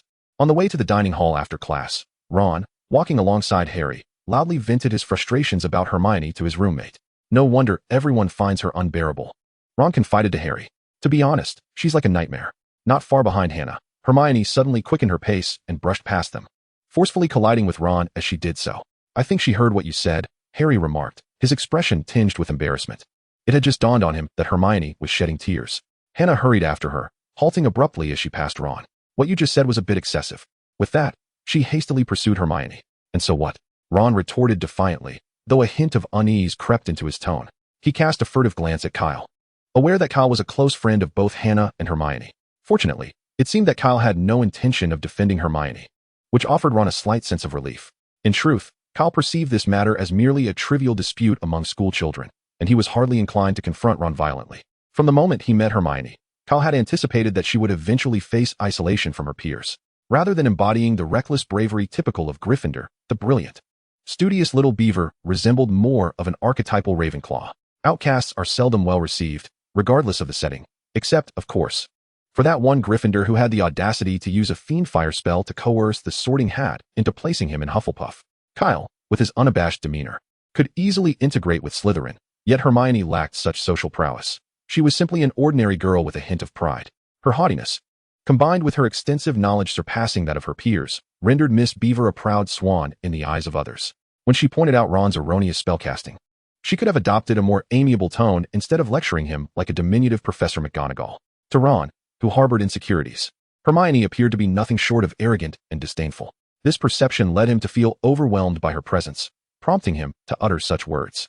Kyle felt somewhat helpless, recognizing that it was essential for Hermione to come to this realization on her own in order to understand the proper way to interact with her classmates. Not only was Hermione missing, but Hannah was also unaccounted for. Concerned for their well-being, Kyle sought out Hermione's roommate, Parvati Patil, to inquire about the situation. Upon learning that Hermione was crying in the girls' restroom and that Hannah was there to comfort her, Kyle felt a wave of relief wash over him. Above the dining table, 1,000 low-hanging clouds swirled ominously, causing the flames within the pumpkins to flicker erratically. Delectable dishes appeared on golden plates, reminiscent of the grand feast at the start of the term. Kyle glanced at the empty seat beside him, contemplating whether to prepare a small parcel of food for Hannah and Hermione or to escort them to the kitchen for another meal. At that moment, Professor Quirrell burst into the dining hall, his large scarf askew atop his head, his face a mask of terror. All eyes turned to him as he stumbled to Professor Dumbledore's side, leaning heavily against the table, gasping, "A troll is in the underground classroom. You ought to know." With that, Professor Quirrell collapsed onto the floor, unconscious. The dining hall erupted into chaos.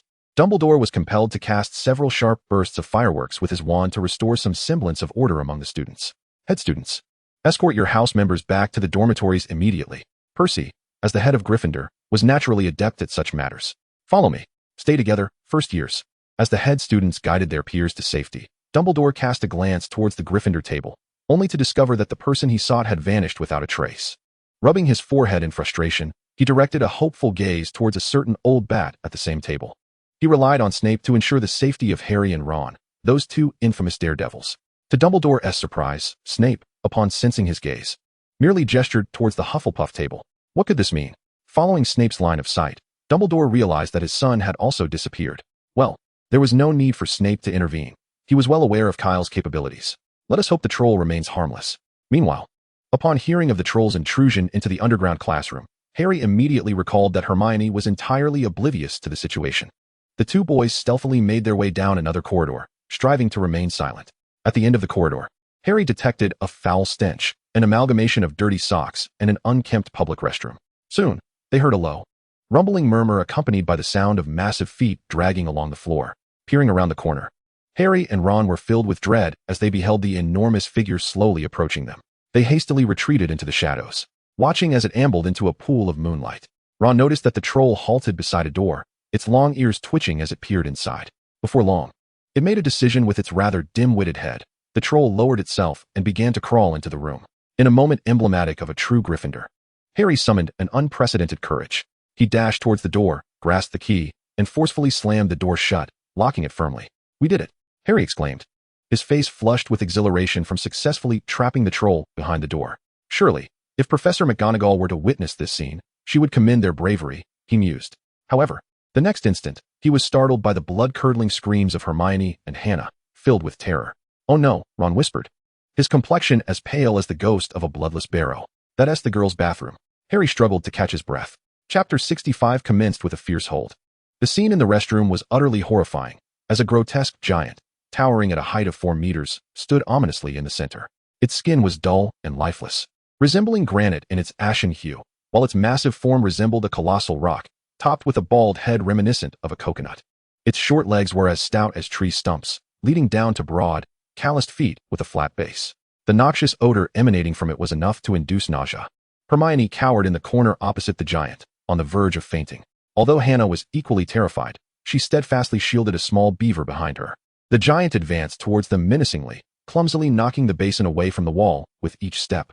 In this dire moment, Harry had no choice but to seize a metallic faucet and, with all his might, swing it towards the back of the giant's head, hoping to divert its attention. Fortunately, The giant's intellect was limited, and Harry's clumsy tactic bore some fruit, prompting the creature to halt a few paces away from Hermione and Hannah. However, this maneuver shifted all danger onto Harry and Ron. The giant turned awkwardly, its dim-witted eyes blinking in confusion as it sought to identify the source of the sound. Upon spotting Harry, it hesitated briefly before lumbering in his direction, brandishing a wooden club. At the entrance of the restroom, Ron shouted anxiously at Harry, urging him to lie down, hold his breath, and play dead. Glancing at the approaching giant, Harry realized that his short legs would never outrun it. Despite his lingering doubts about Kyle's earlier advice, he had no choice but to cling to hope. With the giant closest to him, an escape route existed. Yet he could not reach it in time. He lay down, held his breath, and feigned death in one swift motion.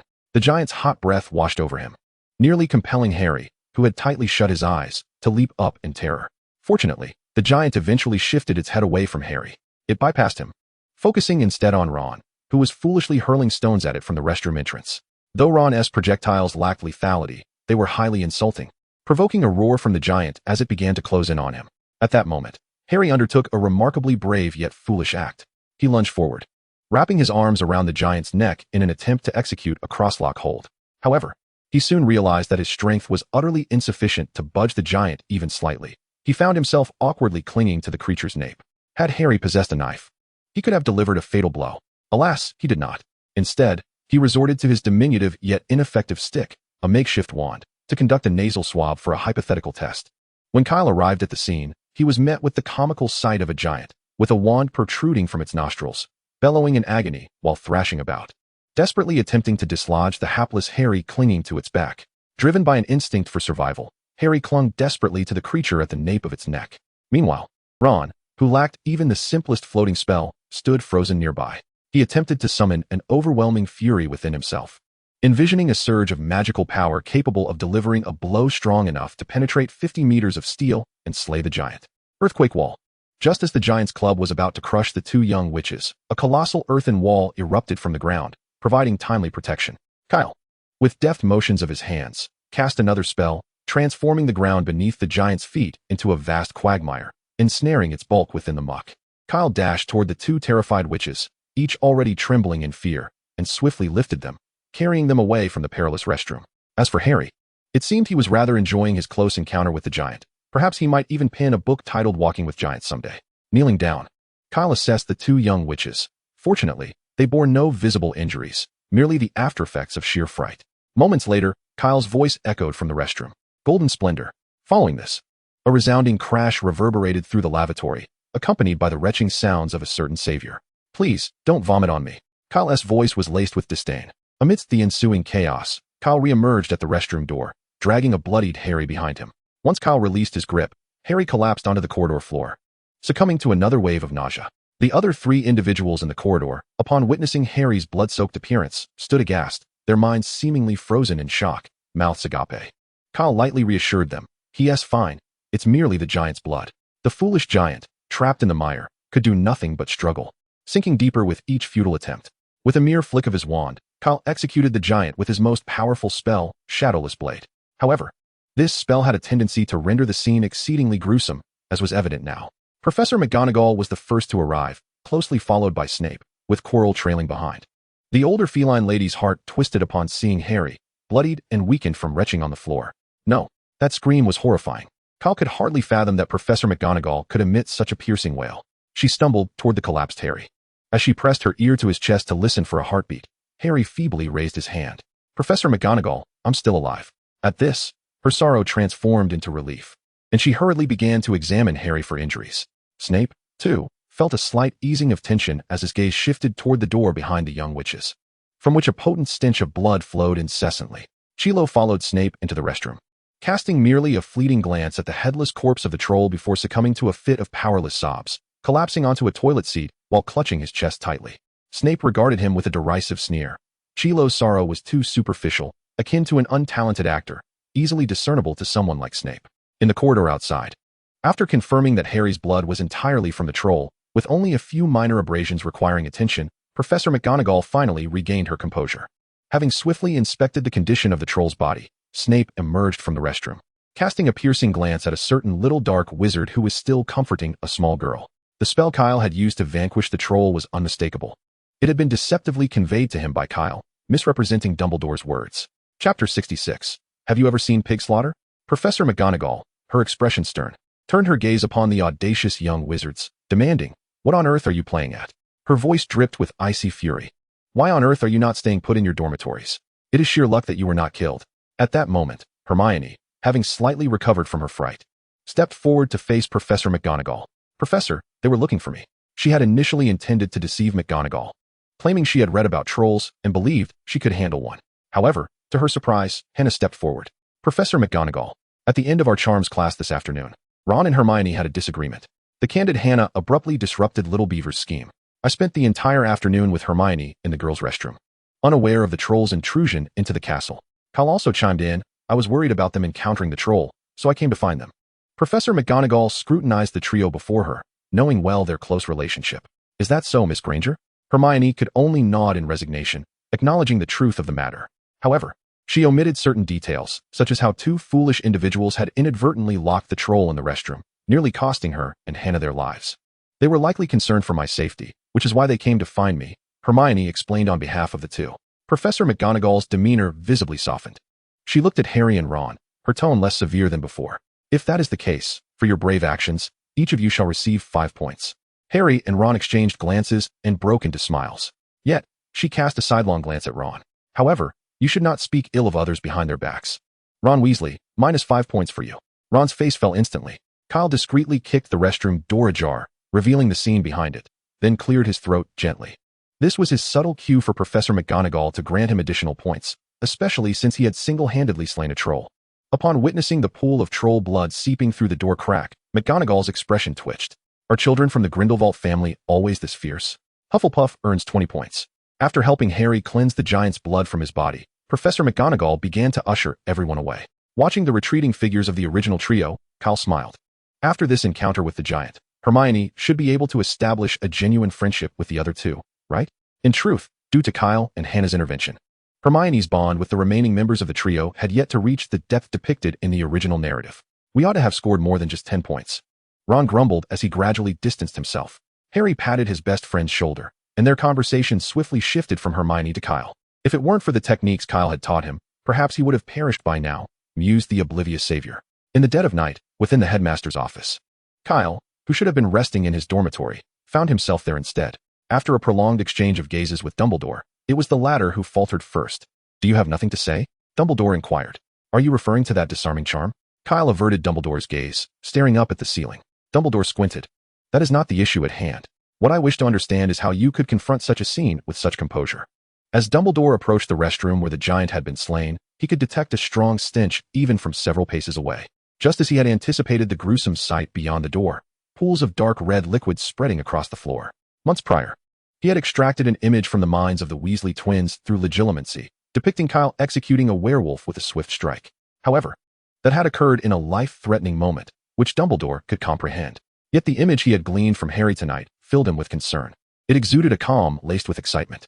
The decisiveness and ruthlessness Kyle displayed while dispatching the giant had already revealed a hint of the Dark Lord's shadow to Dumbledore. Of course, mere decisiveness alone could not forge the next generation of dark wizards. What troubled Dumbledore even more was that, after experiencing such horrors, Kyle could still remain composed while comforting Hermione and Hannah, and even argue with Professor McGonagall for additional points for Hufflepuff. Dumbledore sighed. Although he felt a sense of pride in his child's demeanor, it also left him feeling utterly drained. Father? Kyle tugged at Dumbledore's sleeve, perplexed by the old man's sudden distraction. "All right," Kyle sighed. "Have you ever witnessed a pig being slaughtered?" Dumbledore responded with confusion. "What does that have to do with anything?" Kyle set down his cup of milk. "I used to live in New York, where there was a Chinese restaurant nearby, and the owner was quite kind. He treated me to pork dumplings several times, using pigs that he raised and slaughtered himself. I have seen the slaughtering process a few times." Dumbledore rubbed his temples in exasperation. He could somewhat grasp Kyle's point. "You suggest that such scenes have become commonplace for you. Hence your heart remained unperturbed whilst slaying that colossal beast. Is that correct?" Kyle fervently nodded in affirmation. So, this child had approached the act of vanquishing the giant as if it were akin to slaughtering a mere pig. Dumbledore was utterly unprepared for such an eccentric response from Kyle. He had initially devised several heartfelt and peace-oriented discourses to cleanse Kyle's spirit. However, when the conversation veered towards Kyle's tumultuous journey, those lofty principles no longer held relevance. Fortunately, the direst scenario did not manifest. Kyle did not spiral into the depths reminiscent of the third-generation Dark Lord, which offered Dumbledore a modicum of solace. Chapter 67. The Magic World's Nuclear Disarmament Initiative. As November dawned, Hogwarts was enveloped in a frigid chill. The surrounding mountains loomed gray and were cloaked in ice and snow. The black lake outside the castle had succumbed to the encroaching cold, its surface as unyielding and frigid as tempered steel.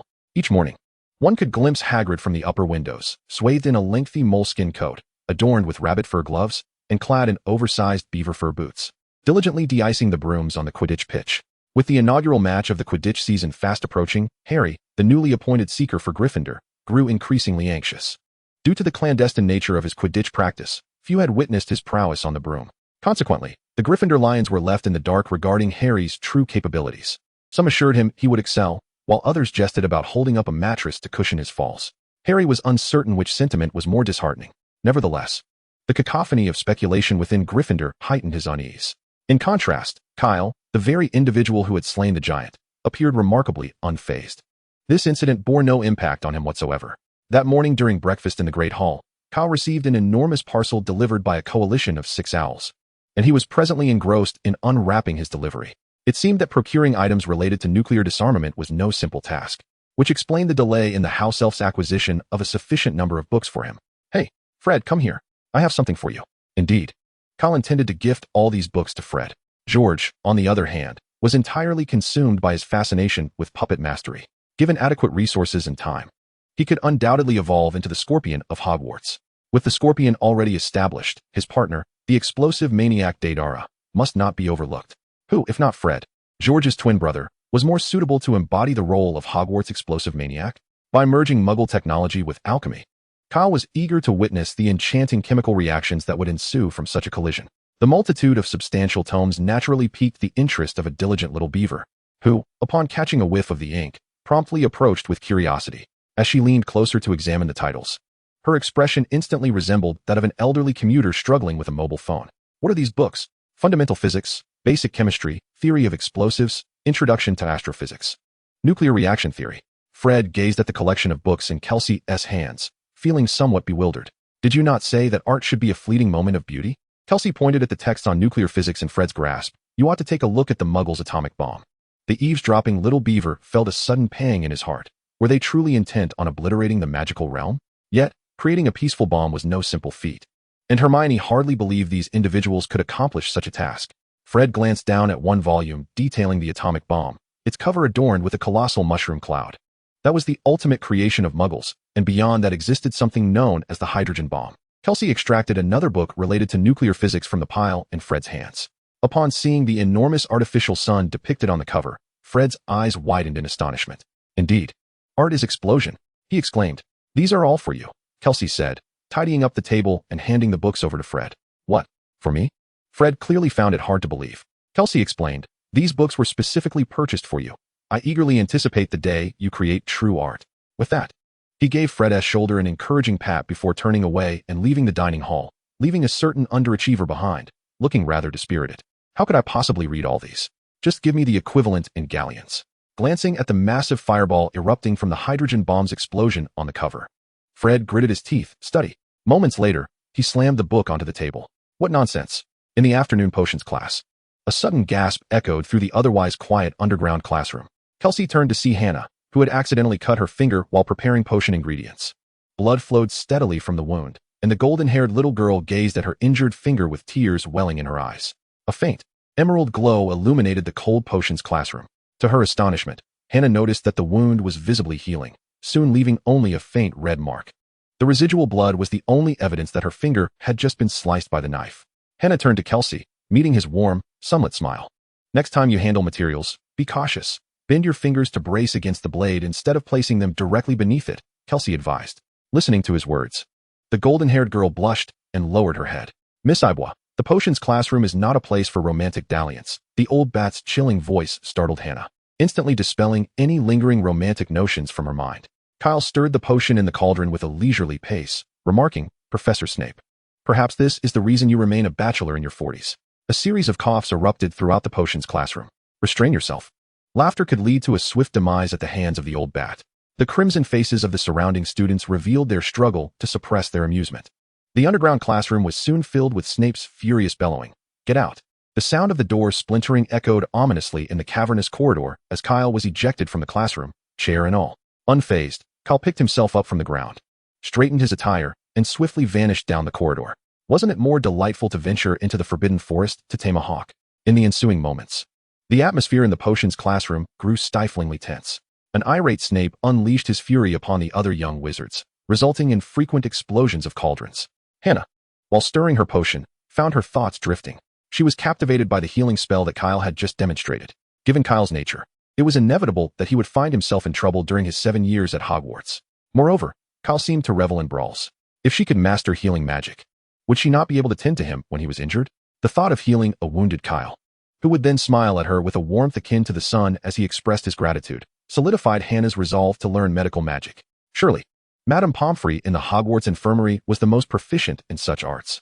Chapter 68. Born a male, I apologize.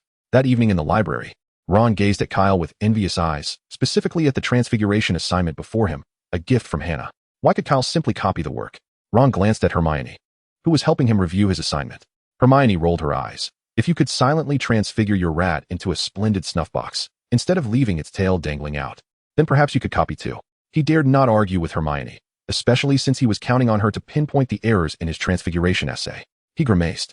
Isn't that the material we will be studying next year? We, Hannah and I, are already attempting to learn this portion, the proud little beaver declared. Kyle paused with his quill. If you devoted more time to transfiguration instead of wizard's chess and other trifles, you would discover that it isn't as difficult as it seems. Ron, caught in the act of procrastination, awkwardly scratched the back of his head. Hannah, slightly embarrassed, playfully kicked Kyle under the table with her small boot. Feeling included in Kyle's admonishment, as she too spent considerable leisure time on chocolate frog cards, Kyle smiled at her, prompting the little girl to turn away and feign ignorance. In contrast to the other four, Harry appeared somewhat distracted. In the early morning, while in the courtyard outside the castle, Hermione's copy of Quidditch Through the Ages was confiscated by the ever-suspicious old bat. Perhaps it was due to Harry's lack of feminine attire that the old bat's demeanor toward him was particularly unfriendly. I think I should ask Snape if he can return the book to me, Harry suddenly proposed. Kyle winked at him, suggesting that if he donned a dress, Snape would surely relent and return the book. Upon hearing the mention of cross-dressing, Harry remained unfazed, while Ron was left in utter disbelief. Harry nodded and produced the makeup kit he had purchased from Kyle, beginning to alter his appearance. Ron felt a sinking sensation. Why could Harry's transformation into Hallie elicit such a response while he himself could not? Was his own attempt at femininity lacking allure? After Hallie effortlessly captivated the heart of a certain bat with her beauty, Ron found himself unable to resist the temptation to earn points for Gryffindor before the following week's potions class, and thus enlisted Kyle's assistance in his own makeover. The situation unfolded as follows. Snape, Hallie, if I were to ask you to fetch me a piece of bezoar, where would you go? Hallie, is bezoar related to goats in some way? Snape, precisely, a bezoar is a stone taken from the stomach of a goat, possessing potent antidotal properties. 10 points to Gryffindor. Snape, now, can you elaborate on the difference between aconite and wolfsbane? Hallie, I'm afraid I don't know, sir. That truly ventures into my realm of ignorance. At that moment, Ron raised his hand high. Professor, they are the same plant, collectively referred to as aconite. It was then that Snape noticed Ron, also adorned in feminine attire. After a moment of stunned silence, Snape's roar reverberated through the potions classroom. Ron Weasley, what kind of farce are you pulling? 20 points from Gryffindor. In that instant, Ron felt as though the entire world had conspired against him. Born as a Weasley, he lamented. The following morning dawned bright, yet cold. The tantalizing aroma of roasted sausages wafted through the dining hall, as everyone eagerly anticipated an exhilarating Quidditch match, chattering animatedly. Harry, sporting 2 pronounced dark circles under his eyes, entered the great hall. The scene he had witnessed the previous night, while seeking Snape to retrieve Quidditch Through the Ages, lingered disturbingly in his mind. Upon pushing open the door to the staff room, he had seen Filch bandaging Snape's injured leg, bloodied and mangled. Damn it, he had heard Snape exclaim. How could you possibly keep an eye on 3 heads at once? Harry recalled the 3-headed dog he had encountered on the 4th floor and the trapdoor beneath its paws. Did this imply that Snape intended to steal whatever the 3-headed beast was guarding? Furthermore, could the troll from a few nights prior have been released by Snape as well? The more he pondered, the closer he felt to unraveling the truth behind the events. However, in just a few short hours, he was to face his very first Quidditch match, compelling him to set aside these distracting thoughts for the time being.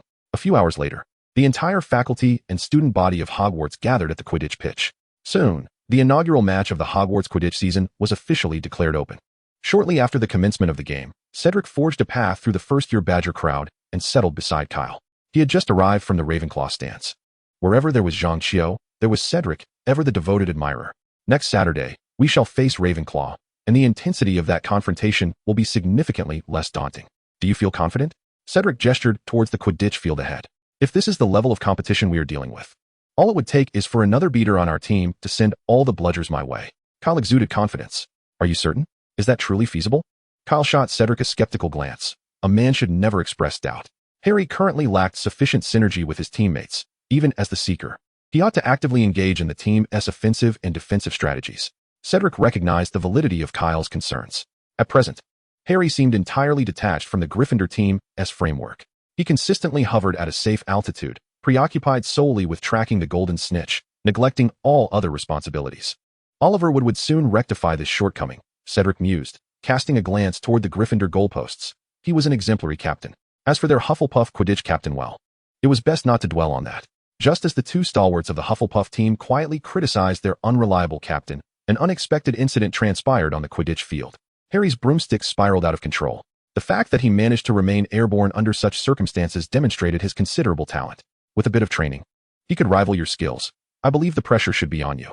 A commotion arose in the staff stands, but soon Harry's broom regained its composure. Before long, the match concluded with Harry capturing the golden snitch, securing victory for Gryffindor.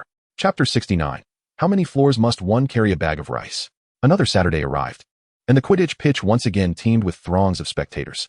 As referee Madame Hooch cautioned against fouls, her words transformed into a hope for both teams to showcase their skill and style. Kyle wholeheartedly agreed with Madame Hooch's sentiments. When Ravenclaw's newly appointed Seeker, Zhang Qiu, approached him to shake hands, Kyle expressed, "From your well-coordinated uniforms and amiable gazes, I can genuinely sense your sincerity and sportsmanship." However, no sooner had she finished speaking than a gleaming, oversized wrench tumbled from Kyle's robes.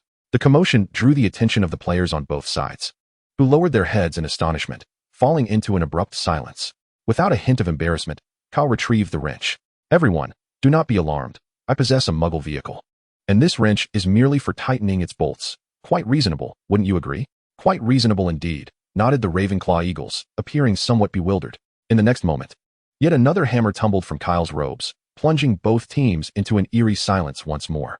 As I previously mentioned, possessing a muggle automobile and carrying a hammer seems entirely logical. Enough, enough, Mrs. Hooch interjected with a hint of impatience. "Please relinquish any prohibited items from your clothing."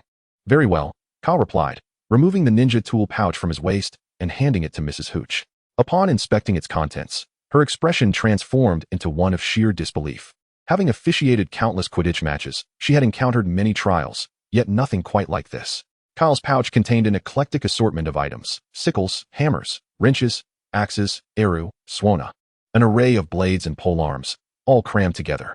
Following Dumbledore's use of the undetectable extension charm on Kyle's pouch, he had stuffed in everything he could, including items seldom utilized but potentially invaluable in critical moments.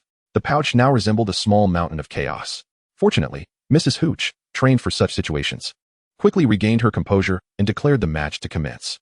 This match promised significantly fewer highlights than the previous one. The Hufflepuff chasers and keeper were performing poorly, conceding points in rapid succession.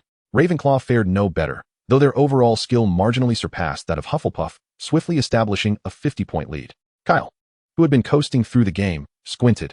If this continued, even Cedric catching the golden snitch would be futile. They had initially planned for Kyle to conceal his prowess until facing seasoned teams like Gryffindor and Slytherin, but it appeared he had no choice but to intervene. With a sudden burst of energy, he propelled his broom towards the distant black ball soaring through the air. Ravenclaw seized the quaffle once more. Roger Davies maneuvered past Hufflepuff's defense. "He is going for a shot." Lee Jordan shouted hoarsely. "He is shooting. He is shooting." Bang! A streak of black lightning flashed through the air, striking the quaffle just as it was about to cross the goal hoop, sending it soaring away. The crowd fell silent for an instant, only to erupt moments later into a thunderous cheer from the Hufflepuff stands. "What did I just witness?" exclaimed Lee Jordan, his voice laced with astonishment. "Hufflepuff's Kyle just deflected the quaffle with a bludger. Was that mere chance? Wait and see if it was mere chance."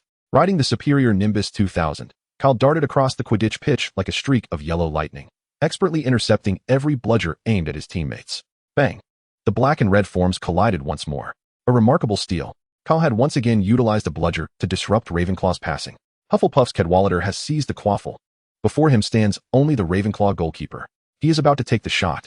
This is an exceptional opportunity, as the vibrant red quaffle slips from Cadwallader's grasp.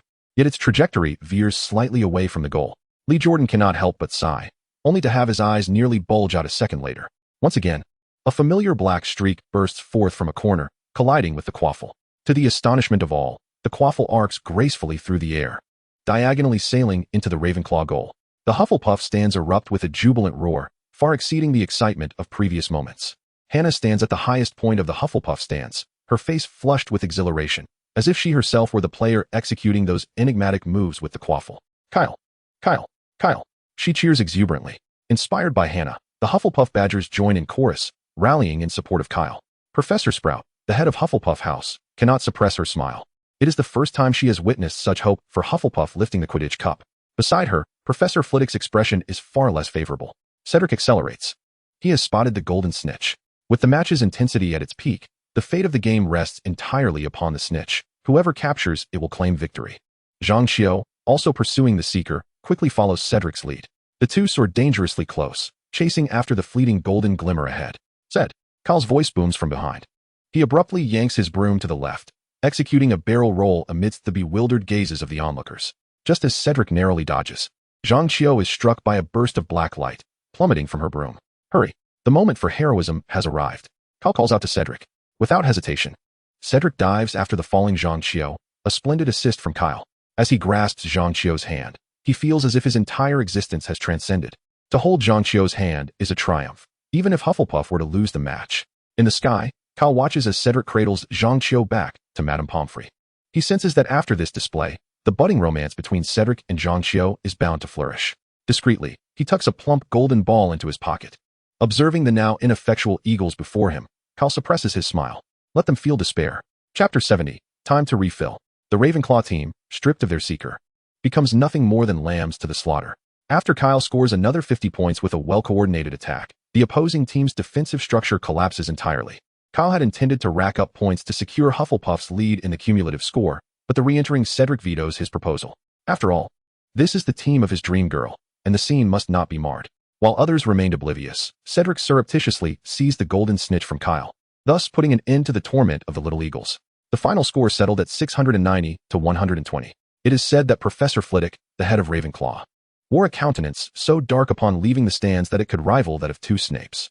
The entire Hufflepuff common room seemed to be immersed in a sea of joy. This jubilation reached its zenith when Hannah, in her excitement, enveloped Kyle in a grand embrace.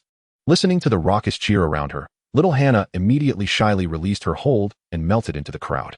Observing the girl's delicate sensibilities, the surrounding folks ceased their teasing and turned their attention to the kitchen in search of refreshments. The Badgers enlisted the help of house elves to procure a bounty of food from the kitchen. Such behavior would ordinarily be prohibited within the halls of Hogwarts. However, today, Professor Sprout appeared particularly jubilant and did not intervene in the revelry of the Badgers. Let us toast to today's victory. A throng of little Badgers encircled Kyle, raising their mugs in unison. Kyle cast a glance around at his companions, a smirk curling at the corners of his mouth. This modest amount of alcohol could hardly intoxicate even Cedric, the weakest drinker among them. After all, they were seasoned warriors. Seeing that Professor Sprout showed no inclination to halt the festivities, but rather joined in the merriment by lifting her own cup, Kyle threw back his head and swiftly drained his mug of butterbeer. After indulging in the revelry for a brief period, Professor Sprout eventually took her leave from the Hufflepuff common room. Despite her usual amiable demeanor, her role as a professor necessitated her departure. Her presence would only render the Badgers more self-conscious. Hence, once Professor Sprout exited, the atmosphere within the common room grew even more exuberant. Come, fill them up. Keep drinking. Kyle bellowed. Naturally, a little Badger approached, refilling Kyle's mug to the brim. However, what Kyle did not anticipate was that while butterbeer may not induce intoxication, it certainly fills the bladder. Within the span of a mere hour, Kyle found himself making 3 trips to the restroom. Fortunately, his efforts bore fruit. After several rounds of drinks, few remained in the common room capable of walking in a straight line. You're just there to keep the fish. Get up and drink. Kyle vigorously shook his team captain. From beneath the table, an arm clutching a white napkin was raised unsteadily. Captain Jack had surrendered, waving a white flag in defeat. Only the sprawled bodies of little Badgers remained, accompanied by a symphony of snores. Her face darkened instantly, rivaling that of Professor Flitwick 2 hours prior after his defeat on the Quidditch pitch. As for the two culprits, Kyle and Cedric, they were crouched in a laborer-esque pose on the frozen surface of the Black Lake, while Fred busied himself with something in the distance. Cedric prodded Kyle in the ribs, inquiring whether the wandering ball from the morning had been aimed at him. Kyle forced a sheepish smile, insisting it was impossible unless one claimed that British people do not deceive one another, a notion he found hard to believe. I swear, I truly did not deceive you. If I utter a single lie, Fred will fall into the lake this very moment. Just as he spoke, the surface of the lake abruptly cracked, and indeed, Fred tumbled into the dark waters. The three of them scrambled to retrieve Fred, and after a flurry of commotion, they resumed their previous crouched positions.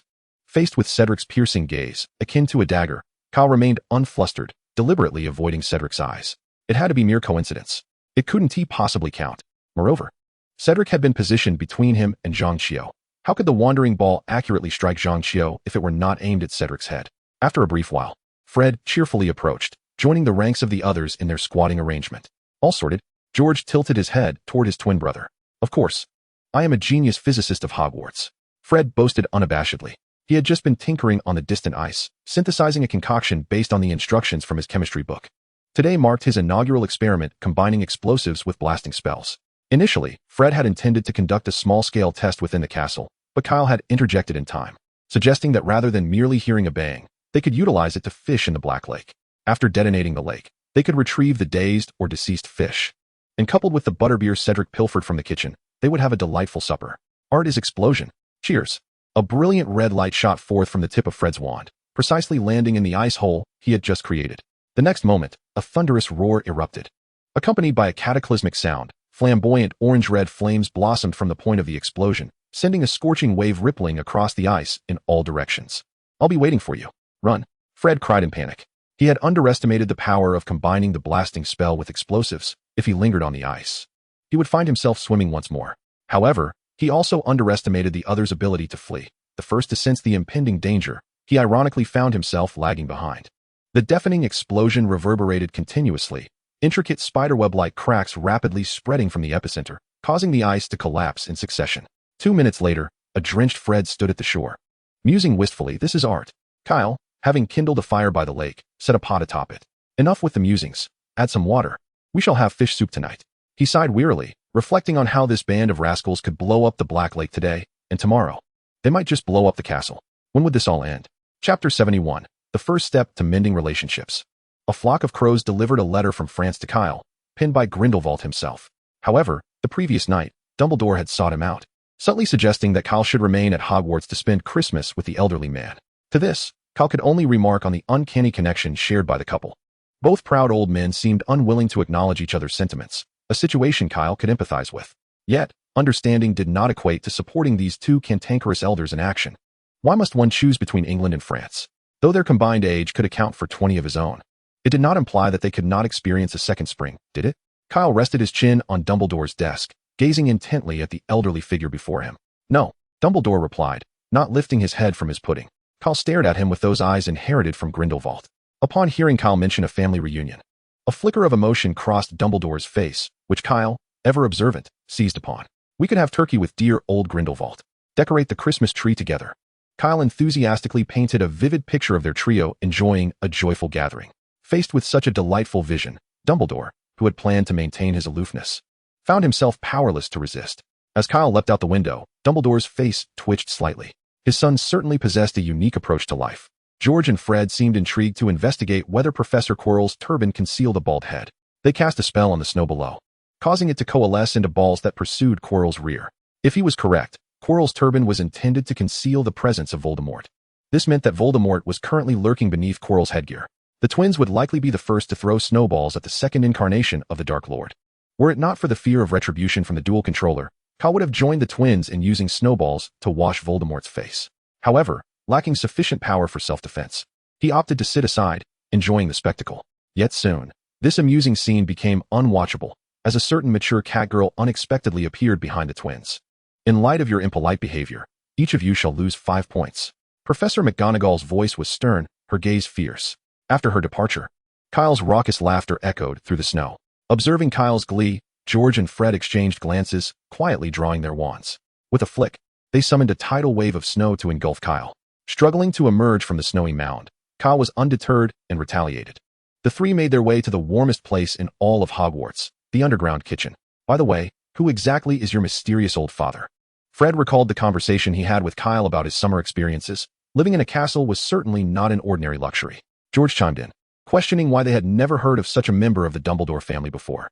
As a lineage that produced the greatest white wizard, the Dumbledore family had always been a subject of great interest in the magical community. Yet, for reasons unknown, little was known about its members. The only other Dumbledore family member that Fred and George were aware of was the proprietor of the Leaky Cauldron, Aberforth Dumbledore, the brother of Albus Dumbledore. They had previously ventured to the pub to purchase some drinks, only to be expelled by the furious Aberforth. Driven by curiosity, the brothers conducted some inquiries and uncovered the story behind it. However, they remained baffled as to why Aberforth had reacted with such fury upon seeing Kyle's eyes. Kyle, on the other hand, was well aware of the events that had transpired years ago. For reasons unbeknownst to him, his two fathers had engaged in a heated dispute. Though both were emotionally charged, neither had intended to inflict mortal harm upon the other. However, when Aberforth joined the fray, his intent was to bring about a deadly conclusion. In the ensuing chaos, a spell was cast that inadvertently struck Ariana Dumbledore, their sister, resulting in her tragic demise. It was at that moment that Grindelwald and Dumbledore severed their ties. Aberforth blamed the death of Ariana on the other two, and when he laid eyes on Kyle, the fact that he refrained from unleashing the killing curse upon Kyle was a testament to his restraint. At that time, Kyle had yet to reclaim his true surname, and the twins were also oblivious to Grindelwald's escape from Nurmengard. Thus, it was only natural for the twins to regard Grindelwald as a member of the Dumbledore family. In truth, this perspective held some merit. Despite their separation, the bond between Grindelwald and Dumbledore could not be obscured. They were fundamentally a family bound by love. After taking a sip of his ginger tea, Kyle set down his cup. Perhaps their lack of knowledge stemmed from his previous residence in France, which left little connection to England. For now, he could not reveal Grindelwald's surname to the magical community, not even to his friends. Therefore, he had no choice but to concoct a plausible excuse to appease the twins, who seemed only mildly interested in the matter, merely indulging in casual gossip. Chapter 72. The following morning, Kyle gazed sorrowfully at his teacup. If he had not misjudged, their mode of transportation to France would be the port key, which he had previously experienced. Dumbledore's spirits were high. Well, it appeared they would have to travel by port key. Apparition was too taxing on magical energy, even as a human vessel. Dumbledore could not possibly transport Kyle directly from the Scottish Highlands to the Alps through apparition. The complete nine-tailed Jinchuriki may indeed be a possibility. However, in the realm of magic, tailed beasts do not exist. Thus the only alternative is to employ a key. Upon their descent, Kyle led Dumbledore along the rugged mountain path. After passing through a barrier, the familiar castle unfolded before them.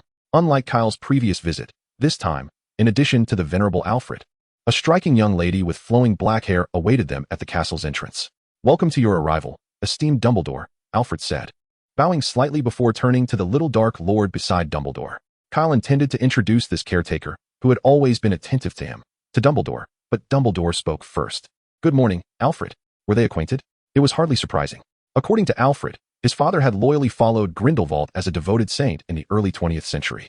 After growing up, he was honored to inherit the role of the Grindelwald family's butler from his father, serving the family with unwavering loyalty to this day. Given such a lengthy time span, it was entirely reasonable for Dumbledore to be familiar with Alfred. Kyle's gaze shifted to the black-haired maiden who had been observing him closely while standing beside the butler. What piqued his curiosity was her distinctly Eastern features, exuding an air of elegance and grace reminiscent of a princess from an ancient imperial palace. Noticing Kyle's gaze, her bright, starry autumn eyes met his, and she offered him a gentle smile, causing Kyle's heart to skip a beat. Alas, it was the sensation of infatuation. Catherine gracefully lifted the hem of her gown and curtsied to Kyle. After exchanging brief pleasantries, the butler guided them into the castle. In the drawing room, Grindelwald stood with his back to the entrance, gazing at the distant snow-capped mountains, embodying a demeanor of serene indifference, as if Dumbledore's arrival stirred not a single ripple within him. Had it not been for the cup of completely cold tea on the table beside him and the slight sway of his body from standing too long, Kyle would have believed it. His father had likely been waiting in the drawing room for quite some time, perhaps even rehearsing for this moment in secret, meticulously contemplating his first words to Dumbledore. "You have arrived," Grindelwald said in a calm tone, slowly turning to face them. Yet, upon meeting Kyle's piercing gaze, he felt as though his facade was at risk of unraveling. Grindelwald discreetly cast a glance at Kyle, his eyes betraying a hint of menace. Understanding immediately, Kyle exchanged a quick greeting before making a hasty exit. Only Dumbledore and Grindelwald remained in the drawing room. Dumbledore gazed at Kyle's receding silhouette, letting out a soft sigh. He was increasingly reminiscent of the youth from long ago. Grindelwald, arms crossed, raised an eyebrow but remained silent, though the subtle curve of his lips betrayed his current mood. I see no reason for discussion, Grindelwald scoffed. He is my son. He is destined to tread this path. He is also my son, Dumbledore retorted. Grindelwald shrugged nonchalantly. And what of it? Who do you think he is closer to? Observing the exasperated expression on Grindelwald's face, Dumbledore's lips twitched slightly. He still could not fathom why. Despite being the first to arrive, Kyle's bond with Grindelwald blossomed so profoundly after merely 2 months of cohabitation. Was it the essence of blood that accounted for this? How infuriating. Witnessing Dumbledore's face darken, Grindelwald chuckled with satisfaction. What was wrong with a son inheriting his father's unfinished grand ideals? We've discussed this matter ad nauseum, Gellert. He interrupted, raising his palm to halt Dumbledore's words. Albus, you are not about to trot out your usual refrain, that whether he is mediocre or extraordinary. As long as he is happy, it suffices? Grindelwald let out a scornful laugh. Do you truly believe the surname Grindelwald is so easily born? Dumbledore fell silent for a moment, contemplating. Kyle has inherited our magical prowess, and he possesses a maturity far beyond his peers. His brilliance cannot possibly be concealed. Grindelwald stepped forward, fixing his gaze upon his former lover. Unless you confine him within Nurmengard, even without my guidance, those zealously devoted saints will inevitably seek him out one day. Kyle's appearance was unmistakable, a perfect echo of a young Grindelwald. This might deceive those unfamiliar with the original Dark Lord's magnificence, but it would certainly not escape the notice of those fervent believers. Unlike Voldemort's followers, who were instantly vilified after his downfall, Grindelwald's acolytes faced little reckoning following his fall from grace. Regardless of the heinous crimes Grindelwald committed or how the wizarding community viewed him and his followers, the majority of those who rallied around him did so for freedom, truth, and love. The power amassed from these 3 beliefs was profoundly formidable. This was why the ministries of magic across nations ultimately chose to forego retribution, allowing those saints to resurface in hiding. If one day, a wizard bearing Grindelwald's bloodline emerged, possessing talents rivaling or surpassing Gellert Grindelwald himself. After scrutinizing the resolute expression on Grindelwald's face, Dumbledore realized that he could not alter Grindelwald's convictions. He could only take a step back voluntarily. Chapter 73, Grandmother Caresses You. Meanwhile, Kyle and Catherine were strolling through the castle's garden. Alfred, who had been accompanying them, had mysteriously vanished without a trace, leaving only Kyle and Catherine amidst the floral splendor of the rose garden. Kyle's lips twitched.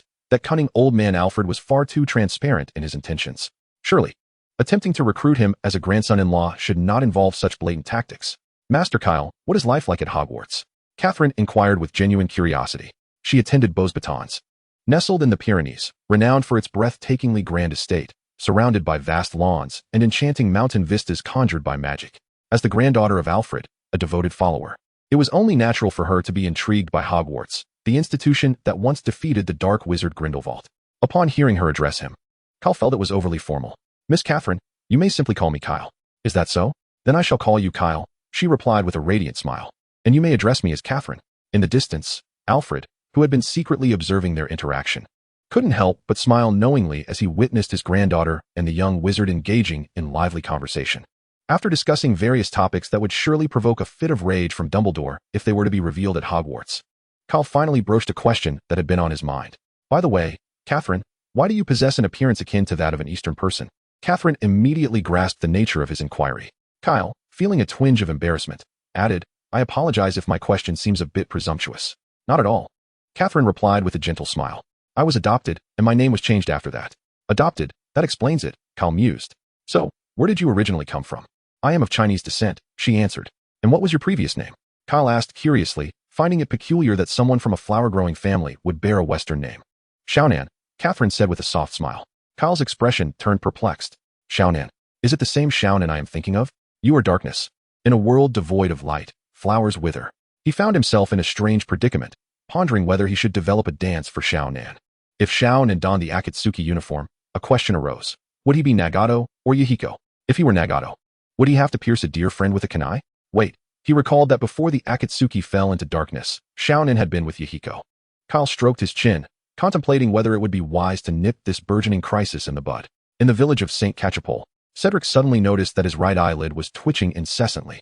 A sense of foreboding washed over him, as if something ominous were about to transpire. Clap, clap, clap.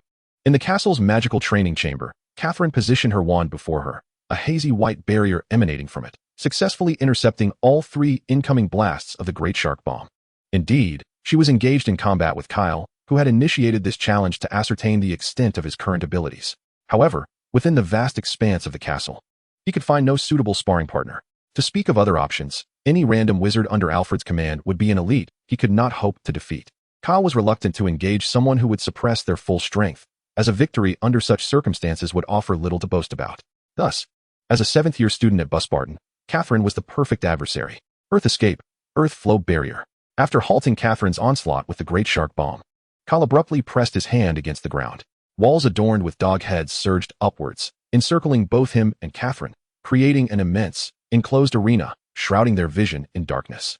This was precisely Kyle's intention, to utilize the earthen walls to block out external light, crafting a completely dark environment. Direct confrontation was out of the question. Catherine was far from the type of student who merely coasts through magical school. Kyle held no illusions about his ability to engage Catherine in a straightforward duel of spells. In this obscured setting, Catherine's response was unexpected. Ensuring her shielding charm was secure, she promptly cast a Lumos spell for illumination. Kyle shielded his eyes before drawing his wand. Sound barrier. The Lumos burst forth. An explosion of light illuminated the enclosed space, accompanied by a cacophony exceeding 180 decibels. The destructive power of sound and light was amplified to its maximum in this utterly dark environment. While her armor could withstand most magical attacks, it was powerless against sonic waves and blinding brilliance. Taken by surprise, Catherine felt a ringing in her ears, her eyes watering uncontrollably from the overwhelming stimulus. Fortunately, she managed to regain her composure and quickly layered additional defensive spells around herself. A resounding clang erupted behind her. Her hearing was still engulfed in a thunderous roar, rendering her unable to discern the source of the sound, yet she could sense it vaguely. Kyle discarded the broken kunai at his side and lifted the visor covering his eyes.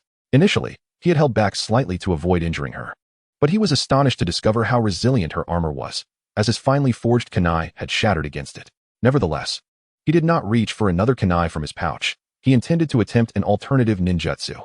A flicker of electricity coursed up Kyle's right hand, and as his magical energy coalesced, the spark grew increasingly powerful, expanding to engulf his entire palm. A thunderous roar, reminiscent of 1,000 birds in chorus, erupted from Kyle's hand. Feeling the pain coursing through his hands, yet still within an acceptable range, Kyle grinned with excitement. He could finally unleash the Chidori in a real combat scenario. On the other hand, Catherine, sensing the momentary halt in Kyle's assault, seized every precious second to restore her vision. The instant her sight returned, she could only perceive a streak of lightning rapidly magnifying in her field of vision. Chidori. Kyle's attack was so swift and fierce that her body could not keep pace with her mind. She could only watch helplessly as the lightning tore through the white barrier formed by her armor, colliding with her directly. This was the first occasion on which Kyle executed Chidori with his body cells activated by electricity. He had underestimated the speed he unleashed. Believing he could halt his momentum after breaching her defenses, the two collided and immediately tumbled into a heap.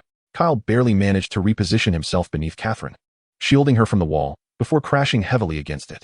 The soft sensation against his face allowed him to momentarily forget the excruciating pain radiating from his arms and back. He recalled that Catherine appeared to be wearing high-heeled shoes. Thus, given their height difference, this position seemed rather precarious. The tune of a familiar march echoed in Kyle's mind. Grandma caresses you. Chapter 74. The 8 Gates of Duinjiaore. You little lecher, Catherine exclaimed, her cheeks flushed, as she pushed Kyle's head away from her. Uncertain if it was residual static electricity from Kyle's Chidori, Catherine felt a tingling sensation coursing through her body after their collision. Indeed, it must be static electricity, she reassured herself. Kyle feigned innocence, wearing an expression of pure naivety, as if he were an untainted 12-year-old boy. Chidori had indeed inflicted some damage to his arm, but it was far less severe than during his initial use of the technique. He now understood how to utilize his magical energy to mitigate the intense heat generated by the electric currents.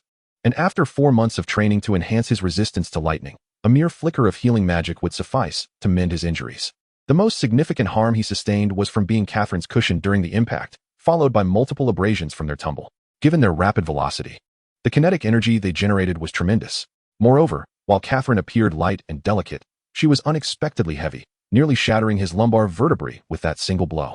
Catherine also noticed Kyle's injuries and felt a pang of guilt. After he had knocked her down, she had sensed him cushion his body between her and the wall. It had been less than an hour since their first meeting, and Kyle now lay in such a wretched state. If Alfred were to discover this, he would undoubtedly be furious with her. She knelt down, gently using magic to heal the various abrasions on Kyle's body. How did you manage to do that? During the process of assisting Kyle with his treatment, Catherine suddenly exclaimed, "How did you manage that?" Kyle was perplexed by her inquiry. Aside from employing that dazzling spell with your wand, you executed everything else without it, correct? How did you accomplish that? As far as Catherine was aware, Wandless magic was an exceptionally advanced technique, and only the most formidable wizards, such as Dumbledore and Grindelwald, could master it. Even these two great sorcerers, one dark and the other light, could not perform overly complex spells without their wands. Did you notice the movements I made before casting? Cal queried. No. There were several motions. Your hand signs were executed so swiftly that they appeared as mere after-images, making it impossible for me to discern, she admitted, her expression adorably naive. That was the hand sign, a mysterious form of magic from the East, Cal elucidated. Catherine's tone brimmed with astonishment. Hand signs? Isn't that a technique utilized by African sorcerers? Cal continued. The earliest hand signs can be traced back to the Xia dynasty of the Flower Kingdom, which boasts a history of over 4,000 years. There was a hint of disdain in Kyle's voice regarding African sorcerers, implying they were still unaware of the existence of magic at that time. Can I learn it? Catherine's bright eyes sparkled with anticipation. As a diligent student, she was immensely intrigued by this novel magical knowledge. Of course, no problem at all, Kyle readily agreed. He had already managed to steer George and Fred off course. One was now engrossed in puppetry, while the other delved into explosive studies, suggesting that this artistic duo would soon make their mark in the magical realm. Now, guiding Catherine towards the angelic image of his familiar rain-hidden village should not pose a formidable challenge, he mused. He genuinely wished to witness Catherine mastering the art of the divine paper manipulator, unleashing a staggering 6 trillion explosive runes. The character for Fennel Beans is different. There are 12 hand signs for the hand sign technique. Kyle slowed his movements, demonstrating all 12 hand signs before Catherine. The purpose of these hand signs is to help you control your magical energy, serving as a substitute for the wand during spellcasting. Remember this, or else the hand signs will be mere empty gestures. He had previously taught this technique to the other 3 progenitors, who had also learned the 12 hand signs but failed to master the control of their magical flow. The result was a flurry of vigorous attempts with no tangible outcome. As Catherine diligently practiced the hand signs, Kyle began to reflect on the earlier combat session. Today's practice had indeed revealed numerous issues. He had anticipated encountering such a dilemma with the Thousand Birds technique, which required rapid movement toward the opponent to be effective. During this phase, the caster might struggle to perceive the enemy's actions due to the overwhelming speed or find their physical reactions unable to keep pace. This is also an issue that Namikaze Minato has analyzed based on Kakashi, the original creator of the Chidori, and his performance in actual combat. Minato's assessment of Chidori is that it is an incomplete technique. Only when Chidori evolves into Raikiri, transforming the entire hand into a blade capable of cutting through steel, will this technique be deemed truly accomplished. However, Raikiri remains a distant goal for Kyle, who must seek alternative methods. The challenge of perceiving one's surroundings due to excessive speed is relatively easy to address, although the magical realm lacks a readily available Sharingan for him to utilize. There exists a spell known as the Eagle Eye technique. Upon manifestation, this spell serves a function akin to that of a standard 3-tomo Sharingan. As for the pursuit of Susanoo, it would be prudent to abandon that aspiration and instead indulge in dreams, where anything is possible. More pressing is the need for the body to respond promptly. After Kyle pierced through the defensive barrier formed by the armor with Chidori, he found himself unable to halt his momentum, a clear indication that his physical response lagged behind his cerebral commands. Brain stop. Body acknowledged. Yet, the collision had already occurred.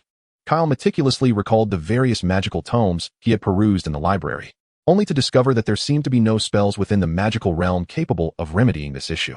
After all, practitioners of magic do not rely on physical prowess for their livelihood.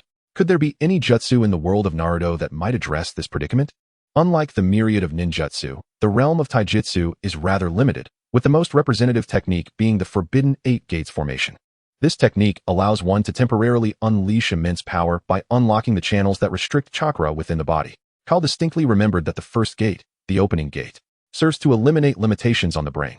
Once this gate is opened, one can fully harness their physical capabilities. The function of the opening gate perfectly addresses the challenges Kyle currently faces. Coupled with the Eagle Eye technique, he would possess the confidence to manage even at doubled speed. The 8 gates are open, rest, life, injury, death, shock, dread, and final death. Kyle recalled the locations of these 8 gates, with the first 2, the opening and resting gates, situated within the brain, while the remaining 5 extend from the chest down to the lower abdomen. The ultimate gate, the death gate, is located near the heart, the most crucial organ apart from the brain. The protagonist himself would not practice the 8 gates. At most, he would unlock the first 3. One could only speculate who would ultimately become the Azure Beast of Hogwarts. Chapter 75. The Phoenix Seeks the Phoenix. Kyle closed his eyes, intently sensing the flow of magical energy within his body. To his delight, he quickly located the 8 doors that restrict magical energy. However, Kyle was not reckless enough to attempt to forcefully breach the first gate of the 8 Gates formation with his magical energy at this stage, as it could lead to unforeseen consequences. Casting a glance at Catherine, who was still practicing the seals for ninjutsu, Kyle faced a choice: remain in the training room with her, or head to the library for research. He opted to bring books from the library to the training room. Only children make choices. He desired both. Nonetheless, the training for the 8 Gates formation was clearly not something that could be mastered in a single afternoon. What is your dream? Upon hearing Grindelwald's words, Kyle nearly found himself questioning whether he had wandered into the wrong scene. The reason was simple. Before him sat both Grindelwald and Dumbledore, comfortably ensconced in armchairs that obscured their entire forms. What? Kyle pondered. To achieve coexistence between the Magi and humanity? Halt. He was no savior.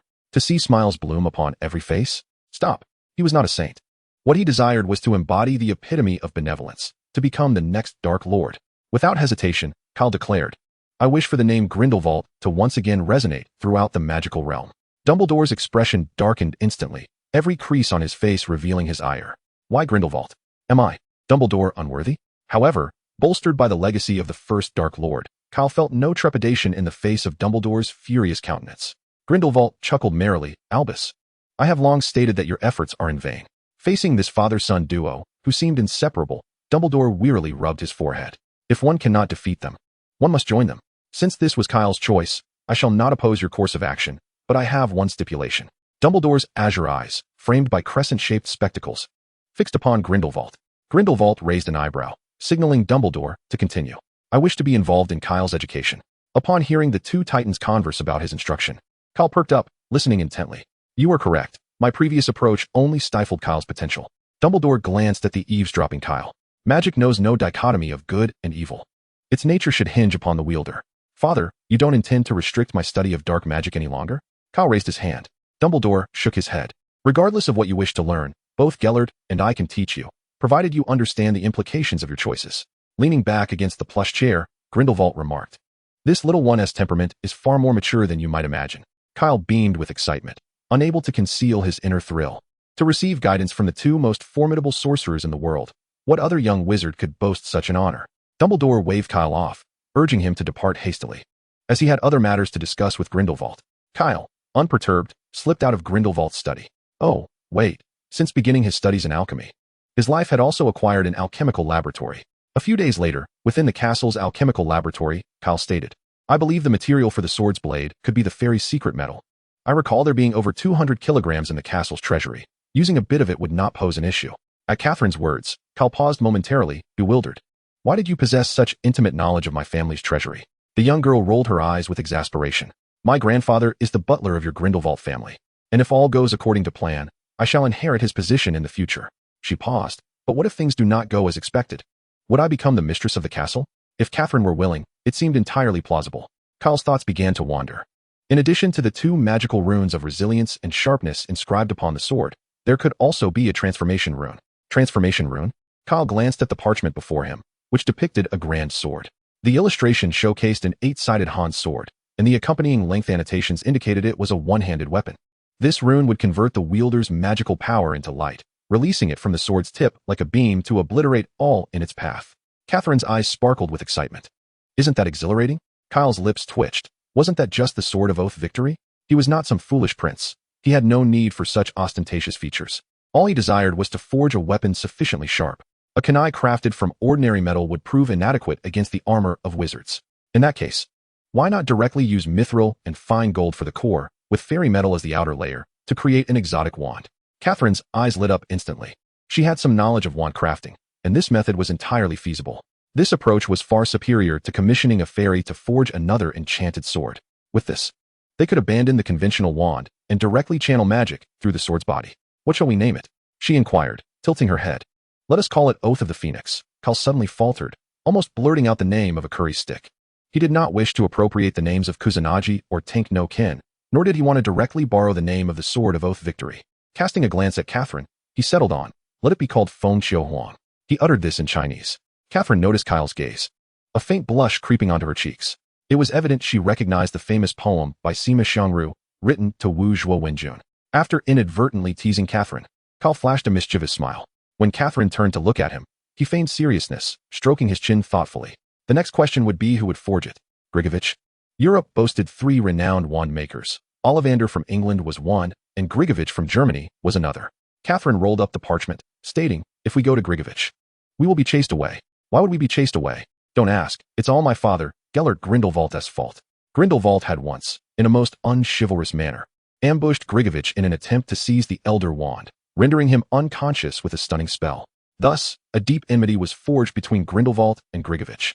Unless an elder from their family intervened, upon seeing Kyle's appearance, Grigovich would undoubtedly bellow a resounding get out.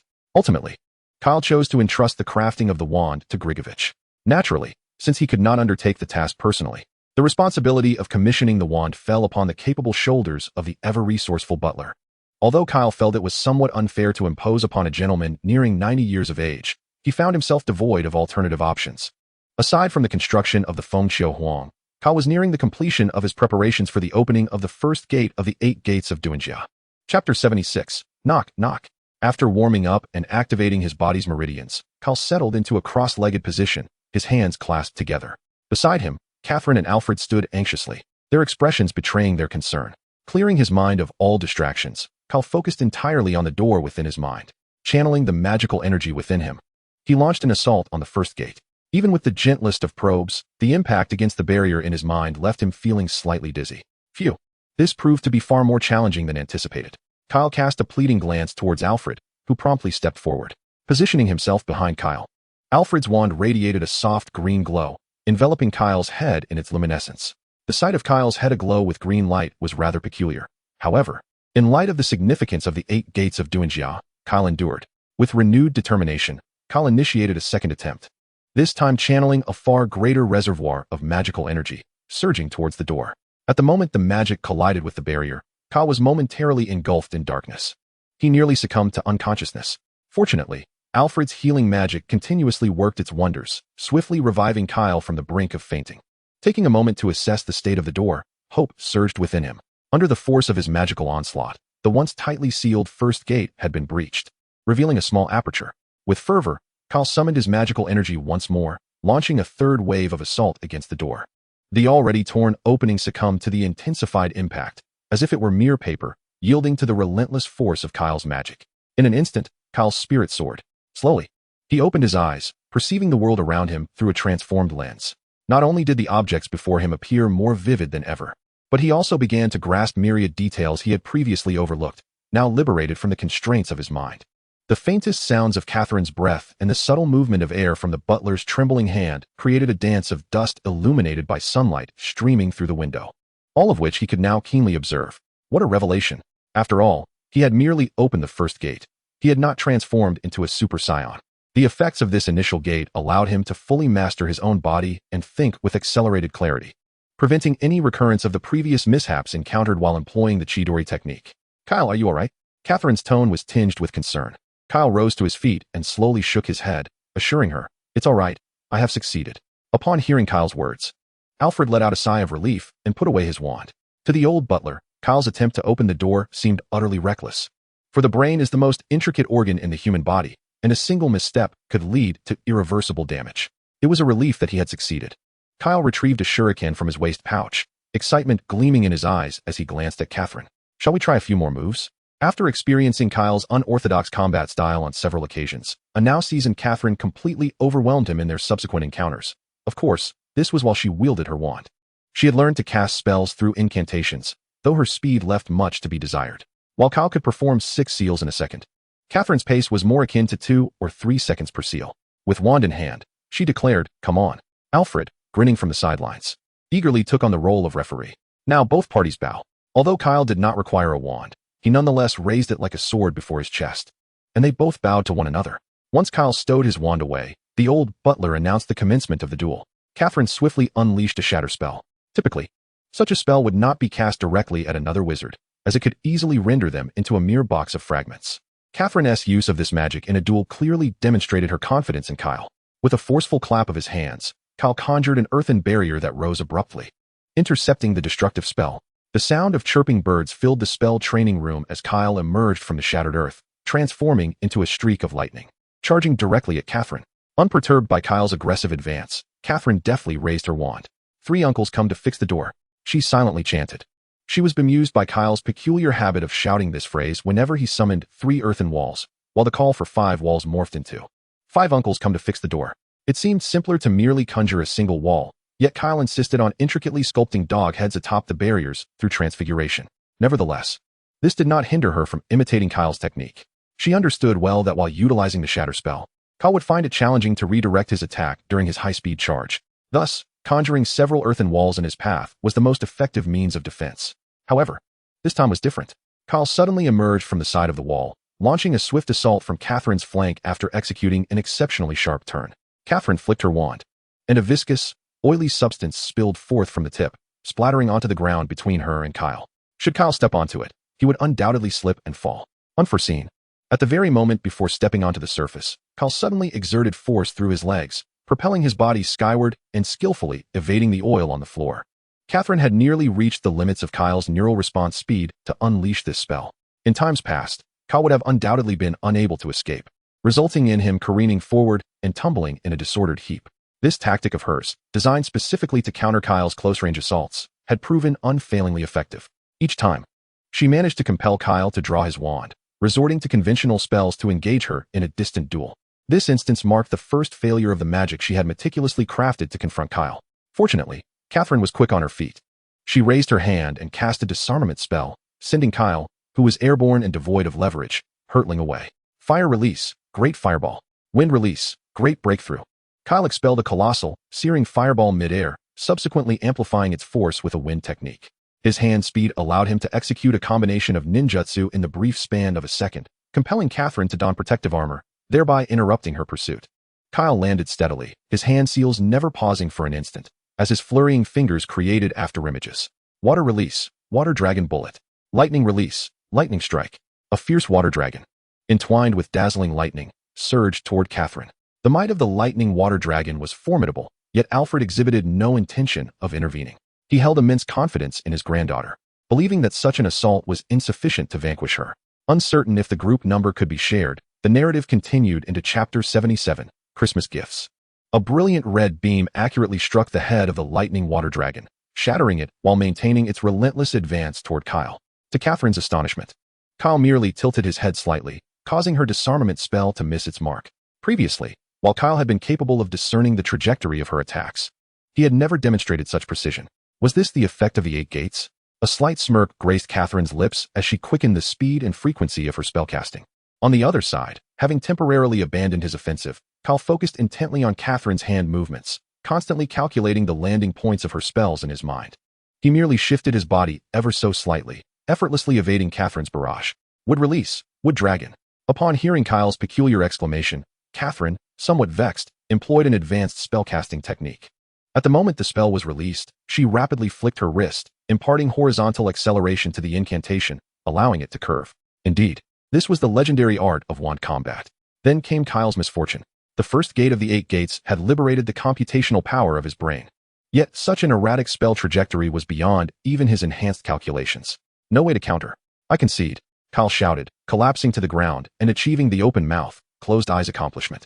Alfred extended his hand to lift Kyle from the ground and, after inspecting the injuries upon him, cast a disapproving glare at Catherine, who merely stuck out her tongue in response. It was rather commonplace to sustain injuries during combat training, and her grandfather was being excessively biased. Emerging from the first gate of the 8 gates of Duanjia, an unprecedented wave of fatigue washed over him. Kyle, undergoing treatment, let out a profound yawn. As a seasoned healer, Alfred immediately recognized this as a consequence of excessive mental exertion. Thank you, Alfred. It was 3 hours later when Kyle finally emerged from his lethargy. Having missed lunch, he discovered a steaming meal awaiting him on his bedside table, clearly placed there by a household elf that had invisibly lingered nearby, patiently waiting for him to awaken. Seated upon the plush velvet bed, Kyle did not rush to devour his lunch. Instead, he turned his attention inward, specifically to the second gate of the 8 gates of Duanjia residing within his mind. Having experienced it once, Kyle easily broke through the first gate again and tentatively pressed his magical energy against the second gate, yet it remained unyielding. Perhaps it was for the best that he refrained from experimenting alone in the absence of his grandfather. Should anything go awry, he feared he might not be discovered until the following day, lifeless in his chamber. Moreover, given his current physical condition, he surmised that breaking through to the first gate was sufficient, while the subsequent gates could wait for another time. After all, He had no intention of delving deeply into the 8 gates of Duinjia. His ambition was merely to reach the 3rd gate, the Life Gate, which served as the final sanctuary within the 8 gates. Beyond the 4th gate, each opening would inflict a degree of bodily harm. Ultimately, the 8 gates of Duinjia was a forbidden art that unleashed the body's utmost potential, and the greater the power unleashed, the more significant the consequent damage to the body. Kyle was certainly not akin to the formidable blue beast of Hogwarts. He had no desire to burn through his youth. However, he couldn't help but envy the tremendous force that Night King nearly unleashed, wishing he possessed Hagrid's robust and resilient physique. Hagrid. Just because Kyle had no intention of personally practicing the 8 gates of Duinjia did not mean he couldn't entrust it to another. As a half-giant, Hagrid's physical strength was astonishingly formidable, even without extensive training. Kyle vividly recalled the ferocity with which Hagrid had struck a werewolf into the ground within the Forbidden Forest. If it were Hagrid, Kyle speculated that even in his current state, he could likely open up to 4 gates, perhaps even 5 with a touch of optimism. If Hagrid were to intensify his physical training, Kyle firmly believed he could soon unlock the 7th gate of the 8 gates of Duinjia. Given the physical prowess of wizards, even one as powerful as Voldemort might struggle to withstand a strike from Hagrid at the 7th gate. If only Hagrid were granted a few more years, allowing him the capacity to unlock the 8th gate, Kyle believed that even the legendary Grim Reaper would be no match for Hagrid's prowess. It was settled. He knew precisely what Christmas gift to bestow upon Hagrid this year. After finishing his lunch, which had been delayed for over an hour, Kyle retrieved the stack of Christmas boxes that Alfred had meticulously prepared for him and commenced the shipping process. To Hannah, he sent a generous assortment of chocolate frogs, the only indulgence that sweet, naive Hannah truly cherished. For the academically inclined Beaver, it was a foregone conclusion to dispatch a few tomes on magic. Regarding the gifts for the esteemed professors of the academy, Kyle had ensured that each present was tailored to their individual preferences, with the old butler preparing the appropriate offerings. As for Hagrid's gift, Kyle initially intended to present him with a set of armor and a hefty battle axe, envisioning him as a formidable guardian against the threats lurking in the Forbidden Forest. After all, patrolling that perilous terrain often left Hagrid nursing injuries, albeit minor ones. Thanks to his giant lineage, Hagrid's remarkable healing abilities allowed him to recover swiftly, yet this still underscored the dangers of the Forbidden Forest. However, now, Kyle had a superior choice in mind, a green bodysuit. Indeed, the green bodysuit was the essence, while the 8 gates technique was merely ancillary. Lastly, there was the gift for his yet-to-be-met alchemy mentor, Nicholas Flamel. Kyle had heard from Dumbledore that Flamel held a keen interest in Muggle artifacts, and he certainly possessed an abundance of such items within his own enchanted bag. Nevertheless, Kyle refrained from offering any second-hand goods from his collection, as it would be unseemly to present items he had previously used. Aside from a few cherished possessions, he entrusted Alfred to procure the rest from the Muggle world. After attaching a greeting card to each gift box and ensuring that nothing was overlooked, he delegated the task of sending the presents to the house elves within the castle. The remaining gifts for Catherine and the other 3 gentlemen could wait until Christmas Eve. The next morning, after finishing breakfast, Kyle rose to present the 2 gift boxes before Dumbledore and Grindelwald. "Father, here are your Christmas gifts." Naturally, he did not neglect the diligent butler's present, adding, "Alfred, yours as well." There was no rush. They would not escape without their Christmas cheer. Dumbledore, beaming with joy, unwrapped his gift to reveal a set of figurines depicting their little family, a token crafted by Kyle himself, which only amplified Dumbledore's delight. Subsequently, he opened his own box, and Grindelwald paused, realizing that his box contained the same figurine set as Dumbledore's. As the Dark Lord, possessing a thick skin was essential. Observing Grindelwald's cautious handling of the figurines, Dumbledore let out a soft scoff. "If you find it childish, then by all means, set it aside." Alfred found it rather amusing to observe his cantankerous master, who, despite his advanced age, still exhibited such a proud and petulant demeanor. While the 2 elderly gentlemen engaged in their spirited banter, Kyle was immersed in the boundless sea of books within the library, searching for the coveted tomes on magic. Ever since he learned that Catherine was formerly known as Shaunin before being adopted by the butler hero, Kyle had firmly resolved to develop the art of paper dance. He had even suggested that Shaunin cut her hair short, dye it a shade of bluish purple, and style it into a bun. Kyle swore he was not merely enamored with the physique of the angel from Rainy Village. He simply aspired to recreate the glory of the Akatsuki organization in this world. With the 4 parental figures of Hogwarts, along with Shaunin, their magical version of the Akatsuki would have gathered sufficient numbers to execute half of the Moon Eye plan.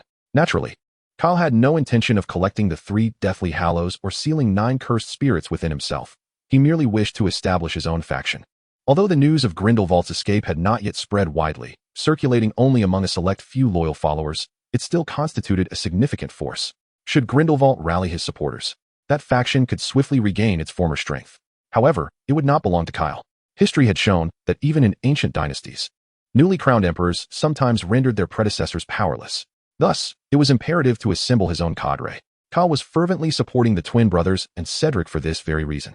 Yet, while Cedric and the twins excelled in invention and combat, they were utterly clueless when it came to managing a faction. Who could be more suited than the future steward of the Grindelwald family to serve as a professional manager within this future Dark Lord's inner circle?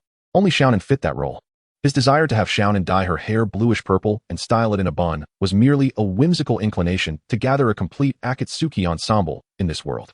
Nevertheless, developing the paper ninjutsu was no trivial pursuit. By affixing a single explosive tag to an enemy, one could summon countless explosive tags in an infinite loop, triggering a continuous barrage of explosions. Of course, this required a substantial supply of explosive tags. What ninjutsu could be better suited to complement the explosive tags than the paper ninjutsu, capable of producing 6 trillion explosive tags? Hence, Kyle deemed it essential to prioritize the research on paper ninjutsu. Having recently concluded his studies on the 8 gates, he found himself with ample leisure time. Developing the paper dance was not a daunting task. Its effect transformed the caster's body into countless paper fragments, allowing for free movement and transformation. Additionally, while transforming into paper, the caster could become immune to physical attacks and gain the ability to fly. Many spells in the magical realm could achieve such effects. The true challenge lay in the mass production of explosive tags. Alchemical products, such as the explosive runes, are not particularly challenging to produce. Kyle can sketch one in an average of 2 to 3 minutes. If a magical factory were to be established for assembly line production, the time required for crafting these runes could be further reduced. However, this is not what Kyle desires. Even if a factory were set up, amassing 600 billion explosive runes would take an eternity. Setting aside the issue of time, the cost of alchemical materials is also quite burdensome. Several kilograms of alchemical materials would yield enough for hundreds of explosive runes, but if Kyle were to demand his home factory to crank out 600 billion, Grindelwald would surely have a fit over his prodigality. Therefore, an alternative production method must be sought. By expending a trivial amount of magical energy for him, he could conjure a substantial number of explosive runes at any time and place. This way, the mutually reinforcing explosive runes he develops could achieve their maximum efficacy. Once a method for mass-producing the runes is established, the task can be delegated to Xiaonan. Of course, this does not mean that Xiaonan would personally craft the runes. Alfred's cadre of wizards is not merely for show. Even if the goal is not 600 billion, but merely 100 million, Kyle mused that defeating Voldemort might not be entirely out of reach. With this thought, Kyle extracted a notebook from his pocket and inscribed the words "for purple flame formation" on a blank page. The world of Harry Potter also possesses barrier magic. However, whether in Naruto or elsewhere, barrier techniques tend to be quite mana-intensive. Chapter 79, The Dark Lord's Quidditch Training Ground. Simultaneously, he had yet to develop a method for crafting explosive runes by hand. Just as Jack was about to take a bite out of 2 chicken legs, he paused and asked, "Kyle, do you have something to say?" Kyle shrugged. "I believe it's necessary to elevate the overall skill level of our Quidditch team. After all, one cannot expect Cedric and me to carry the team all the way to graduation." Jack responded with an awkward chuckle, his expression tinged with embarrassment. As the captain of the team, his Quidditch skills could be described as abysmal. As a goalkeeper, he was unable to defend the goal as effectively as Oliver would from Gryffindor, who kept his goal impenetrable, while Jack's goal resembled a sieve, riddled with holes. If it weren't for Cedric's insistence, he would have long ago requested Professor Sprout to transfer the captaincy to Cedric. "Actually, I think that might not be a bad idea," Jack murmured, immediately meeting the disapproving glares of the two, causing him to swallow his words. What he intended to say was that Kyle was only in his first year and still had 7 years to play. Kyle beckoned for the two to come closer. "I have specifically designed a Quidditch training ground for our Hufflepuff team," Jack exclaimed in surprise. "Quid." His words were swiftly silenced by Cedric's hand covering his mouth. Cedric, with a hint of disdain, withdrew his wand and performed a cleansing charm on his oil-stained hand. "I believe our team's performance is lacking due to a fundamental deficiency in training," Cedric remarked. The Quidditch players from Hufflepuff were acutely aware of their team's shortcomings. Thus, their training regimen was considerably more relaxed compared to the fiercely competitive Slytherins and Gryffindors. Cedric had long recognized the issues within the team, yet he lacked the means to instigate change until Kyle's arrival. Kyle squinted, contemplating how to elevate their overall performance. The most straightforward and forceful method was to intensify their training, push them to their limits. Over the Christmas holiday, he had learned a great deal from old Alfred, significantly enhancing his mastery of the healing arts. As long as he didn't collapse on the spot, Kyle could ensure that they remained stable until the injured were delivered to Madame Pomfrey. And what if they refused to follow orders? Jack timidly raised his hand. "Then they shall have to contend with my fist." "By the way, are you referring to yourself when you say they?" Jack exclaimed, shaking his head vigorously like a bobblehead. His posture straightened. As captain, I must lead by example. Then your training volume must exceed theirs by half. Cedric's comment rendered Jack momentarily speechless. Kyle shook his head. Cedric, with your large eyes, I never imagined you harbored such cunning. He poked Cedric in the chest. How could you do this? Doesn't your conscience ache? Upon hearing Kyle's words, Jack's face instantly lit up with joy and a sycophantic grin. Before Cedric could retort, Kyle interjected, double the amount would be more appropriate. Crack, crack, crack. Jack's smile vanished, his neck stiffly turning, as if his vertebrae were producing cracking sounds. Cedric burst into laughter, knowing full well that Kyle's words were far from complimentary. After dinner, in the Hufflepuff common room, Kyle placed a familiar suitcase on the floor. You don't intend for us to practice Quidditch in the target range, do you? Cedric inquired. This is no mere bag of tricks. Kyle pointed to another identical suitcase atop his nightstand. That one is. He then stepped into the suitcase, descending the stairs. The group was presented with a standard Quidditch pitch, nearly a perfect replica of the one outside Hogwarts castle. However, this pitch was surrounded by numerous long, cylindrical pipes, their purpose unknown. Astonishingly, the inside of the suitcase mirrored the external sky, filled with gentle breezes and bright sunshine. Upon witnessing the Quidditch pitch, Jack emitted an excited shriek. This place employs the same enchantment as the Great Hall's ceiling, Kyle explained. There's a knob here. Twisting it allows us to replicate any weather condition. Thus, they could replicate the conditions of a match held under any extreme weather. Cedric pointed towards the long tubes surrounding the field and inquired, what are those? Kyle followed Cedric's gesture and responded, oh, those are the launchers for the bludgers and snitches. Launchers? Are they designed to train us in evading bludgers and intercepting snitches? Cedric, upon hearing Kyle's description, surmised their purpose. Exactly, let me demonstrate, Kyle said as he approached one of the massive cannons. Like this. He slid the knob of the bludger launcher to its maximum setting and pressed the activation button. With a tremendous boom, a black meteor streaked past their eyes. The others were left bewildered. Did a large black rat just zoom by? Cedric's eye twitched violently. He had just calculated that the speed of that bludger exceeded 200 meters per second. If hit by such a fast-moving bludger, a trip to the infirmary would be unnecessary. One would simply be knocked out. Kyle's lips twitched in concern. Did his father intend to endanger his own son? After all, this launcher training system was crafted by Grindelwald at his behest. Not only the launchers, but the entire Quidditch training arena was a product of Grindelwald's expertise. Only a wizard of Grindelwald's caliber could, in mere days, create such an expansive space within a small suitcase using the permanent sticking charm. Besides the maddening launchers, the field was populated with numerous alchemical automatons programmed to simulate opposing team members, thereby increasing the training difficulty for the players.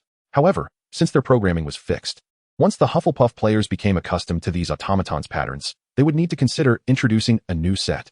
As for the training to capture the Golden Snitch, that proved to be a more challenging endeavor. Kyle believed in Cedric's innate talent. Even without specialized training, he could manage. Chapter 80, The Mirror of Erased. Kyle strolled through the corridors of Hogwarts Castle after nightfall, where portraits on either side dozed, and silence enveloped the surroundings, accompanied only by darkness. Perhaps due to his experiences as the Dark Knight in New York a few years prior, Kyle relished this tranquil, lightless environment. The darkness instilled a profound sense of safety and serenity. Thus, even when alone, he cherished the opportunity to wander at night after curfew. Even aimlessly meandering through the ancient castle allowed him to achieve the utmost relaxation of mind and body. However, this evening, an unexpected visitor disrupted the serenity. Before a suit of tall armor, a white-bearded old man accurately apprehended Kyle, who was under the disillusionment charm. Father, it is not even midnight yet, Kyle remarked, retrieving the note issued by Dumbledore from his pocket and waving it before him. Dumbledore sighed in resignation. Very well. Compared to my own matters, should you not pay more attention to your beloved savior classmate? Kyle gestured towards a half-open door on the left side of the corridor. Moments ago, an invisible figure had slipped through that very door, which led to an abandoned classroom. The invisible individual believed they were well concealed. However, their footsteps and breathing were discernible within the quiet corridor, easily detectable within a 10-meter radius by anyone paying slight attention. A seasoned night wanderer would never commit such a trivial blunder. This one was undoubtedly a novice. Thus, the answer was singular. Dumbledore had returned the invisibility cloak to its original owner, Harry, as a Christmas gift. Hence, the person who just entered that door must be our resilient savior classmate. Dumbledore's presence in the castle's fifth-floor corridor at this hour was likely for this very purpose. Since you have also taken note, let us proceed together. Kyle hushed his footsteps and followed Dumbledore into the half-open door. Back again, are you Harry? Harry, seated with his knees hugged in front of a grand mirror, felt an icy chill wash over his insides. Terrified, he scrambled to his feet and glanced behind him, discovering two Dumbledores, one old and the other young, sitting at a table against the wall, observing him. I didn't see you, sir, he stammered. You are not the only one who can be invisible. Dumbledore wore a gentle smile, stirring a pang of bittersweet emotion within Kyle. His father had only exhibited such warmth when he first brought him to Hogwarts. Otherwise, he was often met with exasperated sighs or shaking heads. Kyle desperately wished to grasp Harry by the collar and inquire what made Dumbledore so fond of him. Seeing the smile on Dumbledore's face, Harry involuntarily exhaled in relief. It seemed that, like many before him, he had discovered the allure of the mirror of Erupt. While his father engaged Harry in a psychological discourse, Kyle stood before the mirror that had lured Harry in the dead of night. The mirror was quite imposing, reaching all the way to the ceiling, supported by two large claw-like stands. Most importantly, a long string of words was inscribed in Latin atop the mirror's frame. Upon reading the letters in reverse, one would uncover the phrase, "The image I reflect is not your face, but the desires of your heart." Kyle softly recited. As rippling spirals danced across the surface, his reflection began to transform. Red clouds quietly appeared on his wizard robe, causing Kyle's lips to twitch involuntarily. Behind him stood 7 figures, each adorned in robes embellished with red clouds. 6 of them possessed eyes reminiscent of purple circles, a sight all too familiar to Kyle. If he were not mistaken, these were the 6 paths of pain he had created. Thus, his identity could only be Nagato. Standing behind Kyle was the 7th figure he recognized, Catherine August, affectionately known as Xiaonan. In the scene, Xiaonan had inexplicably dyed her once jet-black hair a light shade of lavender, her cascading locks styled into a bun, adorned with a delicate pale blue paper flower on the right side. Kyle's lips twitched more vigorously. Was this truly what he yearned for in his heart? To become a mere porter of rice? Yet, to be honest, Xiaonan appeared even more radiant with her new blue-purple hair. Nevertheless, this notion seemed premature for Kyle, who had yet to fully mature. The reflection of Kyle in the mirror began to ascend, soaring into the sky. In midair, the rice-bearer silently opened his mouth. And even without observing the shape of his lips, Kyle instinctively knew what was being uttered. Kyle parted his lips. How many floors must one carry a bag of rice? To the 2nd floor. What? Dumbledore cast a puzzled glance at Kyle, who stood before the enchanted mirror, bewildered by the sudden soliloquy. No worries, please continue. Kyle awkwardly scratched the back of his head, having inadvertently recited the entire text. This mirror neither imparts wisdom nor reveals the truth. It merely serves as a deceptive respite for those who linger before it.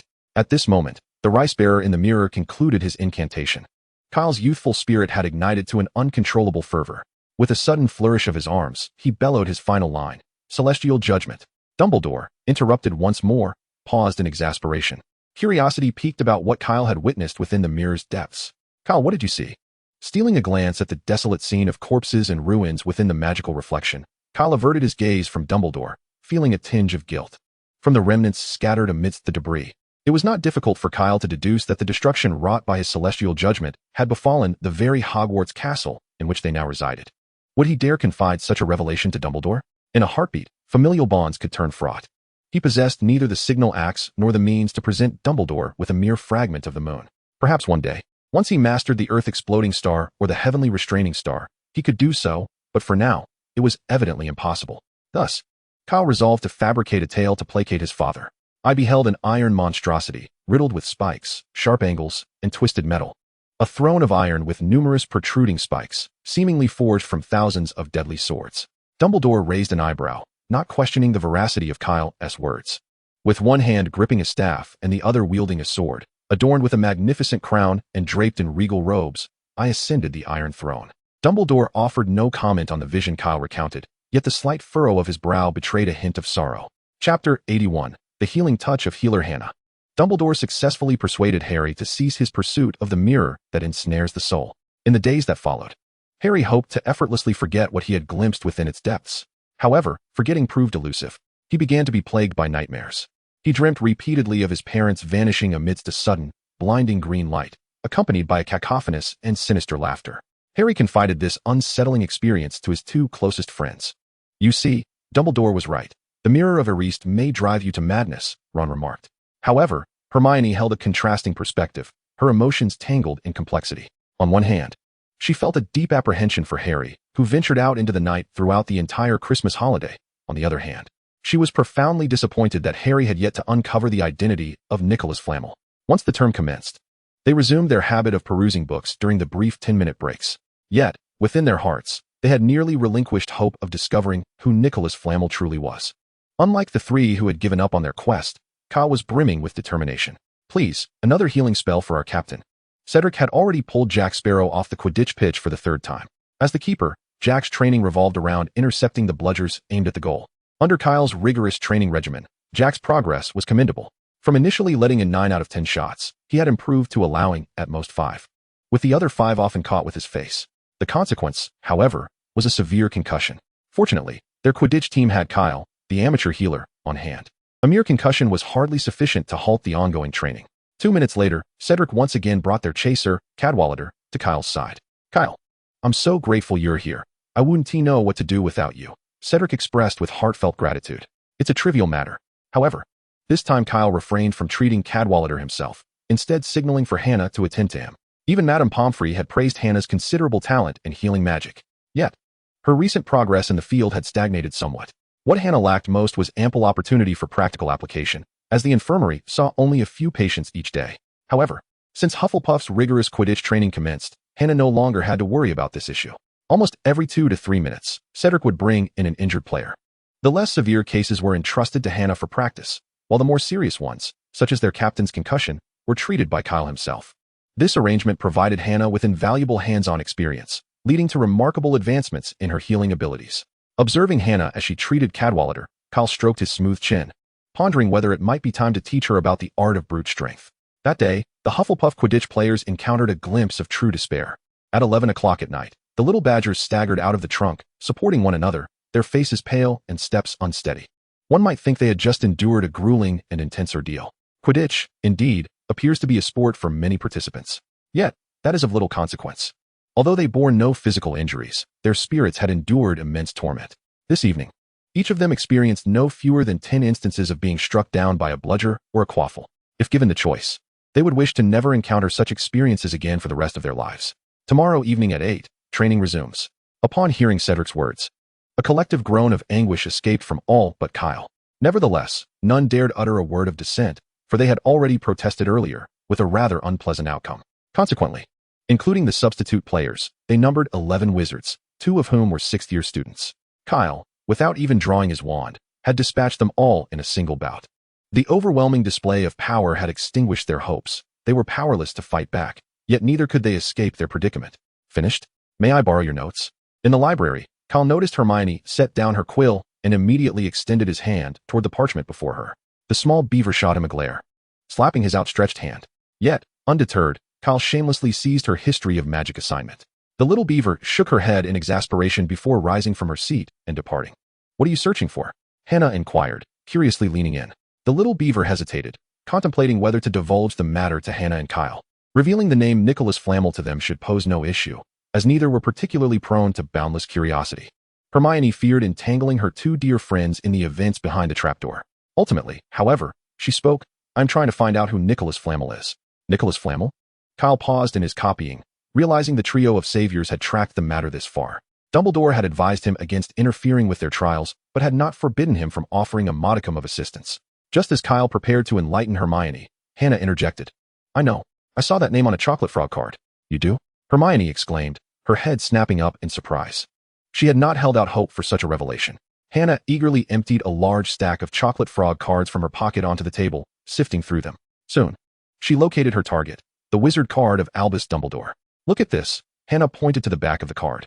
Dumbledore's well-known contributions include defeating the dark wizard Grindelwald in 1945, discovering the 12 uses of dragon's blood, and his fruitful collaboration with Nicholas Flamel in alchemy. Hermione leapt up, exhilaration coursing through her. She had not felt such excitement since the results of their first homework assignment had been revealed. At last, she had found it. The page bore a statement. Nicholas Flamel, the sole creator of the Philosopher's Stone. Chapter 82. Professor, I no longer wish to study potions. The Hogwarts Quidditch Cup employs a round-robin point system. Commencing from the 2nd month of the new academic year, each team faces the others twice, culminating in a final match between the top 2 teams based on total points. Following the previous match between Hufflepuff and Ravenclaw, Hufflepuff currently holds a significant lead in the Quidditch Cup standings. Nevertheless, Kyle and Cedric remain unwavering in their training demands. Today marks the 7th day of their rigorous training. After a week of relentless practice, the Hufflepuff Quidditch players have made substantial progress. Notably, their goalkeeper, Jack, has improved remarkably, no longer allowing 5 goals to slip through, with the remaining 5 being deflected by his face. After an hour of training, only 2 unfortunate chasers suffered broken arms from a rogue bludger and required Kyle's medical attention. While others were not entirely unscathed, Their injuries were minor, easily treated by Hannah without any fractures.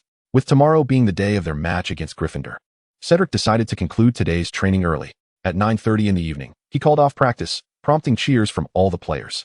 As they left the training ground, Captain Jack suggested they head to the kitchen for a late-night snack to replenish their expended energy and strength. This proposal was met with unanimous agreement. "Kyle, where are you going?" Cedric called out to Kyle, who was heading in another direction after slipping out of the Hufflepuff common room. Kyle had long contemplated learning potion-making from Snape. Due to magical attributes, even wizards who typically neglect physical training possess a physique superior to that of ordinary muggles. However, this strength has its limits. No matter how much they train, wizards cannot attain the superhuman abilities of martial arts masters depicted in tales of pirates and ninjas, capable of shattering mountains with a single punch. For instance, within the magical realm exists a remarkable creature known as the Riem, whose blood grants temporary strength enhancements to the drinker. While it may not enable one to shatter mountains, it suffices for an arm wrestling match against Captain America.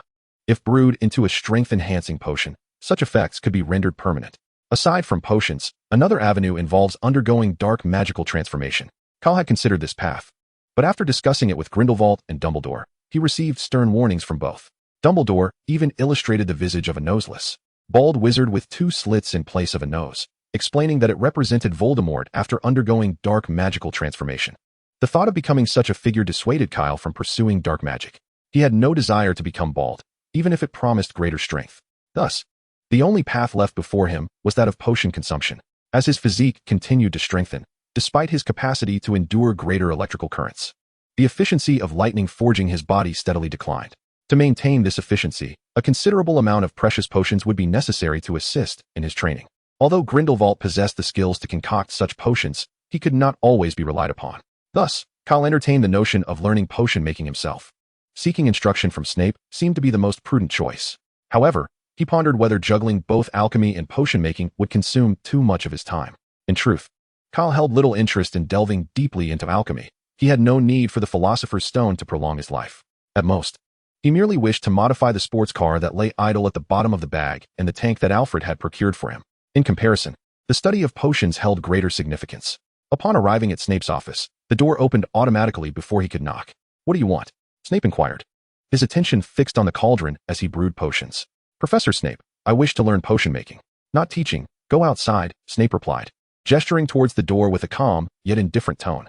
Kyle plastered a congenial smile on his face. "Come now, Professor, do not be so unapproachable." "Go outside," Snape reiterated, his expression devoid of emotion. The thought of Kyle daring to present him with a set of Potter family shampoo as a Christmas gift, after having learned of the tangled history between him and the Potters, made Snape contemplate delivering a swift reprimand to the audacious boy. He couldn't fathom how the unfortunate child had acquired such a set, given that the Potter family's magical factory had ceased production for an indeterminate time. Observing Snape's grim countenance, Kyle's smile gradually faded. "I suppose I'll take my leave then, Professor." Snape remained silent, his gaze fixed upon him. As Kyle approached the door, he deliberately muttered at a volume audible to Snape, "I was going to tell you a way to see your beloved Lily again." Knowing how deeply Snape cherished Lily, Kyle was confident that the bait of the Resurrection Stone would entice Snape. Yet, he did not halt his retreat. Rather, he quickened his pace and fled. Snape, flustered, dashed after Kyle, but given his lack of physical training, he was no match for Kyle's stamina. The distance between them widened, much to Snape's chagrin. "Professor, I no longer wish to study potions," Kyle called back, casting a cheeky grin over his shoulder. "Don't let me catch you." Snape growled fiercely. He hastily drew his wand, attempting to ensnare Kyle with a tripping charm. However, with such a distance between them, Kyle easily evaded the spell after activating his first door. Snape was unable to employ more powerful curses, as his intention was to stop the boy, not to harm him. Otherwise, how could Kyle continue to prance before him? The two individuals engaged in a relentless chase within the castle's confines. Kyle, the mischievous one, would deliberately slow his pace whenever he sensed that the distance between himself and Snape had widened. As Snape drew closer, Kyle would dash ahead once more. Eventually, Snape found himself utterly exhausted, breathlessly standing still, exasperatedly shouting towards the figure ahead. "Kyle, stop right there." Chapter 83, The Fate of the Resurrection Stone. Since it was not yet curfew, numerous students still roamed the corridors of the castle, casting curious glances at Snape and Kyle. However, intimidated by the formidable presence of the old bat, none dared to approach for a closer look. Under the oppressive atmosphere that surrounded Snape, they instinctively dispersed. Soon, the corridor was left with only Kyle and Snape.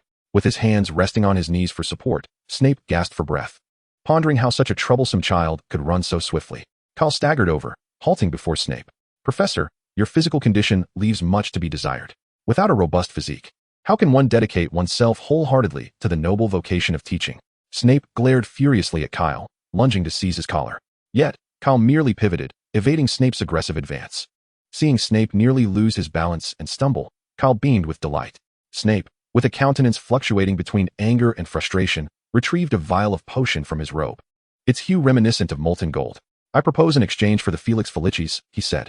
Felix Felicis, an exceptionally unique potion, is also known as the elixir of luck, bestowing fortune upon its drinker. In truth, the so-called luck it provides primarily enhances the drinker's various abilities, such as social skills, magical prowess, and reflexes, to their utmost potential. Thus, it creates an illusion of smooth sailing in all endeavors. Its preparation is exceedingly intricate, requiring 6 months and countless rare ingredients. Generally, Felix Felicis is a coveted item in the potion market, often available only at exorbitant prices. The small vial Snape possessed, though barely a mouthful, could fetch thousands of galleons on the black market. No, Kyle replied, revealing not a hint of desire. I have plenty of this. I could drink it like water. Snape's face twitched in irritation as he recalled Kyle's lineage, being the son of Grindelwald. For an ordinary wizard, such a potion would equate to nearly 2 years' salary. Not to mention that some of its components were exceedingly rare and difficult to procure. Yet, Kyle, a child of privilege, offered gifts without a moment's hesitation. What do you truly desire? Snape inquired, his brow furrowed deeply. I thought I made it clear. I wish to study potion making. Kyle responded, absent-mindedly digging at his ear. I can agree to that, Snape began, but Kyle interrupted. Actually, I've lost interest in studying for now. Snape's expression contorted in disbelief, grappling with the audacity of such an infuriating child. Observing the ever-volatile Severus Snape, Kyle resolved not to provoke this pitiable, eternally devoted soul any further. Aside from mastering the art of potion making, I will propose an additional condition for our exchange. What condition? Snape's gaze was predatory. Kyle stroked his chin thoughtfully. I require your assistance in brewing advanced potions until I am capable of concocting them myself. This is limited to 5 instances. Kyle turned to depart. 10 instances. Kyle continued his stride unimpeded. Very well. I concede. Kyle turned back, his face alight with joy. It is settled. A quarter of an hour later, within Snape's office, he inscribed his name upon a scroll of ancient parchment. As the magical potency of the contract coursed through him, Snape glowered at Kyle. Now may I speak? As Kyle carefully stored the parchment, he leisurely replied, Old Snape, have you ever heard the tale of the 3 brothers? Snape scoffed. You cannot possibly be referring to the resurrection stone among the Deathly Hallows. That is merely a fable. It is more than just a tale, Kyle countered. Raising his index finger, one of the Hallows, the Elder Wand, currently resides in my father's possession. The mocking smile vanished from Snape's face in an instant. I heard this directly from Albus himself. Kyle gestured nonchalantly. As a master of the art of legilimency, you should be able to discern whether I speak the truth. Snape hesitated. The arts of occlumency and legilimency, 2 opposing yet complementary magics, have always been intertwined. Proficient in occlumency, he would naturally possess a fair understanding of legilimency, allowing him to ascertain the veracity of Kyle's claim without actively probing his thoughts. So, you mean to say the resurrection stone truly exists? Do you know its location? I'm afraid I do not. Snape's face darkened immediately, and he fiercely seized Kyle by the collar. Are you toying with me? Kyle deftly extricated himself from Snape's grip. But I can hazard a guess about its whereabouts. Where? Snape's extinguished flicker of hope reignited. The original owner of the resurrection stone was Cadmus Peverell, the second of the 3 brothers. Snape impatiently interrupted Kyle. I am already aware of this. Get to the point. Kyle remained undeterred and continued. If you were to consult the annals of magical history, you would discover that several bloodlines in our world can be traced back to Cadmus. Which bloodlines? Malfoy, Black, Lestrange, Potter, and finally, Kyle slowly pronounced the last name, Gaunt. Snape's pupils dilated sharply. Damn, he should have anticipated this. The Gaunt family once produced a renowned wizard, named Marvolo Gaunt. His daughter, Maripi Gaunt, united with a muggle of the surname Riddle, giving birth to a child named Tom Riddle. If one were to dismantle the letters constituting the name Tom Marvolo Riddle and rearrange them in a particular order, they could form a specific phrase. As a former Death Eater, Severus Snape had witnessed on multiple occasions a ring adorned with a black diamond in the possession of Voldemort. It was only now that he comprehended that the stone embedded in that ring was the resurrection stone spoken of by Kyle. Silently, he rose and made his way towards the office door. Professor Snape, where are you going? But do you know where to look? Snape halted abruptly. He indeed had no idea where to begin his search, momentarily overwhelmed by the revelation of the resurrection stone. He meticulously rifled through his memories, hoping to unearth any clues regarding the stone. Yet, he could not recall when Voldemort's ring had vanished from his hand, nor the places Voldemort had visited prior to its disappearance. "Professor, when do we start learning potions?" Kyle asked, reclining casually in his chair, gazing at Snape. Observing Kyle's nonchalant demeanor, Snape's expression darkened considerably. "Tomorrow at 8, come to my office." "All right then, Professor, farewell." With the knowledge of a resurrection stone whose whereabouts were uncertain, Kyle felt a sense of satisfaction as he stood and exited the gloomy office. Chapter 84, The Suspicious Snape. The following afternoon, in the Quidditch locker room, Kyle suddenly called out to Cedric before he could leave. He extended the Firebolt 2000 he held forward. "You'll use this for the match." In a Quidditch game, the position most reliant on the exceptional performance of a broomstick was that of the Seeker.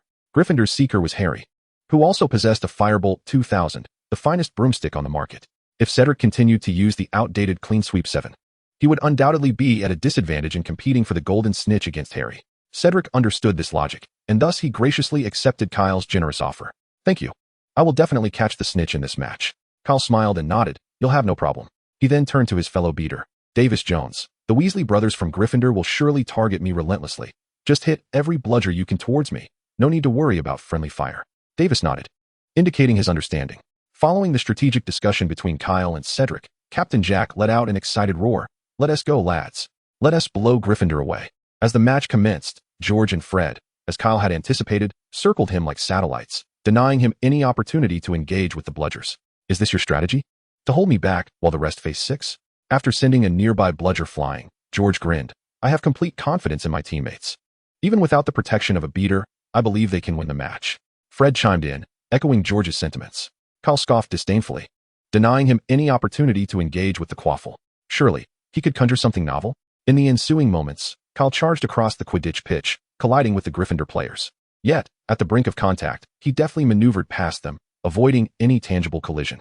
The Weasley brothers were utterly powerless against this, should they adopt a similar strategy. The likelihood of mutual annihilation with the Hufflepuff players was far greater. The Gryffindor spectators watched the perilous game with bated breath, their nerves fraying with each harrowing moment. As Kyle's broomstick narrowly swept past Oliver Wood, less than 5 centimeters away, Wood erupted in exasperation, shouting, "Foul. This is a foul." However, Snape, the referee, paid him no heed. Professor McGonagall could only shake her head in resignation. A fervent Quidditch enthusiast, she was well versed in the rules. As long as Kyle did not engage in actual contact, no foul could be called. It was utter chaos, complete disarray. Kyle single-handedly dismantled Gryffindor's defense. Seizing the moment, the Hufflepuff players capitalized on nearly every scoring opportunity, wildly sending the bludger into Gryffindor's goal. They even abandoned the pretense of aiding Jack in defending their own goal. Once their Seeker secured the quaffle, they surged towards Gryffindor's goal with an almost frenzied zeal. Gryffindor's players despaired, realizing that the Hufflepuff team had significantly improved since their last encounter with Ravenclaw. This was impossible. Wood silently raged. The Hufflepuff team had never set foot on the Quidditch pitch before. Alas, Jack could not hear his thoughts, or he would surely jab Wood in the ribs, taunting him with, "You don't understand the training methods of the affluent." Amidst the ashen faces of Gryffindor's Quidditch players, Cedric, with his refined flying skills and superior teammates, effortlessly captured the Golden Snitch, concluding the match. The final score was set at 430-50. It is said that as Professor McGonagall descended from the stands, she perfectly mirrored Professor Flitwick's expression from the previous Hufflepuff versus Ravenclaw match. When Harry landed on the ground, his face was ashen, his lips tightly pressed together. He felt a hand on his shoulder and looked up to see Dumbledore's smiling face. "Don't be disheartened. You played admirably," Dumbledore murmured softly, audible only to Harry. Harry managed a strained smile at the kindly old man. Observing Harry's expression, Dumbledore pondered whether, in the next Gryffindor match against Hufflepuff, he should allow Kyle to ease up on Harry. Otherwise, his carefully nurtured savior seemed unable to cultivate any self-confidence. A momentary failure is not to be feared. Even Cedric, at your age, was unable to perform better than you. Upon hearing Dumbledore's words, a flicker of confidence rekindled in Harry's eyes. "I am delighted to see that you are not preoccupied with that enchanted mirror and are living a fulfilling life." After exchanging these few words with Harry, Dumbledore turned to leave. Suddenly, Harry recalled the matter of the Philosopher's Stone and felt compelled to report it to Dumbledore. However, at that moment, Snape descended on his broomstick, landing not far from him, which immediately extinguished Harry's intentions. Since the last Quidditch match, when Hermione and Ron discovered that his Nimbus 2000 was malfunctioning due to Snape's interference, Harry's perception of Snape had drastically shifted, coupled with his negative impression of Snape, along with the scratch marks left by Fong on Snape's leg that he had seen in the staff room, and Snape's taunting remark, "How could you possibly keep an eye on 3 heads at once?" Harry swiftly attributed the suspicions of attempting to steal the Philosopher's Stone to Snape. Snape was undeniably suspect. Yet, as he approached the broom shed, he noticed a hooded figure swiftly descending the castle's main staircase, clearly trying to avoid being seen. And making a beeline for the Forbidden Forest. He recognized the figure's furtive gait. It was indeed Snape. What could Snape possibly be up to? Sneaking off to the Forbidden Forest just before dinner? Silently gliding above the castle, he observed Snape rushing into the Forbidden Forest and followed suit. Chapter 85, Potions? Culinary Magic. At 8 o'clock in the evening, Kyle arrived punctually at Snape's ominous office. With a stern expression, Snape gestured to a table beside his desk, where an array of basic potion ingredients cluttered the surface and the surrounding area. Tonight's lesson consisted solely of one task, learning how to handle potion materials. Kyle glanced at the small knife, mortar and pestle, and cauldron laid out on the table, then at the large barrel containing a lifeless toad, a slimy slug, and roots of plants smeared with an indeterminate black substance. If he were not mistaken, those coagulated black masses were dragon dung, fresh, no doubt, produced within the last 48 hours. Kyle felt a wave of dread wash over him. Surely, the old bat was seeking revenge. After all, just yesterday, he had been darting through the castle, dragging Snape along from the basement to the 3rd floor, exhausting him and humiliating him in the process. As if sensing Kyle's thoughts, Snape coldly remarked, "Any master of potions must possess a solid foundation. If you wish to excel in potion making, you must obediently begin with the handling of potion materials." He tossed a tattered notebook toward Kyle, who flipped through it to find it filled with methods for handling potion ingredients, many of which differed significantly from those in their current textbook. If Kyle's intuition serves him well, this should be a more efficient and advanced method developed by Snape himself. Very well, let us proceed. Before taking action, Kyle cast a bubblehead charm upon himself to shield against the repugnant odors emanating from the chaotic assortment of animal materials. With a solemn expression, he seated himself at the table. To an uninformed observer, one might think he was preparing for a noble martyrdom at the gallows. First, he practiced the technique of slicing the materials. As Kyle reached for the toad, Snape interjected a reminder. Kyle's outstretched hand veered towards the daisy root instead. Prior to lifting the daisy root, he purified it with his wand, removing the dragon dung before daring to grasp it. Snape scrutinized Kyle's cutting technique, surprisingly unable to find fault, and let out a cold snort. In the hushed office, the only sounds were the bubbling of the potion and the soft rustling of the knife against the daisy root. Suddenly, a thunderous noise shattered the tranquility. Startled by the abrupt sound, Snape turned sharply to discover Kyle brandishing a massive cleaver, hacking away at the daisy root before him. Unbeknownst to him, a thick chopping board had appeared on the table, the earlier noise having been produced by the collision of the cleaver and the board. Snape barked. "What on earth are you doing? Do you think this is your Hufflepuff kitchen?" At the sound of Snape's voice, Kyle brought the cleaver down forcefully, embedding much of the blade into the chopping board. This violent gesture caused Snape's brow to twitch, nearly prompting him to draw his wand in self-defense. "Professor, I believe using a small knife is far too inefficient. Employing a cleaver will expedite the process," Kyle calmly elucidated. Snape's expression darkened as he approached the table and casually inspected a piece of daisy root. He discovered that Kyle's cuts with the cleaver were, astonishingly, of equal size to those made with the small knife. Not only were they uniform in size, but their shapes were also impeccably suited to the standards of potion ingredients. Moreover, with the cleaver, he could slice through a substantial handful in one stroke, whereas the silver knife would only allow for one piece at a time. This realization deepened Snape's scowl. "You need not practice cutting materials any longer," he declared, placing a large basket of figs before Kyle. "Now, focus on the technique of peeling." The method Kyle had employed with the cleaver to slice the daisy root had unveiled a new realm of possibilities. Why must he adhere to conventional methods for handling potion ingredients? As long as the same results could be achieved, any technique would suffice, wouldn't it? Had not Snape himself made certain improvements to the handling methods in the potion textbooks? With this thought in mind, Kyle retrieved his wand. Observing Kyle brandishing his wand, Snape's brow furrowed, venomous disdain evident in his expression. "Think carefully with that brain of yours, not much brighter than a troll. Does peeling a fig require the use of a wand?" Undeterred, Kyle placed a fig on the table before him and raised his wand, proclaiming, "Sectum Sempra." An invisible blade flashed by, and Kyle effortlessly peeled the skin off the fig with a swift motion. Snape's expression twitched violently. "Are you seriously using dark magic to skin a fig? Is my severing charm meant for such trivial tasks?" As Kyle reached for a second fig, Snape snatched it from his hand, his tone devoid of emotion. "Use a toad instead. The nature of the severing charm imbues the inflicted wounds with a curse, which also hinders the healing process. While it was inconsequential for a fig, applying it to a toad would render the creature unusable as a material. However, this did not imply that Kyle was without recourse. An invisible blade extended from the tip of his wand. This time, Kyle did not employ Snape's original severing charm. Rather, he used a variant of the cutting charm, the very one he had learned from Professor Flitwick during his charm lessons. With a delicate slice, He broke the skin on the toad's back, dissipating the blade from the tip of his wand. With a flick, he extracted a slick toad without ever making direct contact. Foiling Snape's plan to prank him, a slimy slug was abruptly tossed onto the table before Kyle by Snape. Remove its innards, then steam it. Now Snape presented it again, claiming it was not to disgust him, but Kyle was far from convinced. Nevertheless, Kyle had his own method. A cleansing charm could effectively serve as a vanishing spell if he specified that the target of the cleanup was the slug's innards, achieving a flawless result. Before long, Kyle had processed an entire bucket of slugs and began the steaming process. He conjured a towering stack of steaming baskets used for buns, meticulously arranging the slugs within, stacking them high, and then skillfully igniting a fire. As the atmosphere of the office shifted towards that of a kitchen, Snape expressionlessly handed over another large batch of materials. Grind. Snape's command was succinct. Kyle glanced at the materials, which were snake fangs. With a wave of his wand, the now empty table transformed into a massive stone mill. He poured an entire bag of snake fangs into it, and under the influence of magic, the mill began to turn automatically. Moments later, Kyle scooped out a large ladle of powdered fangs. Snape, with a twitch at the corner of his eye, presented a different material to Kyle. Juice. As Kyle conjured a juicer once more, Snape surrendered to the futility of resistance. Get out. Return tomorrow at 8. Observing Snape's stern demeanor, Kyle felt no fear. Instead, he was tempted to laugh. Just as he was about to leave the office, he suddenly halted. Professor Snape, what is it? The old bat's tone was impatient. You should wash your hair. Before Snape could react in fury, Kyle swiftly made his escape.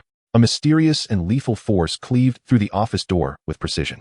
After Kyle had walked away, Snape, with a scowl upon his face, approached the damaged entrance and cast a restoration charm. He felt a twinge of regret for having lost control moments earlier. Now, he would have to renew the protective enchantments on the door. Chapter 86. Explosive clay time swiftly passed, and before long, a month had elapsed. During this period, Kyle finally received the coveted Phoenix and Phoenix from Alfred, sent all the way from France. Although the old bat was somewhat sharp-tongued, irritable, and lacking in personal grooming, he possessed a remarkable dedication to potions. Indeed, aside from his expertise in potion making and his unwavering loyalty, his other qualities were rather negligible. Snape's prodigious talent in potion making was acquired at the expense of his emotional intelligence, having sacrificed other abilities to hone this singular skill. Thus, after decades of diligent study, Snape's mastery in this field was formidable. As a potion master, he was more than capable of instructing a novice like Kyle. Under Snape's meticulous guidance, Kyle's potion-making skills flourished rapidly. Of course, alongside his potion studies, Kyle maintained a rigorous training regime for the Hufflepuff Quidditch team. He entrusted the care of his suitcase to Cedric. As the Badger's proficiency in Quidditch improved, injuries became increasingly rare. No longer did Kyle and Hannah need to stand vigil at the training grounds, ever ready to provide treatment. Severe injuries would be sent to the infirmary, while minor ones could wait until training concluded for either Hannah or Kyle to attend to. Cedric had gained ample experience and established a thorough protocol for managing various situations that arose during Quidditch practice, relieving Kyle of undue concern. One afternoon, while dining in the Great Hall, George and Fred approached Kyle. Kyle, I've got something exciting, Fred exclaimed, triumphantly retrieving a large clump of white, sticky mud from his trousers. Kyle felt a surge of excitement. Could this be what he had been anticipating? I call it explosive clay. Fred's declaration confirmed Kyle's suspicions. Have you actually made it? Can it be mass-produced? What are the costs? Rather than focusing solely on the clay's destructive potential, Kyle was more concerned with its practicality. Absolutely, with just a few galleons. I could produce several tons of it. It primarily consumes the user's magical energy. George interjected, where are you going to get galleons? You can't even scrape together 10 sickles. Fred's face darkened instantly, glaring fiercely at George. All right, no fighting. After we finish eating, let us test it by the Black Lake. No need for that, Fred waved dismissively. We can test it right here in the hall. He tore off a small piece of the clay, casually kneading it in his hands until he fashioned 3 small, thumb-sized shapes. They resembled grotesque spiders. And if not for their 8 legs, one might not even recognize them as arachnids. A spider then leapt onto the shoulder of his unfortunate brother. Seated opposite Ron, Hermione noticed a spider perched on his shoulder and promptly alerted him. Ron, you have something on your shoulder. Ron turned his head, startled, and leapt from his chair in terror. Ah, Harry, help me get it off. His greatest fear was indeed spiders. Fred bellowed. Art is an explosion, drink. Suddenly, the spider on Ron's shoulder erupted in a small burst of flame, sending a cloud of black ash that coated both Ron and Harry, who had rushed over to assist. The mischievous twins erupted in laughter, while Kyle, standing nearby, could only shake his head in exasperation. If the power of a clay spider was merely this trivial, it could be dismissed altogether. Observing his brother's antics, Ron realized he had been the butt of their joke and rushed at Fred in a fit of rage. Fortunately, Harry, remaining somewhat composed, quickly restrained Ron, You can't take him on. The commotion attracted Percy's attention. He stood up to reprimand Fred and then turned to Kyle. Kyle, I hope you'll refrain from associating too closely with those two. Don't let them lead you astray and disappoint Professor Dumbledore. The diligent student, Little Beaver, nodded in agreement. Kyle thought to himself, what did I do to deserve this? I was merely an observer.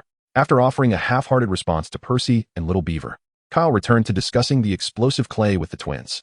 The potency of the explosive clay depended on the amount of magic infused into it.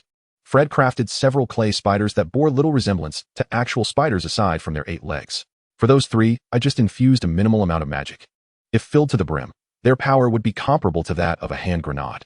Kyle nodded appreciatively. That sounds promising, but what about the magical energy expenditure? Fred scratched the back of his head awkwardly. About 10 kilograms would drain my magic completely.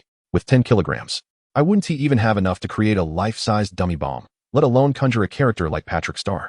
Moreover, those 3 spiders combined would weigh at most 20 to 30 grams. If we scaled that proportionately, it would be more efficient to use an explosive spell rather than the explosive clay. The task ahead was indeed daunting. Oh, go on. Keep your half-finished products to yourself. George interjected, pushing past Fred to get closer to Kyle. Kyle, I'm nearing completion of the 2nd generation of my puppet. Kyle raised an eyebrow, remaining silent. If he was correct, George was likely asking for something. With a sheepish grin, George scratched the back of his head. Could you lend me 5 galleons? It was indeed a request for a loan. Kyle casually pulled a handful of galleons from his pouch and placed them in George's hand. No need to repay me, but once you finish the final product, I expect you to make one for me as well. Kyle had previously participated in the design of the 2nd generation of the alchemical puppet. Following his suggestion, George had fashioned it to resemble the wearable structure of the Scorpion King from Naruto. Certainly, Kyle, who personally oversees the design, cannot abide the peculiar appearance of Filiu, with its hunchback and unconventional hairstyle. Thus, under his meticulous design, George's 2nd generation alchemical puppet bears a closer resemblance to a war machine modified by Hammer Industries, snatched from the hands of a loquacious Air Force colonel, than to Filiu who. However, the aesthetic appeal of a product is generally proportional to its cost. And this marks the 3rd occasion on which George has borrowed funds from Kyle. In addition to the support from King Gallon, Kyle has also sold George a substantial quantity of firearms and ammunition at a bargain price. Wealthy Kyle harbors no expectations of repayment from him. Given the financial predicament of the Weasley family, George, who is burdened with considerable debt, has limited options for repayment, aside from relying on the patronage of affluent women. Yet, Kyle's preferences have not been inherited from either of his 2 fathers, and the wealthy women of Hogwarts are unlikely to take an interest in George. Most of these affluent ladies are concentrated in Slytherin. While George hails from Gryffindor, it would be prudent for him to retire early to Dreamland, where anything is possible. Nevertheless, even if Kyle does not anticipate repayment, George cannot simply neglect his debts without tarnishing their friendship. Hence, having George craft a set for himself upon completing the 2nd generation alchemical puppet serves as the most amicable means of settling his obligations. Besides, what young man could resist the allure of Iron Man's armor? Chapter 87. Postpartum Care for the Mother Dragon. Is it truly necessary to commence final exam preparations at this juncture? Observing Hermione, who has already begun crafting a study plan, Ron feels an overwhelming sense of dread. Fortunately, Snape has yet to discover a method to utilize the 3-headed dog. However, the long-term workload is the most harrowing, the most mentally exhausting. Their minds have scarcely rested during this brief period. Ron feels on the brink of a nervous breakdown, and Hermione is now pressuring them to embark upon their final exam studies. Initially, Harry and Ron were indifferent to the impending exams, with over 2 months still remaining. Yet, Hermione incessantly nags them to engage in the same efforts. Do you realize we must pass these exams to advance to our 2nd year? The little beaver scolds, her brows furrowing fiercely. They are crucial. I should have begun reviewing a month ago. I cannot fathom what was going through my mind. Harry glances over at Hannah and Kyle, who are engrossed in a game of wizard chess, and weakly inquires, what about them? Kyle turns his head. If your potion studies are akin to mine, and you have already commenced learning content reserved for 4th year, you need not bother with that hefty tome. He gestures towards the thick volume of 1,000 magical herbs and fungi in Harry's hands. Harry feels a wave of despair. The 1st-year potions class is already driving him to madness, and now he is confronted with 4th-year material. What sort of madness is this? Has Hogwarts devolved into such a competitive environment? Kyle is a prodigy, and being a Dumbledore only amplifies Harry's sense of inadequacy, providing him with a feeble excuse for his own lethargy. Hannah has recently been studying healing magic under Madame Pomfrey's tutelage and often assists her during her spare time. Hermione's words struck Harry deeply, and Kyle added to the blow. According to Madame Pomfrey, Hannah possesses remarkable talent in medical magic. Should she excel in her 7th grade examinations, Madame Pomfrey could write her a recommendation for St. Mungo's Hospital for Magical Maladies and Injuries. With Madame Pomfrey's extensive connections, Such a recommendation could allow Hannah to bypass the internship stage and directly attain the status of a healer. In the Muggle world, this is akin to a medical student securing a residency position in a top-tier hospital before graduation. Moreover, Kyle has not mentioned that Hannah, in addition to her studies in healing magic, has dedicated time to mastering magical control techniques. Indeed, Kyle has been teaching her and Hermione the skills he has developed. Perhaps due to the meticulous nature required for healing magic, Hannah is progressing swiftly in her studies of magical control. Soon, Hogwarts may well boast a magical version of Tsunade. Harry, still somewhat bewildered by the wizarding world, struggles to comprehend the discussions among Kyle and the others, but he senses their prowess. In contrast, Ron, seated nearby, feels utterly disheartened.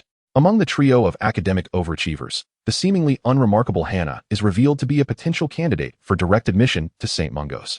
Flushed with embarrassment from the praise of her peers, Hannah shyly waved her hands, insisting, "I'm not that exceptional."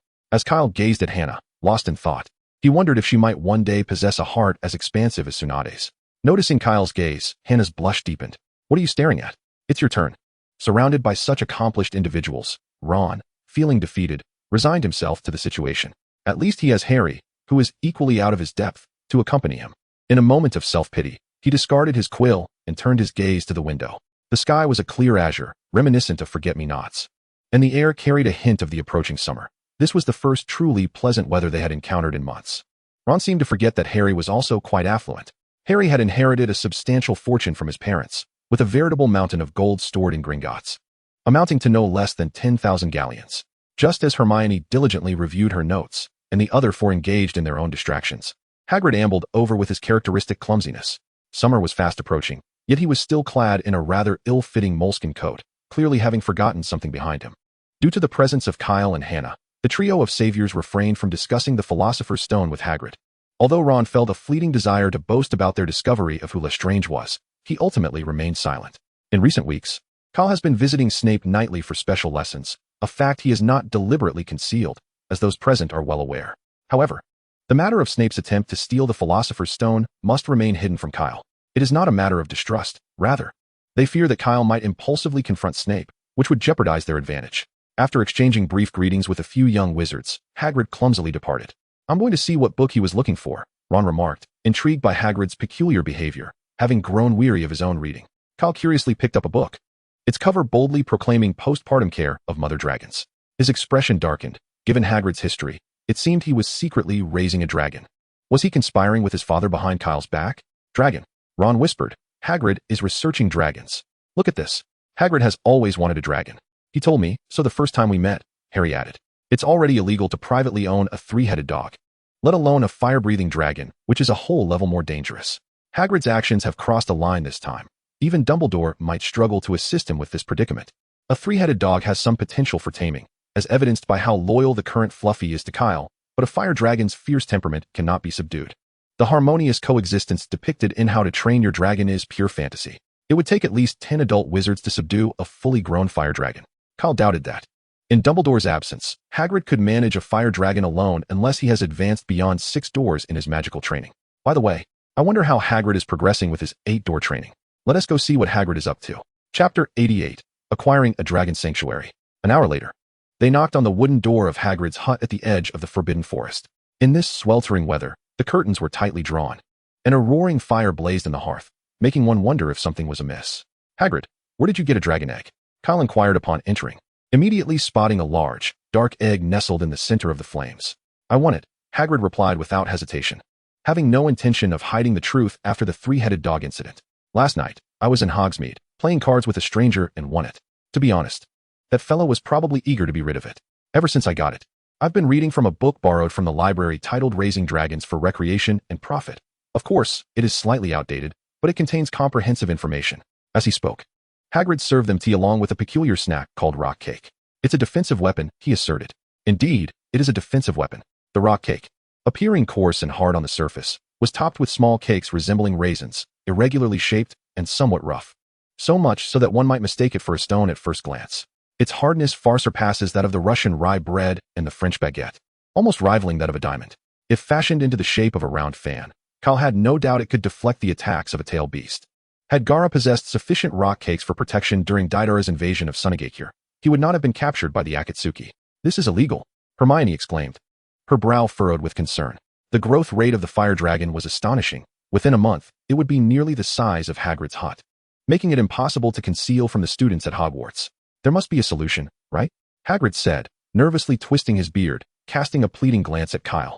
He knew that Kyle had a fondness for magical creatures. Last time, Kyle had sought Dumbledore's assistance to resolve the three-headed dog issue. And surely this fire dragon would not pose a problem. To his surprise, Kyle shook his head. A space created by a non-detection expansion charm could suffice for housing a fire dragon, Kyle said, then shifted the conversation. But Hagrid, have you considered how, on your own, you could manage a fire dragon and ensure it does not escape from the box? When Dumbledore first met Kyle, he was accompanied by the renowned magical zoologist Newt Scamander, who had a suitcase enchanted with a non-detection expansion charm, spacious enough to accommodate a New York-sized area, specifically for the illegal housing of various magical creatures. Yet even Newt was not reckless enough to confine a fire dragon within his suitcase. If that fire dragon were to cause trouble, as its owner, you would find yourself imprisoned in Azkaban, Hannah reminded. Hagrid's complexion paled. What should I do then? Kyle rested his chin on his hand. Perhaps I could purchase a dragon sanctuary. Uffed. Ron spat out his tea. Is this what it means to be wealthy? He knelt in disbelief. Hannah and Hermione were equally astonished by Kyle's declaration. Hagrid froze, then shook his head vigorously. No, I can't let you spend so much. He understood the exorbitant costs associated with running a dragon sanctuary. The land alone suitable for a fire dragon would require thousands of galleons. The necessary equipment for dragon care, magical barriers to deter muggles, and defensive spells to prevent the dragon from escaping would amount to at least 10,000 galleons. Additionally, a substantial number of dragon trainers needed to be hired, resulting in significant monthly salary expenses. Even if the costs of a dragon sanctuary were mere trifles to Kyle, Hagrid could not allow him to squander his wealth. Biting his lip, Hagrid said, I know I cannot care for it forever, but I cannot simply abandon it. Charlie. Ron suddenly interjected. What? Harry turned to him. That's brilliant. Harry exclaimed. What do you think, Hagrid? Kyle clasped his hands on his lap, his eyes eagerly fixed on Hagrid. Perhaps I should still buy a dragon sanctuary. I quite wish to own a fire dragon. The others in the room ignored his extravagant remark. Ultimately, Kyle was unable to persuade Hagrid to entrust him with the dragon. With a look of utter despondency, he rested his chin on the table before him, yearning desperately for a dragon. He pondered whether there were any dragon-breeding enterprises at home, or more precisely, he contemplated inquiring about the industrial affairs of the Auguste family. The wealth of the Grindelwald family had been thoroughly divided among the various magical ministries of Europe following his father's downfall. The meager inheritance that remained in Gringotts for Kyle was preserved solely out of respect for Dumbledore. In contrast, the Auguste family, loyal followers of Grindelwald, remained largely unaffected. After Grindelwald's emergence from Nurmengard, the devoted Alfred promptly offered the entirety of the Auguste family's fortune to Grindelwald, having no heirs to inherit it. His son and daughter-in-law perished in the global Wizarding War. Now, the only remaining kin was Catherine, his adopted granddaughter. Alfred believed that by making Catherine the matriarch of the Grindelwald household, they would essentially become one family, rendering distinctions between the Auguste and Grindelwald families moot. Harry and Ron, however, advocated for not hatching the dragon, suggesting instead that Charlie should come and take the dragon egg directly. Kyle ceased to observe the bargaining between Hagrid and the trio of saviors, his thoughts consumed by the industrial matters of the Grindelwald family. If there were no dragon breeding facilities, he could simply acquire one. After all, Harry and Ron intended to send the dragon to the sanctuary where Charlie worked. He could just purchase that very establishment. After an extensive negotiation, Harry and Ron finally acquiesced to Hagrid's request. It was quite hard to ignore the tears of a 4-meter-tall half-giant. However, before proceeding, they needed to dispatch an owl to Charlie, informing him of the situation. In Chapter 89, titled Accomplice Draco, he instructed Ron and the others to bring the Norwegian Ridgeback dragon to the highest tower of Hogwarts at midnight 2 weeks hence. At that time, Charlie and his companions would arrive on their broomsticks to take the dragon under the cover of darkness. The following morning, Hagrid sent Kyle and the others a note via owl, which simply read, "It's about to hatch." After their herbology class, the 5 of them made their way to Hagrid's hut, eager to witness the dragon's hatching process. The appearance of the newborn dragon was, to Kyle's dismay, vastly different from what he had envisioned. Not to mention Deathwing Nefarious, it could at least resemble Smog, could it not? Alternatively, it could follow the adorable route of Toothless. Instead, it resembled a crumpled black umbrella, its spiky wings appearing disproportionately large against its slender, dark body. It boasted a long snout with white nostrils, and its head was adorned with bumpy horns, while its orange-red eyes protruded outward. Kyle stared blankly at the creature before him, a winged lizard, and suddenly lost all desire to raise a dragon. The notion of acquiring a dragon-breeding facility seemed increasingly distant. Surely this money could be better spent on other magical creatures? It is quite beautiful, isn't it? Hagrid murmured, extending a hand to gently caress the little dragon's head. The dragon playfully nipped at his finger, revealing its sharp, elongated teeth. "My goodness, look! It recognizes its mother," Hagrid exclaimed. Kyle interjected, "Are you certain it is not attacking you due to its inherently ferocious nature?" After all, the half-blood giant was tough-skinned, and the newly hatched dragon lacked the strength to breach his defenses, allowing Hagrid to misinterpret the dragon's assault as an affectionate gesture.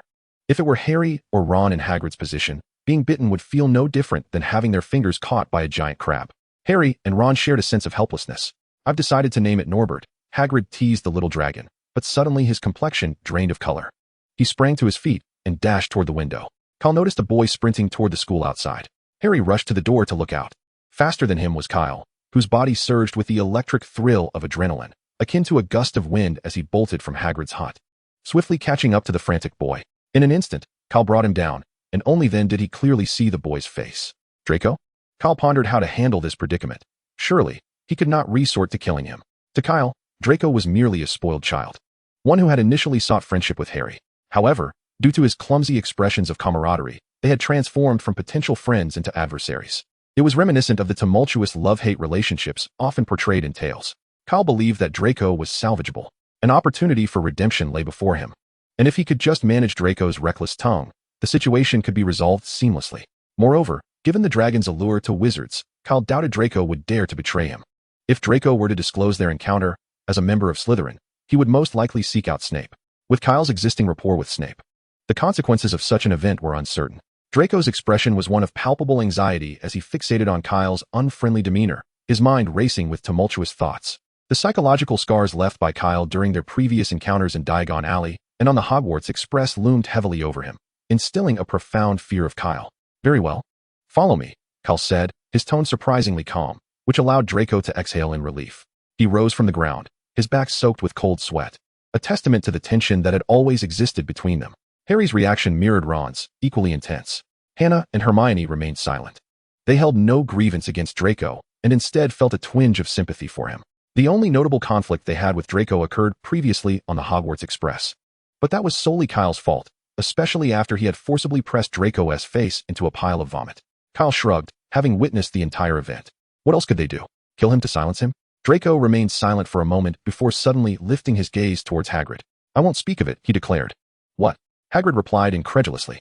Although Hagrid did not know Draco personally, he was well acquainted with Draco's father, Lucius Malfoy, a notoriously infamous former Death Eater whom Hagrid held in disdain. "I have a great fondness for dragons," Draco explained, feeling a touch of anxiety under the scrutiny of so many eyes, causing his words to falter slightly. "My name," he gestured to himself, "means dragon in Latin." Upon hearing this, the others comprehended his reasoning. "Uft, what kind of excuse is that?" Ron scoffed. Draco turned his gaze coldly towards Ron. "What? Do you have a problem with that?" Just as it seemed the two were on the verge of an altercation, Kyle cleared his throat, prompting Draco to fall silent immediately. Ron, however, was not easily deterred and continued to provoke. "Yes, I do."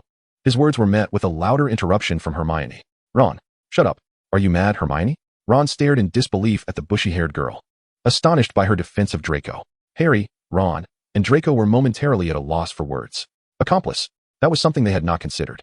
Leaning against the doorframe, Kyle addressed Draco. "We will be sending the dragon away next week." "How can we?" Draco abruptly turned to face him, having been amusing Norbert just moments before. "We cannot raise a fire dragon at Hogwarts without others discovering it." Draco's expression shifted from sunny to stormy in an instant. "We will send it to a dragon sanctuary in Romania. If you truly desire a dragon, you can invest in the sanctuary and become a shareholder." Upon hearing Kyle's words, Draco's mood brightened once more. With the wealth of the Malfoy family, it would not be a challenge to become a shareholder or even purchase the entire sanctuary outright. "So, does that mean I could own a fire dragon?" Draco struggled to contain his elation, a giddy smile nearly breaking through. The ensuing moments were rather pleasant. United by their shared love for dragons, Draco engaged in lively conversation with Hagrid, who was a passionate enthusiast of magical creatures. Meanwhile, Ron and Harry felt somewhat dejected, unable to join in the discussion and disinclined to converse with Draco. In contrast, Hermione and Hannah listened with rapt attention. Kyle leaned against the wooden door, lost in thought. For a moment, the atmosphere in the room was quite harmonious.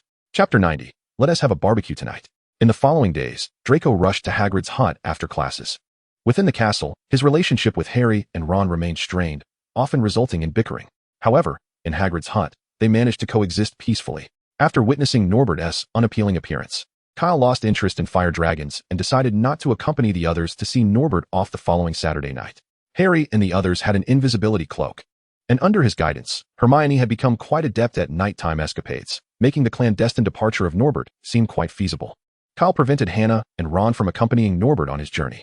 Harry's invisibility cloak was not particularly large, and with the added burden of the box containing Norbert, accommodating 3 young wizards was already a challenge. Thus, it was decided that the trio from Gryffindor would undertake the task. Draco expressed his desire to join, and Kyle did not hinder him. After all, if anything went awry, it would reflect on Slytherin's points, not on him as a Hufflepuff. However, trouble found them before Saturday arrived. Ron was bitten by Norbert, and the dragon's teeth were laced with venom, though not extremely potent. The bite caused Ron's hand to swell to twice its original size. Kyle attempted to use healing magic to treat him, but to no avail. The principle of healing magic involves promoting cellular regeneration, which was ineffective against poison.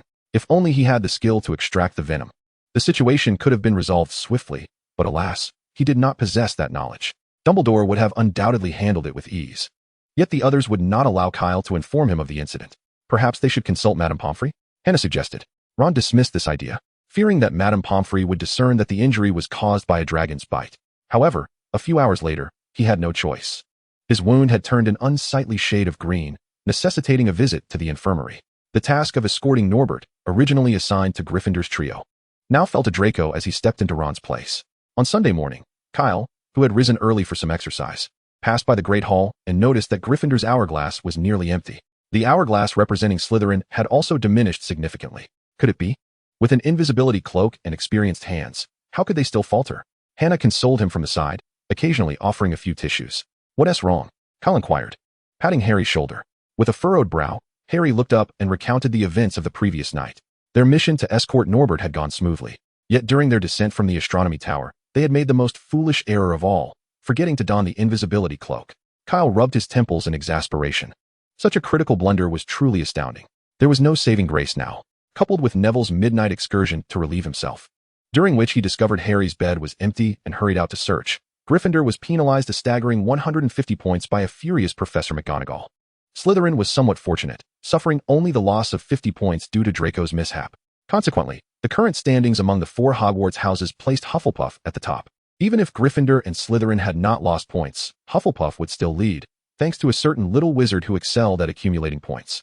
For Kyle, 50 points was roughly equivalent to the points earned over 2 days of classes, had it not been for his penchant for mischief, resulting in points being deducted that were only slightly less than those he earned.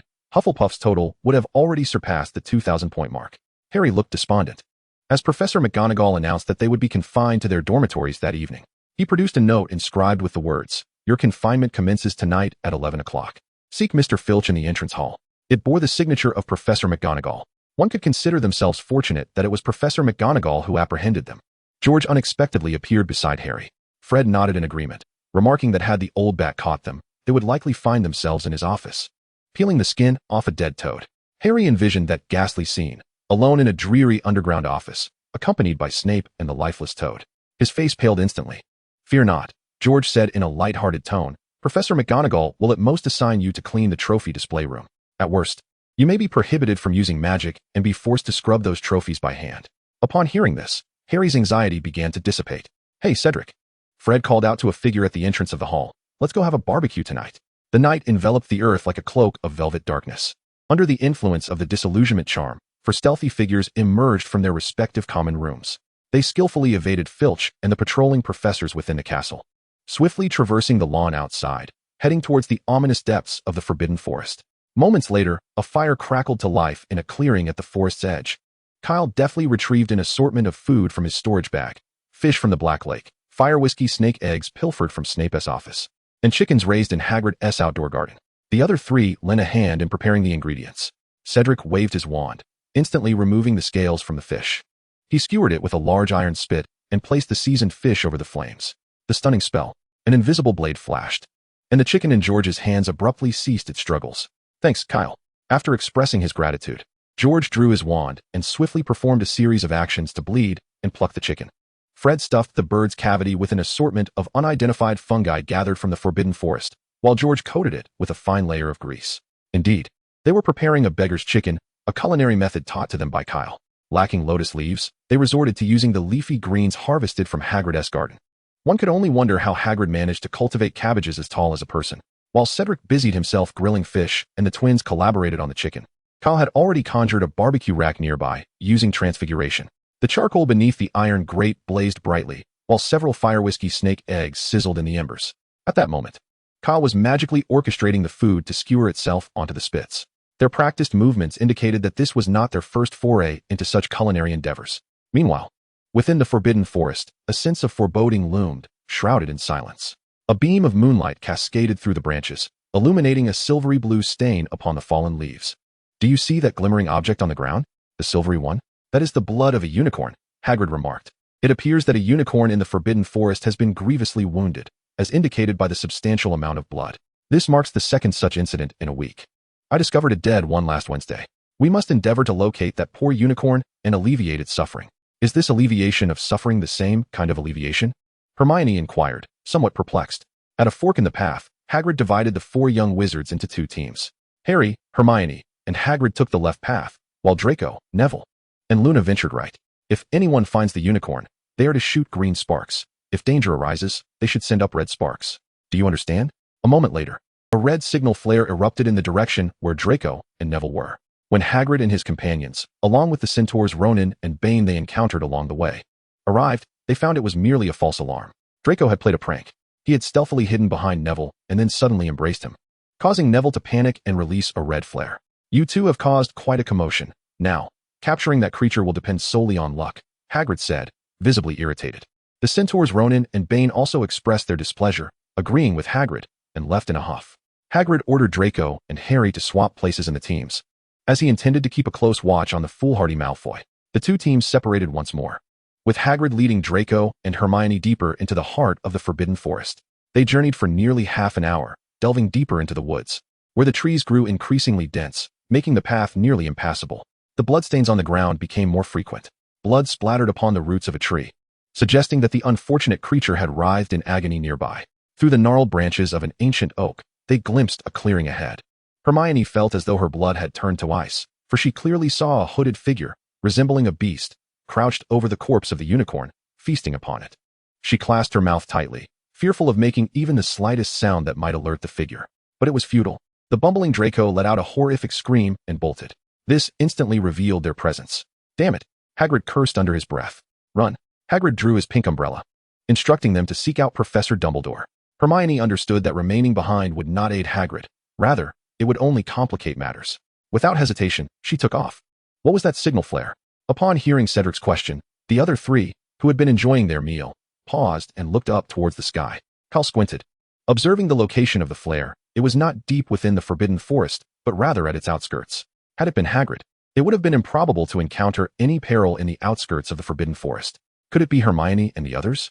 Kyle recalled the content of the twins' detention from the previous year, which involved accompanying Hagrid on a night patrol in the Forbidden Forest.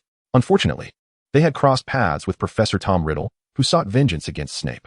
Considering Fred's demise in the Great Hall that morning, Kyle surmised that it was likely Hermione and her companions who were in trouble. "Let us investigate," he declared, setting aside his dish of beggar's chicken. The path to the Forbidden Forest was arduous, fraught with various vines and protruding roots that hindered their progress, yet this was of little concern to Kyle and his companions.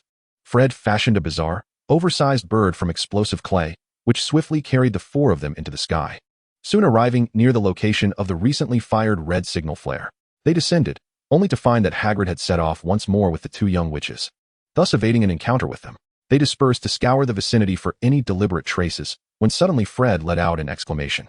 "Come quickly, I have made a discovery." The other 3 hastily gathered around as Fred illuminated a pool of bright silver residue beside a tree stump with the tip of his wand. Unicorn blood, Kyle recognized immediately. Unicorns are formidable magical creatures. What could have intruded into the Forbidden Forest to inflict harm upon one? "Shall we continue our search separately?" George inquired. Kyle shook his head. "No, we must act in unison. Anything capable of harming a unicorn is beyond what we can confront alone." Kyle is correct. Cedric turned to George. "Retrieve your alchemical automaton." George's second-generation alchemical automaton had been completed a few days prior, and they had previously tested its capabilities at the edge of the Forbidden Forest. Now it would prove invaluable. George opened his pouch of stealth tools, one of which had been enchanted with a concealment extension charm, a gift from Kyle to each of them. He extracted a suit of black and gray-painted humanoid battle armor. Given the extraordinary feats of magic, Kyle had designed its appearance without reservation, showcasing the aesthetics of mechanical engineering to the fullest. The armor's lines were fluid, its angles sharp, and the aggressive black and gray hue exuded a sense of menace. The helmet was not the bare, rounded head of the original iron suit, but adorned with numerous fierce and grotesque protrusions. The rapid-fire machine guns and cannon mounted on the shoulders further amplified the sense of intimidation. However, the stature of the armor was somewhat diminutive, as George was merely 13 years old, necessitating that the armor be tailored to his size. The sound of clanking echoed as the armor opened, revealing its interior space. George stepped inside, and the clanking resumed as the armor gradually closed around him. When the final visor sealed, the eyes of the armor glowed with a soft red light. Despite having witnessed this spectacle several times before, Kyle's eyes remained filled with yearning. Be sure to urge George to expedite the crafting of his battle armor to settle his debts. In comparison to George's compact Gundam, Fred's clay giant bird appears rather insignificant. George's voice emerged from behind his visor, sounding somewhat muffled, as he stated, "We will guide you from the front." Upon finishing his words, the thrusters on the back and sides of his armor erupted with intense flames, propelling George's form skyward. The remaining three ascended once more onto the clay giant bird, scouring the skies above the forbidden forest. Chapter 92. The Resolute Thunder Plow and the Fiery Blade. A cacophony of footsteps shattered the stillness of the forbidden forest. The sound of withered branches and fallen leaves being crushed underfoot resonating starkly in the night. A towering figure, over 3 meters tall, struggled to emerge from the thicket. Hagrid gasped for breath, limping painfully through the woods. Blood soaked his garments. An excessive loss of vitality caused his vision to darken intermittently, the pungent scent of blood lingering ominously in the air. The unknown assailant seemed to relish this cat-and-mouse game. With a single Avada Kedavra, Hagrid's life could have been extinguished effortlessly, yet the adversary chose instead to torment him with various non-lethal spells. Leaning against a massive tree, Hagrid struggled to catch his breath.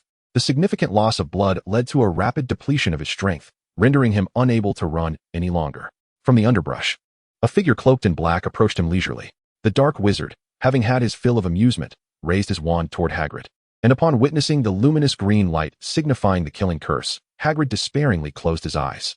However, the anticipated fatal curse did not materialize. A silhouette silently approached the dark wizard from above. Rasengan. The dark wizard barely had time to tilt his head when a flash of blue light entered his field of vision. In the next instant, he was forcefully driven into the ground by the powerful attack. "I hope I'm not too late." Kyle's figure materialized before Hagrid. Kyle glanced at Hagrid, noting the vigorous rise and fall of his chest, indicating he would not perish in the immediate future. It was perplexing how Hagrid had found himself in such a dire predicament despite having been entrusted with the 8 gates. If he could manage to open 4 or 5, his situation might not have been so tragic. 2 other figures swiftly joined Kyle's side. George, still airborne in his battle armor, opened the ammunition compartment on his back. Dozens of bombs erupted forth, plummeting directly toward the location where the dark wizard had just been, seizing the opportunity to strike while the enemy was vulnerable. However, the straightforward physical assault yielded minimal effect, as a shimmering silver barrier deflected all the explosions. The fact that the dark wizard could withstand a Rasengan and still regain his footing left Kyle with a grim expression. He quickly assessed the adversary's condition. The black cloak, though tattered from the Rasengan, still bore traces of silvery blood. With the enhanced vision granted by the Eagle Eye spell, Kyle noticed the same bloodstains lingering at the corners of the dark wizard's mouth. Just how deranged must this individual be to hunt unicorns, willingly drinking their blood at the cost of a curse? If Kyle's assumptions hold true, the recent spiral attack inflicted upon the adversary has likely been mended by the immense life force contained within the unicorn's blood. Consequently, the opponent's condition resembles that of someone under the effect of a powerful enhancement spell, rendering the situation quite precarious. It remains uncertain how much of the unicorn's blood the foe has consumed, should their magical energy deplete before the life force granted by the unicorn's essence is exhausted. They risk facing total annihilation. A sinister, emerald-hued beam erupted from the dark wizard's wand, hurtling towards Kyle. There was no room for evasion. Directly behind him lay the incapacitated Hagrid. If he were to retreat, Hagrid would surely perish. A wall of earth surged forth, intercepting the lethal curse.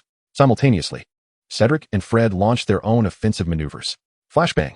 Power Blast.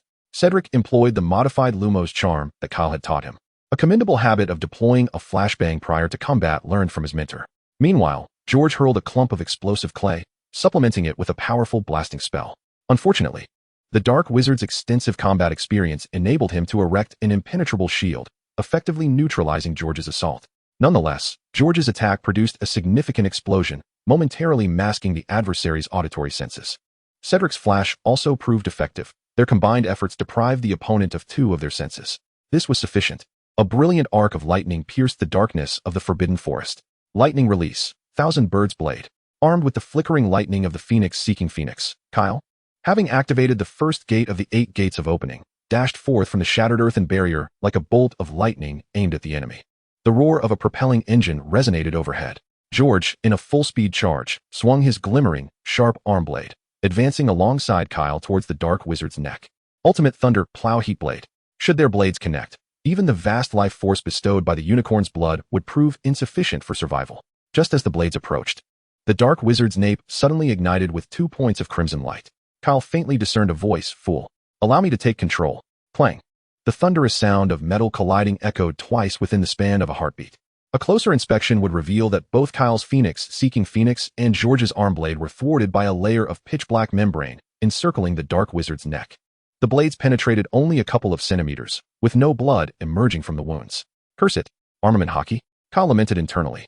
Yet this was no mere armament hockey.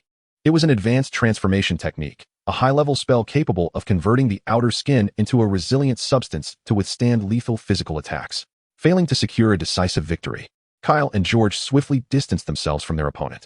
Upon returning to Cedric and Fred's side, Kyle squinted, scrutinizing the foe. Although the head of the Dark Wizard was shrouded in a mist of darkness, if he was not mistaken, the 2 crimson points of light on the back of his head should be eyes. Thus, the identity of the Dark Wizard became painfully clear: Quirinus Quirrell. The entity that resided on the back of his head could only be Voldemort.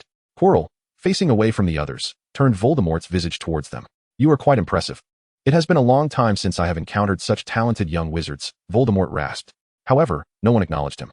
The Voldemort residing in Quirrell's had opened his mouth wide, and a torrent of flames erupted forth, rapidly expanding into a towering serpent of fire, several meters high.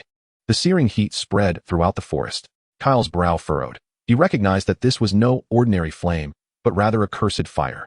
Quickly forming hand seals, Kyle clapped his hands together just before the blazing serpent lunged at him. Water style, Grand Waterfall Wave. An immense surge of water materialized, creating a towering wall of water behind Kyle, rushing forward to collide with the advancing cursed fire serpent. The fire and the torrent met, generating a vast cloud of steam that temporarily obscured Quirrell's vision. Kyle knew that even though water extinguishes fire, his Grand Waterfall Wave could not rival the cursed flames. It would only serve as a momentary reprieve. The wisest course of action was a strategic retreat. "Let us go." Seeing that Fred had already conjured a second clay giant bird to carry Hagrid away, Kyle turned and fled without hesitation. Chapter 93. Watch as I use my ex-wife to obliterate him. One clay giant bird grasped Hagrid firmly with its talons. While Fred and Cedric rode upon another clay giant bird, Kyle leaped into the trees, aiming for the already airborne clay giant bird. As he soared past the giant bird, he began to plummet towards the forest below.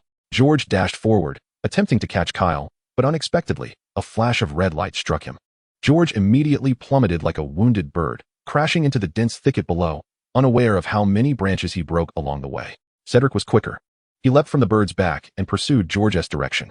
The fallen mech carved a deep trench into the ground, and following this trench, Cedric soon found George, who was struggling to rise from the ground. Fortunately, when designing the battle armor, he had heeded Kyle's advice and incorporated a substantial level of shock absorption spells, which spared him from injury due to the impact. Meanwhile, Kyle had once again confronted Voldemort. Fire style, Great Fireball Technique.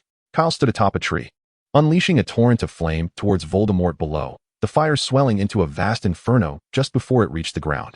Alas, Kyle had yet to master Cursed Fire. His ordinary flames proved utterly ineffective against Voldemort. Utilizing the cover of the flames, Kyle swiftly advanced, drawing an explosive tag from his ninja tool pouch. A series of spells erupted from the flames. However, due to the obstruction of vision, Voldemort's incantations merely shattered a few trees ahead. As the fire began to dissipate slightly, Voldemort was taken aback to discover that Kyle was mere inches away from him. A sinister smile crept across his lips. In an instant, he seized control of the surrounding flames, which flared crimson around him. Undeterred by the searing heat, Kyle managed to affix an explosive tag to Voldemort's person. A sudden earthen wall rose abruptly, creating a barrier between Kyle and Voldemort. After pushing off the wall with a strong kick for leverage, Kyle swiftly formed a hand seal, igniting the explosive tag affixed to Voldemort. The resulting explosion produced a deafening roar as a fireball engulfed Voldemort's figure. The earthen wall crumbled under the force of the blast. Kyle, not having had the opportunity to activate the powerful protective charm on his sword sheath, was propelled backward at an accelerated pace by the shockwave. The explosion continued to rage, and seizing the moment while Voldemort was momentarily hindered, Kyle assessed his recent injuries. Fortunately, Voldemort had not yet converted the flames into a more lethal form, and his burns were not severe. The explosion's impact was significantly diminished due to the intervening wall, rendering it a mere inconvenience. Kyle had not anticipated that the explosive tag would vanquish Voldemort. Lacking the ability to utilize paper techniques for producing explosive tags, each one required him 2 to 3 minutes to draw. He could not afford to squander precious time on crafting these tags, having only managed to produce a few hundred thus far. Such a meager quantity was clearly insufficient to eliminate the legendary Dark Wizard before him. Even though Voldemort's power was but a shadow of its former self, Kyle dared not underestimate him. The series of explosions soon subsided. "You are quite formidable, little Dumbledore." Voldemort's voice sounded significantly weaker, yet filled with rage. He had not intended to kill this troublesome child of the Dumbledore lineage.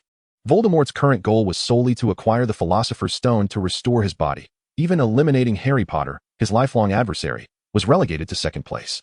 Dumbledore himself was a distant concern, as Voldemort was not yet a match for him. Though dark magic had corroded his mind, it had not rendered him a fool. Setting aside Kyle's standing in Dumbledore's eyes, if he did not hold enough significance, killing him would be meaningless. Conversely, if he were of substantial importance, he would undoubtedly be unable to withstand the relentless pursuit of the old wizard. Yet, having suffered 2 severe blows from Kyle, Voldemort found himself pushed to the brink. Voldemort summoned every ounce of strength that Quirrell's body could muster. His exposed arms withered and darkened. Standing over 10 meters apart, Voldemort raised his wand. A green beam, thick as an arm, erupted from the wand, and in a moment of desperation, Kyle could only raise his wand to counter it. Lightning release, false darkness. The collision of blue and green light resulted in a shockwave that radiated from the point of impact, creating a thunderous explosion in the Forbidden Forest. As he poured forth his magical energy with fervor, Kyle struggled to hold his ground, yet the electric arc continued to inch toward him. Had he not severely wounded Voldemort twice, forcing him to expend much of his unicorn blood energy on healing his injuries, Kyle's retreat would have been much swifter. Fortunately, Cedric and Fred arrived just in time. The two immediately raised their wands, joining the fray, allowing Kyle to barely maintain the situation. George, burdened by his damaged armor, appeared a moment later, dragging his heavy suit. "Hold on, mates. My rocket launcher is aimed at Voldemort. Let me blow him up with my former wife." A sense of foreboding washed over Kyle. This scene felt eerily familiar. Fiery flames erupted from the rear of the rocket, leaving a long white trail in its wake as it surged violently toward Voldemort. Surprised by the ferocity of the attack, Voldemort raised his left hand, conjuring a silver barrier. The rocket collided with the barrier, producing a sharp sound akin to metal clashing.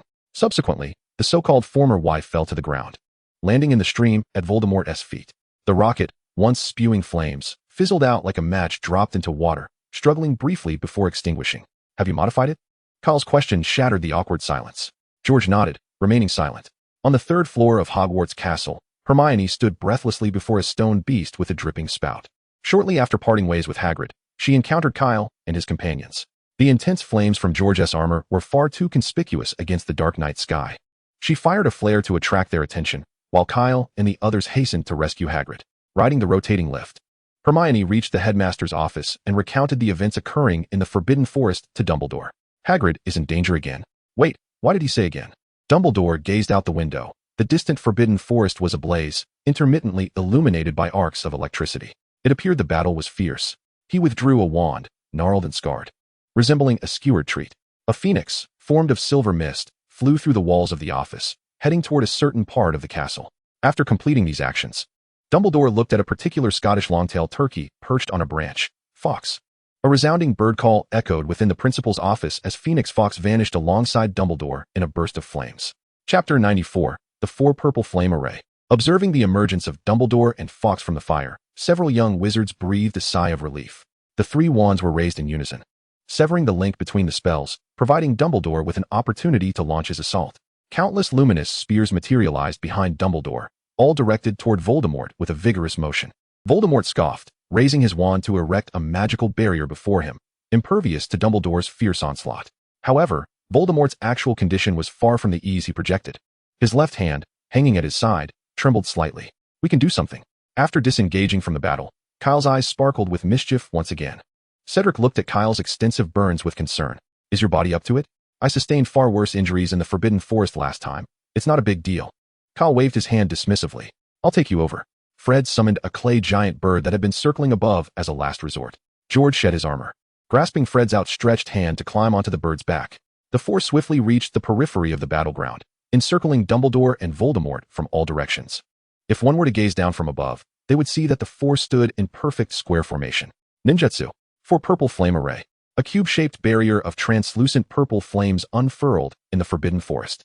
Upon seeing this barrier, Dumbledore was momentarily taken aback, then smiled faintly. Realizing that escape was no longer an option for Voldemort. Voldemort snorted coldly, fully aware of his precarious situation, yet he, the Dark Lord, could not afford to show weakness.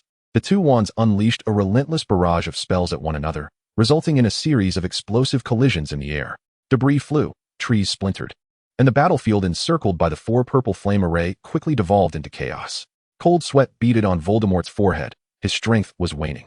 Even without the prior exertion from Kyle and the others, he lacked the power to contend with Dumbledore. Now, he was merely a remnant of a soul, possessing Quirrell's body, and could only siphon vitality from Quirrell to regain strength. Yet, even if he were to extinguish Quirrell's life force, he could not hope to deliver a blow to Dumbledore. Voldemort had begun to contemplate retreat.